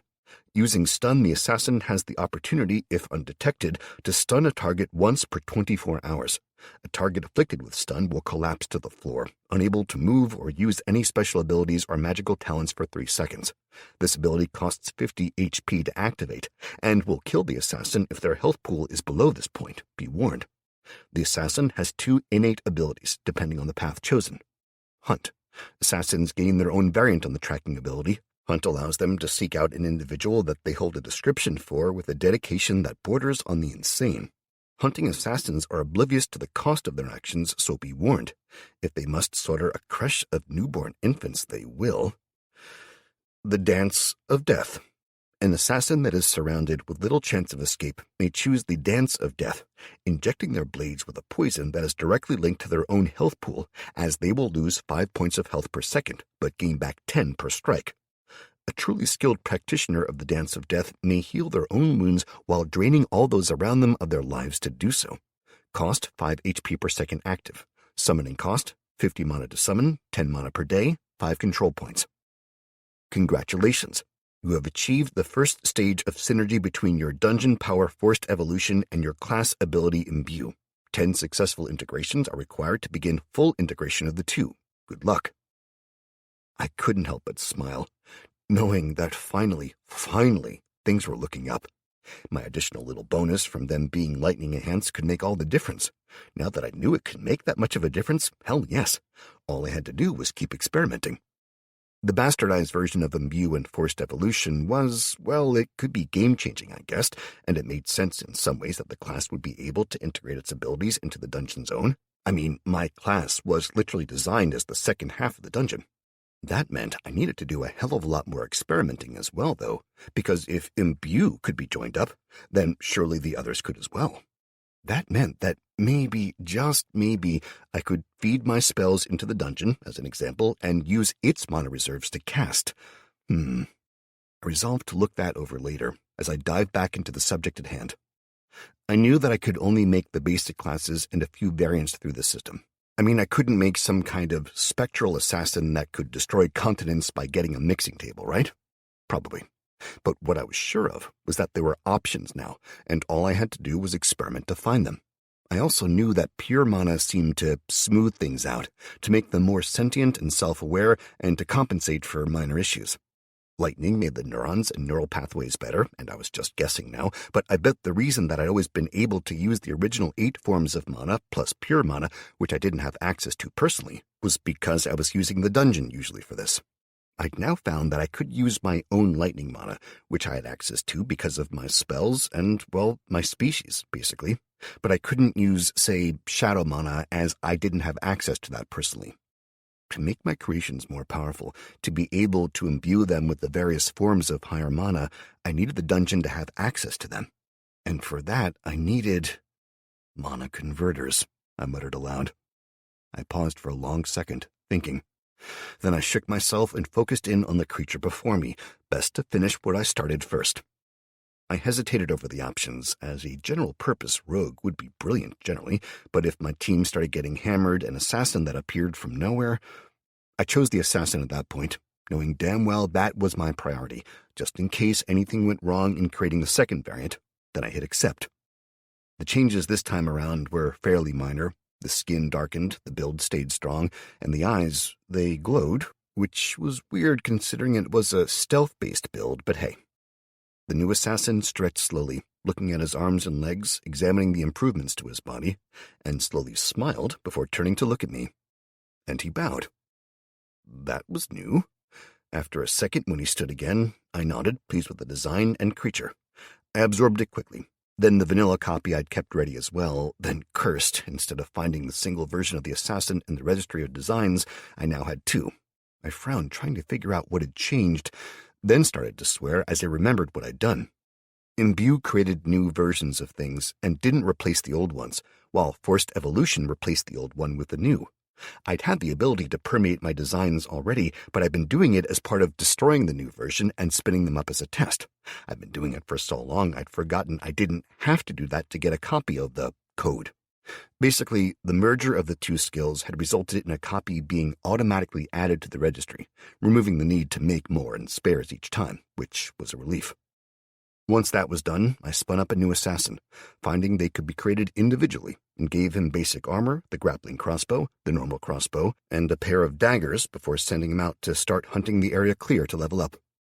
I'd given him 2 copies of the daggers I'd imbued, despite having no sodding clue what they do yet. Then I rested for a while, getting my mana back up and repeating the process to make a rogue. They were able to be created individually as well, so having learned that high-tech items were the best for us, I ordered this one to bugger off up the street to the west where I knew there were a load more offices, with instructions to focus on recovering hard drives from the various computers. I also named him Zuck, mainly because he was going to be stealing everyone's data, and because of the dead-eyed stare he gave, due to the fact that he was a lizard. Then I set to work on the crossbow bolts, trying all sorts as I worked. Focusing on fire and lightning, the 2 spells I used all the time, had some weird results. As for incinerate, focusing on the bolts resulted in a burned, blackened, and insanely hot-to-handle bolt that burned the shit out of my hand. The lightning flooded through it and dispersed into the floor, but I also sensed something. It was definitely possible, I knew that. The wooden shafts seemed to accept the mana, and if I just stuck with my own general, partially corrupted, self-generated mana, then after a flat 100 mana they were full, and I had an imbued bolt. I had no clue what it'd do, as they all seemed to be identical, just a row of question marks, but they were definitely imbued. I decided that they were another example of something to play with after the converters were made. With that, I went back to the research, finding that it had made basically bugger-all progress, reaching 97 out of 2,500 in the time I've been working. I grumbled under my breath and got back to absorbing things in the various buildings I could reach. It was boring as hell, but it needed to be done, and the faster this was done, the better for everyone. After another hour, I could sense the others were getting close. The kobolds were still alive, wounded, most of them admittedly, but at least there wasn't the sound of gunfire in the distance or anything, so I had to assume they were minor enemies they'd encountered. Another half an hour, and Joe had managed to reach the edge of the building to the south of the cathedral. I flitted my sense across to join her, taking up station next to her and starting to work, pushing the influence out on one side while she worked on the other. A short while later, I was standing, spiritually at least, on the inside of a bar I used to drink in. I grinned at the state of the place. It was trashed. Hell, the Empress bar had always been a mess. I'd never been in it sober, and certainly I'd never walked out without wiping my feet as I left. It was that kind of a dive bar, but the crap that was strewn everywhere meant that I had a hell of a lot of mana ripe for the picking. I set to it with a will, working on absorbing while Joe continued to push the bubble out. I had a plan for this building, for its location, for the size of it, hell, for the overall potential. It was just perfect, especially because, while this side of the building was at ground level up here, the entire block was a strange one. The building we were in formed the front of the block, winding around and down to the south and east before turning north and eventually west to link back up. But while the outside of the buildings, except for the upper section, were all one, inside the block were a dozen smaller buildings that had grown to be joined up over time. It had created a peculiar, multi-level building that made subtle sense when you were inside. I'd been there in the past, working in IT for some of the small companies that had offices inside. It was a veritable rabbit's warren of passages, stairwells, and polished marble that seemed to lead anywhere but where it should. In short, it was perfect for a dungeon.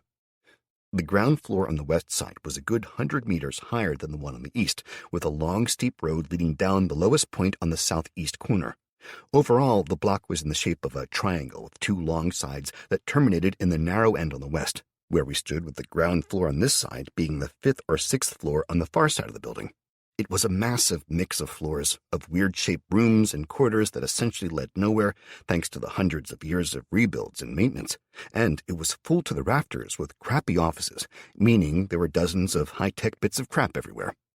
I worked on the bar first, absorbing almost everything, leaving a single cask of lager and one of beer untouched, along with the requisite equipment and gas canisters, as well as a few cases of champagne, bottled beers, and general spirits, mixers, and cocktail ingredients.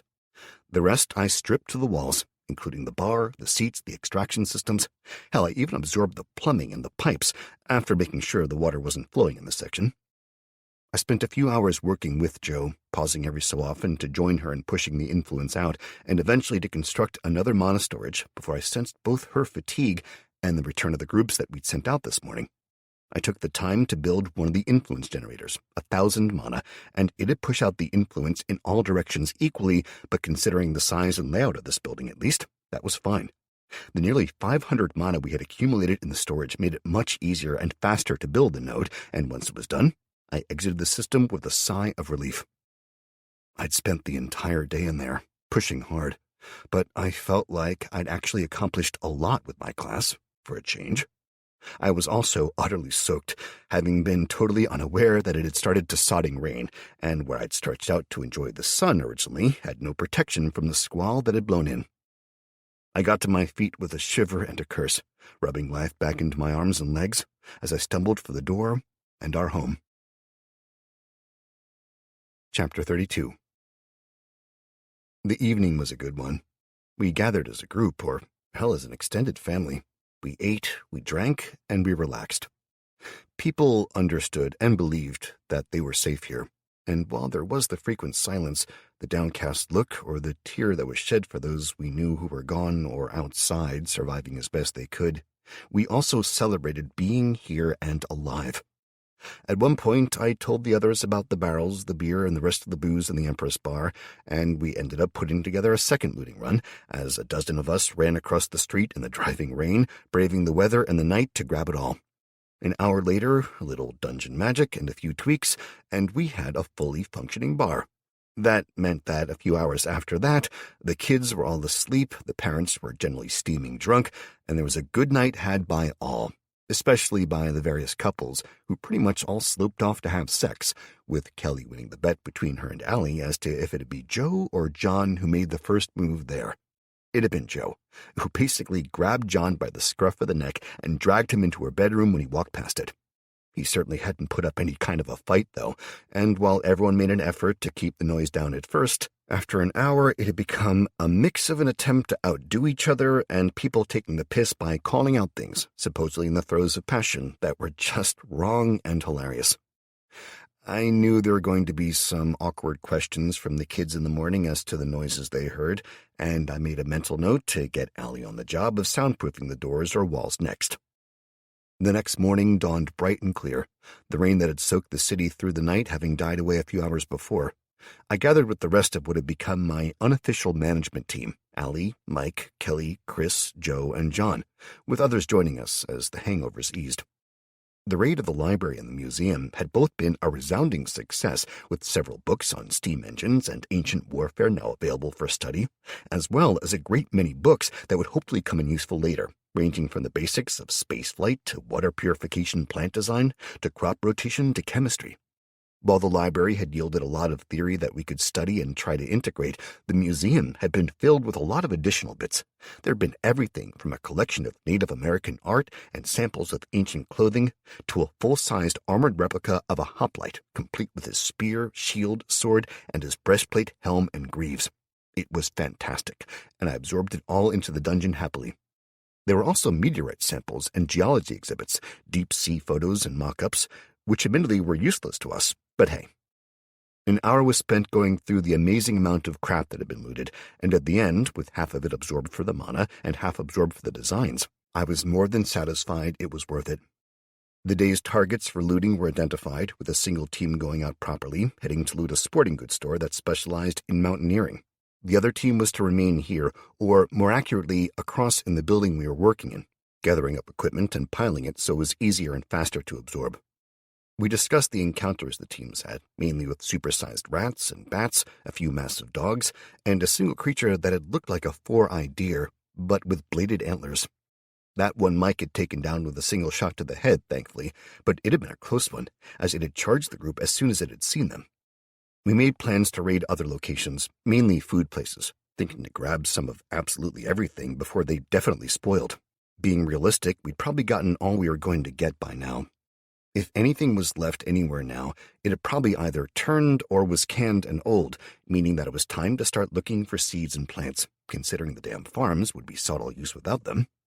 With that in mind, I asked the team to look out for trees, for seeds, or for anything along those lines we could use, figuring that while there were farms outside the city, I knew little more than they existed. I really hoped I wasn't going to have to go traipsing around the countryside trying to figure out what the hell wheat and so on looked like when it was growing. Once we'd all eaten a decent breakfast, we separated out and got started on the day's activities. Joe and I worked on expanding the dungeon's influence throughout the block I'd chosen, and I broke down equipment, crap, and general office supplies by the ton so that I could produce the first of our production facilities. It was a small, basic gathering facility, and it came with 4 drones. I'd selected the harvester option when I built it. The drones looked like a cross between a mantid fly and a quadcopter, insectile, yet weird. The 4 harvester drones took off in a blur, heading in all directions with a collection of simple targets in mind. First, fruits or vegetables. Secondly, ammunition. And third, chickens. Because I thought it'd be both hilarious seeing chickens running around inside the dungeon, and I wanted fresh eggs.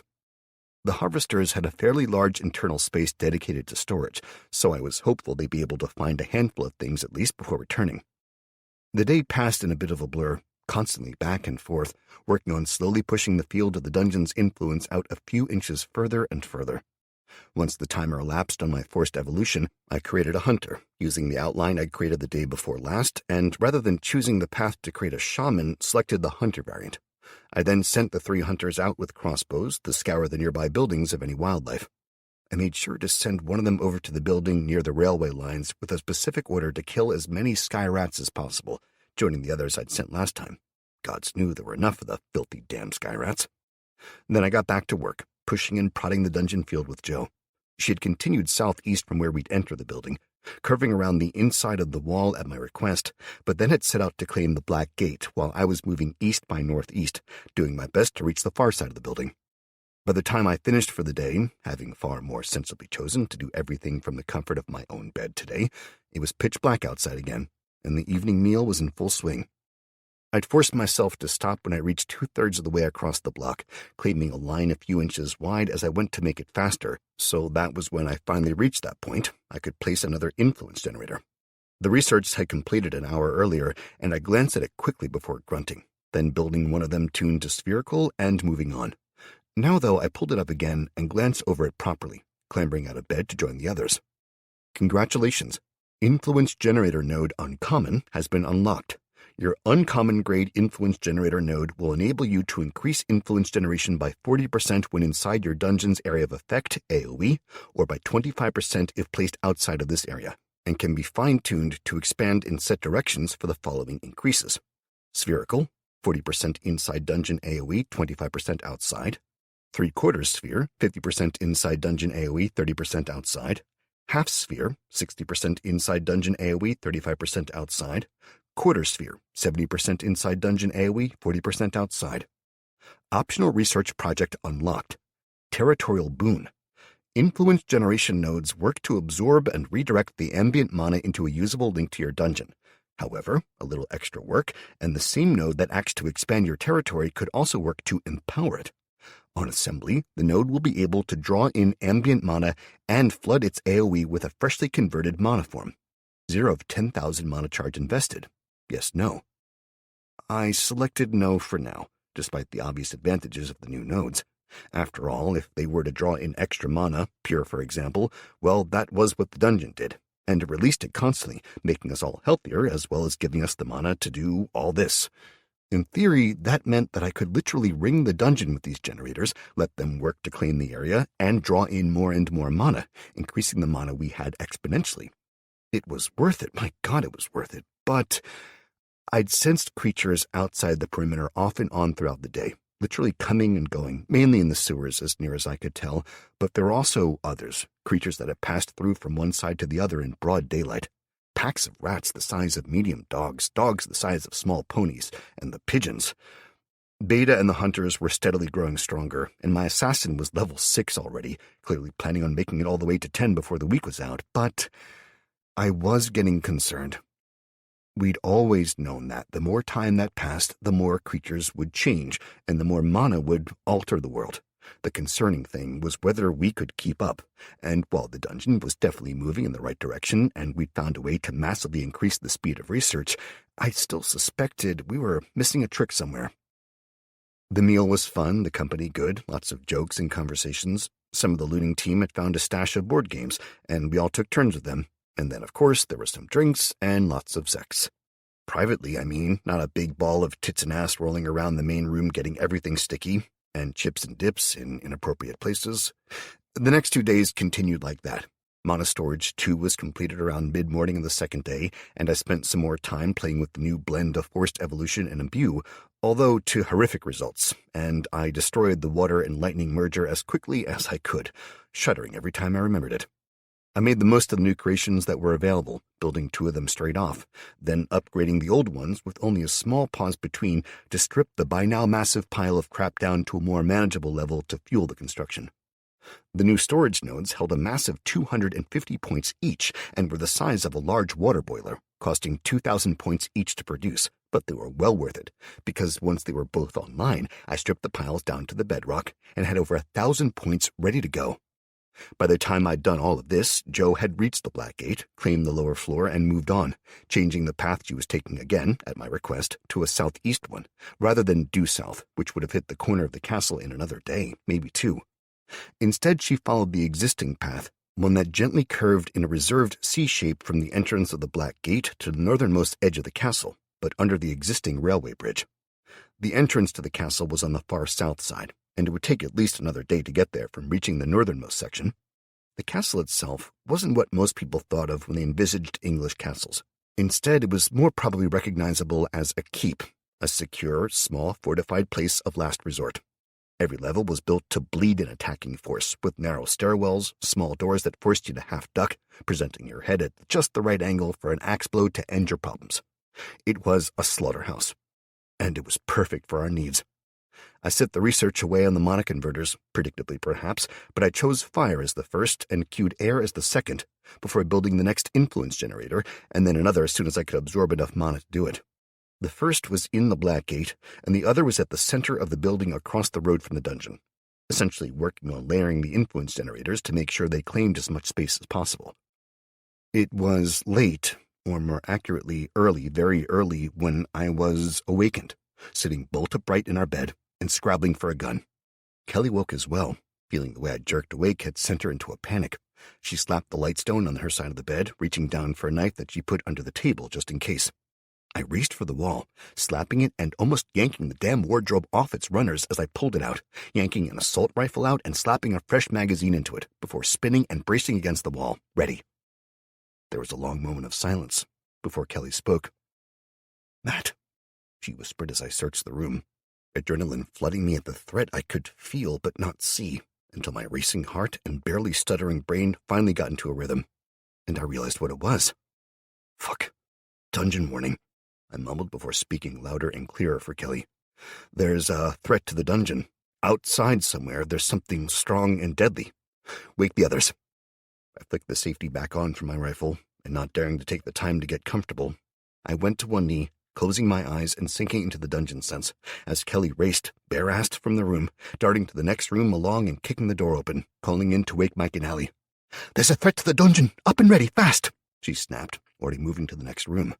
She shoved the door open, finding Patrick and Finn already sitting up, the noise from her shout next door having woken them. "There's—" Kelly started, only to have Finn cut her off. "We heard, we're up," he said, rolling out of bed and reaching for his clothes. "Good," Kelly replied, already turning from the doorway. "Kelly," Patrick called, and she leaned back, nodding to him to go on. "Best find some clothes, maybe," he suggested, and she looked down, swearing and darting back into our room, red-faced, but still shouting for everyone to wake up and tool up. While Kelly was doing that, I'd raced into the dungeon sense, reaching out for the augmented sight and sense, following the trail upwards, finding something at the entrance to the alley that led to the dungeon. There was a pause while I examined it. The dungeon didn't have eyes, so everything was reduced to a mix of a wireframe engineering drawing and a sense that was closest to a form of radar more than anything else. I could see the outline of things, and if I took the time to try, I could build up a 3D picture if I needed to, but as much as I joked about using the facility to spy on Kelly in the shower, or Allie and Jo for that matter, It was about as sexy and revealing as an anatomy diagram made of shadows, which sure shit did nothing for me in reality. I was pretty sure from conversations I'd overheard that both Kelly and Joe had used it for that exact purpose already, checking me and John out, respectively, despite calling me the pervert when I threatened to do it to them. All of that aside, it was why I was having such a hard time identifying the creatures outside the dungeon at first.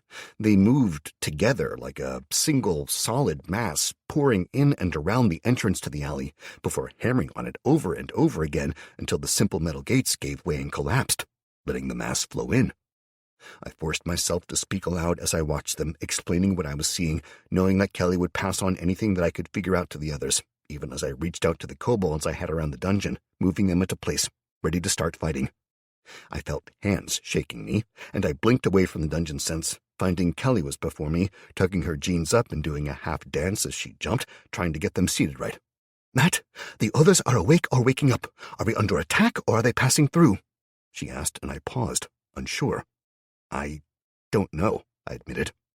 "We're underground. If whoever it is doesn't know we're here."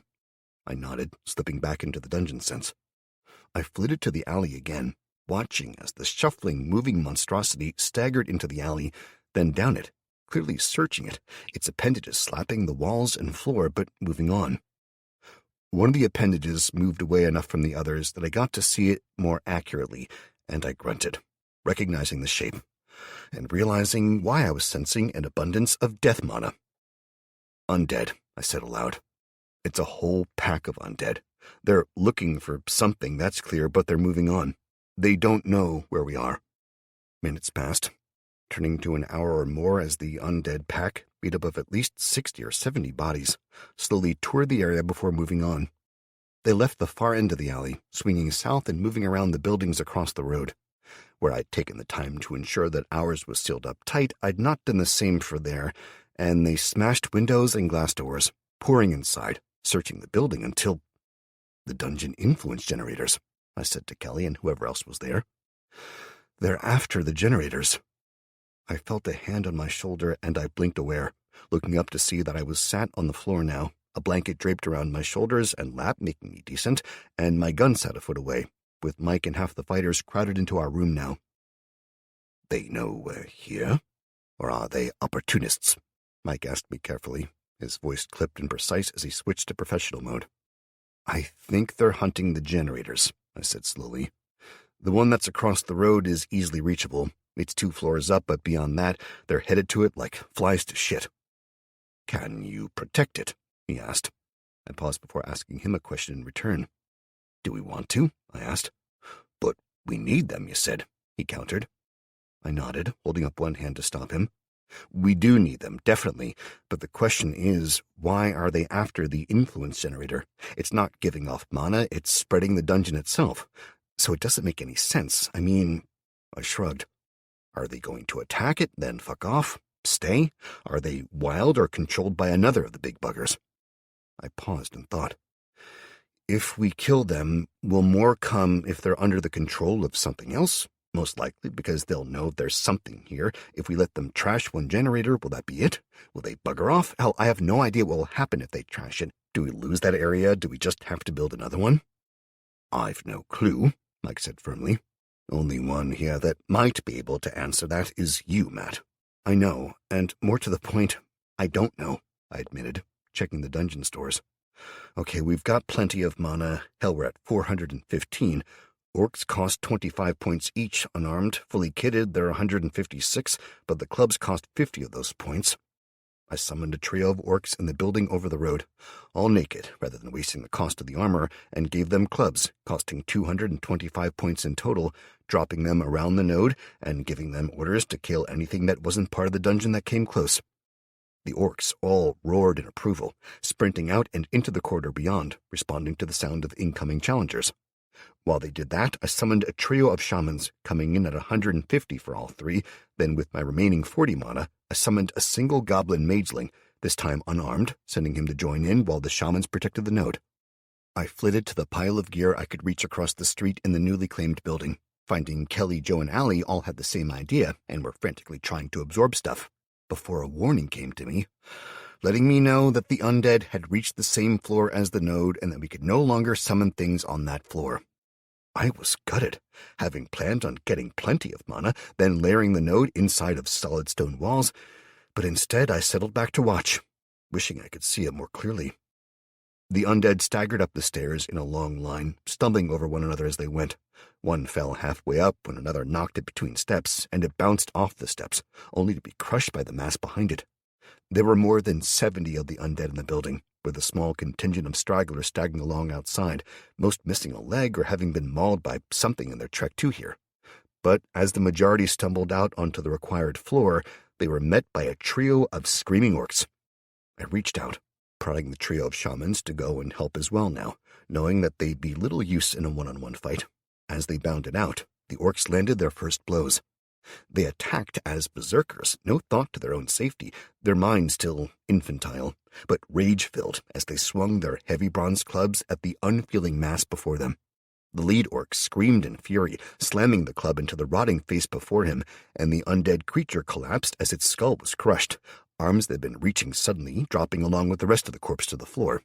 On either side of him, the other two screamed identical cries, and they attacked as well, taking down their own targets. The stairwell was narrow and quickly filled with bodies as the first orc roared and lunged forward, ahead of his companions and determined to kill more than they could. The next zombie in line took a club to the upper right shoulder, shattering the arm, dropping it to hang limp, but the left hand reached out, faster than the orc expected. Nails that were broken and shattered from the difficult task of breaking through the coffin and freeing it from its earthen cocoon dug into the orc's bare forearm before he could swing again. They tore at the flesh, drawing blood out and letting infection in. The orc bellowed and shoved the undead back, causing it to stagger, taking the next in line down in a domino effect that took out half the climbing figures. But before the first orc could capitalize on the opportunity, his fellow on the left shoved him aside, leaping in and slamming his own club in the moaning face of the next zombie in line. The creature collapsed, dead, again killed easily, and the new lead orc waded into the mess of limbs and gnashing teeth, laying about him with his club, killing the undead as fast as he could, spreading undead flesh around and coating the walls and ceiling and dripping congealed blood from the few bodies that were more recent and hadn't been drained of blood by the embalming process. The other two orcs struggled with each other, shoving and snarling, the second in line viciously punching the third to slow him down and shoulder-charging the first into the wall, stunning him as he fought to take the lead. I watched it, the shapes of my own creations distinct for me, and I cursed long and loud. "What's wrong?" I heard Mike ask as if from a great distance, and I growled in fury before answering. "I decided to use orcs to get some time to make better creatures, and the damn things are fighting with each other to be in the lead," I snarled, before reaching out to the hunters and the assassin, sending them to attack the undead from the rear. I felt their agreement, then the way that more and more of the undead started dying let me know that they'd been waiting and were ready. The orcs were fighting each other as much as the damn undead now, but the group of shamans had banded together and were stood at the top of the stairs now, taking turns and filling the stairwell with an overlapping mass of briars. Once that was done, and knowing that the spell would take an hour to dissipate, they all settled down and started meditating, recovering their mana and waiting while the goblin mageling sat giggling.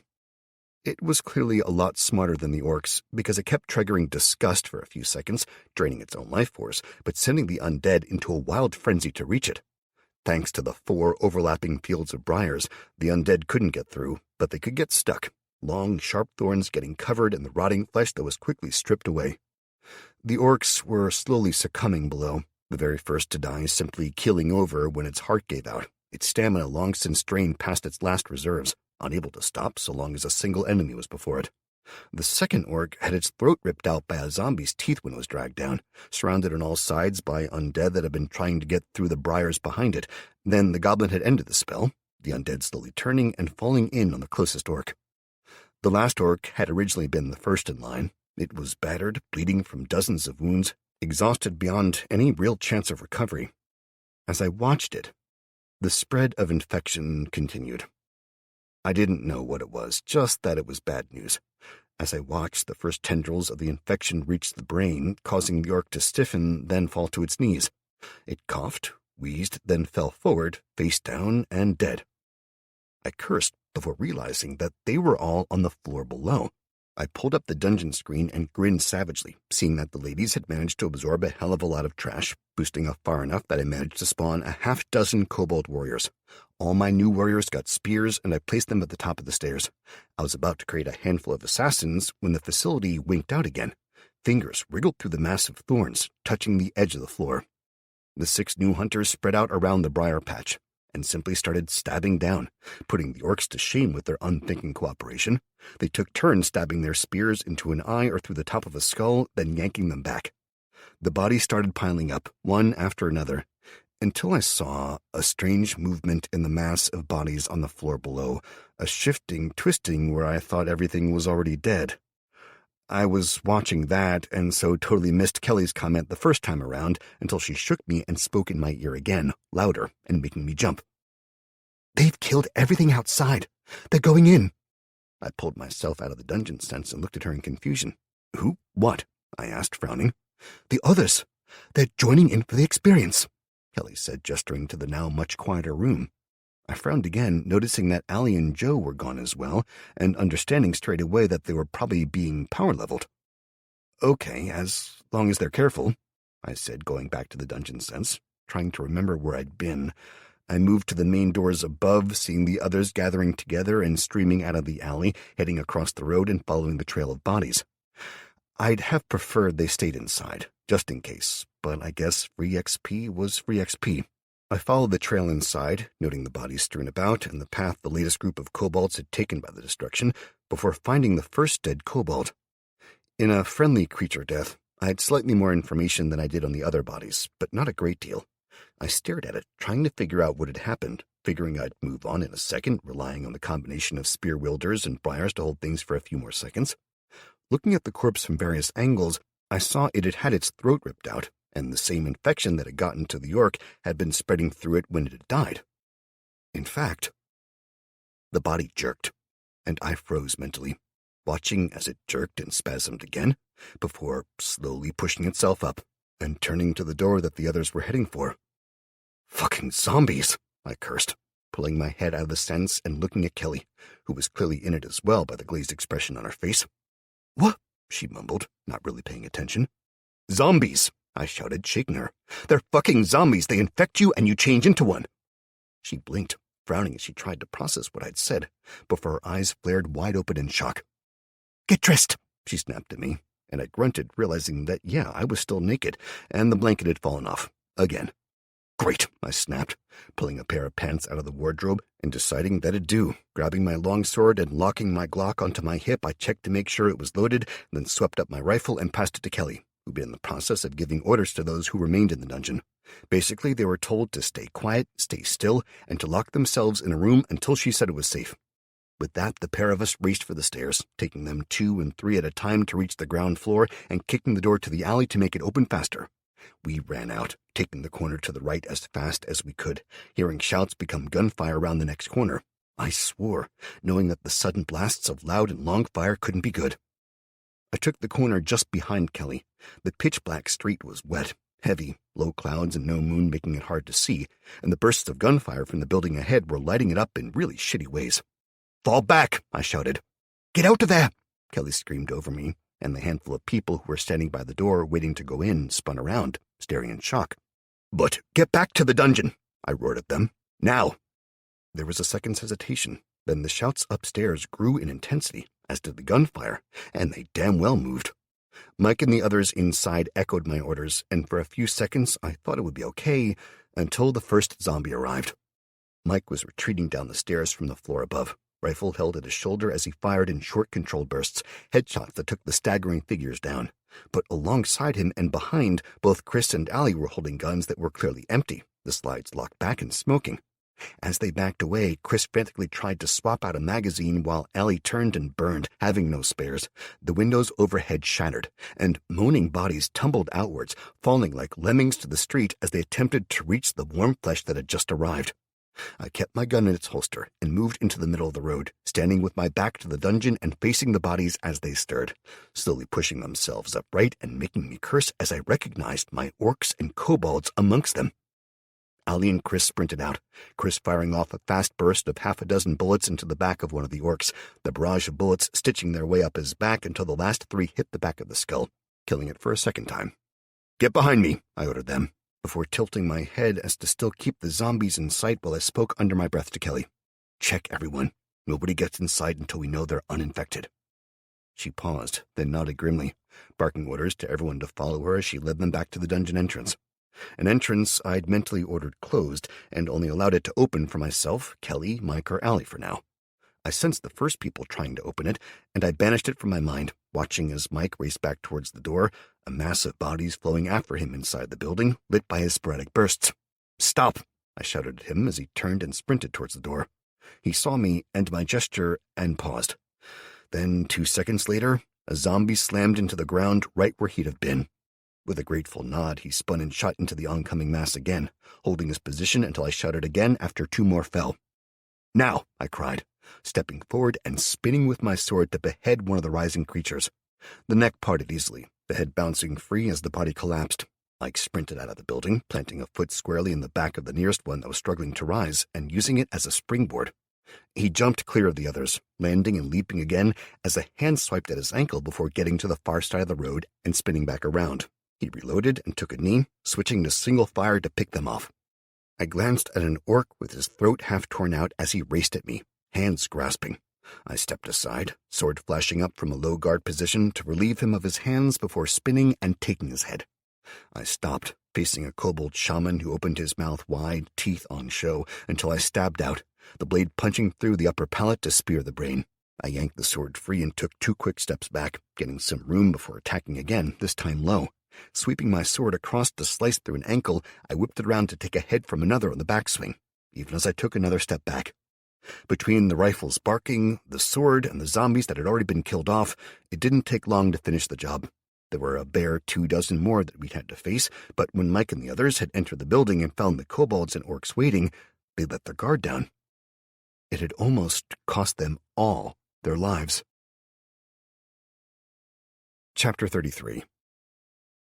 Half an hour later, we were all inside the dungeon again, and there were a lot of stressed people looking to each other for answers.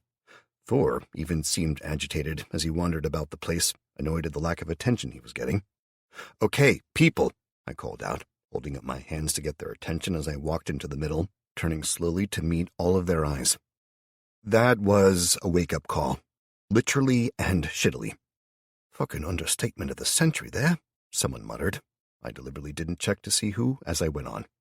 "So, we were attacked by a band of fucking zombies. We'd seen undead before, basically shambling reanimated corpses, and we've seen some big fuckers that can command them. What we'd not known until now was that the zombies are both infectious and able to reanimate the dead. That meant they were able to turn my creatures. They were stronger than the zombies, and then the zombie versions of my creatures were stronger than their former comrades." "What went wrong out there?" Kelly asked deliberately, and I paused, looking to her as Mike took the opportunity to speak. "I fucked up," Mike said, standing so that everyone could see him and looking around at them. "I fucked up because I assumed they'd be like the other undead we'd faced already, easy to kill and an opportunity for XP for you all. That's why I invited you all out there while Matt was managing the fight from the dungeon." He sighed and shook his head. "I'm sorry, people. This was my fault. I saw a small risk for a big reward, and I gambled. It nearly cost you all your lives." There was some grumbling, but his explanation of what and why seemed to have gotten people's attention, so I took over again. "We can't know what we don't know, Mike," I told him, before looking around again. "At the end of the day, the buck stops here," I said, pointing at my feet. "I'm in charge, and that means this was my fault regardless. The zombies went for the dungeon influence generators, the facilities that let us claim more territory. I don't know if they did that for any particular reason, if they were sent, or if they just spawned randomly and were attracted to it, but what I do know is that they tried to get in here first. They were attracted to the dungeon, so they had to have sensed it somehow. With that in mind, and starting tonight while you all sleep, I'll be increasing the security here outside as well as across the road, reinforcing it, making it safer. After that, well, I'm going to make some bait and see what comes looking for it."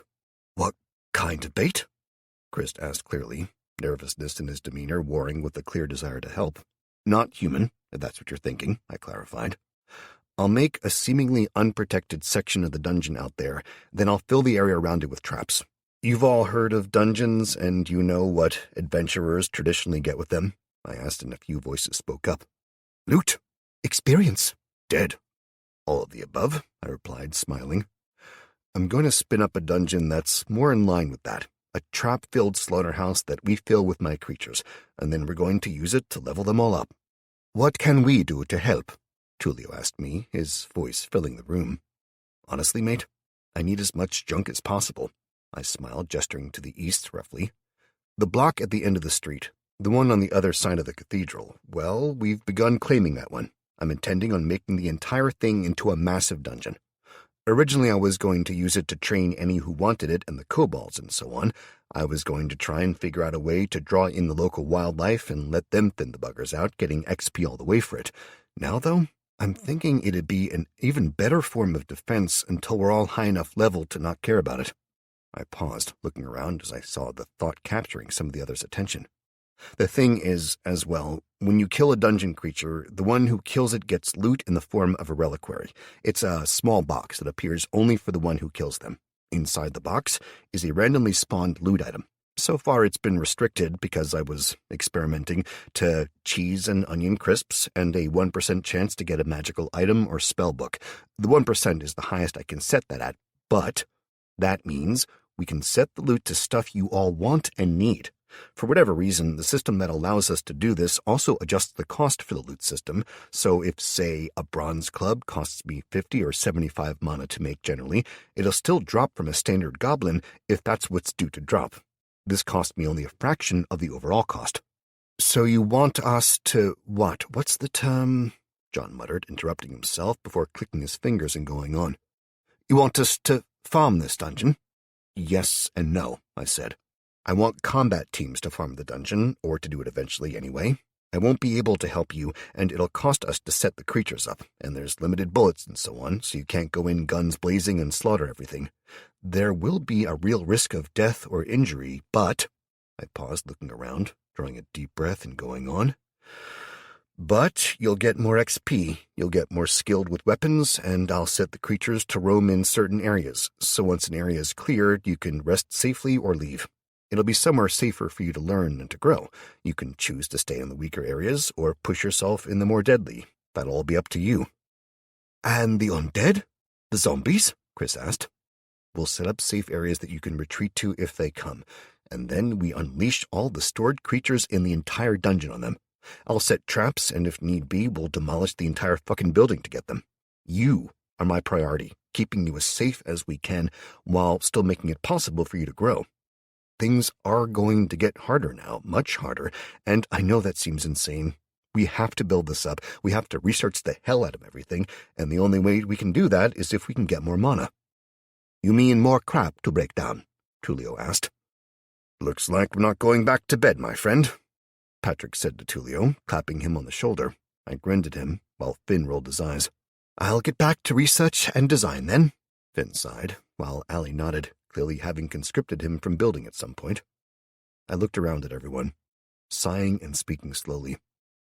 Look, I know I promised you somewhere safe, I started, and it was Becky who interrupted me this time. Nowhere is safe. Not really, she said. Not before, and sure as shit not now. Hell, I had to wear baggy clothes and not go places at night, in case I got raped because I was asking for it if I dressed in nice things.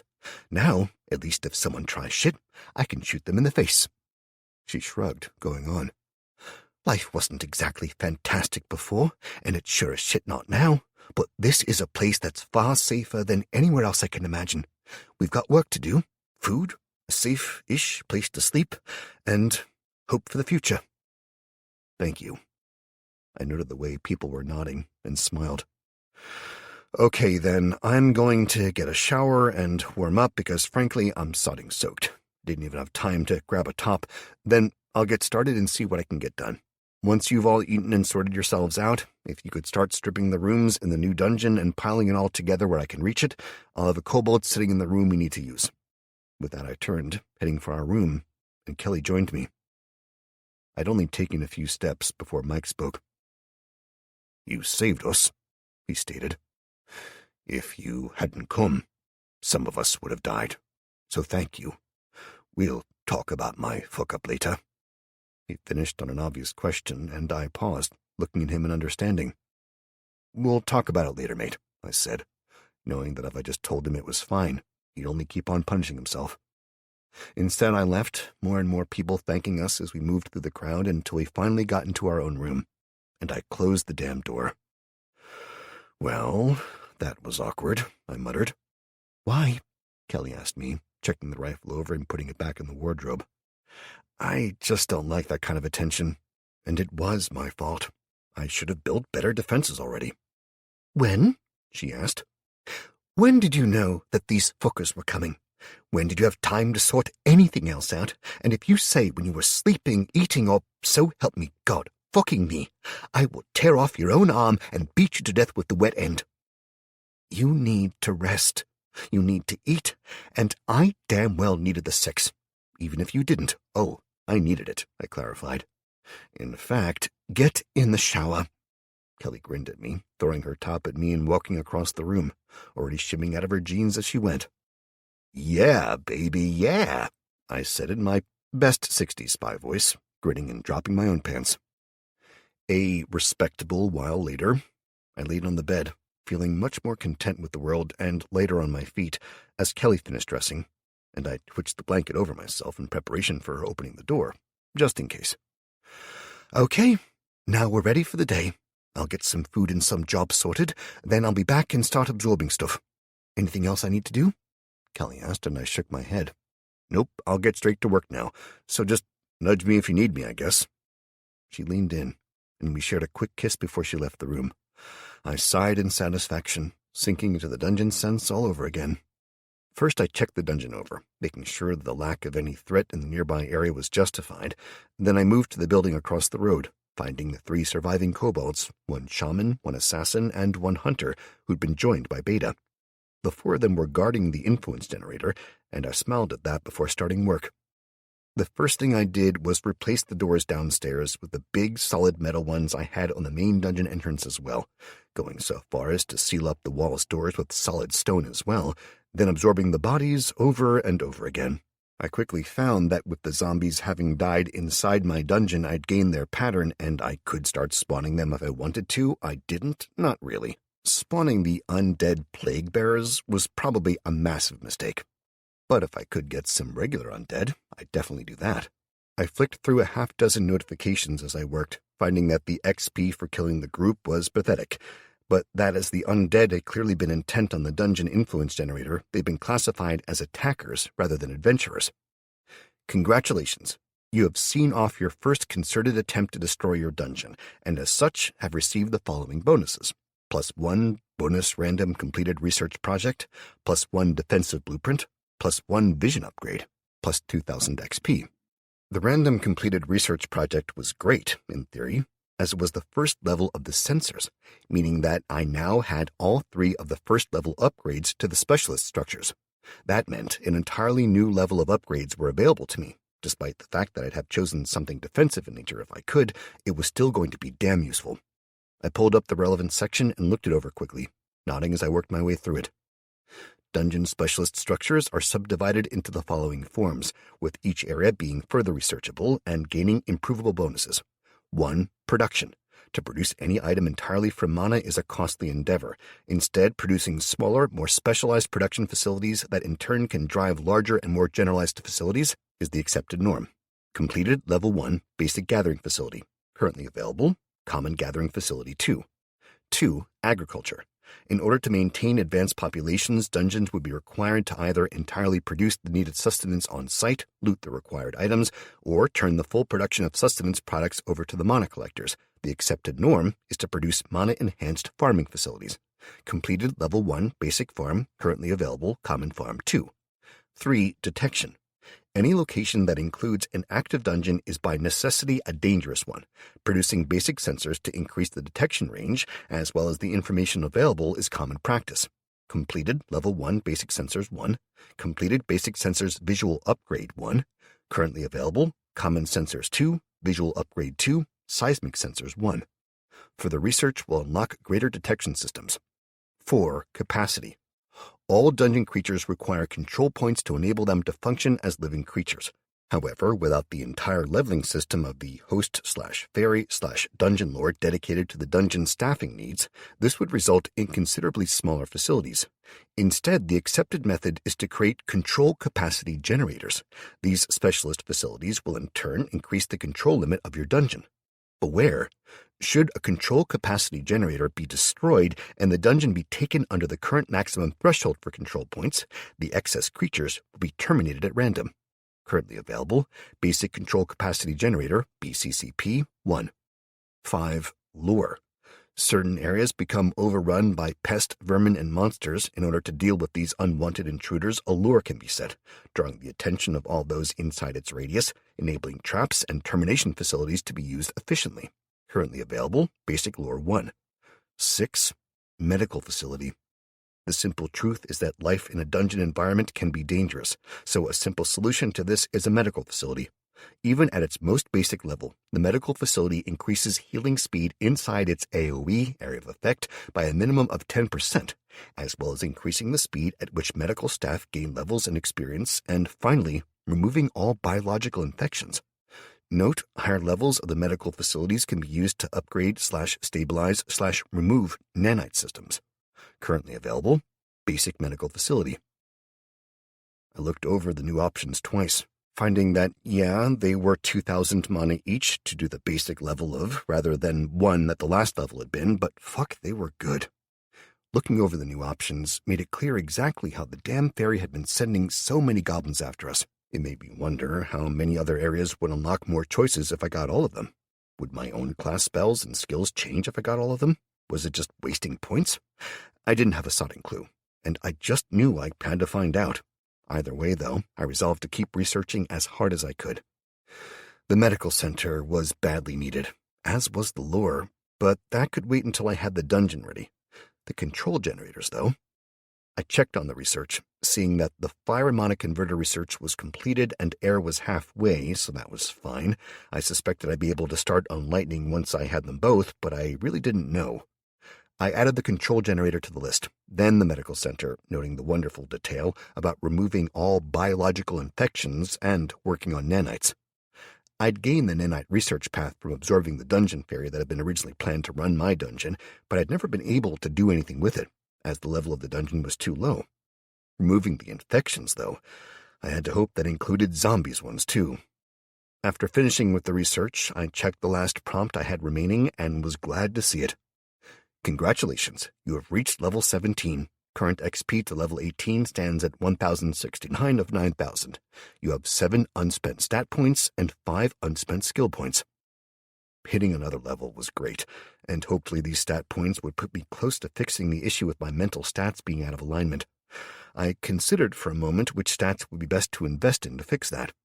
My endurance and perception were both 3 points off reaching 20 points, so I put 6 of the 7 free points I had there. Looking at where would be best for the other stats, I saw that strength was only 5 off reaching 20 as well, so I placed the final point there. Mentally gritting my teeth, I accepted the changes and shuddered as the changes tore through me. I could sense that I was close to fixing the imbalance in my stats, and I was now sure that the next level would allow me to finish correcting it. I decided it would be best to keep the skill-saving points for later, as using them in the dungeon probably accounted for a part of the reason I had survived that at all. Once I was done with my level up, I jumped across the building, the block that was going to be our proper dungeon rather than our home, and summoned a trio of kobold warriors, telling them to take turns resting in the room in the middle of the floor while the other 2 were to run about collecting everything that wasn't nailed down, returning to dump it inside the room, ready to be absorbed. Then I pulled up the defensive blueprint and whooped for joy. It was a scorpion, a goddamn reloading scorpion ballista. It was the size of a goddamn small house, and it looked like the bolts it would fire were about the same size as a telegraph pole and would take down a plane easily enough. That meant, of course, that as they were useless for us for now.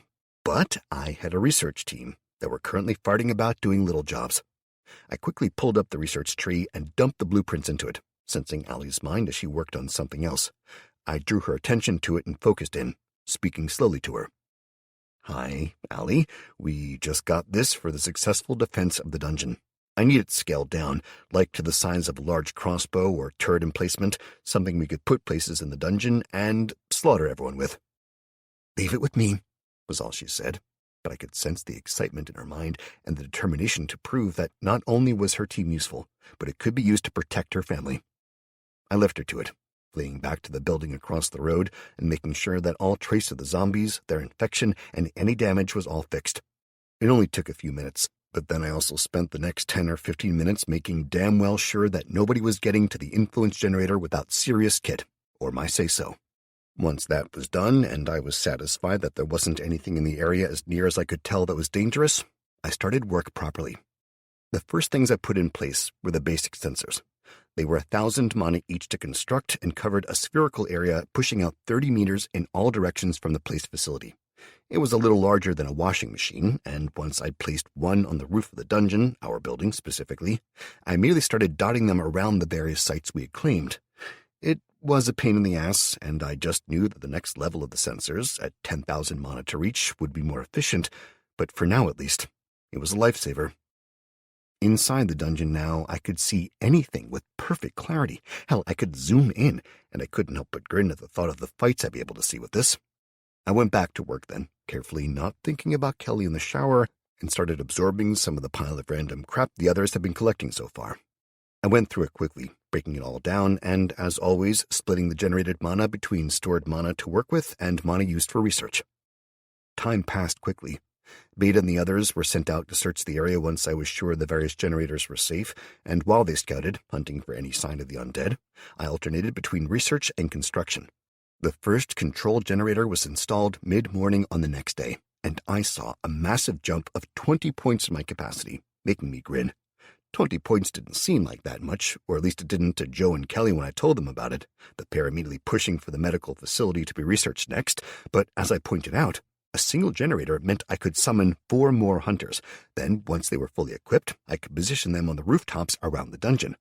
They could literally scout the area, keeping us safe and providing an early warning system. At that point, they agreed that it made sense. I finished my coffee, declaring my break over, and I went back to bed, getting comfy before sinking into the dungeon sense and returning to work, rather than the nap my body assumed it was getting. By lunchtime, I'd cleared a significant section of the building, and by late evening, as I sat eating a bowl of boiled potatoes slathered with salt and butter, I was feeling a lot better about the work we'd managed. Rather than leave the generator easily accessible as I had before, this time I destroyed a section of the floor all the way around it in the new dungeon. I'd created an open plan section in the middle of the building. A great vaulted ceiling meant that what had previously been 5 rooms was now 1, with a raised plinth in the middle.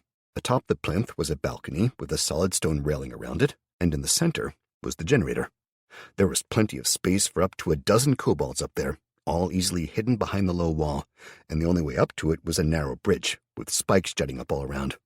It was a basic moat in reverse, with a defensive position for the spear-wielding warriors to use and an archer's platform behind and above them near to the roof. The rest of the evening went smoothly, and despite waking a few times during the night with a feeling of building dread, it gradually died away as well, meaning that the next morning I was sandy-eyed and grumpy, despite waking up with Kelly in my arms. It was mid-morning before the feeling came back, and at first I dismissed it as a vague feeling of unease, continuing to work on the first floor of the dungeon proper. I'd been designing the safe room for the last few hours, a hidden entrance leading to a room that shouldn't have existed, considering I'd had to knock down walls and shrink rooms to make room for it. As near as I could tell, the room was undetectable from the outside, and I'd barely finished the first secret path to it when the feeling went straight from "my ex is somewhere nearby" all the way to "she's found out I slept with her best friend after we split up and has drugged me, tied me up, and I'm currently in the boot of her car along with a roll of carpet, a shovel, 15 kilos of Semtex, a ferret, and a bottle of lube." Kelly had come up with a solution to let everyone know that there was an attack incoming. I triggered it quickly, prodding the kobold, now permanently stationed by the large cathedral bells. It leapt to its feet and started frantically pounding on the bell with the hammer I provided it with, which, of course, removed any chance of the incoming threat going anywhere else. I shifted my perspective to the top of the spire and started searching in the direction I could feel the threat coming from, going cold as I recognized the figures stumbling down the street towards us. Chapter 34. They were coming from a different direction than I thought they had before, the west rather than the north, but this time there were literally hundreds of them, possibly more. They were led by one of the big bastards, as well as having a pair of smaller floating creatures with the mass of zombies and skeletal undead. I looked them over, judging the distance, and nodded, flitting back to the kobold and changing his steady constant hammering to a set and obvious pattern.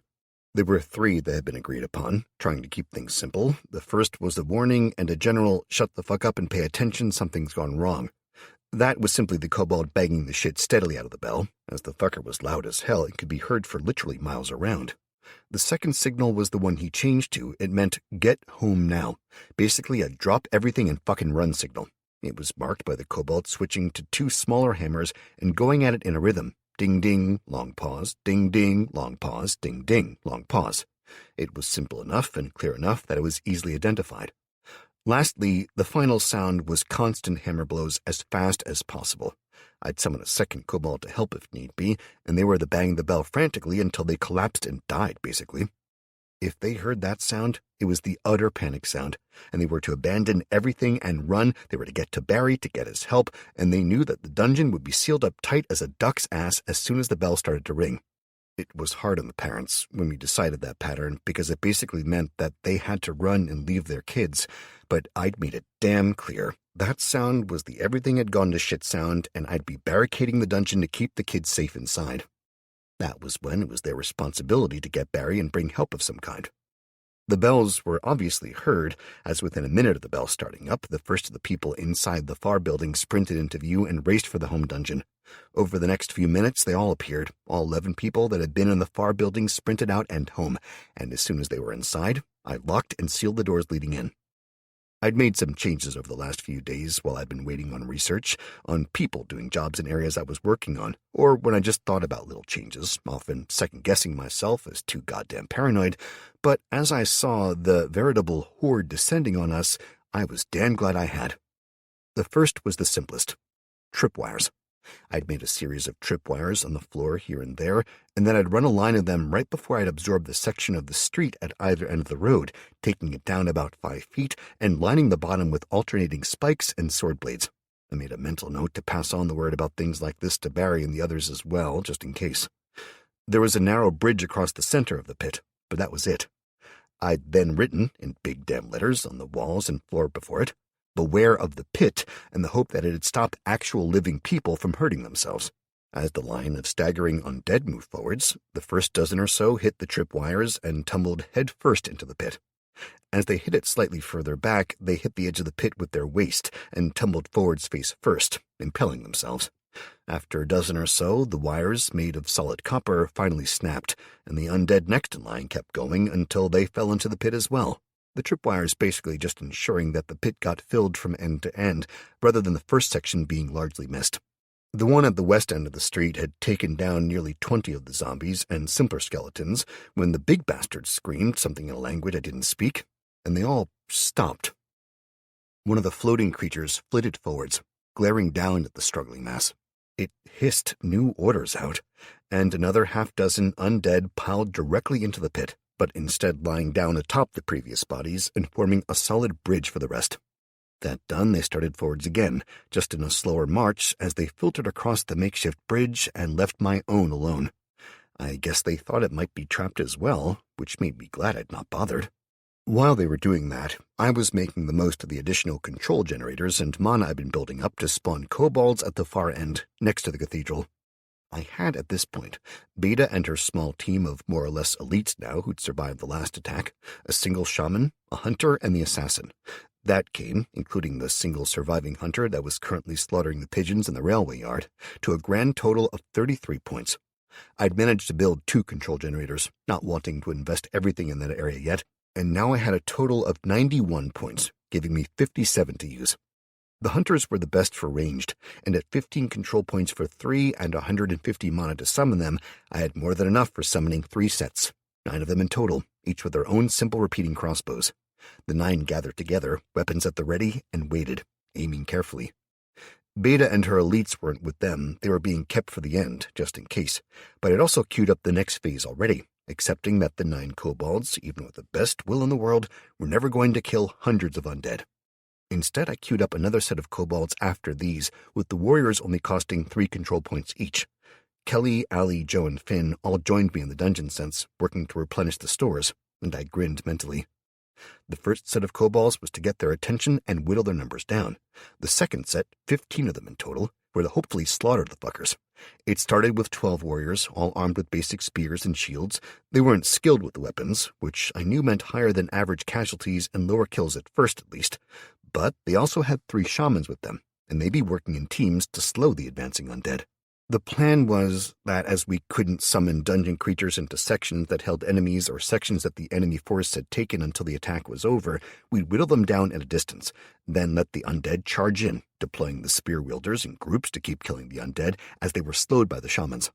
I'd spent some time altering the layout of the building in preparation for the future and in case we were attacked again anyway, though, and I was damn glad I had. This was the second phase of the changes I'd wrought, in that I'd sunk the various influence generator nodes in the most secure areas I could create. I'd found that enveloping them in thick metal or stone to the point they were essentially invulnerable was a waste of time, as then they couldn't do anything, the generators seemingly needing access to air to work. Instead, I'd moved them each to the final rooms on a floor. Then I'd sealed the stairwells and opened new ones, each at the opposite end of the building from the last. Essentially, the only way into the building was a single door on the west and a corresponding door on the east side. From there, the attackers had to clear their way to the far side of the building, then up the stairs, then back to the far side again to find the stairwell up to the next floor. My intention was that eventually each room along the way would be filled with traps of various difficulties, kobolds, goblins, and more, and it had become a training facility for my people. Then, once we'd made the most of it, I'd rent it out to Barry for his people in exchange for a fuck ton of salvage and loot. That, in turn, would help us to continue to grow, so that the respawning of the dungeon creatures never cost us anything. It would also, in times of threat, mean that we could use it as a target, defend it, and draw the attackers in, then bleed them all the way through to the other side. If they managed it, then we'd stay hunched down and silent in the home-hidden section of the dungeon, while they thought they'd managed to kill us. If we killed them, well, the threat was ended. It was a sneaky-as-hell plan, and I damn well liked it, especially as we could continue, in theory, to just go on with our lives while the attackers kept working above us. We could spawn defenders in different places, and if it took 1,000 kobolds to kill one of our enemies, it was still a numbers game. We should be able to win. It ignored the XP side of things, but that was a problem for another day. As the horde of undead passed the first pit and started to spread out again, the kobolds opened fire, a wave of poorly aimed crossbow bolts slamming into the shambling forms. 9 were fired, resulting in 8 hits. That sounded great, but of the 8, only 2 were kills. The next 6 were anywhere from heart shots to crotch and minor wounds. Anything bar a headshot was a failure when it came to the undead. So even when repeaters were fired, then the second round of shots, before finally the cranking of the reloaders began, only a few of the kobolds leveled up. I paused, evaluating the risk versus the reward, then upgraded the 2 kobolds to the next level, putting their points all into dexterity. Those 2 screamed in pain for a few seconds, making their brothers shy away, but when they recovered, their reload speed was significantly higher, and I glanced around checking to ensure I'd not missed anything when I spotted Thor. The little bastard was sitting on a nearby rooftop, happily watching the fight below as if it was his personal cabaret. The next few minutes followed that pattern, shot after shot slamming into the closing horde, the kobolds holding their ground and firing until the undead managed to pass the second pit.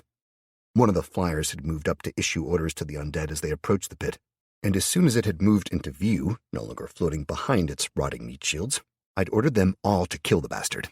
All 9 crossbow bolts hit it, or at least its shield, but it took a further 2 to overload the shield, sending it reeling with a bolt embedded in its shoulder.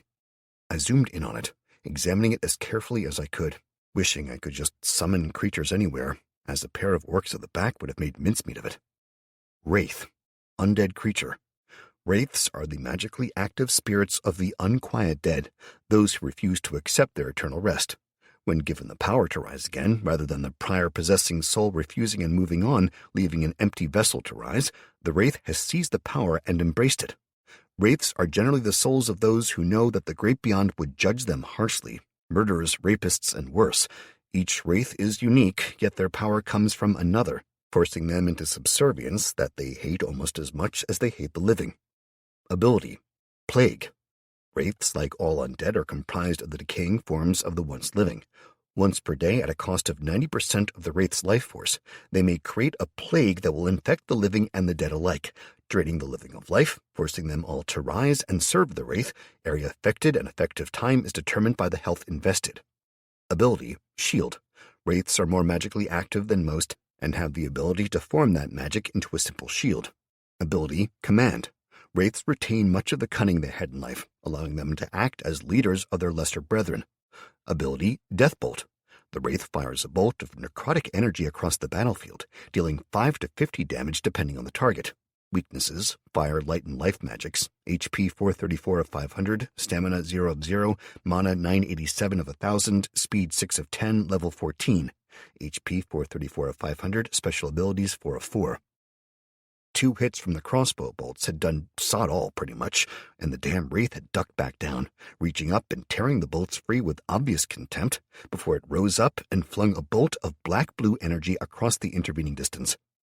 Through luck or malice, it hit one of the kobolds directly in the face, sending it staggering backwards, mewling in fear and pain as its face began to rot. The other kobolds aimed and fired, 4 bolts hitting the Wraith before it could duck, taking it from 434 all the way down to 307, one of the bolts actually glancing off its skull and rocking it backwards. It wasn't enough, though, as the second Wraith lifted into the air, firing off another bolt, followed by a second and a third. The first kobold was on the floor now, blind, unable to respond to anything beyond the pain, curling up into a ball and tearing at its own face with claws that had begun to rot and turn. The necrotic energy clearly spread through some ability I couldn't identify. The others, 2 of the bolts hit the same kobold, one in the left arm, staggering it but doing little damage, while the second hit took it full in the chest. It coughed, managed to unleash a single shot in return, then fell forward, its heart having given out. The third bolt of death magic hit a kobold that had attempted to leap aside, catching just the tip of its tail. The creature hissed, reaching down and tearing part of the healthy flesh apart, abandoning the rest of the infected tail. I was surprised by the way it only staggered slightly as it stepped back into line. But beyond that, I was actually impressed with the little bastard as he raised his crossbow and fired again, clearly incensed by the loss of his tail. The bolt slammed into the forehead of the first Wraith who'd chosen to rise again, hands lifted ready to cast, until the bolt slammed home. Like the other undead, the skull seemed to be the seat of the animation spell, as the crossbow bolt shattered the skull, impacting just above the bridge of the rotting nose and killing it instantly. The Wraith, which appeared to be the upper half of a human body, skeletal and rotting, barely draped with the remnants of an old shirt, flew backwards. Its arm flopped to the sides, the spine flowing down to what would have been the pelvis, and instead ending there, had been twitching occasionally like a dangling tail, remnants of flesh hanging from it, but now it fell limp. As the bolt ended its second life, the built-up necrotic magic it had been holding at the ready ran wild, unleashed by the hands as they slapped down against the asphalt and radiating out in a circle that caused the undead closest to stagger, 3 of them collapsing into bones. The second Wraith screeched in fury and started flinging bolt after bolt at the stump-tailed kobold, who started dancing and yipping at it in response. The mass that had reached the second pit continued to stumble forwards, collapsing into it and rendering themselves impotent on the spikes. The horde had gone from several hundred, all told, into just over 100 by the time the pit was full and the majority had crossed. The screeching Wraith still ignored the other kobolds as it flung bolt after the one that I'd now mentally tagged as Stumpy. Stumpy appeared to be having a great time and would occasionally wave the still bloody stump of its tail at the Wraith and snarl and squeak something at it. The other kobolds were all firing on that Wraith and had finally taken its shield down when it paused, glaring at them all in response to something the big fucker snapped at it. It lifted both arms and started to hiss in pain and fury, shaking as a bright green light began to emanate from inside it, flowing down from the eyes to fill the ribcage, then pouring out in a twisting miasma to coat its arms and torso. Seconds passed as it shook and hissed like a boiling kettle, bolts slamming into its body as it held its arms before its face, shielding its head. It was nearly finished casting the spell when a lucky shot, again Stumpy's work, hammered into its right elbow, shattering the limb and causing the lower arm to tumble free, exposing its face. The next 4 shots, all barely clearing the heads of the rapidly closing horde, were aimed for the skull. The first hit a glancing blow on the right temple and sheared off to slam into the center of the big bastard's chest, barely leaving a chip mark to show its passing. The second hit it in the lower jaw, shattering it in a blast of teeth and bone, but the bolt failed to penetrate any deeper, a broken mass of wood cartwheeling to the floor. It was the third that prompted the big fucker to step in, as it hit the top of the skull and careened away, leaving a patchwork of growing cracks behind. Before the fourth bolt could land, a massive hand slapped down atop the skull, gripping it tightly and shielding it at the same time, as the bolt slammed into a finger of polished bone, breaking it free. I focused on the big bastard and examined him. Corpse Lord, undead creature.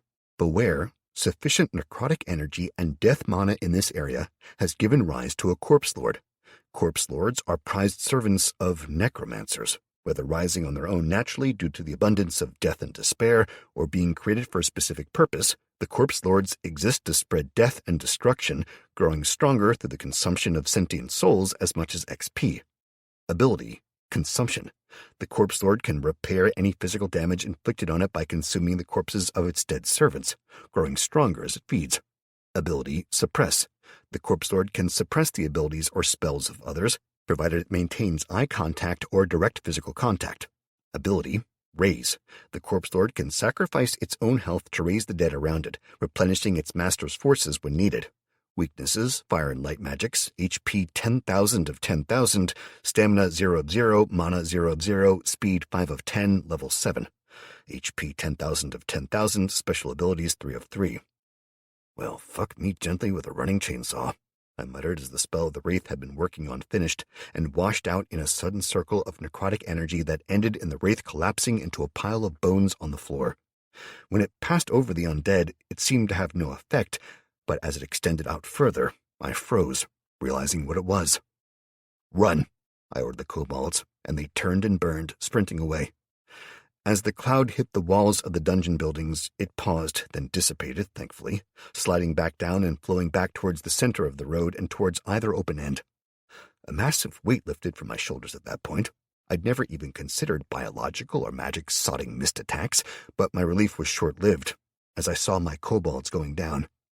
The spell managed to catch all but 2 of them, causing them to stagger when they were enveloped by it, then to fall to their knees, coughing and retching as they choked on a veritable deluge of blood. Their flesh bubbled and burst, veins swelling to epic proportions as their blood coagulated, yet their hearts continued to beat, causing blockages that quickly burst through rotting flesh. The surviving 2 were the furthest back, one who'd moved back to try and get height for a shot at the Wraith, and the other was Little Stumpy, because it was just clearly a cunning fucker.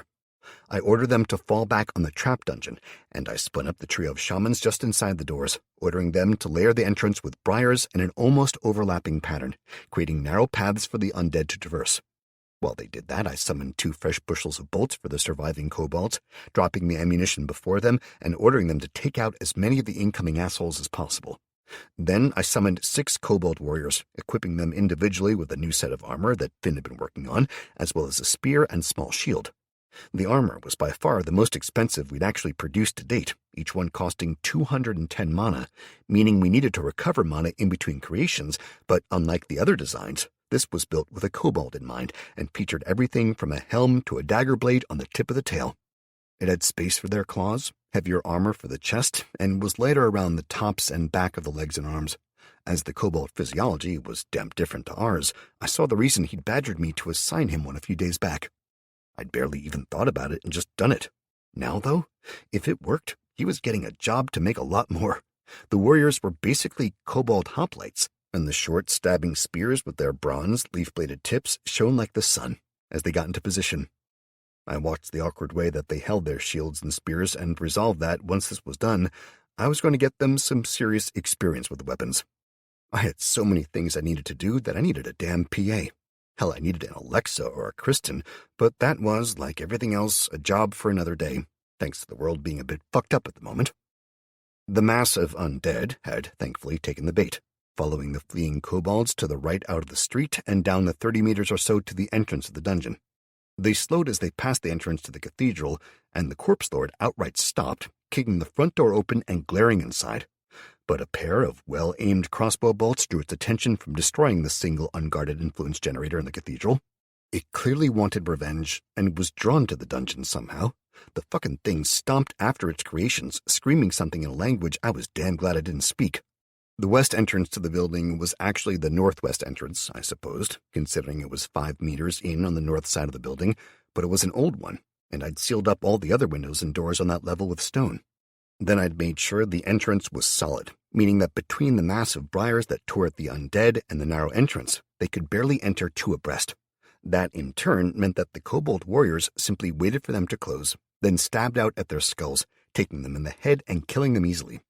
The first 5 or 6 that entered the building died like that, a stab in the skull from a spear that dropped them, dead, to the ground. The kobolds knew to step back, thanks to the pack-sight ability enabling them to coordinate better, giving the next pair a chance to fight after a minute. It was that changeover that quickly became clear it was the problem, though. Instead of the kobolds standing ready in place as experienced soldiers would, the 4 were all waiting, meaning that when the first pair stepped back, 4 tried to take their place. That resulted in a jostling match between 3 of them. The 4th, the only one to have, like Stumpy, seemingly spawned fully aware, took the chance to defend the door alone. He managed to kill the first 3 zombies before his spear got stuck.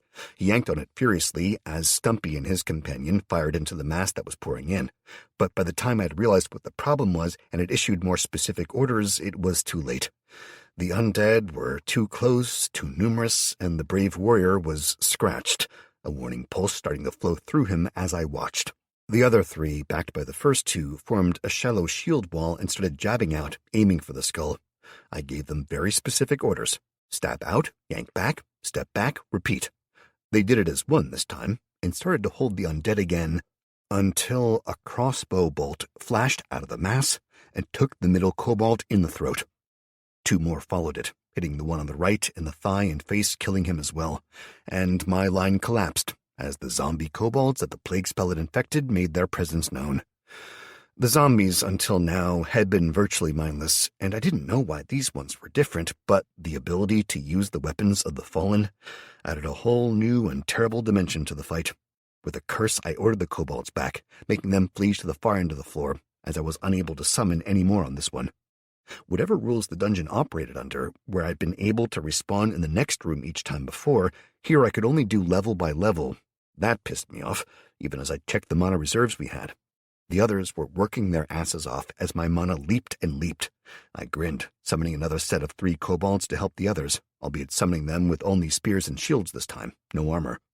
While they ran from the floor above, the shamans laid a second line of briars filling the corridor wall to wall as they all retreated, draining themselves down to the last few points of mana. I checked on the others, making sure they had plenty of shit to recycle. Once I was sure they weren't going to run out in the next few minutes, I started building a 3rd control capacity generator. Yeah, it was expensive. Yeah, this time wasn't the best to do it, but another 20 points meant I could have 6 more warriors out there, and that alone was a game changer, even as the big fucker started tearing the briars out, taking tiny amounts of damage. I growled to myself, watching him, desperately wanting to wade in, or get to my team and send them in, or hell, even just beta enter a squad, but I knew I needed to keep cool. I needed to get better at this. I could win it with them. I damn well knew I could. They were down to less than half their attackers, and I'd used the pits, the ranged fighters, and now it was down to the warriors. That was fine, though, because I still had 2 more loadouts ready in mind. It took a little under 5 minutes for the corpse lord to free up the corridor, tearing the briars out and leaving cracked and broken tiles that they'd sprouted between, as I debated killing the shamans to get the points back. There were 3 of them after all, but they had almost no mana. I frowned, vaguely remembering that they had another ability, not just the briar one. I pulled it up, scanning over it. Swift travels. Shamans are often required to aid their people and other defenders of the forest to enable them to be where they need to be. The shaman can cast Swift Travels, temporarily boosting the agility and constitution of their party for up to 6 members per level of experience in this spell. Cost 5 mana per minute. I grinned, wondering if it could really make a world-breaking cheat possible. I checked the mana they all had, 8 mana each, that was it, thanks to their low mana regeneration rate. I ordered them all to fall back, all of the kobolds retreating to the next upper floor and bracing themselves ready, while the shamans were to be ready to cast, as I mentally moved to the mana I had available. It had taken 5 minutes, and we were just shy of the finished product, as the corpse lord came into view. I cursed. I'd been hoping it would fall back, making room for us to slaughter its minions first, but no such luck. I shrugged and ordered the hunters to aim for the head, firing their crossbows quickly. 2 bolts were quickly followed by the second set of arms unleashing as well before they stepped back, crossbows going down in symmetry that made me smile. Stumpy and Foxtrot, I'd mentally identified the other, had become a team, and they braced the end of the crossbow against the floor, then slid a foot into the stirrup to keep it in place. Once their foot had locked it down, they grabbed the small levers on either side and started cranking the windlass frantically, pulling the first string into place. That done and locked, they flicked a lever and repeated the process for the second string. All told, it was less than 20 seconds for both sets of arms to be done. Then they lifted, slotting a bolt in the same motion, sighted, and fired. The time it had taken the hunters to reload hadn't been good for the warriors. While they were fine facing a line of slow-moving, shambling zombies when they had shields and spears, a massive 10-foot-plus 4-armed monstrosity that was essentially made of layered bone was a serious no-no. While the hunters stepped back, aiming for their second shot, the corpse lord grabbed the nearest kobold by the edge of his shield and yanked him forwards, grabbing him by the throat and biting his head clean off. There had been 6 kobold warriors that made it to the second floor. Of the 6, 2 were still alive, and they retreated quickly as the second pair of bolts flew free. The first shot hit just above the right eye, spiderwebbing a series of cracks out from that point and leading up to the horn nearby, while the second bolt was deflected by a hastily upraised hand. I glared through the dungeon sense at it as the control generator was finally completed. I ordered the kobolds to retreat as I flew to the far end and the next level, finally able to start summoning again. This time, I decided to play dirty, summoning a creature I'd long wanted to, but never had the resources for, until now. The light that sprang into being this time was strange. Rather than the usual bright, cheerful light, like that of a printer that someone hadn't closed the top of properly, this was the blue-purple of a blacklight, the peculiar glow making the shadows dance as the pair of creatures grew. Their long, backwards-facing legs and the spike-tipped tail were the first to appear. The spindly body grew and grew, hunched and keeping low to the ground, seeming even pre-life to be hiding, ready to attack. Going by the outlined muscles and my own memory of the fuckers, the arms were as long as they were strong. The bone spurs that replaced hands with sharp points still made me wince in remembered pain. They were covered in spikes and bone plates all the way up to the spine until the heads, eyeless and smooth, formed. They had wide mouths with rows of sharp needle-like teeth, and a long prehensile tongue that just made me want to stab them on sight. But this time, they weren't going to be giving me nightmares. They cost me 5 control points each, but as I summoned my first 2 lesser ghasts, I couldn't help but grin. Go fuck them up, I ordered the ghasts, and they blurred, their flesh shifting to mimic the dungeon as they flowed back down the passageway towards their prey. Chapter 35. Once they were sent to fight, with the mental instruction to get around the back of the corpse lord and fuck it up, I started on the next batch of warriors. I had 58 points after my control budget was upped and before I made the 2 lesser ghasts, leaving me with 48 to play with. Warriors were 3 points each, giving me around 16 I could summon. Sod's law, they were summoned in 3s, of course, so that let me summon 5 sets of 3 or 15 kobolds.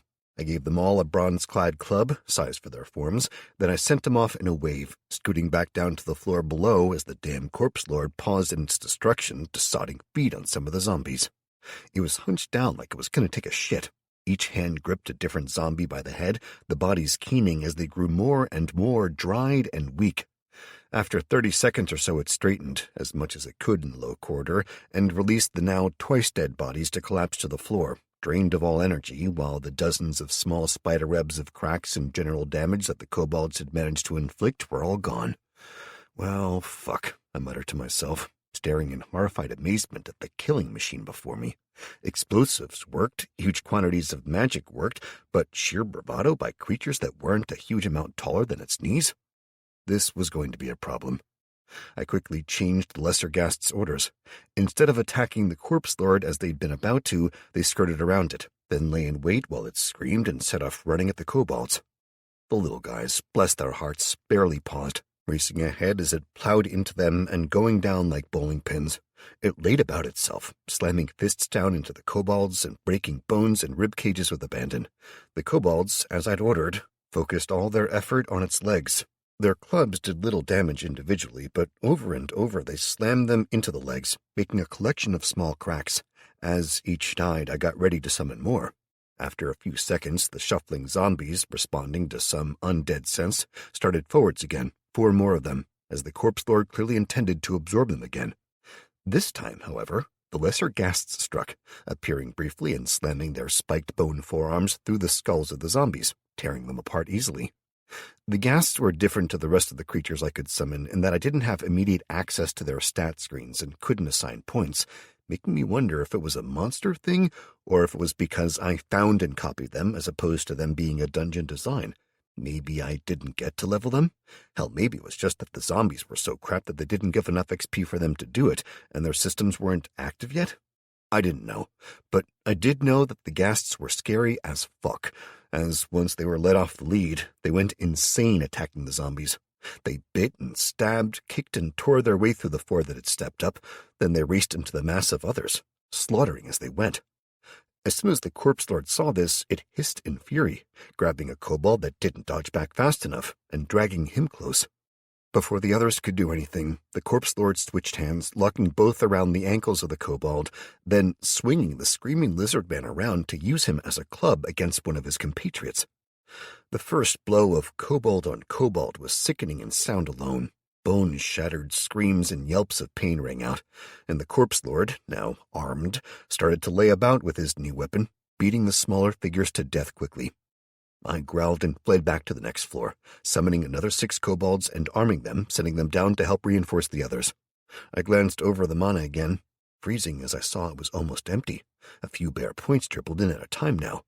I focused, shifting my attention sideways somehow, and sensed the others frantically searching in the areas they had access to. I swore viciously. We were running out of stuff to absorb, and for whatever reason, I couldn't strip the walls and floor now that they were in the building.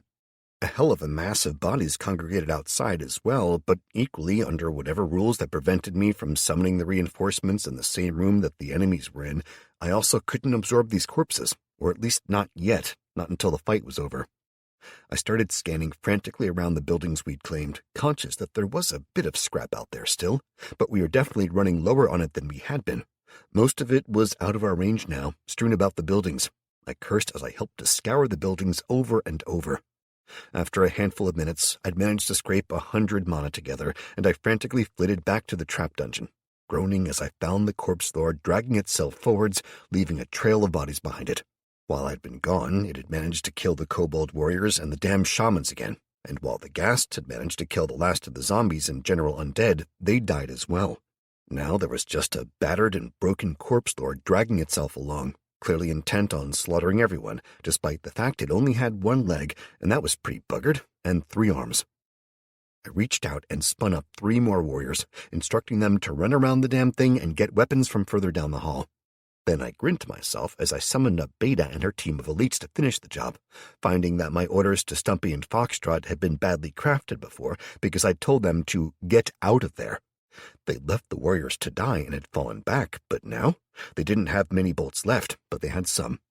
They joined Beta and her team, running and getting into position on the next floor up, then waiting.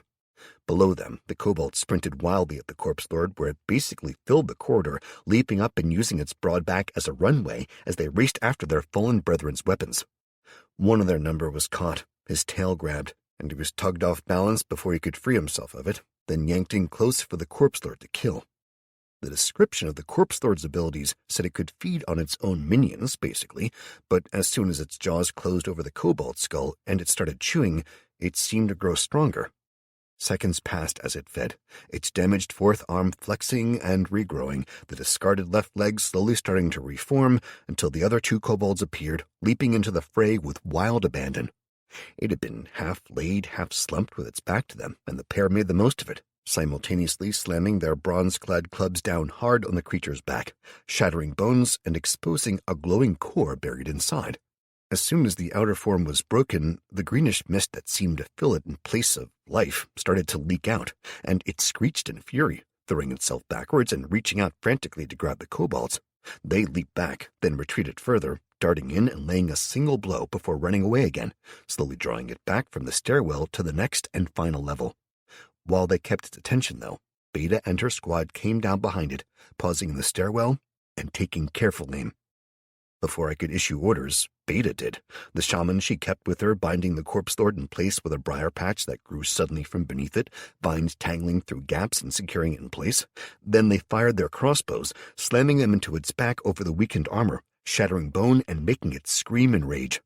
It started thrashing about, trying to free itself, but the briars had grown as plants do, despite the fact they were magical, and they'd woven their way up and around obstacles, vines digging into gaps between bones and twisting around them, effectively immobilizing it.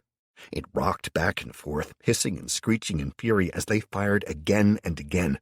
Then, when they were out of bolts after a few minutes of constant firing, the assassin appeared. Slamming both daggers into the base of its skull, it hammered them in again and again, chipping away at the hardened bone while the kobold warriors stepped up and started wailing on the damn thing with their clubs. They broke the upper shoulders free first, then the lower, leaving it damaged and defenseless. For a brief second, I considered stopping them and maybe sending some of our weakest people out to kill the damn thing. Then I reconsidered the damn risk if it got loose, and the shaman stepped forward. Using its staff in both hands, it brought the end down as hard as it could, shattering the already weakened skull. As the skull broke, the last of the green mist puffed into the air, but before it could dissipate, the staff, the damn staff I'd imbued ages ago and not thought about since, sucked the damn corpse lord's essence into itself in a great rush, leaving the corpse lord dead as my notifications went wild. Quest: defend the dungeon. Your home has been targeted deliberately for the second time. There can be no doubt now someone or something knows about you and has resolved to eliminate you and yours. Congratulations, you have completed the first quest in the chain Defend the Dungeon. You have successfully led your forces to defend the dungeon and have gained some much-needed time to recover. Beware, however, the attackers must be coming from somewhere. Perhaps it would be wise to figure out where. You have gained the following: +2 luck, +2 perception, +2 wisdom, +1 skill point to allocate, +1 class skill point, 5,000 XP. Current XP to level 18 stands at 6,069 of 9,000. Congratulations, you have gained additional stat points in the following areas through constant effort. Continue to work hard to increase these or other stats. +1 luck, +1 perception, +1 wisdom. I mentally relaxed as the kobolds straightened up, shivering as they clearly received their own experience and levels, and I wondered about the XP situation. Clearly I didn't get XP unless it was from either adventurers dying in the dungeon or from defending the actual dungeon against attacks. I wasn't sure how the difference worked, but that it did was obvious. I permeated the corpse lord first of all, just in case, and I grinned this time when I saw the results. New mana form encountered. Your dungeon has encountered a Tier 2 form of mana, Unlife. Unlife mana is a mixture of 2 forms of Tier 1 mana, life and death. This combination of mana has given rise to a wide variety of undead forms. While this particular creation is a higher variant, there are almost as many undead forms as there are living. Your dungeon has absorbed the new mana form, gaining +25 to storage capabilities, +1 additional research path, +1 to constitution for all dungeon creatures. Find and absorb additional forms of mana to increase dungeon bonuses. I grinned to myself and quickly moved to the others. Unfortunately, while I got a pattern for each, the zombie, the skeleton, the corpse lord, and finally the wraith, when I found it, each was for the most basic variant, and I grumbled to myself as I looked over the details. I could summon a skeleton for 10 unlife mana or 40 pure mana, a zombie for 20 and 80, respectively, a wraith for 100 and 400, or a corpse lord for 500 unlife or 2,000 pure mana. I pulled up the list of monsters that were available as soon as I'd finished, scouring over them and comparing the details with others. Monsters. Vermin. Rats are a common pest that are ubiquitous across the universe. Vermin of this type vary in size and limb count but often conform to similar local design. Note, flying variants have now been unlocked. Cost remains identical. Cost, vermin spawn in packs of 3 for 5 mana each. Maintenance is 1 mana point per day per individual. Mammal, goblins as a species have multiple variations ranging from the lowest caste, who are barely sentient, to the high Granai, a race that suffers little interaction with lesser species due to the enormous gulf of grace and beauty between those races and their own. The most basic can be spawned as dungeon monsters. Utilizing their species' polymorphic tendencies results in greater enhancements than are commonly available. Cost, goblins spawn individually for 5 to 30 mana each. Maintenance is 2 to 25 mana points per day per individual. Mammal, Orkin, or as they are more commonly known, orcs, are a muscular, thick-skinned race, similar to goblinoid races in that they share a highly polymorphic tendency, resulting in as many different versions of the Orkin as there are worlds. The gift of life to Orkins is a costly and highly risky decision that few dungeons are willing to make lightly. Note, the Orokai subspecies is blocked from reproduction by any and all dungeons due to treaties and enforced by magical interference. Cost: orcs spawn individually for 25 mana each. Maintenance is 25 mana points per day per individual. Reptilian. Kobolds are a common, highly structured, caste-driven species. Semi-sentient kobolds are a standard sight in dungeons due to their advanced trap-making skills and low cost. Cost: kobolds spawn in packs of 3 for 5 to 25 mana each. Maintenance is 1 to 10 mana points per day per individual. Avian. Impai are simple creatures, easily distracted by their own hungers and difficult to control, but they excel in 2 areas: randomized destruction and threat detection. The Impai as a species are widely viewed as unreliable and unstable, resulting in repeated attempts to eradicate their species. Despite this, they remain a popular choice for low-level dungeons and lower-scale conflicts. Cost: Impai spawn in packs of 3 for 25 mana each. Maintenance is 10 mana points per day per individual. Undead. The various forms of the undead are as numerous as grains of sand or stars in the sky. They are matched only by their antithesis, the forces of life. Undead can be split into 2 simple categories, sentient and non-sentient, with the simple skeletons, zombies, ghouls, and so on beginning with non-sentient forms, while the average wraith, vampire, or banshee begins with a form of rudimentary intelligence and awareness. Cost: variable. Skeletons basic, 10 unlife, 40 pure mana, 1 control point. Maintenance is 1 mana point per day per individual. Zombies basic, 20 unlife, 70 pure mana, 1 control point. Maintenance is 2 mana points per day per individual. Wraiths basic, 100 unlife, 400 pure mana, 5 control points. Maintenance is 5 mana points per day per individual.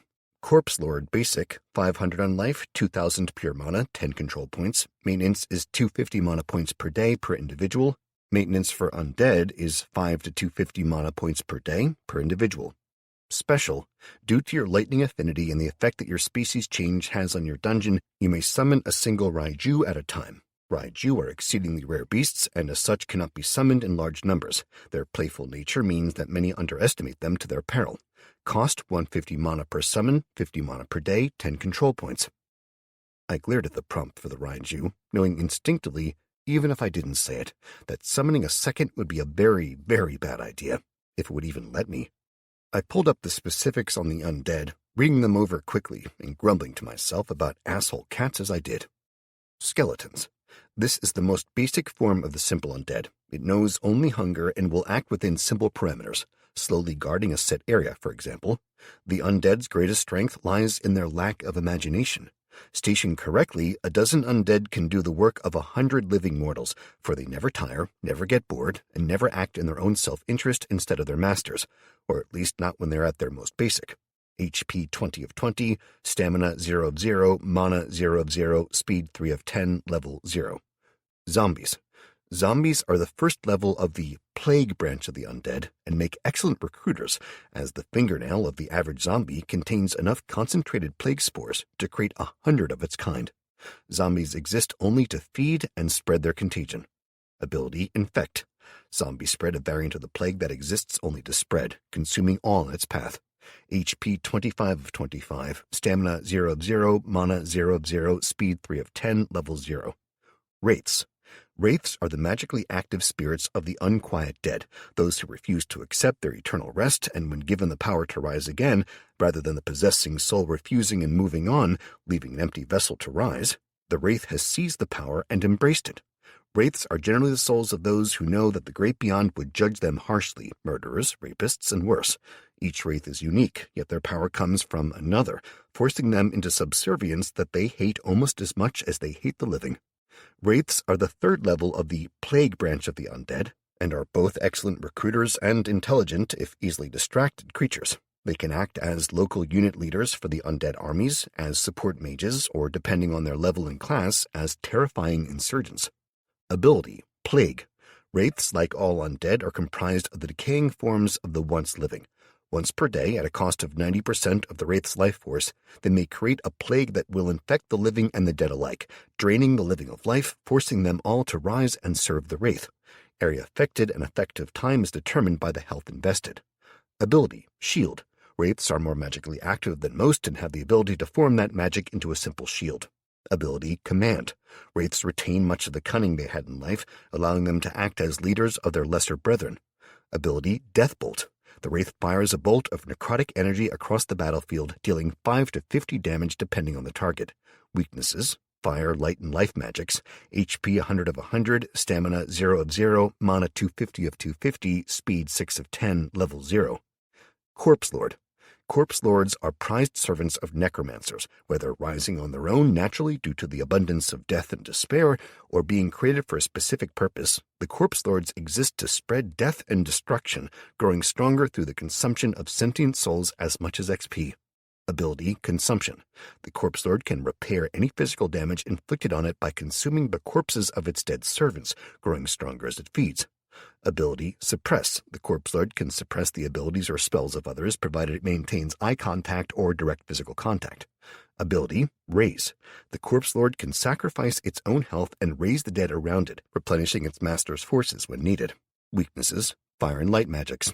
HP 1000 of 1000, Stamina 0 of 0, Mana 0 of 0, Speed 5 of 10, Level 0. I read through the details, nodding to myself. Yes, they were weak as hell, and yeah, I couldn't raise many. Admittedly, my kobolds had kicked their asses easily enough. The Corpse Lord had been the only real issue. Even the Wraiths had died pretty easy, but they were expendable too. If I was to push out a perimeter further, hell, make some goddamn walls and archers' platforms, make a fuck ton of the standard skeletons and send them out to hold the line while the kobold hunters fired down, I could have slaughtered these asshats easily if I'd had walls rather than damn pits. I could have shaken myself for my mistake so far. Fuck's sake, even reality itself agreed. It had basically called me a lucky shitbag when it decided one of the stats I most used in the defense of the dungeon was luck. I'd been as lucky as could be, and while we had some ammo thanks to the police station, we didn't have a huge amount, and we'd come close to needing to use it. I glared at the details that hung before my eyes like they'd done me a personal wrong, dismissed the screen, and got up. I strode out into the central area and turned to Mike and the others in the dungeon. "Okay, everyone, can I get your attention for a minute?" I called, and the crowded room fell silent instantly. Everyone turned to face me, adults shuffling round to make room so that everyone could see and hear me, kids dropping onto the floor or hugging their parents' legs for reassurance. "I've got good news and bad," I told them, looking around. "First off, the good. We won." Cheering erupted at that, clear relief showing on their faces as people hugged their loved ones until I raised my hand for quiet again. "But that's the good news," I reiterated, looking around and making sure everyone was listening. "The bad news is that something knows we're here. The undead that came last time might have been simply wandering and drawn to the dungeon. I was willing to accept that, simply hoping that it was a coincidence. This second attack, and make no mistake, it was an attack, makes it clear. Something knows we are here." "What?" Mike asked. "No clue. But considering that crazy bitch Anissa, I'm betting it's something that has a link to her. She mentioned her master, something that could control her and make her scared. Then we get hit by a scouting force, then an attack by a buttload of undead after we kill her? Nope. I'm betting there's a connection, somehow, somewhere." "So what do we do?" Chris asked. I caught the nod he gave me to show that the question was deliberate. He'd asked for the others more than for himself. "We pull our fingers out," I said, smiling ruefully. "We start the next phase faster than we'd intended." "You think we've been slacking?" Tulio asked me. His face hovered halfway between disbelief and worry as he smoothed his daughter's hair while she buried her face in his leg. "No," I replied flatly. "Please don't think that I meant that, because I don't. I was trying to make a joke of it, but clearly I missed that one. No, what we need to do is grow and do it at an exponential rate, or we'll be washed away in a sea of these things. First of all, we need to call in some favors, I think. Mike, I need you to take a team to Barry, see him and Ken, and explain what's happening. Tell him we're opening our doors, and I'm calling in that solid gold favor he damn well owes me. Ask him for 100 good people, ones who will work and will contribute, not shitbirds. Tell him we will feed and house them for the next week, and we'll also give him a solid 200 grams of protein per person who comes to help us." I looked around the room slowly, making eye contact as I did. "The people who come to help us will be given the chance at the end of the week to stay, if we feel they're right for us. If not, we send them on their way with our thanks, no hard feelings. They will all be working to collect the random crap around the area to bring it in, while the rest of you, minus those who choose to watch over the kids, of course, will be getting access to the dungeon systems. You'll be doing as Finn, Joe, Kelly, and Allie have been doing, which is working to expand the range of the dungeon, absorbing the resources and rebuilding the area. Allie herself will step up, and I'll be granting her full access, as far as I can, to everything. She is in charge if you can't find me. Go to her, understand?" "Will you be safe here, if we go?" Mike asked, glancing at Amy, and I nodded. "We will, because the first thing we'll be building is a wall. Until now, we've been working on the theory that if we stay hidden, we can expand safely. Well, that was working, but we've been found now. Instead, we need to turn this entire area into an armed camp, or better yet, a castle." I finished, winking at him. "You're going to claim the old castle?" Patrick asked me, and I turned to look at him, smiling. "Patrick, the plan was originally that we would claim the castle and have this as our boat hole, just in case. Now, though, we have the beginnings of defensive technologies, scorpion ballistae and more. We can build walls. It just takes a hell of a lot of solid mass." I shrugged. I hadn't intended to do this yet, but I think it's time to start going all out. We get more resources from higher technology items, but we're surrounded by buildings. It's time to tear them down and build our walls. The meeting went on for another hour, with a great many questions being asked, ranging from the difference in living quarters to suggestions for people who could be selected to food supply for the future and more. Schools were raised again, although that was quickly shut down, with surviving being more of a priority this week. Ideas were floated about the nature of the creature that was sending the undead after us, and possible locations to scout, and people argued for and against the various monsters we had access to as I laid it all out clearly for them, giving each adult in the dungeon access to the systems to absorb, to build on a limited scale, and to expand the dungeon influence. Kelly was given access to almost all the systems. The only thing she couldn't do was try and boot me, essentially, or spawn the various creatures. She and Mike could, however, direct them. Joe is given access to the research system under Allie with Patrick and Finn. Chris and Becky all getting higher access to buildings and control systems. John, Kevin, and Alice were tasked with the leading of the teams and the clearing of the south section of the block across the road from the dungeon, due south. I'd paused, having hardly seen Kevin and Alice of late, beyond a nod and a smile as we'd passed each other. I made the point of reaching out to them and putting my hands on their shoulders, looking at them and making them pause as I spoke quietly to them. "I'm sorry I've barely spoken to you of late, but you've done an amazing job, so thank you," I said. Alice lit up the room with a sunny smile in return, while Kevin nodded. It's all right.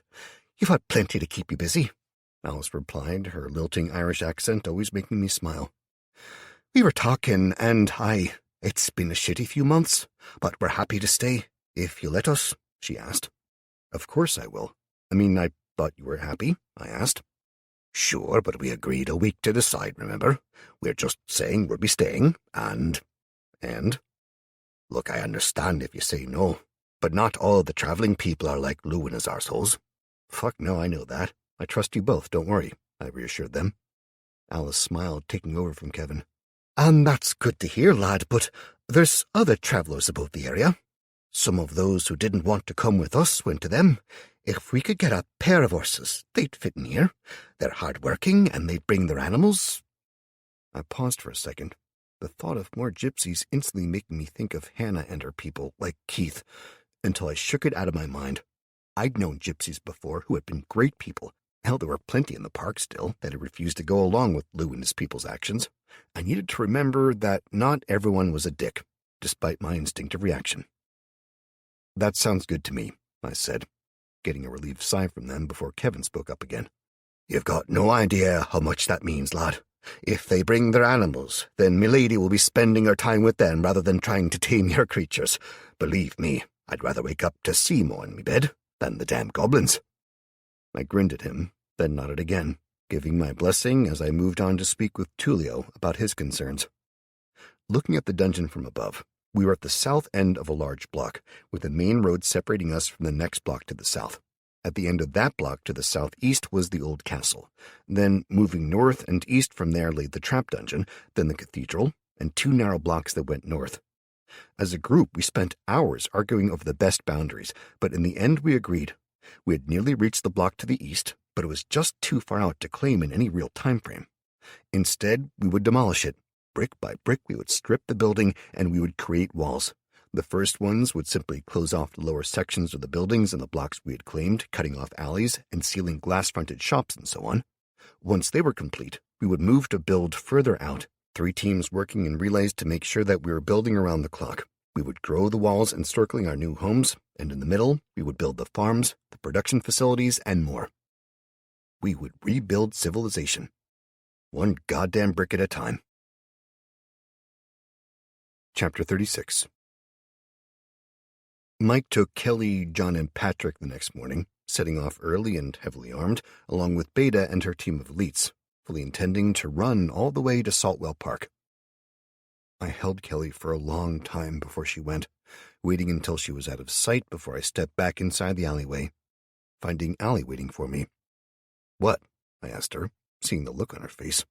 She snorted in disgust. "You might have fooled them, Matt, but you've sure as shit not fooled me, nor Chris for that matter. He's behind you," Allie said, and I glanced back over my shoulder, shaking my head as Chris stepped out from behind the metal gate at the end of the alley. "I don't know what you're talking about," I started, and she shook her head. "Please, Matt, let's just assume for a minute that not only am I married and female, and therefore have a hell of a lot of experience with men lying to me, but I also know you, having spent a lot of time alone with you. My sister-in-law might be looking at you through rose-tinted glasses, but I'm not. You've got a plan, and one that involves all of us being able to survive without you.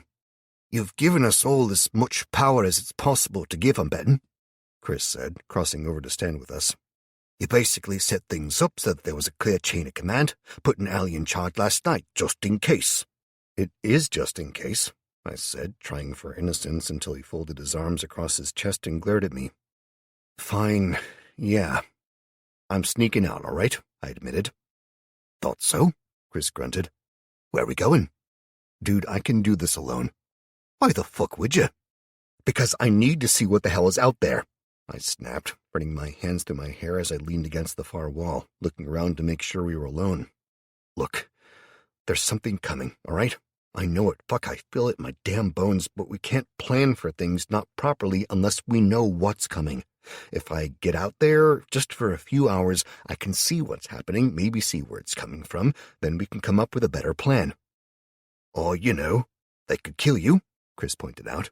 "And that's why I set things up this way," I retorted. "If something happens to me, you're all right, but—" "But?" Allie asked, staring at me, arms folding and glaring like I was a complete idiot. "But if I get caught, I have options you all don't. I can call down the storm. I can feel the power in me, feel the changes it wrought. Fuck's sake, I'm fairly sure I could level a building if I had to, but if I go all out, I'll kill any of you that are nearby as well." "Love you too, mate," Chris said grimly, and I flicked him the finger. "You know what I mean, Chris. If I use this power, I'm wiped out afterwards. Broken, basically. I can't control it, so I can't use it if you're nearby. That means if I get into the shit, I need to be alone, or I'll not use it. Then there's a much better chance I will die. Also, I'm higher level than you are. I can sneak around, get in and out." "And you're much more likely to get in the shit if you're alone," Allie pointed out. "I would be, but that's why I won't be alone. Not entirely. Dungeon creatures." "2 ghasts for stealth protection and Jack," I confirmed. "And me," Chris said, crossing his arms across his chest. I shook my head. "Fuck no, man. Seriously, you shit at stealth?" Chris ran a hand through his hair. "Thing is, I'm only gonna get better if I practice, so fuck you. I've got your back, man. I'm your one goddamn friend here that knows you, not the mighty fucking dungeon lord of the storm. You've got this whole aura of invincibility you're building, and yeah, most of the others are buying into it, but not me. I remember you getting your ass kicked for running your mouth at the damn playground." "That was 15 years ago," I pointed out.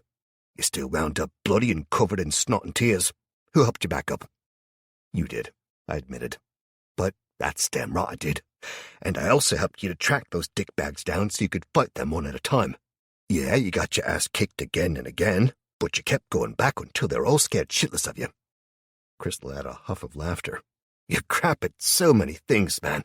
Basically, the only thing you're good at is that you never give up. You need someone to watch your back. You always will. And that's me.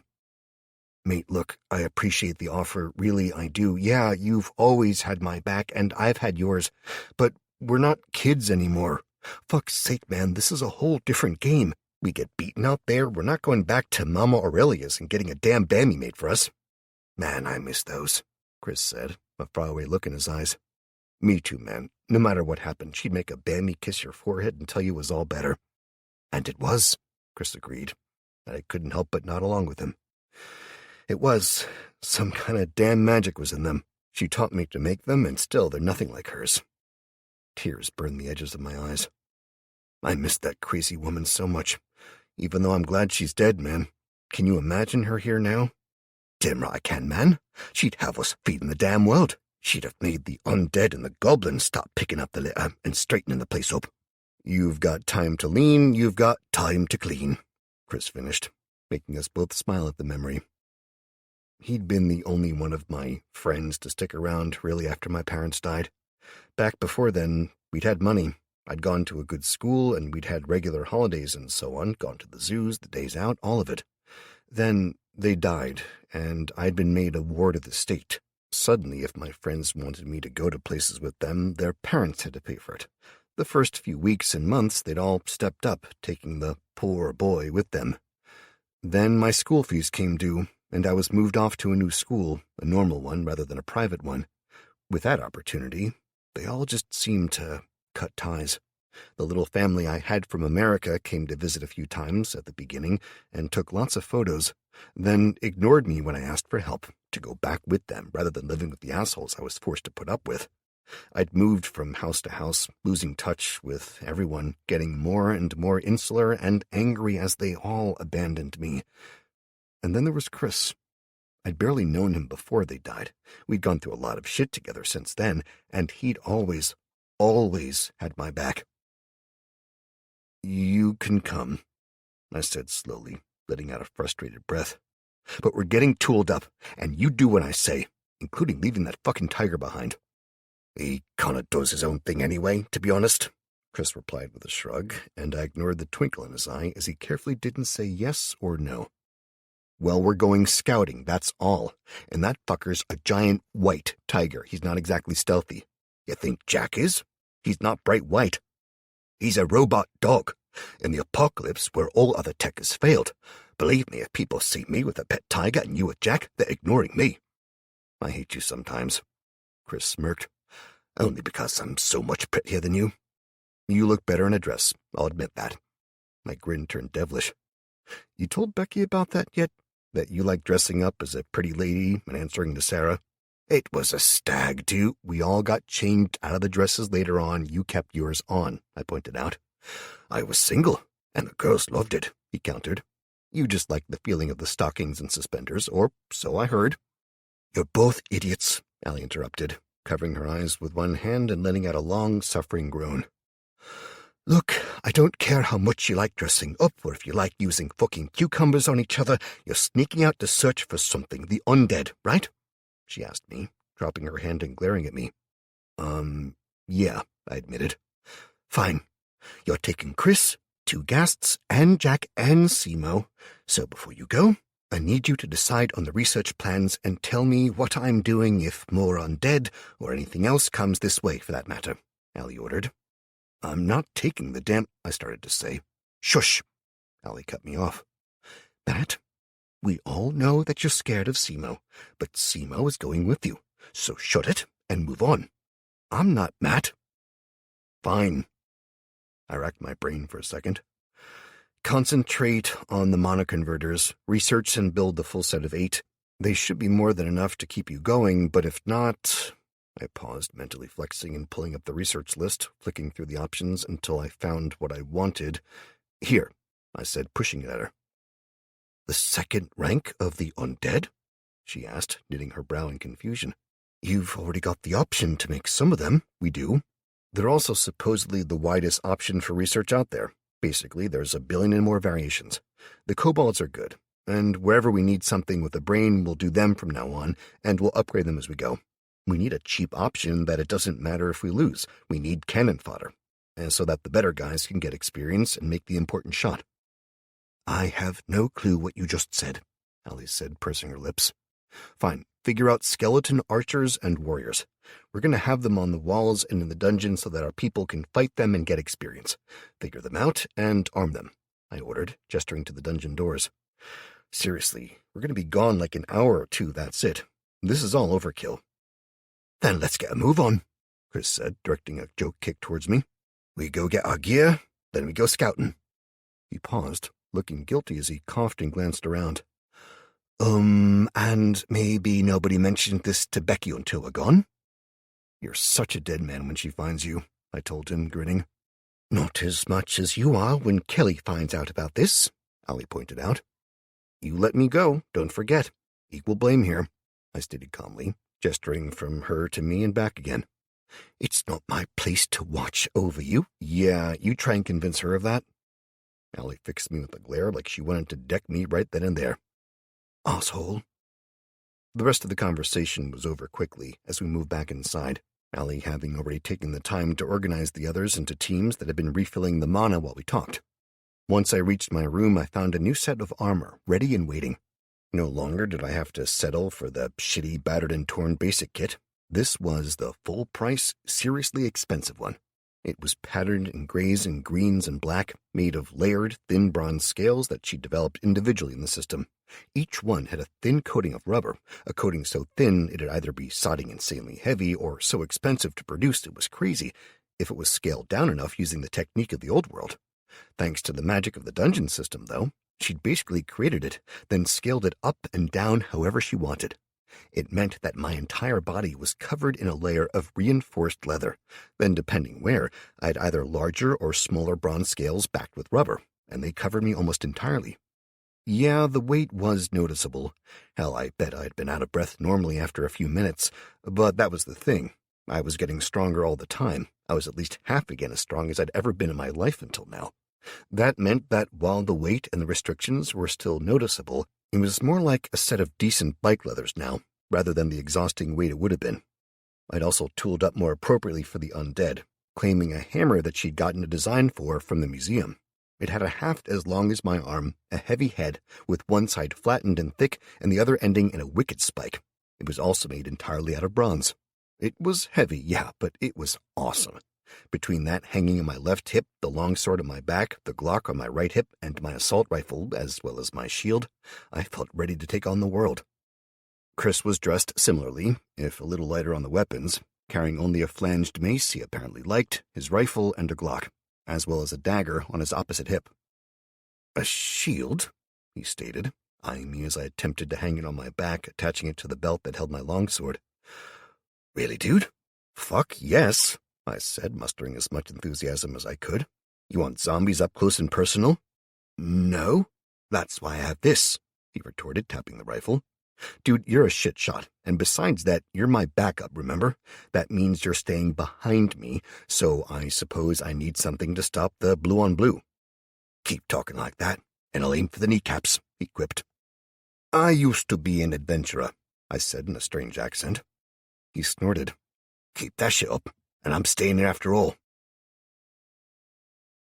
Chapter 37. Allie didn't bother coming to see us off, clearly busying herself pretending she had no clue what we were doing as we left. I paused in the alleyway, spinning up 2 lesser ghasts and enjoying the way Chris stepped back, not wanting to be anywhere near them. Okay, both of you flank us. Stay hidden unless one of us tells you to attack, I ordered them, and they faded away, making Chris even more nervous. Simo growled at them, and they totally ignored him while Jack simply stood stock still, waiting for orders. Jack, scout ahead. Keep us in sight, though. I want you to track the undead, show us where they came from. With that, I glanced at Chris and hesitated before saying in a low voice, It's all right if you want to stay and protect Becky and the others, mate. Seriously, it'd probably be a good idea. I'm fine, Chris said, glaring at me, refusing to look around for the ghasts anymore. I shrugged, then set off, following Jack and making sure to keep my distance from the fucking tiger that was already eyeing me like I was lunch. Before we left, I'd been concentrating on what we were doing for a few seconds. I couldn't help but grin when what I was hoping for happened. You have generated a quest. Quest. What's that coming over the hill? You have been attacked again and again. Perhaps it's time to find out who and what is sending these creatures after you, discover the secret, and complete this quest to receive the following bonuses. +1 to top 3 attributes, +1 skill point to allocate, plus unknown blueprint, +1 skill trainer, 5,000 XP. Except yes, no. I didn't know who the skill trainer was, but I was betting that was a hint that someone out there might join us, and that they could be trusted. I shared the quest with Chris and got a grin over the rewards in return. We darted out into the street, the last of the undead, and now fully dead, bodies breaking down even as we passed them. We moved to the far end and crossed the narrow bridge over the pit. Jack didn't even pause, racing forwards and leaping from the far side, head swinging from side to side as he did whatever magic tracking shit he was equipped for. I made a point of watching both the world ahead and the ground as we went, trying to improve my tracking skill, hoping to be ready when the shit hit the fan. We took a right as soon as we left the end of the street, heading north by northwest up Westgate Road, slowing as we passed the church that had already cleared of the Jiangxi, but beyond a quick look that was mainly reflexive, we moved on. After 10 minutes of steady jogging, I called a halt. Ducking into the Nexus building on the corner of the main street, we carefully clambered through the shattered front floor-to-ceiling windows and took up station where we could see up and down the road. We'd reached a crossroads. The buildings we passed so far had all been lifeless and abandoned, or made to look that way. But here, and there were cleared spaces, broken glass that had been carefully swept up, and clothes snapping in the wind on a seemingly abandoned washing line. The area to the northwest across the road had been cleared for the new science district the council had been crowing about. While some had been built already, most of it was still cleared scrap ground. It was a collection of huge offices and biolabs, each being gradually built up. As each was completed, they would move to the next, and the next in a row. On one of the open spaces, though, a patch of cleared ground that looked to be a square 30 meters on a side, with a narrower, longer patch right behind in the shape of a long-sided triangle, perhaps 30 meters high and 80 long, had seemingly been cultivated. We watched it for a long minute, seeing nobody, but... "You think they came from here?" Chris asked dubiously. "No," I responded, glancing around, checking the buildings that overlooked the cultivated land. "No chance. Well, not unless they stripped the bodies and specifically rotted them. The majority of the undead were old. That means a graveyard of some sort. Jack crossed the road and is waiting on the far side, so I'm betting they came this way. I'm just hoping whoever was doing the planting ran for it, or hid when they passed." "That's a serious chunk of land to look after," Chris offered. "I mean, just digging it over and planting would take days, and the size of the patch that's growing, I'd say 20, maybe 30 people, all working together." "You think they're still here?" I asked. He shrugged. "I don't see them doing this work then leaving, if you mean that." "So they're hiding, dead, or captured," I suggested. He nodded. "It seems crazy that this is literally 10 minutes run from the dungeon, and we had no clue they were here." He sighed. "I mean, we literally were only 2 streets over in either direction the last week, once to the police station and once scouting." "We need to get the impi looked at," I decided. "I don't know much, but I do know I can't see through their eyes. That's why I didn't just send them originally, but there has to be a way." "I'd bet that if you could get a camera up high enough, you'd see lots of stuff like this," Chris offered, pointing to the line of wheat swaying gently in the breeze. "You're probably right." I wondered how many other small groups were still out there, hidden and just trying to survive. We were looking to recruit from Barry now. Knowing that he was struggling, it seemed the logical thing to do, but realistically, maybe we'd be better off trying to recruit these people. They were all trying to adjust to the new world, after all, while the majority at Saltwell Park were essentially holding on and hoping things would magically get better overnight. I shook my head, dismissing the thoughts as not the time, and straightened, taking one last look around before speaking. "Well, I can't see anything, can you?" I asked, and when he shook his head, I nodded. "Fair enough. Time to move on, then." I stepped back out of the shattered glass doorway and into the street. I instinctively paused, waiting, but when there was no sound and nothing happened, no rifle shot or scream as something attacked, I shrugged and moved on, leading the way across the street. We picked up the pace again, heading up the other side of Westgate Road. It was miles long and damn steep, running straight and true north by northwest out of the city to meet the motorway. One of the longest and straightest roads in the area, Westgate Road probably dated back to Roman times, despite having been redone a dozen times. This end of the street was filled with a peculiar mix of fairly decent-sized and expensive houses, especially for somewhere so close to the center of the city, and motorbike repair and sales garages. Sure, there were other shops, shawarma bars, takeaways, and more, but for some reason this area had traditionally become the place for bikers, bike gear, and bikes themselves. As we moved up the hill, breath coming harder with the steepness and the damn weight of the armor, we passed shop after shop that had boards nailed across the front. Very few had been looted, and they looked to have been sealed over carefully, making me more and more nervous. I suddenly started to catch glimpses of movement out of the corner of my eyes, at windows and behind shutters. "Matt," Chris called. I twisted around, seeing him staring off to the left, where someone had stepped out of the alley between buildings. He slowly stepped forward, a crowbar in his hand, held downwards, but clearly ready to be used. "What do you want here?" he asked, his voice heavy with a Middle Eastern accent, and I paused, glancing from side to side before slowly turning, watching as a dozen or more people stepped into sight, with Jack growling as he returned. "We're passing through," I said firmly. "We were attacked by a fuck-ton of, well, undead yesterday. I wanted to know where they came from." There was a long pause before the man pointed at Jack. "What's that?" he asked me in a flat voice. "My dog," I responded in kind. "It's a robot, it is." "Is it why the power's out? Why the world went to shit? My dog? Fuck no, how would he be responsible for that?" I asked, acting as though it was ridiculous to even consider it. "Never seen anything like that before. Is it an alien? Some kind of government killer thing?" he asked again, tightening his grip on the crowbar. "We can defend ourselves. I made him," I said, it being partly true at least. "Yeah, he was cutting edge before all this happened, but I bet you've seen some weirder shit since it happened than him." "True," he said, glancing from one of us to the other. "Where'd you get the guns?" "We were attacked," Chris started, and I cut him off. "We defended ourselves, and we have soldiers in our group," I said firmly, getting a knowing look from the man as he pointed at my gun. "You want answers. We need protection. Seems there's a deal to be made," he suggested. "I do want answers. Doubt you've got many of them, though. And what deal?" I asked carefully. "You give us the guns, and we'll tell you where the Mayat Hae creatures come from," he suggested. "Fuck no," I replied.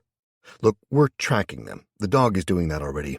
You think you've got something to tell us? Okay, I'm listening. You want to trade information? I'm open to that too, but I'm not giving you guns we bled for." "We need them to defend ourselves," he growled, mutter starting up from behind me as a handful of men started to bang their improvised weapons on the metal railings of the gardens they stood in. "And I'm not giving you our guns," I repeated. "You want to try taking them? I promise this will end worse for you than it will for us." "Enough!" called another voice from further up the hill, and I turned, eyeing a man dressed in a traditional religious raiment. I was shit at my own religion. Being a Catholic, supposedly by birth, I had only the vaguest clue about the religious structure and outfits there. The best I could guess at was this figure was a Muslim imam, but he could have been anything, I had to admit to myself. What he was clearly old. As several younger men moved to help him, Chris fell in closer to me, rifle still at the ready as we walked up towards him. Simo shadowed him while Jack took up position on my left. "Told you they cared more about the robot dog," Chris whispered, and I growled at him to shut it. "Welcome, strangers," the elderly man said as he drew close enough to talk without shouting. "Hi," I said, not really sure what to say. "Assalamu," Chris started haltingly, and the imam smiled, bowing his head and reaching out gently to take a hand and shake it, as he clearly pronounced the phrase Chris was butchering so badly.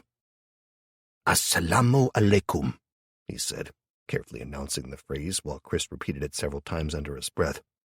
"The correct response for one not of the faith is wa alaikum salam," he offered, and Chris nodded his head awkwardly, turning to me. "The first one means peace be with you," Chris explained. "My next-door neighbor was Muslim." The Imam nodded and smiled again, before taking over the conversation. My response meant, "Peace be also with you," he explained. Assalamu, I attempted, the words getting jumbled as soon as I tried to form them. The old man shook his head. It is fine. I appreciate the sentiment, he said, saving me from making more of an ass of myself than I already had. You are visitors to our land, and heavily armed ones. Your land? I asked. The world, it seems, has changed. Once we were guests in a strange land, now it seems we have become responsible for the land and for its safekeeping. Much has changed in recent times. True. So you've claimed this territory then? I asked him. He smiled. Many of our people lived here or nearby, so it seemed prudent that we gather together for protection. We are of all faiths and none, with a small council of elders that help to guide our people. And you're one of those elders? I asked. I am, for now. Soon, perhaps, another will take my place, one more suited to the work, and I can serve elsewhere, he answered. Okay, well, your friends here are trying to threaten us, I started with a slow nod. A flash of anger sparked in his deep brown eyes for the first time, and he turned and barked something at the man who'd spoken to us first. There was a rapid-fire burst of a language I didn't speak, then the younger man turned on his heel and stormed off. I apologize. Some of our people have become harder-hearted than I would wish of late. He has a point, however, that we need weapons to defend ourselves against the creatures of the night. I'm not giving you our guns, I said in a voice that broached no contradiction. Sorry, but no chance. And I understand this, but you have other weapons. Perhaps a trade could be made, he offered, gesturing to the hammer and longsword I carried and the mace that Chris had. We need them, I said firmly, before pausing and watching his eyes. But perhaps we could provide weapons similar to these. At what cost? What can you give us? I asked.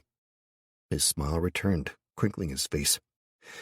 We have access to the area, and while there is much money that we can lay our hand to, it is worthless, I finished for him.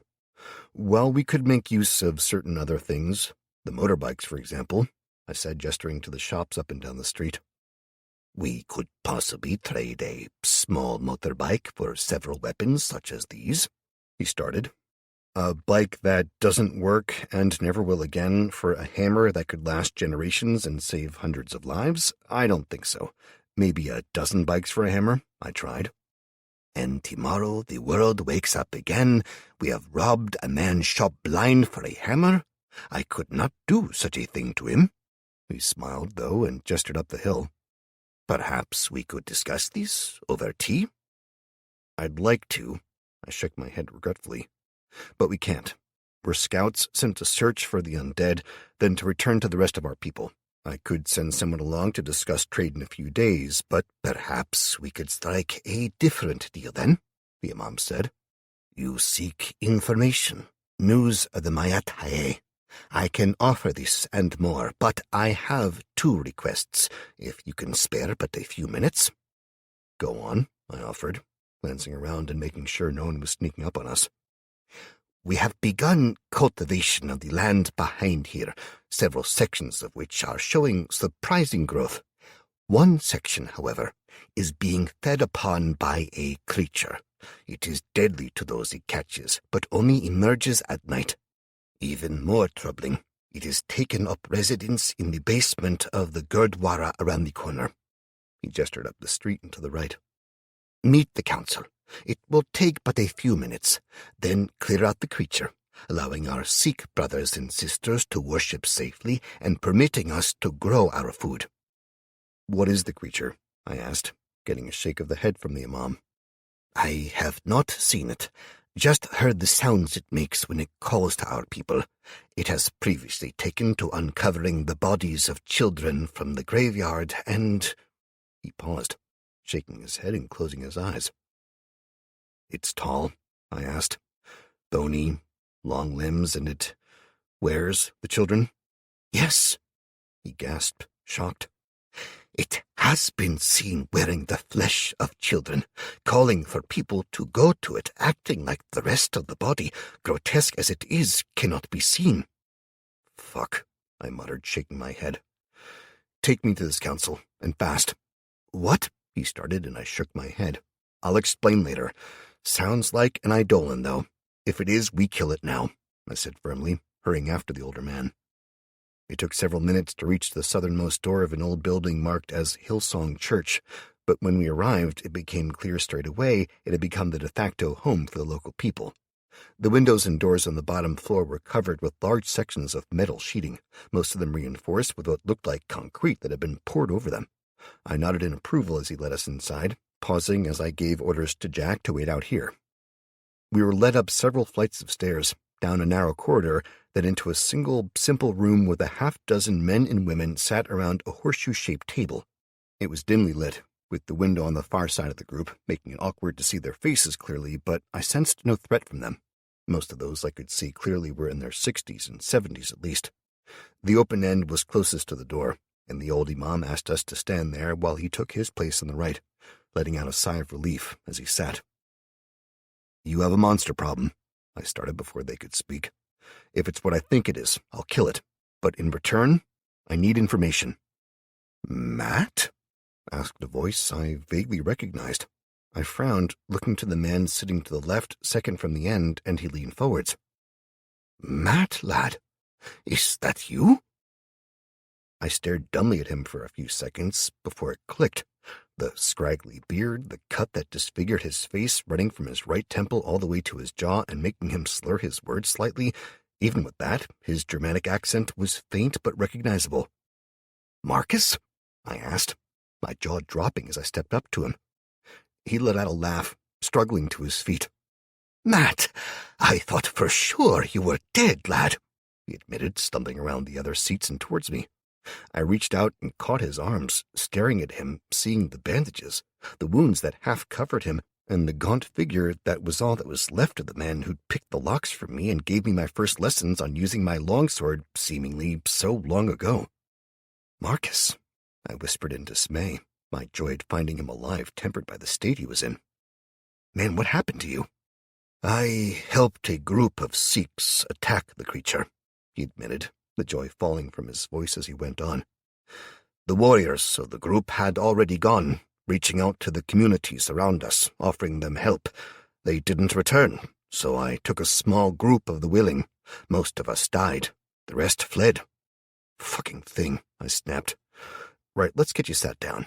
I helped him back to his seat and stood quietly as he explained to the others that I was a young man he'd met at the beginning of all this, and that I was a good guy. Marcus, I whispered, looking him over and shaking my head. I need to get you healed. We've a good doctor, he said firmly, shaking his head. He's done all he can for me, he and the 2 nurses who assist him. There's nothing more that can be done, and, Matt, where did you find this? He asked, breaking off and staring in wide-eyed wonder as I drew the long sword off my back and laid it down on the table before him. It was a new one, made only a few days before, using the new details that we'd gotten from the museum, the library, and the original blade I'd had, all having been manipulated into a single design. Allie had combined them to produce a weapon of surpassing wonder. It was bronze, that being the peak of our metallurgical capacity for now, but it was also well-made and beautiful, looking more like something that should have been gifted from the gods of ancient Greece than wielded in any modern setting. The hilt was slightly longer than I needed for both hands to grip, with a carved hawk's head on the base, the beak pointing upwards towards my hands. The guard was simple, a ring around the top that would protect the hands, with a slightly upturned edge to guide a blade away from chopping down into my fingers. The blade itself was long, 4 feet in length, and razor-sharp on either side, with a raised fuller that ran its length down the middle. The pattern that was carved into it was a Nordic one that Allie had liked, a repeating motif of cubes that flowed from one to the next, creating a 3D pattern that was stunning to behold. The tip was thicker than was traditional, mainly because I knew I was likely to be fighting monsters more often than other humans, so rather than a fine point, I had a thicker chisel end that would be more likely to survive being rammed into a big beastie. There's a lot we need to talk about, Marcus, I said firmly, but in exchange for your help, I can provide some of these, or smaller ones, if that would help your people more. Weapons like this could change the way we live here, lad, he whispered, gently stroking the blade before shaking his head as he tried to lift it. But the weight, I snorted, shaking my head and lifted it comfortably with one hand, moving away from him and into the center of the room as I swung it in a flashy figure-8 one-handed. As I caught the way the others were watching me, I realized that he'd almost certainly not leveled. There's a lot to teach you, and little time to do it, so I'll make this simple. Marcus being here changes things for me. I was going to kill the creature anyway for you. I've encountered one already of these, and they're bastards to kill, or they were. This one sounds like it's a baby still, so if I can kill it now, it'll save a hell of a lot of effort later. You can all tell me what I want to know about the undead, what did you call it? I asked the Imam. In my culture, they were named the Mayat Hae, he replied. Fine. You said that the creature is in the Sikh temple basement. The Sikhs I knew before all this would have gutted it, but you lost people and retreated. Explain. I ordered them, sheathing my sword and accepting a mug of warm tea from the Imam, passing it to Chris and taking the second for myself. The older men, those who had received the traditional training, were already gone, trying to protect people. Only the youngest and oldest were left behind, few of which had their swords. Most had small daggers, weapons in name only. The creature is some 7 feet tall, spindly limbs, but stronger than it appears, and has claws that can kill with a single hit, Marcus explained. And none of you know what I'm talking about when I ask if you've allocated stats, do you? I asked and got blank stares in return, making me nod. Okay, makes sense. Marcus, the deal is this. You have no idea how much I need you, so please, come back with me to across Newcastle. You train my people with the sword, train me, and you tell me what I need to know about the undead. In return, I'll kill this thing. I'll have you healed and teach you what you need to survive. I'll even agree to a deal where we give your people here swords and so on in return for the motorbikes and as much trash as you can collect. Trash? One of the others, a middle-aged woman with a sharp glare, asks. What do you want with trash? I mean everything, from rubbish to tables and chairs. I'll trade a longsword like this for a ton of trash, made up of anything from wood to crisp packets to steel and more. You can make it up in phones and tablets, and I'll give you a rate of 3 swords to a ton of trash, or empty crisp packets, and I'll give you 1. He'll roll cars down to me, and I'll take them. I should have considered all the damn car parks nearby. I paused, looking around the room. I have a way to convert it all into usable mass. And it takes a ton of it to make a single sword? A man asked shrewdly from the right, and I shook my head. No, it doesn't, but it takes a hell of a lot of effort on my part and that of my people, so the extra mass is ours. So you expect us to send our one person that can use a sword with you, in return for swords we cannot then use? You seem to be getting the better end of the bargain here, young man, the shrewd woman whispered slowly. I am, I said with a smile. But let's be clear. I'm making this deal for 2 reasons. Marcus is a good man, and he can teach my people. I'm killing a creature that will kill you all when it grows strong enough, simply because it likes to kill. I'm risking our lives for you, making you safe in exchange for information that I can get anyway. If Marcus cannot or will not teach my people, the deal is off, and we're out of here. You know that creature will kill us, she started. I held up a hand to stop her. I'll go kill it now, regardless, I stated. Marcus, are you in, mate? I asked him, and he stared at me for a long few seconds before nodding. Yes, lad, I'll come and help you. I'll come and teach your people the long sword and archery, if you have any that can lay hands to a bow. The others around the table glared at him and started trying to speak, but he waved them away, smiling at me. Oh, thank you, God, I muttered. We can make bows too. We've been making do with crossbows so far, but proper bows would be better for now. You can make the bows, he asked sharply. Are they to that quality? He gestured to the sword that now sat on its sheath on my back again. They are, I responded proudly. Hell, we can probably make them much better, given a few days. Then I want a long sword and a bow with a quiver of arrows in exchange for each ton of trade goods, he said, eyes narrow in determination, then softened his tone. If you can do the rest, then please consider if you can do this. We need your help. A bow and arrows will mean that we can defend from the windows and roof, a sword from the doors. Can you do this? The crossbows you intend to replace would be acceptable as well." "I possibly can," I admitted, frowning as I ran the numbers in my head. "As long as there's high-tech items mixed in with the crap, old computers, TVs, hell, washing machines, I don't care. I'll split it between the swords and spears, as they're more useful in defensive lines." "Where do you want them taken?" he asked, pulling out a map from the pocket of a jacket behind him and putting it on the table, smoothing out the folds and wrinkles as he looked hopefully up at me. "Here," I said after a few seconds, tapping the Cenotaph War Memorial a street away from the edge of the dungeon. "Put it here, and one of my people will come to meet you." I paused, looking around as the specter of the encounters I'd had so far with the majority of groups raised its head. "There's some traps there as well, so watch the road. They're pretty obvious, a pit for example, but still pay attention. Be warned. You try any shit, I won't hold back. You attack us, you try to steal or kidnap, we will deal in honesty. See that you do the same, boy," the old woman growled. "Fine. Where's the creature? And what do you know about the undead?" I asked. "Kill the creature first, then we tell all we know," she countered, sitting back and crossing her arms. "Whatever." "It's only across the road, Matt," Marcus said with a worried smile, then added quietly, "Literally, I could throw a stone and hit it when it goes out to play." "And it's left you alone?" I asked, frowning. "We stay silent and small," the old woman said. "As soon as the sun sets, we take to our beds, staying together at the heart of the building." "Bet that's played merry hell with people's sex lives," I muttered, grinning up the glare the old bag gave me. "Fine, take us to the nearest door." I paused. "Marcus, you got any kind of a ranged weapon?" He laughed. "A blowgun? It uses pressurized gas, so it still works, but it does nothing that the monster would fear," he said, drawing his old battered bag out from under the table and tugging it free to show me. "As long as you can hit it, that's all you need to do. Just a single point of damage will be enough," I said firmly. "Chris, you up for this?" I asked my friend, who grinned. "Always," he said. I pointed at the tiger who sat in the corner, licking one massive paw, then using it to wash his ears.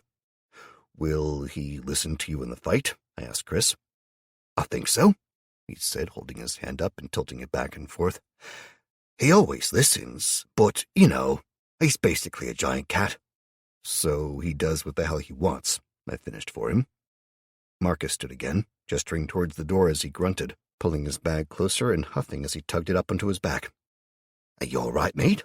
Chris asked him, and the old German smiled, despite clearly being in pain. "I am, thank you, son. Just old, and the injury," he shrugged. "It is kind for young Matt to offer to fix it, but I know in my heart there is only so much that can be done. Instead of sitting here debating, though, to be able to teach again, to do what I loved, it is worth a little pain." Marcus patted Chris on the shoulder, then rested his arm on him as Chris leaned in, bracing him and helping to take some of the weight. I paused, watching Marcus as he limped along, the stoic old man, the very image of the best of us, literally willing to sacrifice his health and the little piece he had to give others a tiny bit better chance. On an impulse, I turned back to the others who milled about uncertainly. "That old bugger just bought you all a better chance than you know," I growled at them before turning and stomping my way to Marcus in a few dozen strides, the poor guy literally limping along as I watched. I glanced back, seeing one of the other members of the council, the imam, had followed me, the others remaining behind. "Do not judge us too harshly," the imam said gently, a sad smile on his face. "We are almost all the weak and infirm, the strongest left to help others. Those who are left have all we can do to tend to the wounded in the fields." At his helpless sigh, I felt slightly less pissed and a fair bit more guilty, and tried to swallow my mounting anger. "Can you give him something to ride, a bike?" I suggested. He had a bike. "He gave it to one of the children, one that the creature—" The imam broke off, and I swore. "I thought that it was feeding on the dead," I asked, my voice harsh. She was dead, he said slowly. Explain, I ordered flatly, turning to look at him. The others will not wish me to say this now, but the creatures you seek, they rose from the graveyard close by. A creature visited, alone at first, but it came to watch us, and each time it brought others with it. It visited us for 3 nights, each time standing outside, asking us to leave, to go to it, to play. He paused, clearly lost in memory. The creature grew wroth when we wouldn't go out to it the first night, so it returned the second night with several of our most recently lost little ones, claiming it could bring back the sick and those recently dead to us, if only we would go out and play with it. We dropped back from Chris and Marcus, and despite the narrowness of the stairwell, we now walked close together as he spoke in hushed tones. One of those it had brought back was Issy, a precious child, one taken far too soon by a rare cancer. Without the drugs... He shook his head, wiping a tear free and coughing before going on. She moved up to the window closest to Marcus, as though she could see him through the wood, and she called to him, asking him to play with her. He shook his head again, clear sadness on his face as he went on. Marcus answered her, the poor fool, opening the door and standing just inside. He told her that he couldn't, but that by all the love he and her family bore her, he hoped that she was free now, free of pain and free of sadness. Then he wheeled his bike out and passed it over the doorway, letting it fall to the ground next to her. She looked at it, and something of her remained, I must guess, as she took the bike and went to play. He smiled a sad smile. The creature that led them seemed amused by this, and it brought her again and again, letting us see her playing each night, before leaving her to persuade us, seemingly. It was when she rode too close to the Gurdwara, and after her protector, or master, had left, that the other creature attacked. It leapt on her, tearing an arm free in seconds.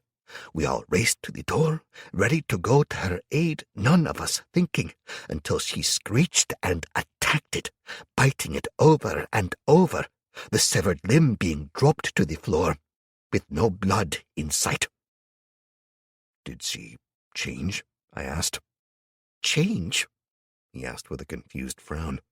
No, but it was enough. She beat it and bit it, then tried to flee when it continued to fight, hissing in fury as she saw that we still watched, clearly seeing her for what she was now. It killed her and dragged her corpse inside.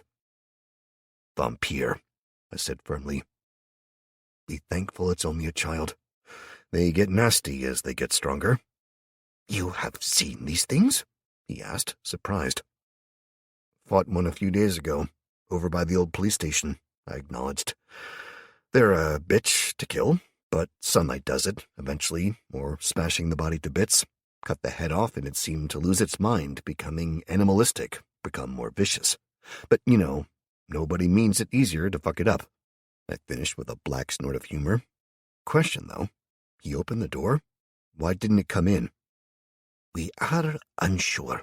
Marcus was convinced that she could not, and the others, as well as the older one that led them all, wanted us to leave to go to them. So perhaps this house of God still holds some protection for his faithful. He said it hopefully, and while I hated saying it, I didn't want him believing he was safe. I doubt it. I'm sorry, mate, Imam, but I saw a creature that sounds a lot like the one I'm going to hunt now before. It was living in a cathedral in the center of town, the one at the bottom of the big market, the Cathedral Church of St. Nicholas, he whispered sadly, shaking his head. It is a beautiful building, peaceful, or it was. Definitely was, I said, remembering one of the last times I'd been in it physically, the blood, the screams. I shook my head as we were led out of the building, finding Marcus and Chris waiting for us, with Marcus staring wide-eyed at Jack. What is this?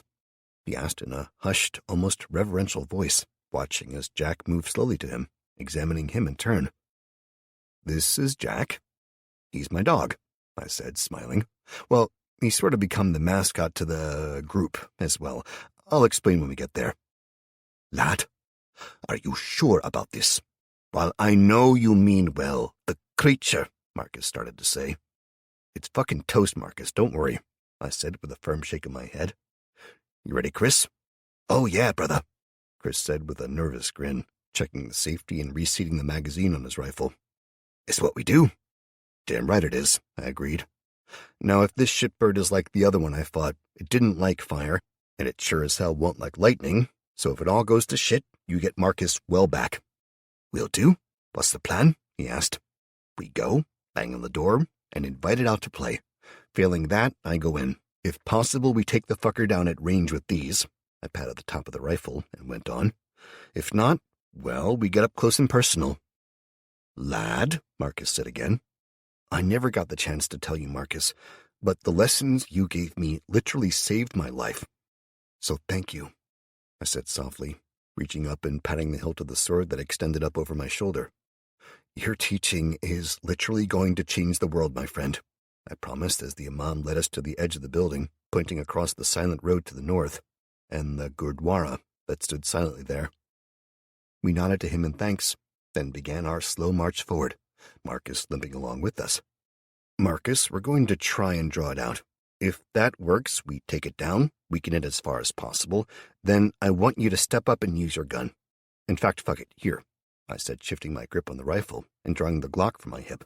If you can use that pop gun, you can use this. Just make sure you don't hit us. One shot at it, that's all you need. Even the slightest injury will be enough, then you step back and stay safe, I ordered. You understand this, Marcus. We need you safe far more than you know. This is a bonus that we can live without, getting you the experience for this kill. I don't understand, lad, Marcus admitted, checking the gun over as he put his own away. Thank you for the gun, but the creature. One of our people had a shotgun. He used it on the creature, and it was angry. That's all the effect it had. It shrugged off the damage and killed him. Well, it won't like what we do, I promised him, smiling, then grunted as something caught my eye. There you are, you fucker, I shouted across the road. Everyone looked as a giant Maine Coon cat sauntered out of the space between two cars across the road, padding over to butt heads with Simo the tiger. The tiger, easily 5 times the size of the cat, if not more, let out an almighty purr and started fussing over the Raiju as I groaned. Fuck's sake, why do they have to be cats? I cried up to an unfeeling sky. Chapter 38. You have a problem with the cat? Marcus asked me, smiling nervously. That's Thor. He's a Raiju, not a cat, despite what he looks like, and believe me, this Thunder Kitty is an asshole. I've not seen him for the last day or so, so that means there's probably going to be 1 million of the little bastards around soon. Goddamn cats, I muttered, shaking my head. Seriously, Thor, you better not have left litters of your shit-biscuit kittens everywhere, I shouted. He stood, hissing at me before turning his back and flicking his tail in a gesture of dismissal. Then he walked away with Simo following him, despite Chris calling after the massive tiger. Well, I warned you, I said, and Chris glared at me. Dude, that was totally your fault. What's wrong with you and cats, man? They show up when they want, eat all your food, want attention only when they want it, and ignore you the rest of the time. They do whatever they want, and fuck the consequences, I said, and he nodded.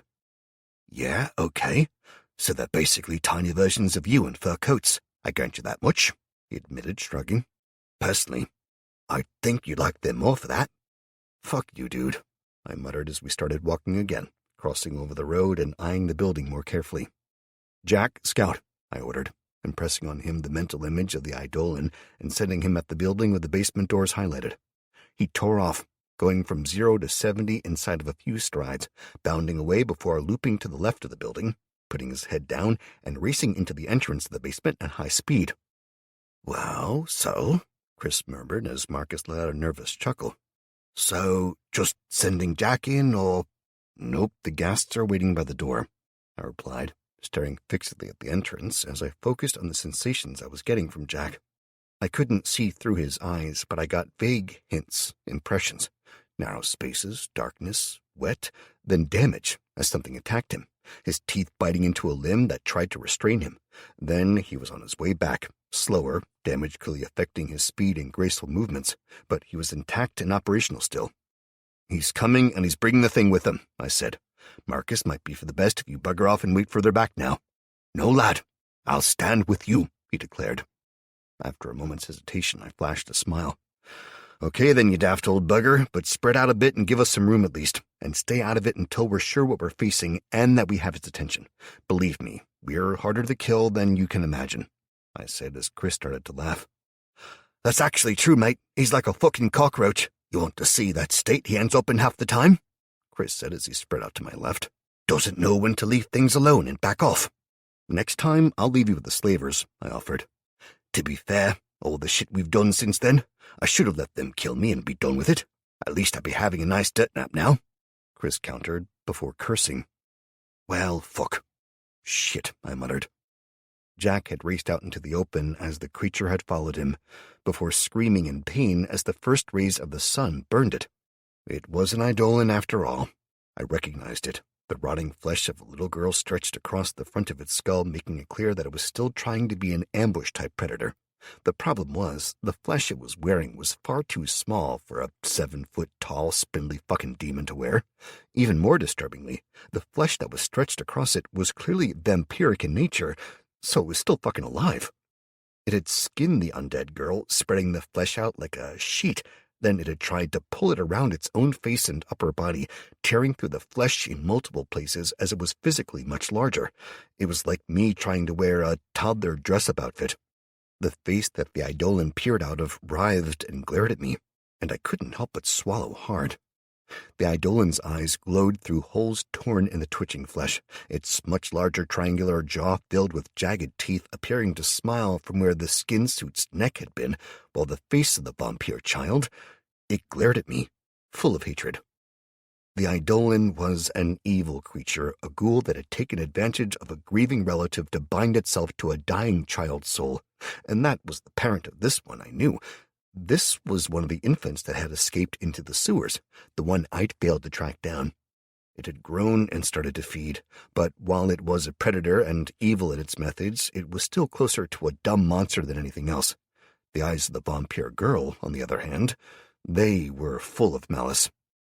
I triggered examine, just to be sure of what I suspected, and I growled under my breath as I checked the details. Vampire eidolon. Undead ghoul. This is a second-generation eidolon. No longer able to be banished back to its original plane of existence, this eidolon has instead been bred and adapted to this realm, feeding on the ambient mana to grow stronger. This particular eidolon has unintentionally chosen a more dangerous victim than is customary for its kind to puppet, and as a result, has been infected with vampiric elements, resulting in a hybrid creature that is considerably more dangerous than either progenitor. Ability, Lure. The eidolon can sacrifice 50 points of stamina to mesmerize a target and draw it closer against its will. Eye contact must be maintained, and once broken cannot be used against that target again for 3 minutes. Ability, Feed. An intrinsic ability of the Twilight nobility, feeding on the blood of their cattle both strengthens and aids in the evolution of the vampire, and they have a greater chance to steal abilities and knowledge through it. Weaknesses: Light, Life, Fire, Water, and Earth. HP 1100 of 1100, Stamina 457 of 500, Mana 0 of 0, Speed 7 of 10, Level 7. HP 1100 of 1100, Special Abilities 2 of 2. Well, fuck, that's not happy-making, I muttered, reading the details out to everyone. The skin was crisping, blackening, but it was also healing and regenerating before my eyes, and I just knew that letting the flesh suit get any blood on it would end poorly for everyone involved. Okay, Marcus, this is much more serious than I thought, so back the fuck up, I ordered him without looking over. Chris, we need to flank it, take out the legs, slow it down. Then we can do the rest. Jack, hamstring the fucker. I barked the orders, lifting my rifle to my eyes and sighting on the nearest knee, opening fire with a 3-round burst. It screamed, staggering slightly as the bullets chewed into the knee before spreading its hands wide and leaping at me. Its long arms and claws flashed towards my face as it covered the 6 meters and more in a single bound. I snarled and dove to the left, hitting the ground shoulder first and rolling. I paused, about to jump up, then frantically rolled again as a long, talon-tipped foot slammed down right where my head had been. At that moment, Jack slammed into the back of that leg. His mechanized teeth bit down hard, chewing and cutting through overstretched flesh and wiry muscle with ease. He paused only at the bone as they got a good grip, then he braced himself, ready to tear the entire muscle free. Instead, a hand slammed down on him, claws digging into the side of his neck and tearing at the gears and cogs that allowed him movement. He growled, a rumbling, deep-throated sound like the bastard love child of a V8 engine and a pissed-off tiger, until the other hand gripped the bottom of his jaw and pulled hard. He was levered off the leg, lifted upwards as both hands gripped him, claws worming their way into his mouth, opposite hands gripping the top and bottom jaws respectively. It smiled with cruel glee. The childish giggle of the girl it wore filled the air as she watched what it was doing. I leapt back to my feet and it backed up, flipping the selector from 3-round to full auto and hammering the shots into the center mass, hoping to hit a heart or something. Then it turned its head and smiled at me. It didn't speak, instead it watched me as it slowly wrenched the upper and lower jaws wider, pulling Jack's mouth apart. The air was filled with a whirring scream of tortured metal, mixed with cracks and pings, interspersed with the roar of gunfire, as Chris and Marcus both fired in the legs, the old man doing far more damage than Chris, as he clearly had more experience with firearms. I fired the full magazine into its chest, and it did practically nothing besides piss it off. I flicked the release, dumping the empty magazine and yanking another out, slamming it into place, or nearly, as the edge missed and it bounced. I glanced down, teeth gritted as I straightened the mag. When my eyes were off the creature, it lashed out. A foot slammed into my chest, hurling me from my feet backwards to hit the ground, winded, the magazine flying free as my grip loosened on the rifle, the restraining strap keeping it close. I rolled over, the force enough to keep me going as my diaphragm quivered. Only my weeks and months of experience telling me that I was dead if I stayed down saved me. I slammed both palms down hard, pushing up and catapulting myself to my feet like I was doing a burpee. Then I crossed my arms in front of my face and hunched down as Jack's mutilated body was thrown into me. I was smashed from my feet by the impact, hitting the ground again and sliding to a halt, pain filling me as my ribs snapped from the goddamn copper and bronze ton of weight that was half laid over me. Jack whirred and whined, twisting and falling to the side as I gasped for air and looked down at him. The damn thing had ripped his lower jaw free, then flung him at me as it had turned to face Marcus and Chris. Marcus had run out of bullets and was backing away, while Chris slowly stepped sideways, kiting the creature's attention away from the older man, even as Simo moved up behind it. The white tiger jumped up onto the roof of a parked car, clearly misunderstanding how heavy he was, as the glass shattered all around, and the creature spun at the sound. Simo roared in challenge, and the Eidolon responded in kind, crouching low and spreading its arms out to the sides. "Fuck this," I grunted, spitting blood aside and glaring at it as I spoke the word incinerate. I snarled at it, aiming solidly at its skull. It screeched in pain and surprise, hands flashing up to tear at its face, then flailing around wildly as it tried to get at whatever was attacking it. I struggled to my feet and yanked my rifle free, slamming a mag into it and throwing it to a startled Marcus, who caught the rifle and checked it quickly. "This fucker's mine," I shouted out. The Eidolon turned its head to regard me, half its eyes milky white and melted. But even as it watched me, the vampiric side made itself known as the flesh started to repair itself. It hissed at me, and I drew my lips back in a snarl. "You want to play?" I asked it, pulling the hammer free and hefting it in one hand, my augmented strength making me strong enough that I could lift the weapon easily, even if I was far from the superhuman level that I was determined to achieve. I had a massive advantage, though, that the creature had no clue about, and that was my fucking magic, baby. At 12 strength, I'd been at basically the level of strength that I'd be able to achieve if I spent a few hours a day as a gym bunny, impressive and damn strong, but still mortal. Then I'd put a fuck ton of points into my dexterity, and with that hitting 20, I'd noticed a hell of a difference. I was fluid in my motions in a way I'd never been before, and I started to spin the hammer in a figure 8, baring my teeth at the Eidolon. It roared in challenge, leaping forwards. As soon as it did, I triggered Incinerate again, full in the face, aiming for the eyes. The monster screamed, pain overriding its intention. It reached up again, claws tearing at its face. As I stepped to the left and swung for the fences, I smashed the solid head of the hammer into the already weakened right leg that Marcus and Chris had been aiming for.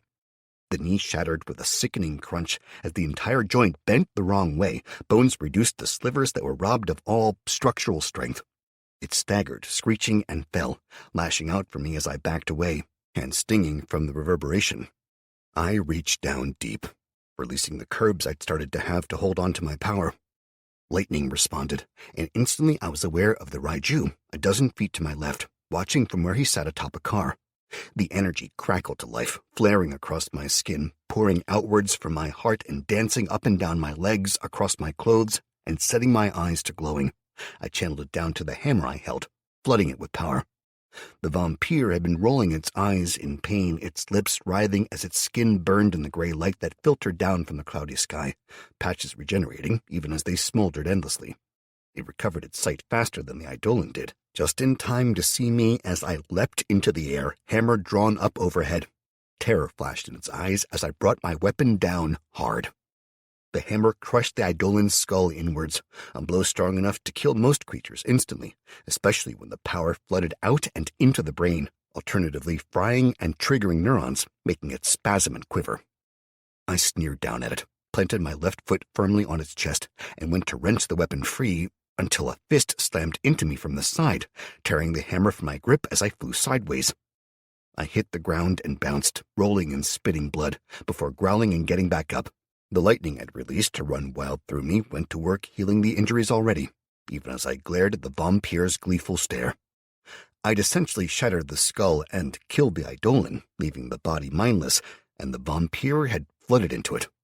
The body started to climb to its feet, the skin writhing and shifting as it moved, shifting and extending more and more tendrils of flesh into the body, greedily subsuming it.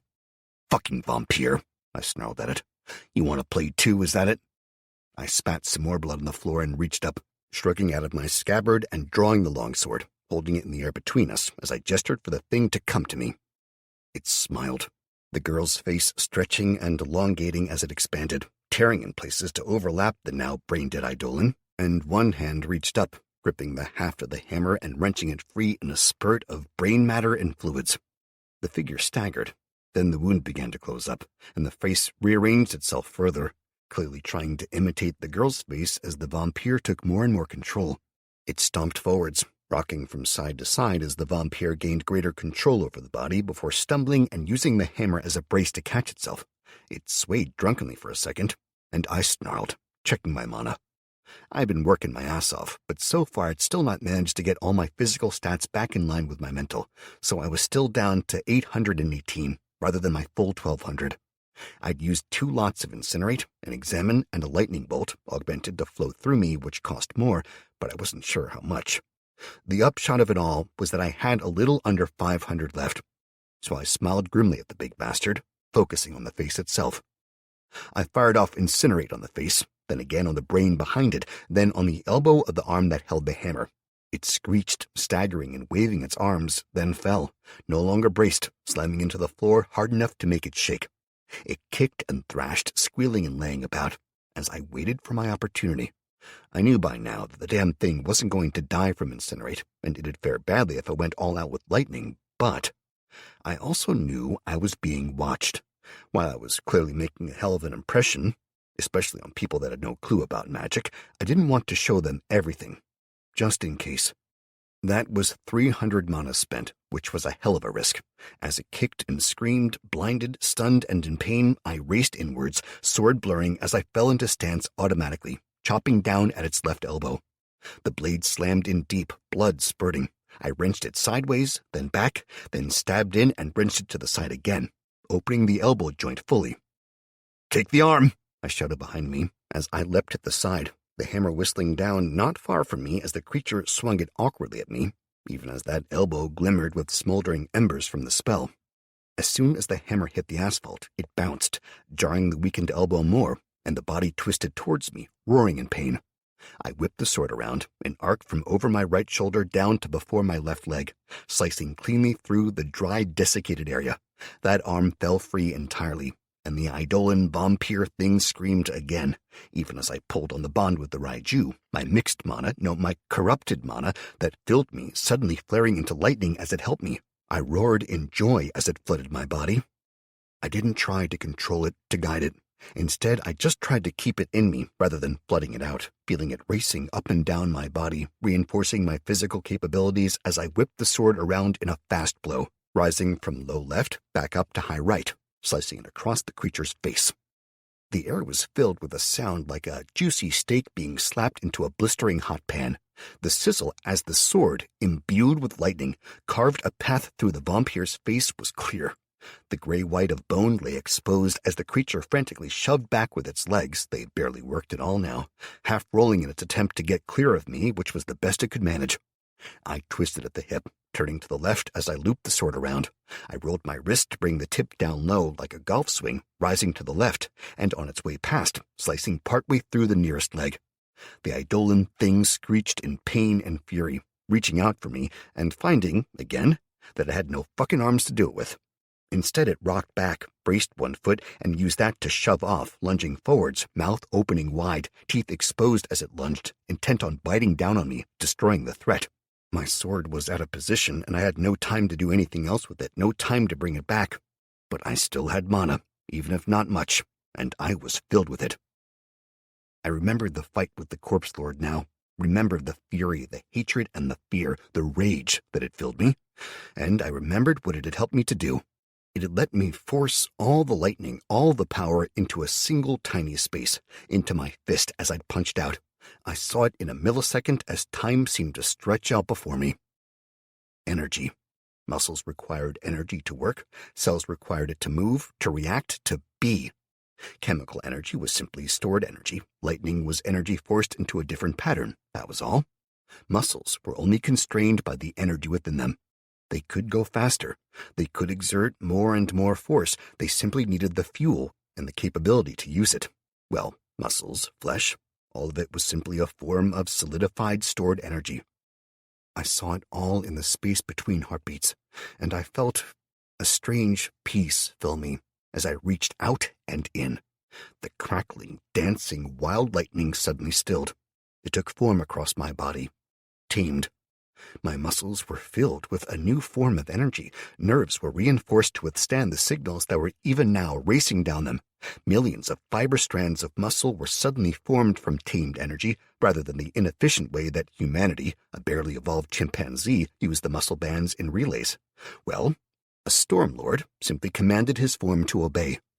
Rather than a dozen, 100, or 1,000 bands of muscle moving in a simple rhythm, frequently less than 2/3 of the actual capacity working in concert, 100% now moved in perfect synchronicity, flowing as one. I dropped the sword, spun, and grabbed both the upper and lower jaws in my bare hands.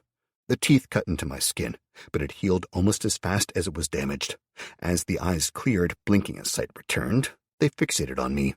It tried and tried again to close its mouth.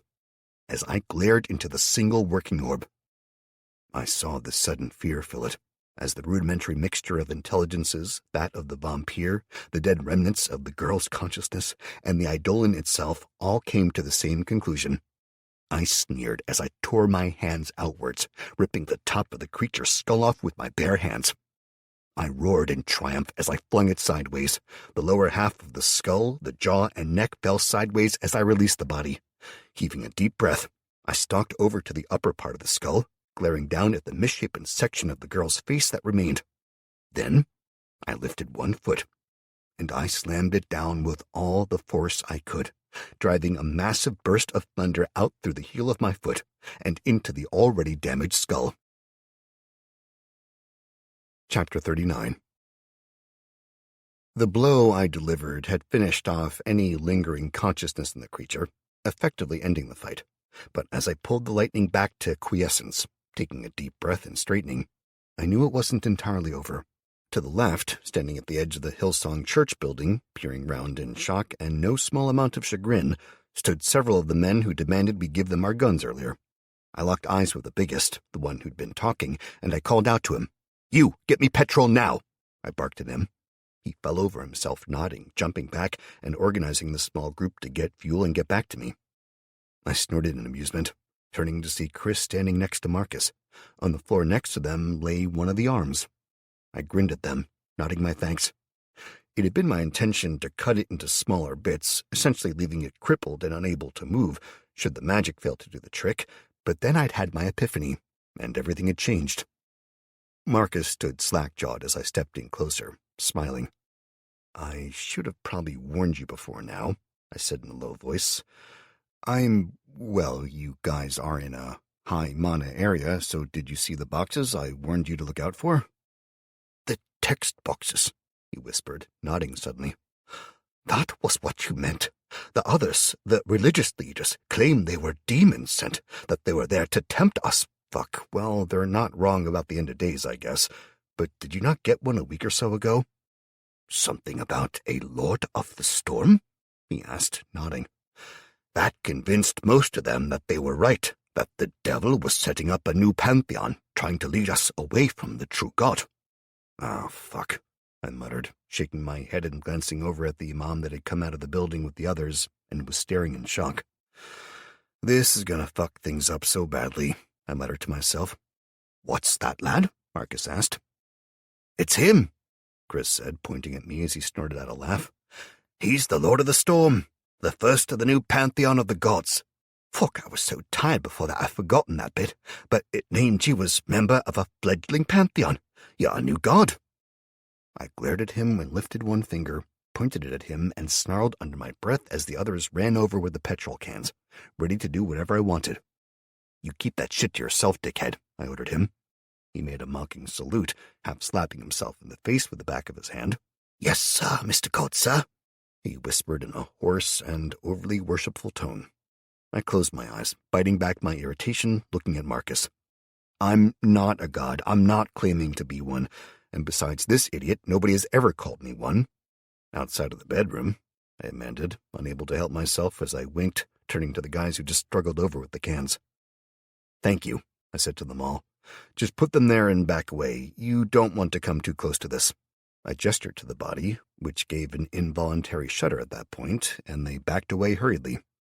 I turned back, seeing the way that Chris, a bit more used to this shit, had already stepped up and was reaching for a can, while Marcus was staring in shock still, trying to make sense of it all. "Marcus," I said loudly, and he jumped, shaking his head to clear it. "Yes, lad," he whispered. "It's not over yet. We need to burn it all.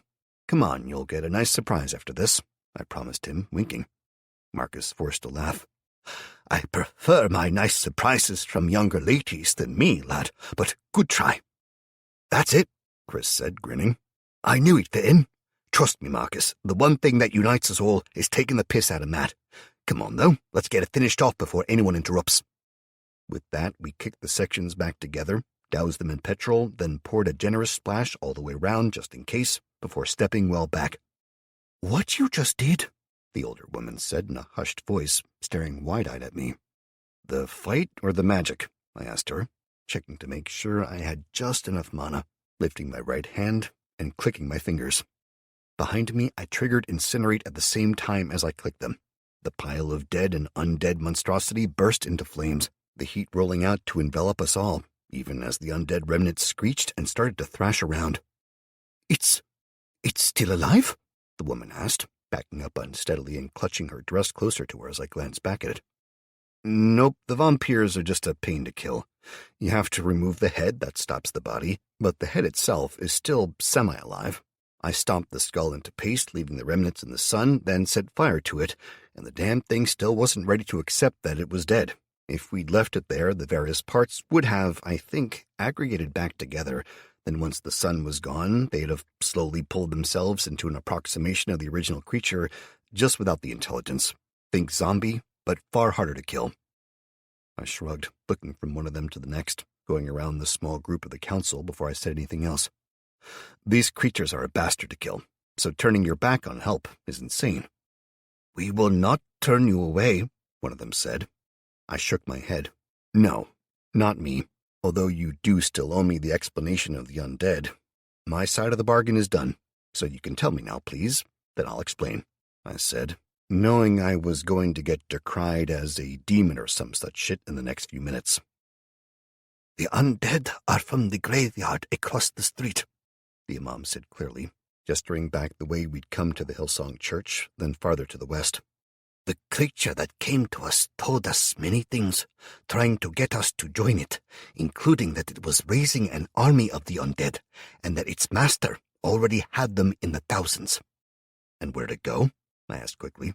"Did it give you a destination, a name, anything?" "It was continuing on to the next graveyard. St. John's it'd be. But," the woman cut in. "But?" I asked, turning to stare down into her eyes.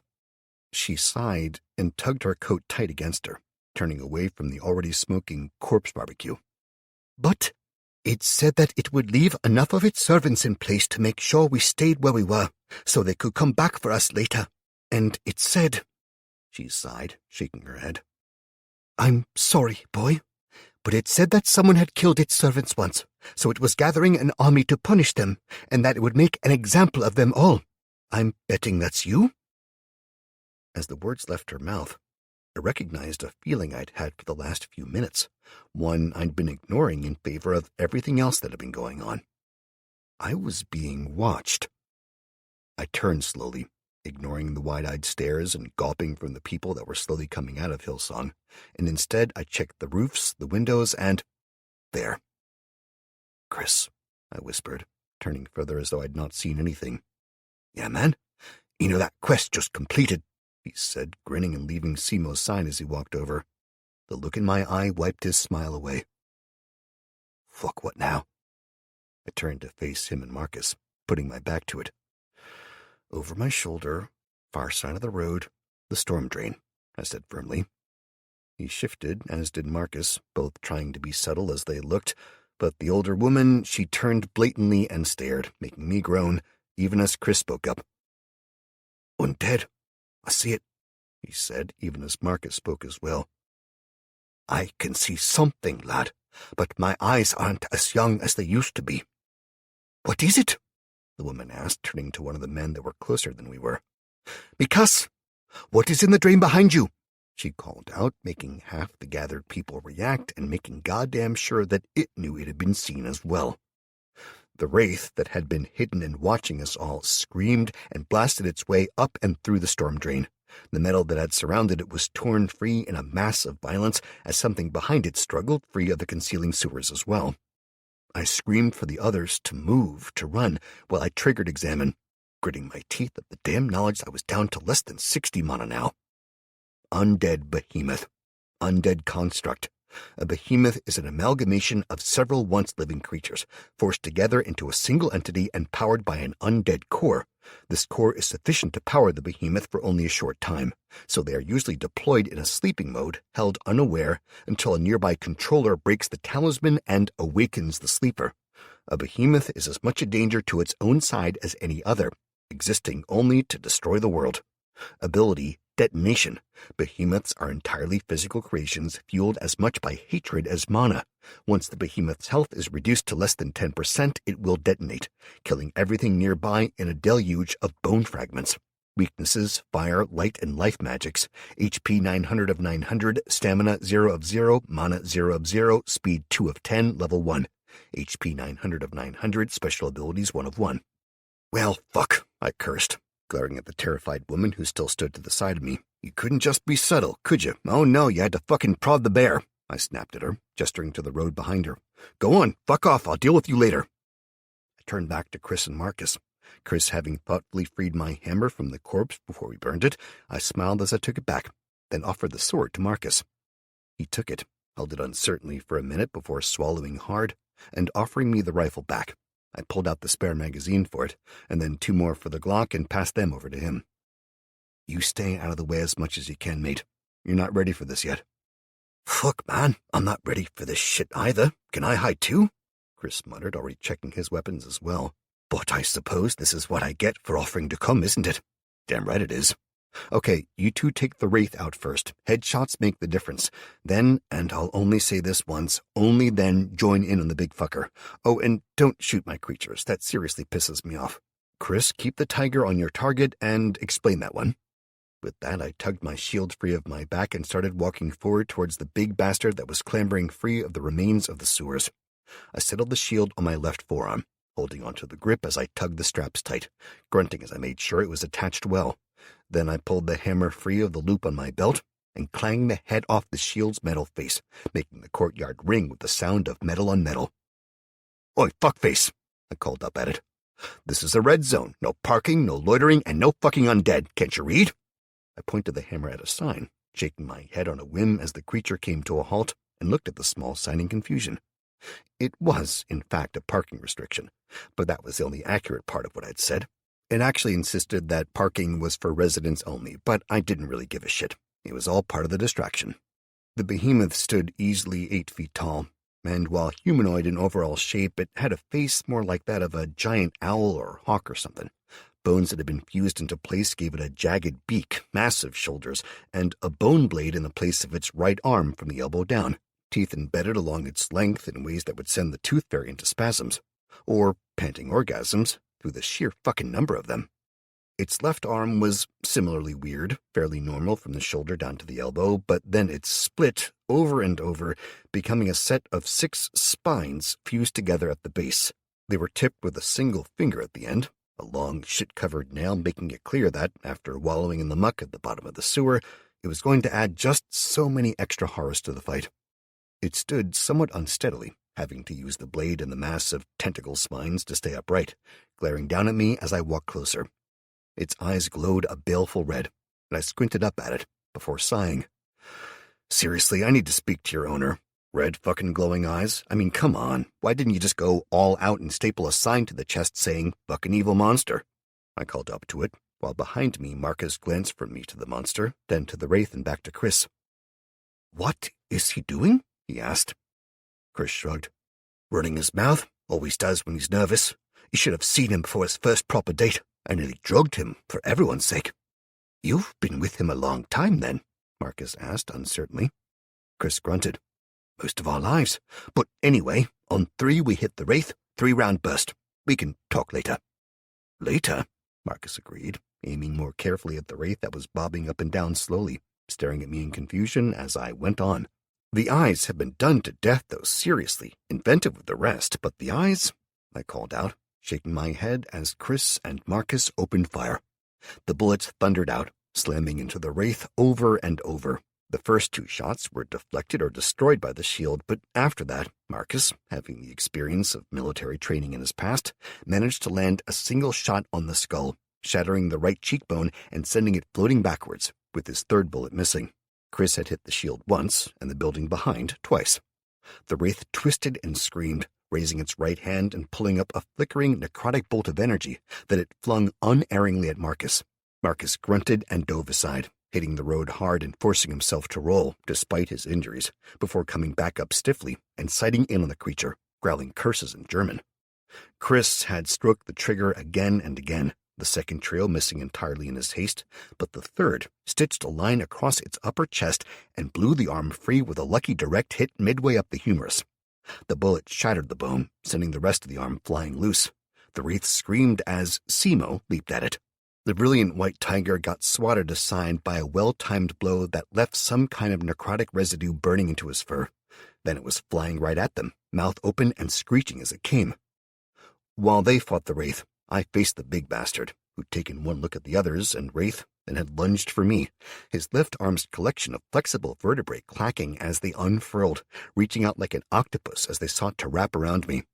I ducked left, whipping the hammer around and slamming it down hard on the nearest spine, hitting it close to the base and having the satisfaction of breaking it loose to fall twitching to the floor. The behemoth whipped the mass down, bracing itself as it twisted at the hip, stabbing across with the blade aimed to skewer me. I jumped back again, twisting aside and punching out with my shield, the grating sound of teeth tearing across the metal filling the air. I cursed and pulled back, swinging the hammer around with a grunt to hit the bone sword halfway down its length.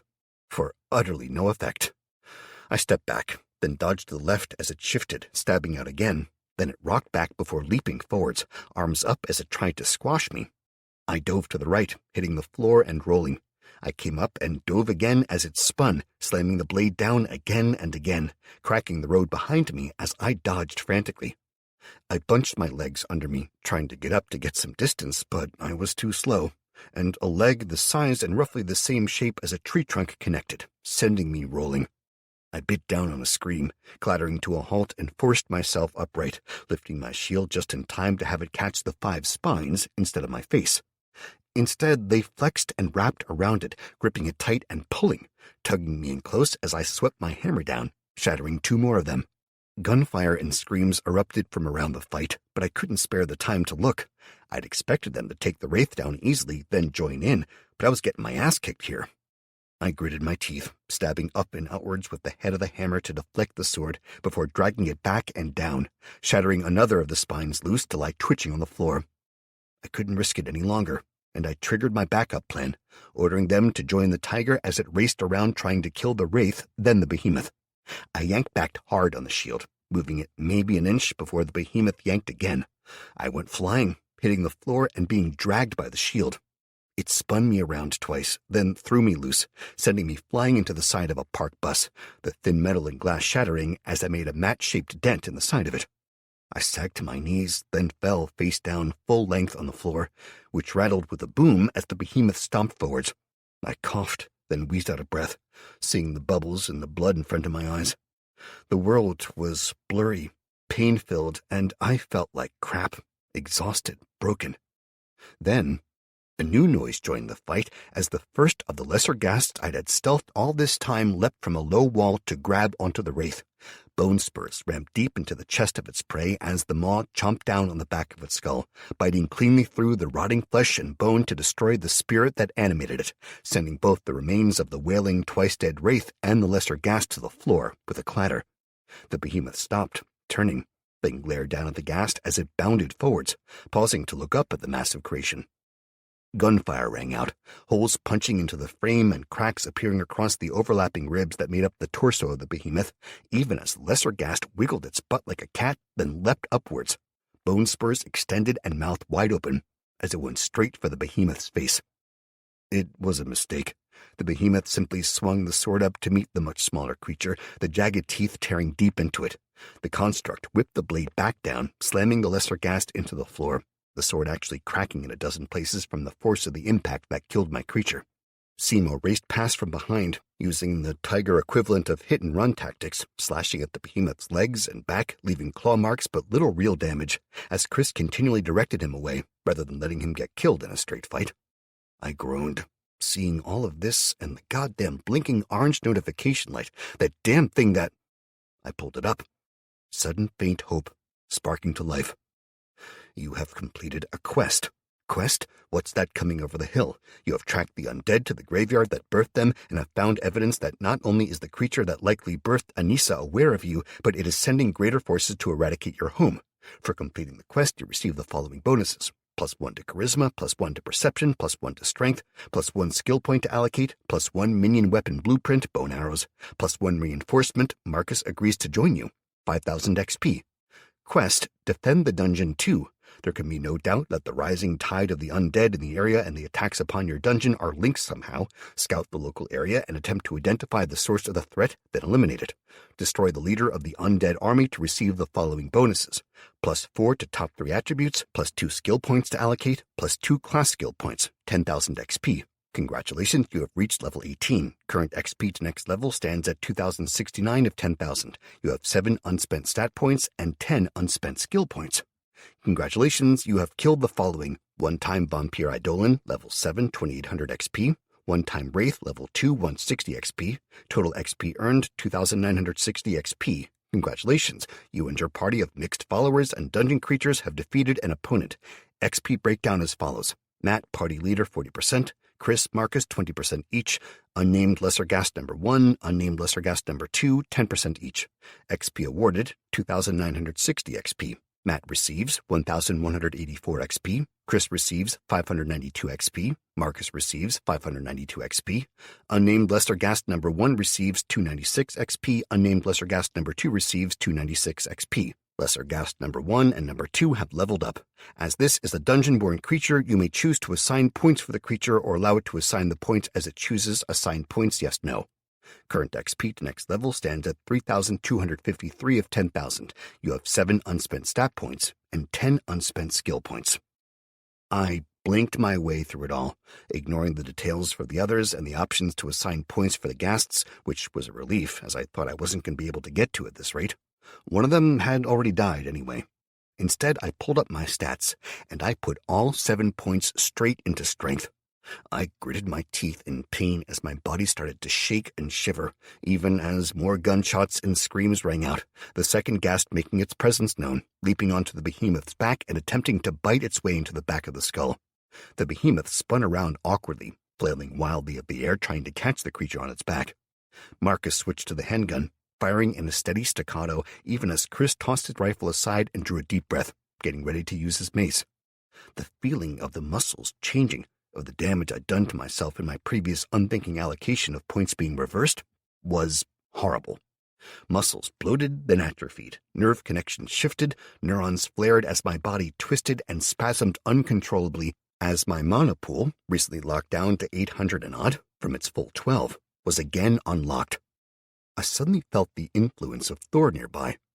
The fucking cat, like all goddamn cats, was doing sod all helpful, or at least so it thought. But as soon as the power unlocked, I felt it. I felt the mana that had been locked away, that I thought was just lost, had been steadily purified until it was almost the perfect aspect of lightning. My body accepted it, and it flooded through me, filling me, becoming me, as bones popped back into place. The hairs rose all across my body as the lightning flooded me, filling me from the tiniest cell to the largest organ I had, my skin. I lifted my head from the pool of blood I'd been lying in, glaring at the behemoth as it swung out, missing Chris by inches as he leapt forwards, slamming the mace down with his merely human strength, sending a small collection of cracks spiderwebbing out across the blade. But that was it. It yanked the blade back around, and Chris threw himself back, practically limboing under the swung blade, the teeth plucking a few hairs from his thin beard as he went. He was that close. Then Marcus was there, offsetting the massive strength the behemoth possessed through sheer skill as he deflected the huge sword with my own one, even though he could barely lift it. He whipped the blade around, slicing a thin line across its chest, then flipped the blade around again, sinking to one knee as the massive sword was dragged back, passing just above him. Marcus smoothly stood again, right as the blade passed overhead. He whipped the sword in an arc, going from low left to high right. Severing the last of the spines from the behemoth's left hand, he caught the backswing of the bone blade, sent staggering with his sword nearly torn free. Chris rolled to his feet and leaped in, hammering the mace down onto the elbow behind the bone blade, filling the air with the sound of cracking bones before backing away quickly. Shaking his now numb hand out, panting and eyeing the creature, he got ready for his next chance, as Simo prowled at the ready. I looked to the Raiju, whose eyes glowed brighter and brighter, the fur standing on end.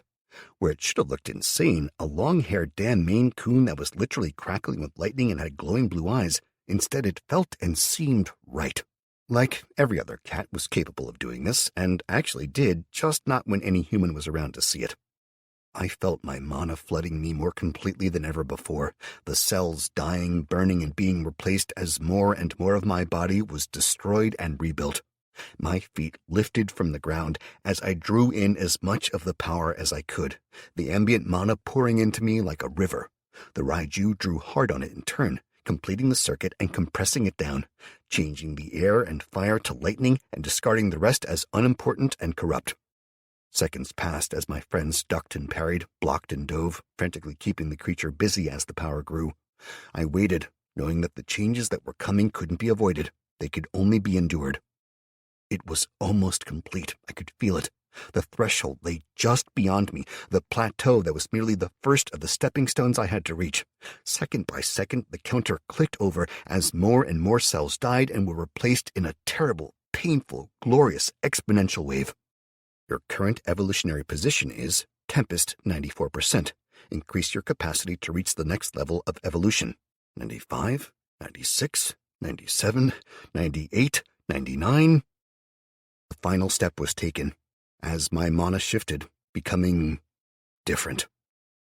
The change finished as my recovery was cut by an almost insane degree, The other forms of mana, all the other forms of mana, save that of the storm or lightning and its component parts, such as air and fire, suddenly were no longer acceptable. In fact, they were now harmful to me. All other forms of mana were detrimental, or at least offered lesser sustenance. While I could convert them, slowly, oh so slowly, my body now existed to draw in the storm. It was more efficient to pull in the air and fire-imbued mana only, discarding all the rest as my form converted that directly to lightning or to storm mana. I gasped, understanding suddenly that, while lightning was the second tier of the chain, it was not an aspect that made up the storm. Storm and mana combined to form other things, greater storms, cyclones, and who knew what else. The storm itself that I was a lord of, it wasn't a storm in the traditional sense, or not entirely. It wasn't just wind and rain and whatever, with a bit of thunder and lightning chucked in for good measure. It was more. I was a storm. I brought change, life, death, all of it, and yet I could feel the truth somewhere just beyond reach, even as my mind made more connections. The truth of that enlivened my mind. This meant there were other sources out there, sources I could attune myself to, sources I could draw from. Hell, this meant there were evolutions and abilities I could reach that weren't just limited to the storm, as I've been thinking of it. "Matt!" Chris's voice came to me as though from a great distance. I blinked, the epiphany fading as the real world imposed itself rudely before me again. Chris lay on the floor, left shoulder clutched tight by his right hand, blood running down his arm. Marcus stood over him, facing the behemoth as it lifted its blade high, ready to cleave them both in two. I blinked, and the clouds that had been gathering over us, unheeded by all, opened, and the storm arrived. I kicked off, foot slamming back into the bus, and I blurred across the distance between us, feeling the second gift of the Storm Lord swelling in me. Marcus and Chris were standing to the left, and the behemoth to the right, with the shattered form of the second ghast laid beyond them. I crossed the distance at a new land speed goddamn record. I landed between them, left hand lifted, and I grabbed the sword as it fell, fingers closing around the blade. The sharpness of the majority of the teeth were gone, and cracked bone cutting into my flesh, but still the sword stopped dead. "Booyah, motherfucker," I snarled, and Sparta kicked it in the crotch, pressing the building force I felt inside me down and out through my heel. It had no balls, nothing that would be a weakness there, but what it did have was a structural point, a bend and flexibility that was necessary for it to be able to swing, walk, and fight effectively. It was also a weak point. There was a sudden boom as a blast concussive force was released, and the behemoth folded over, driven not by pain but by physics and sheer force. I twisted at the hip as I recovered, lifting my right hand high and forming a blade of bone with my fingers extended, mentally sheathing my hand in naked force as I whipped it down, slamming it into the extended elbow of the behemoth's right arm. The bone, already weakened by the exertions it had been subjected to and the blows that it had taken, exploded as I released the overpressure concussion of thunder into it, a boom that would normally travel tens of miles as the air was displaced, channeled down into a spot a few inches across. I spun, my back now to its chest, and flashed my left elbow up to take it in the sternum, releasing a second impact that, while weaker, having had little time to charge, was more than enough to stagger it backwards. I caught its balance as I turned back to face it, both arms shattered at the elbows, right leg cracked and broken, ribcage stitched with dozens upon dozens of holes and cracks. It glared at me, opening its bird-like beak wide. I lunged, flipping its own sword arm around and using it, swinging it around as hard as I could and tearing through the much thinner legs at the knee, breaking the sword, but leaving the battered and broken behemoth to fall to the ground. I tossed the remnants of the blade aside, reaching out and picking up the mace that Chris had dropped and flooding it with lightning. I felt something strange as the mana that was filling me, roaring through me, poured desperately into the weapon. I leaped into the air, hanging there for a long heartbeat, then falling and slamming the mace down with all my might into the skull of the behemoth. It detonated, the skull shattering into 1,000 tiny slivers of bone and exposing the core that had powered this creation. It was held tight in the upper chest, surrounded by overlapping bone, protected, until now. As soon as the creation that housed it dropped below 10% health, or structural integrity, I suppose, was probably the right term, the core started to pulse, flaring wildly with a sickly green light. I reached out, drawn to it and drove my fingers inside, gripping it and yanking it out. The orb that I clutched so tightly gave a frantic shudder before a new screen popped up. Unlife Aspect Focal Orb. Item. Aspect Focal Orbs are magical devices to concentrate powerful spells, allowing mages to cast an imbued spell that would normally be beyond them. Stored Aspect Spell. This orb has been created with the spell Animate imbued into it, giving the wielder the ability to power a single construct for up to 2 solar rotations per charge. Damage, NA, durability, 48 of 50, spells imbued 1 of 1. I glared at it, getting the instant sense of the spell that was magically tied around it, ready to make the orb detonate. I reached out, flooding it with lightning. The spell disintegrated, floating apart as the component parts were destroyed, leaving the orb cleansed. Lightning Aspect Focal Orb. Item. Aspect Focal Orbs are magical devices to concentrate powerful spells, allowing mages to cast an imbued spell that would normally be beyond them. Stored Aspect Spell.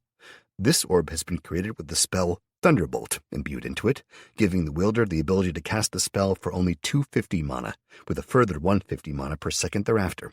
Damage 150 to 2500. Durability 47 of 50, spells imbued 1 of 1. I paused, seeing that the orb had accepted the power, grinning to myself as I remembered the fire one Kelly had. We'd kept it as an emergency thing rather than sacrificing it to the dungeon, and would have damn well used it against Anissa if any of us had been able to. Now it meant that we just might be able to use it, or at the least have the dungeon work on it. I had more notifications flashing, demanding my attention, but more to the point, I'd realized at least one thing that Marcus and the others probably hadn't. I turned, my power slipping back down into quiescence at the shocked look on Marcus's face and the relieved one on Chris's. Even the terrified and stunned looks from those who were peering around the edge of buildings and from behind dumpsters. Marcus, that mouthy old bag, the one who kicked all this off. Tell me she's not really involved in the council much, I asked, holding on to a tiny bit of hope. Clarissa? He asked, gesturing to the old woman who was even now emerging from behind a parked car 100 feet down the street, brushing off her coat and glaring around as though it had all been someone else's fault. Yeah, the terminally fucking unsubtle one, I grumbled, rolling my shoulders, desperately wanting to dive into the notifications rather than dealing with this shit. She's the leader of the Council of Elders. Why? I fucking knew you were going to say that, I groaned, stepping over and helping Chris to his feet, eyeing the shoulder and grunting at the shredded flesh that was already starting to slowly knit closed as he used his ability. You should have got at least 1 level, mate. Check your shit if you want. Thanks, man. And, Matt? Yeah, man. Thanks, Chris said, shrugging. I thought we were dead. Don't thank me yet, mate. I'm about to fuck the dungeon up royally, I admitted, sighing and turning to Clarissa. What was that? That thing that you did? Clarissa asked, glaring at me and prodding me with one gnarled finger. And why didn't you do it earlier, Expecting we'd all be impressed? Thinking we all swear fealty or something? She shook her head, eyeing me before waving at me with one hand. Come on then, boy. Admit it. Are you this Storm Lord we've been hearing about from the kids or not? The kids? I asked, confused. Then grunted. It made sense. Even if the parents and elderly had banned the screens, ordering everyone to ignore them, the kids would have been practically driven to them, exploring. Hell, I was willing to bet some sodding teenager somewhere had already managed to hack it and get access to porn. Somehow they always did. Well, shit, yeah. I'm the First Lord of the Storm, I said, shrugging. That's not that important. Or at least it is, but not the main thing right now. And what is important then? She asked me, glaring up, arms crossed, her gray-streaked dark hair having escaped its bun to wave wildly in the steady wind that had picked up since I ascended or whatever. Well, that thing wasn't left there for us, was it? It was to kill you when you were out of the church, I'll bet, I said, gesturing to the undead behemoth.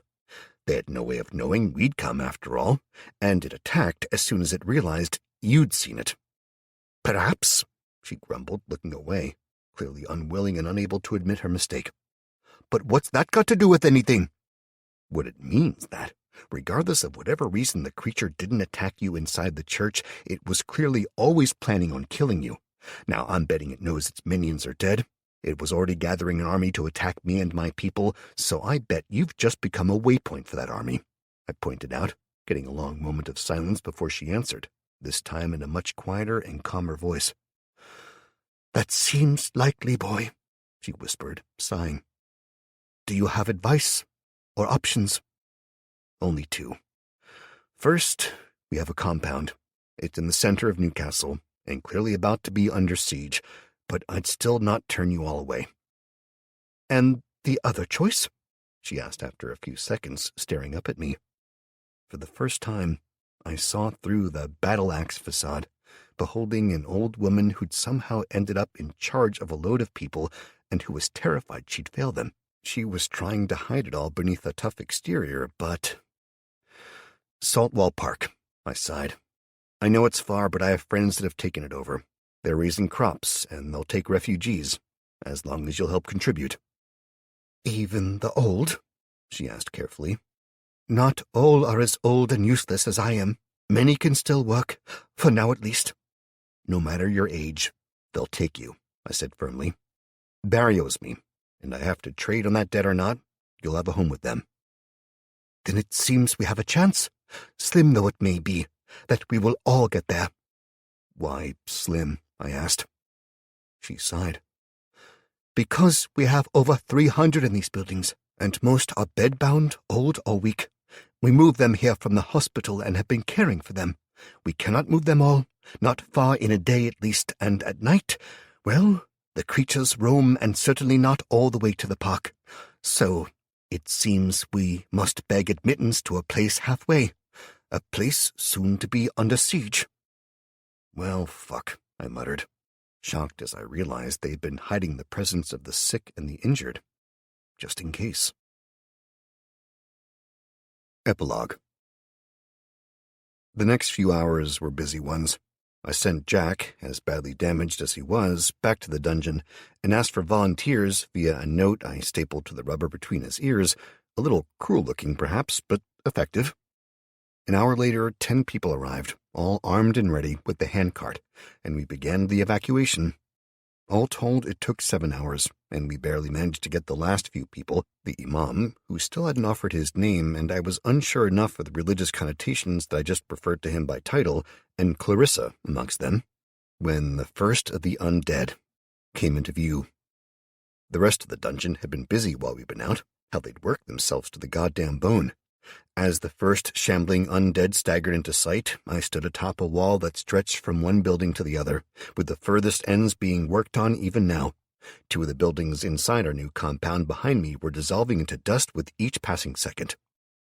"What do we do?" Allie asked me, standing on the wall by my side, and I sighed. "We survive, Allie. We hole up, we maintain the walls, we wait for Barry and pray he sends help, and we fight. We have no choice." The undead continued to pour around the corner. At first there were dozens, then hundreds, with larger behemoths and smaller wraiths and other abominations scattered about in their midst. They continued to come, spreading out to either side, slowly reaching for the walls, groaning and patting them, searching for weaknesses and handholds until they surrounded us, holding us under siege. And then, after nearly 10 minutes of the undead streaming out to surround the compound, he came. An unassuming figure, or he would have been once, I guessed. Taller than average, slim, but well-dressed, for all that he rotted as we watched, carried forward on a large seat that, in turn, was carried by 2 corpse lords. A lich in a fucking smart business suit sat watching us. As he began to speak, I gritted my teeth, ignoring the words, but still feeling the power in them as they rolled over us. I pulled up one of my notifications, hoping I could, in truth, live up to its promise. Because if I didn't, I was going to get a lot of people killed. First Lord of the Storm, you have reached your first evolutionary plateau in your evolution from terrestrial local variant human to Storm Titan. Your specific evolutionary path stands thus: Tempest to Thunderstorm to Cyclone to Storm Titan. Your current evolutionary position is Thunderstorm, 1%. Increase your capacity to reach the next level of evolution. As a Lord of the Storm, you no longer gain +7 points to distribute at each level. Instead, you now receive +9 points to distribute. Congratulations. That was all well and good, great even, that I got more points per level. It was the second prompt that concerned me. It had flared up once, hovering before me in black and red, the letters glowing like the dying embers of a campfire. Beware the path before you.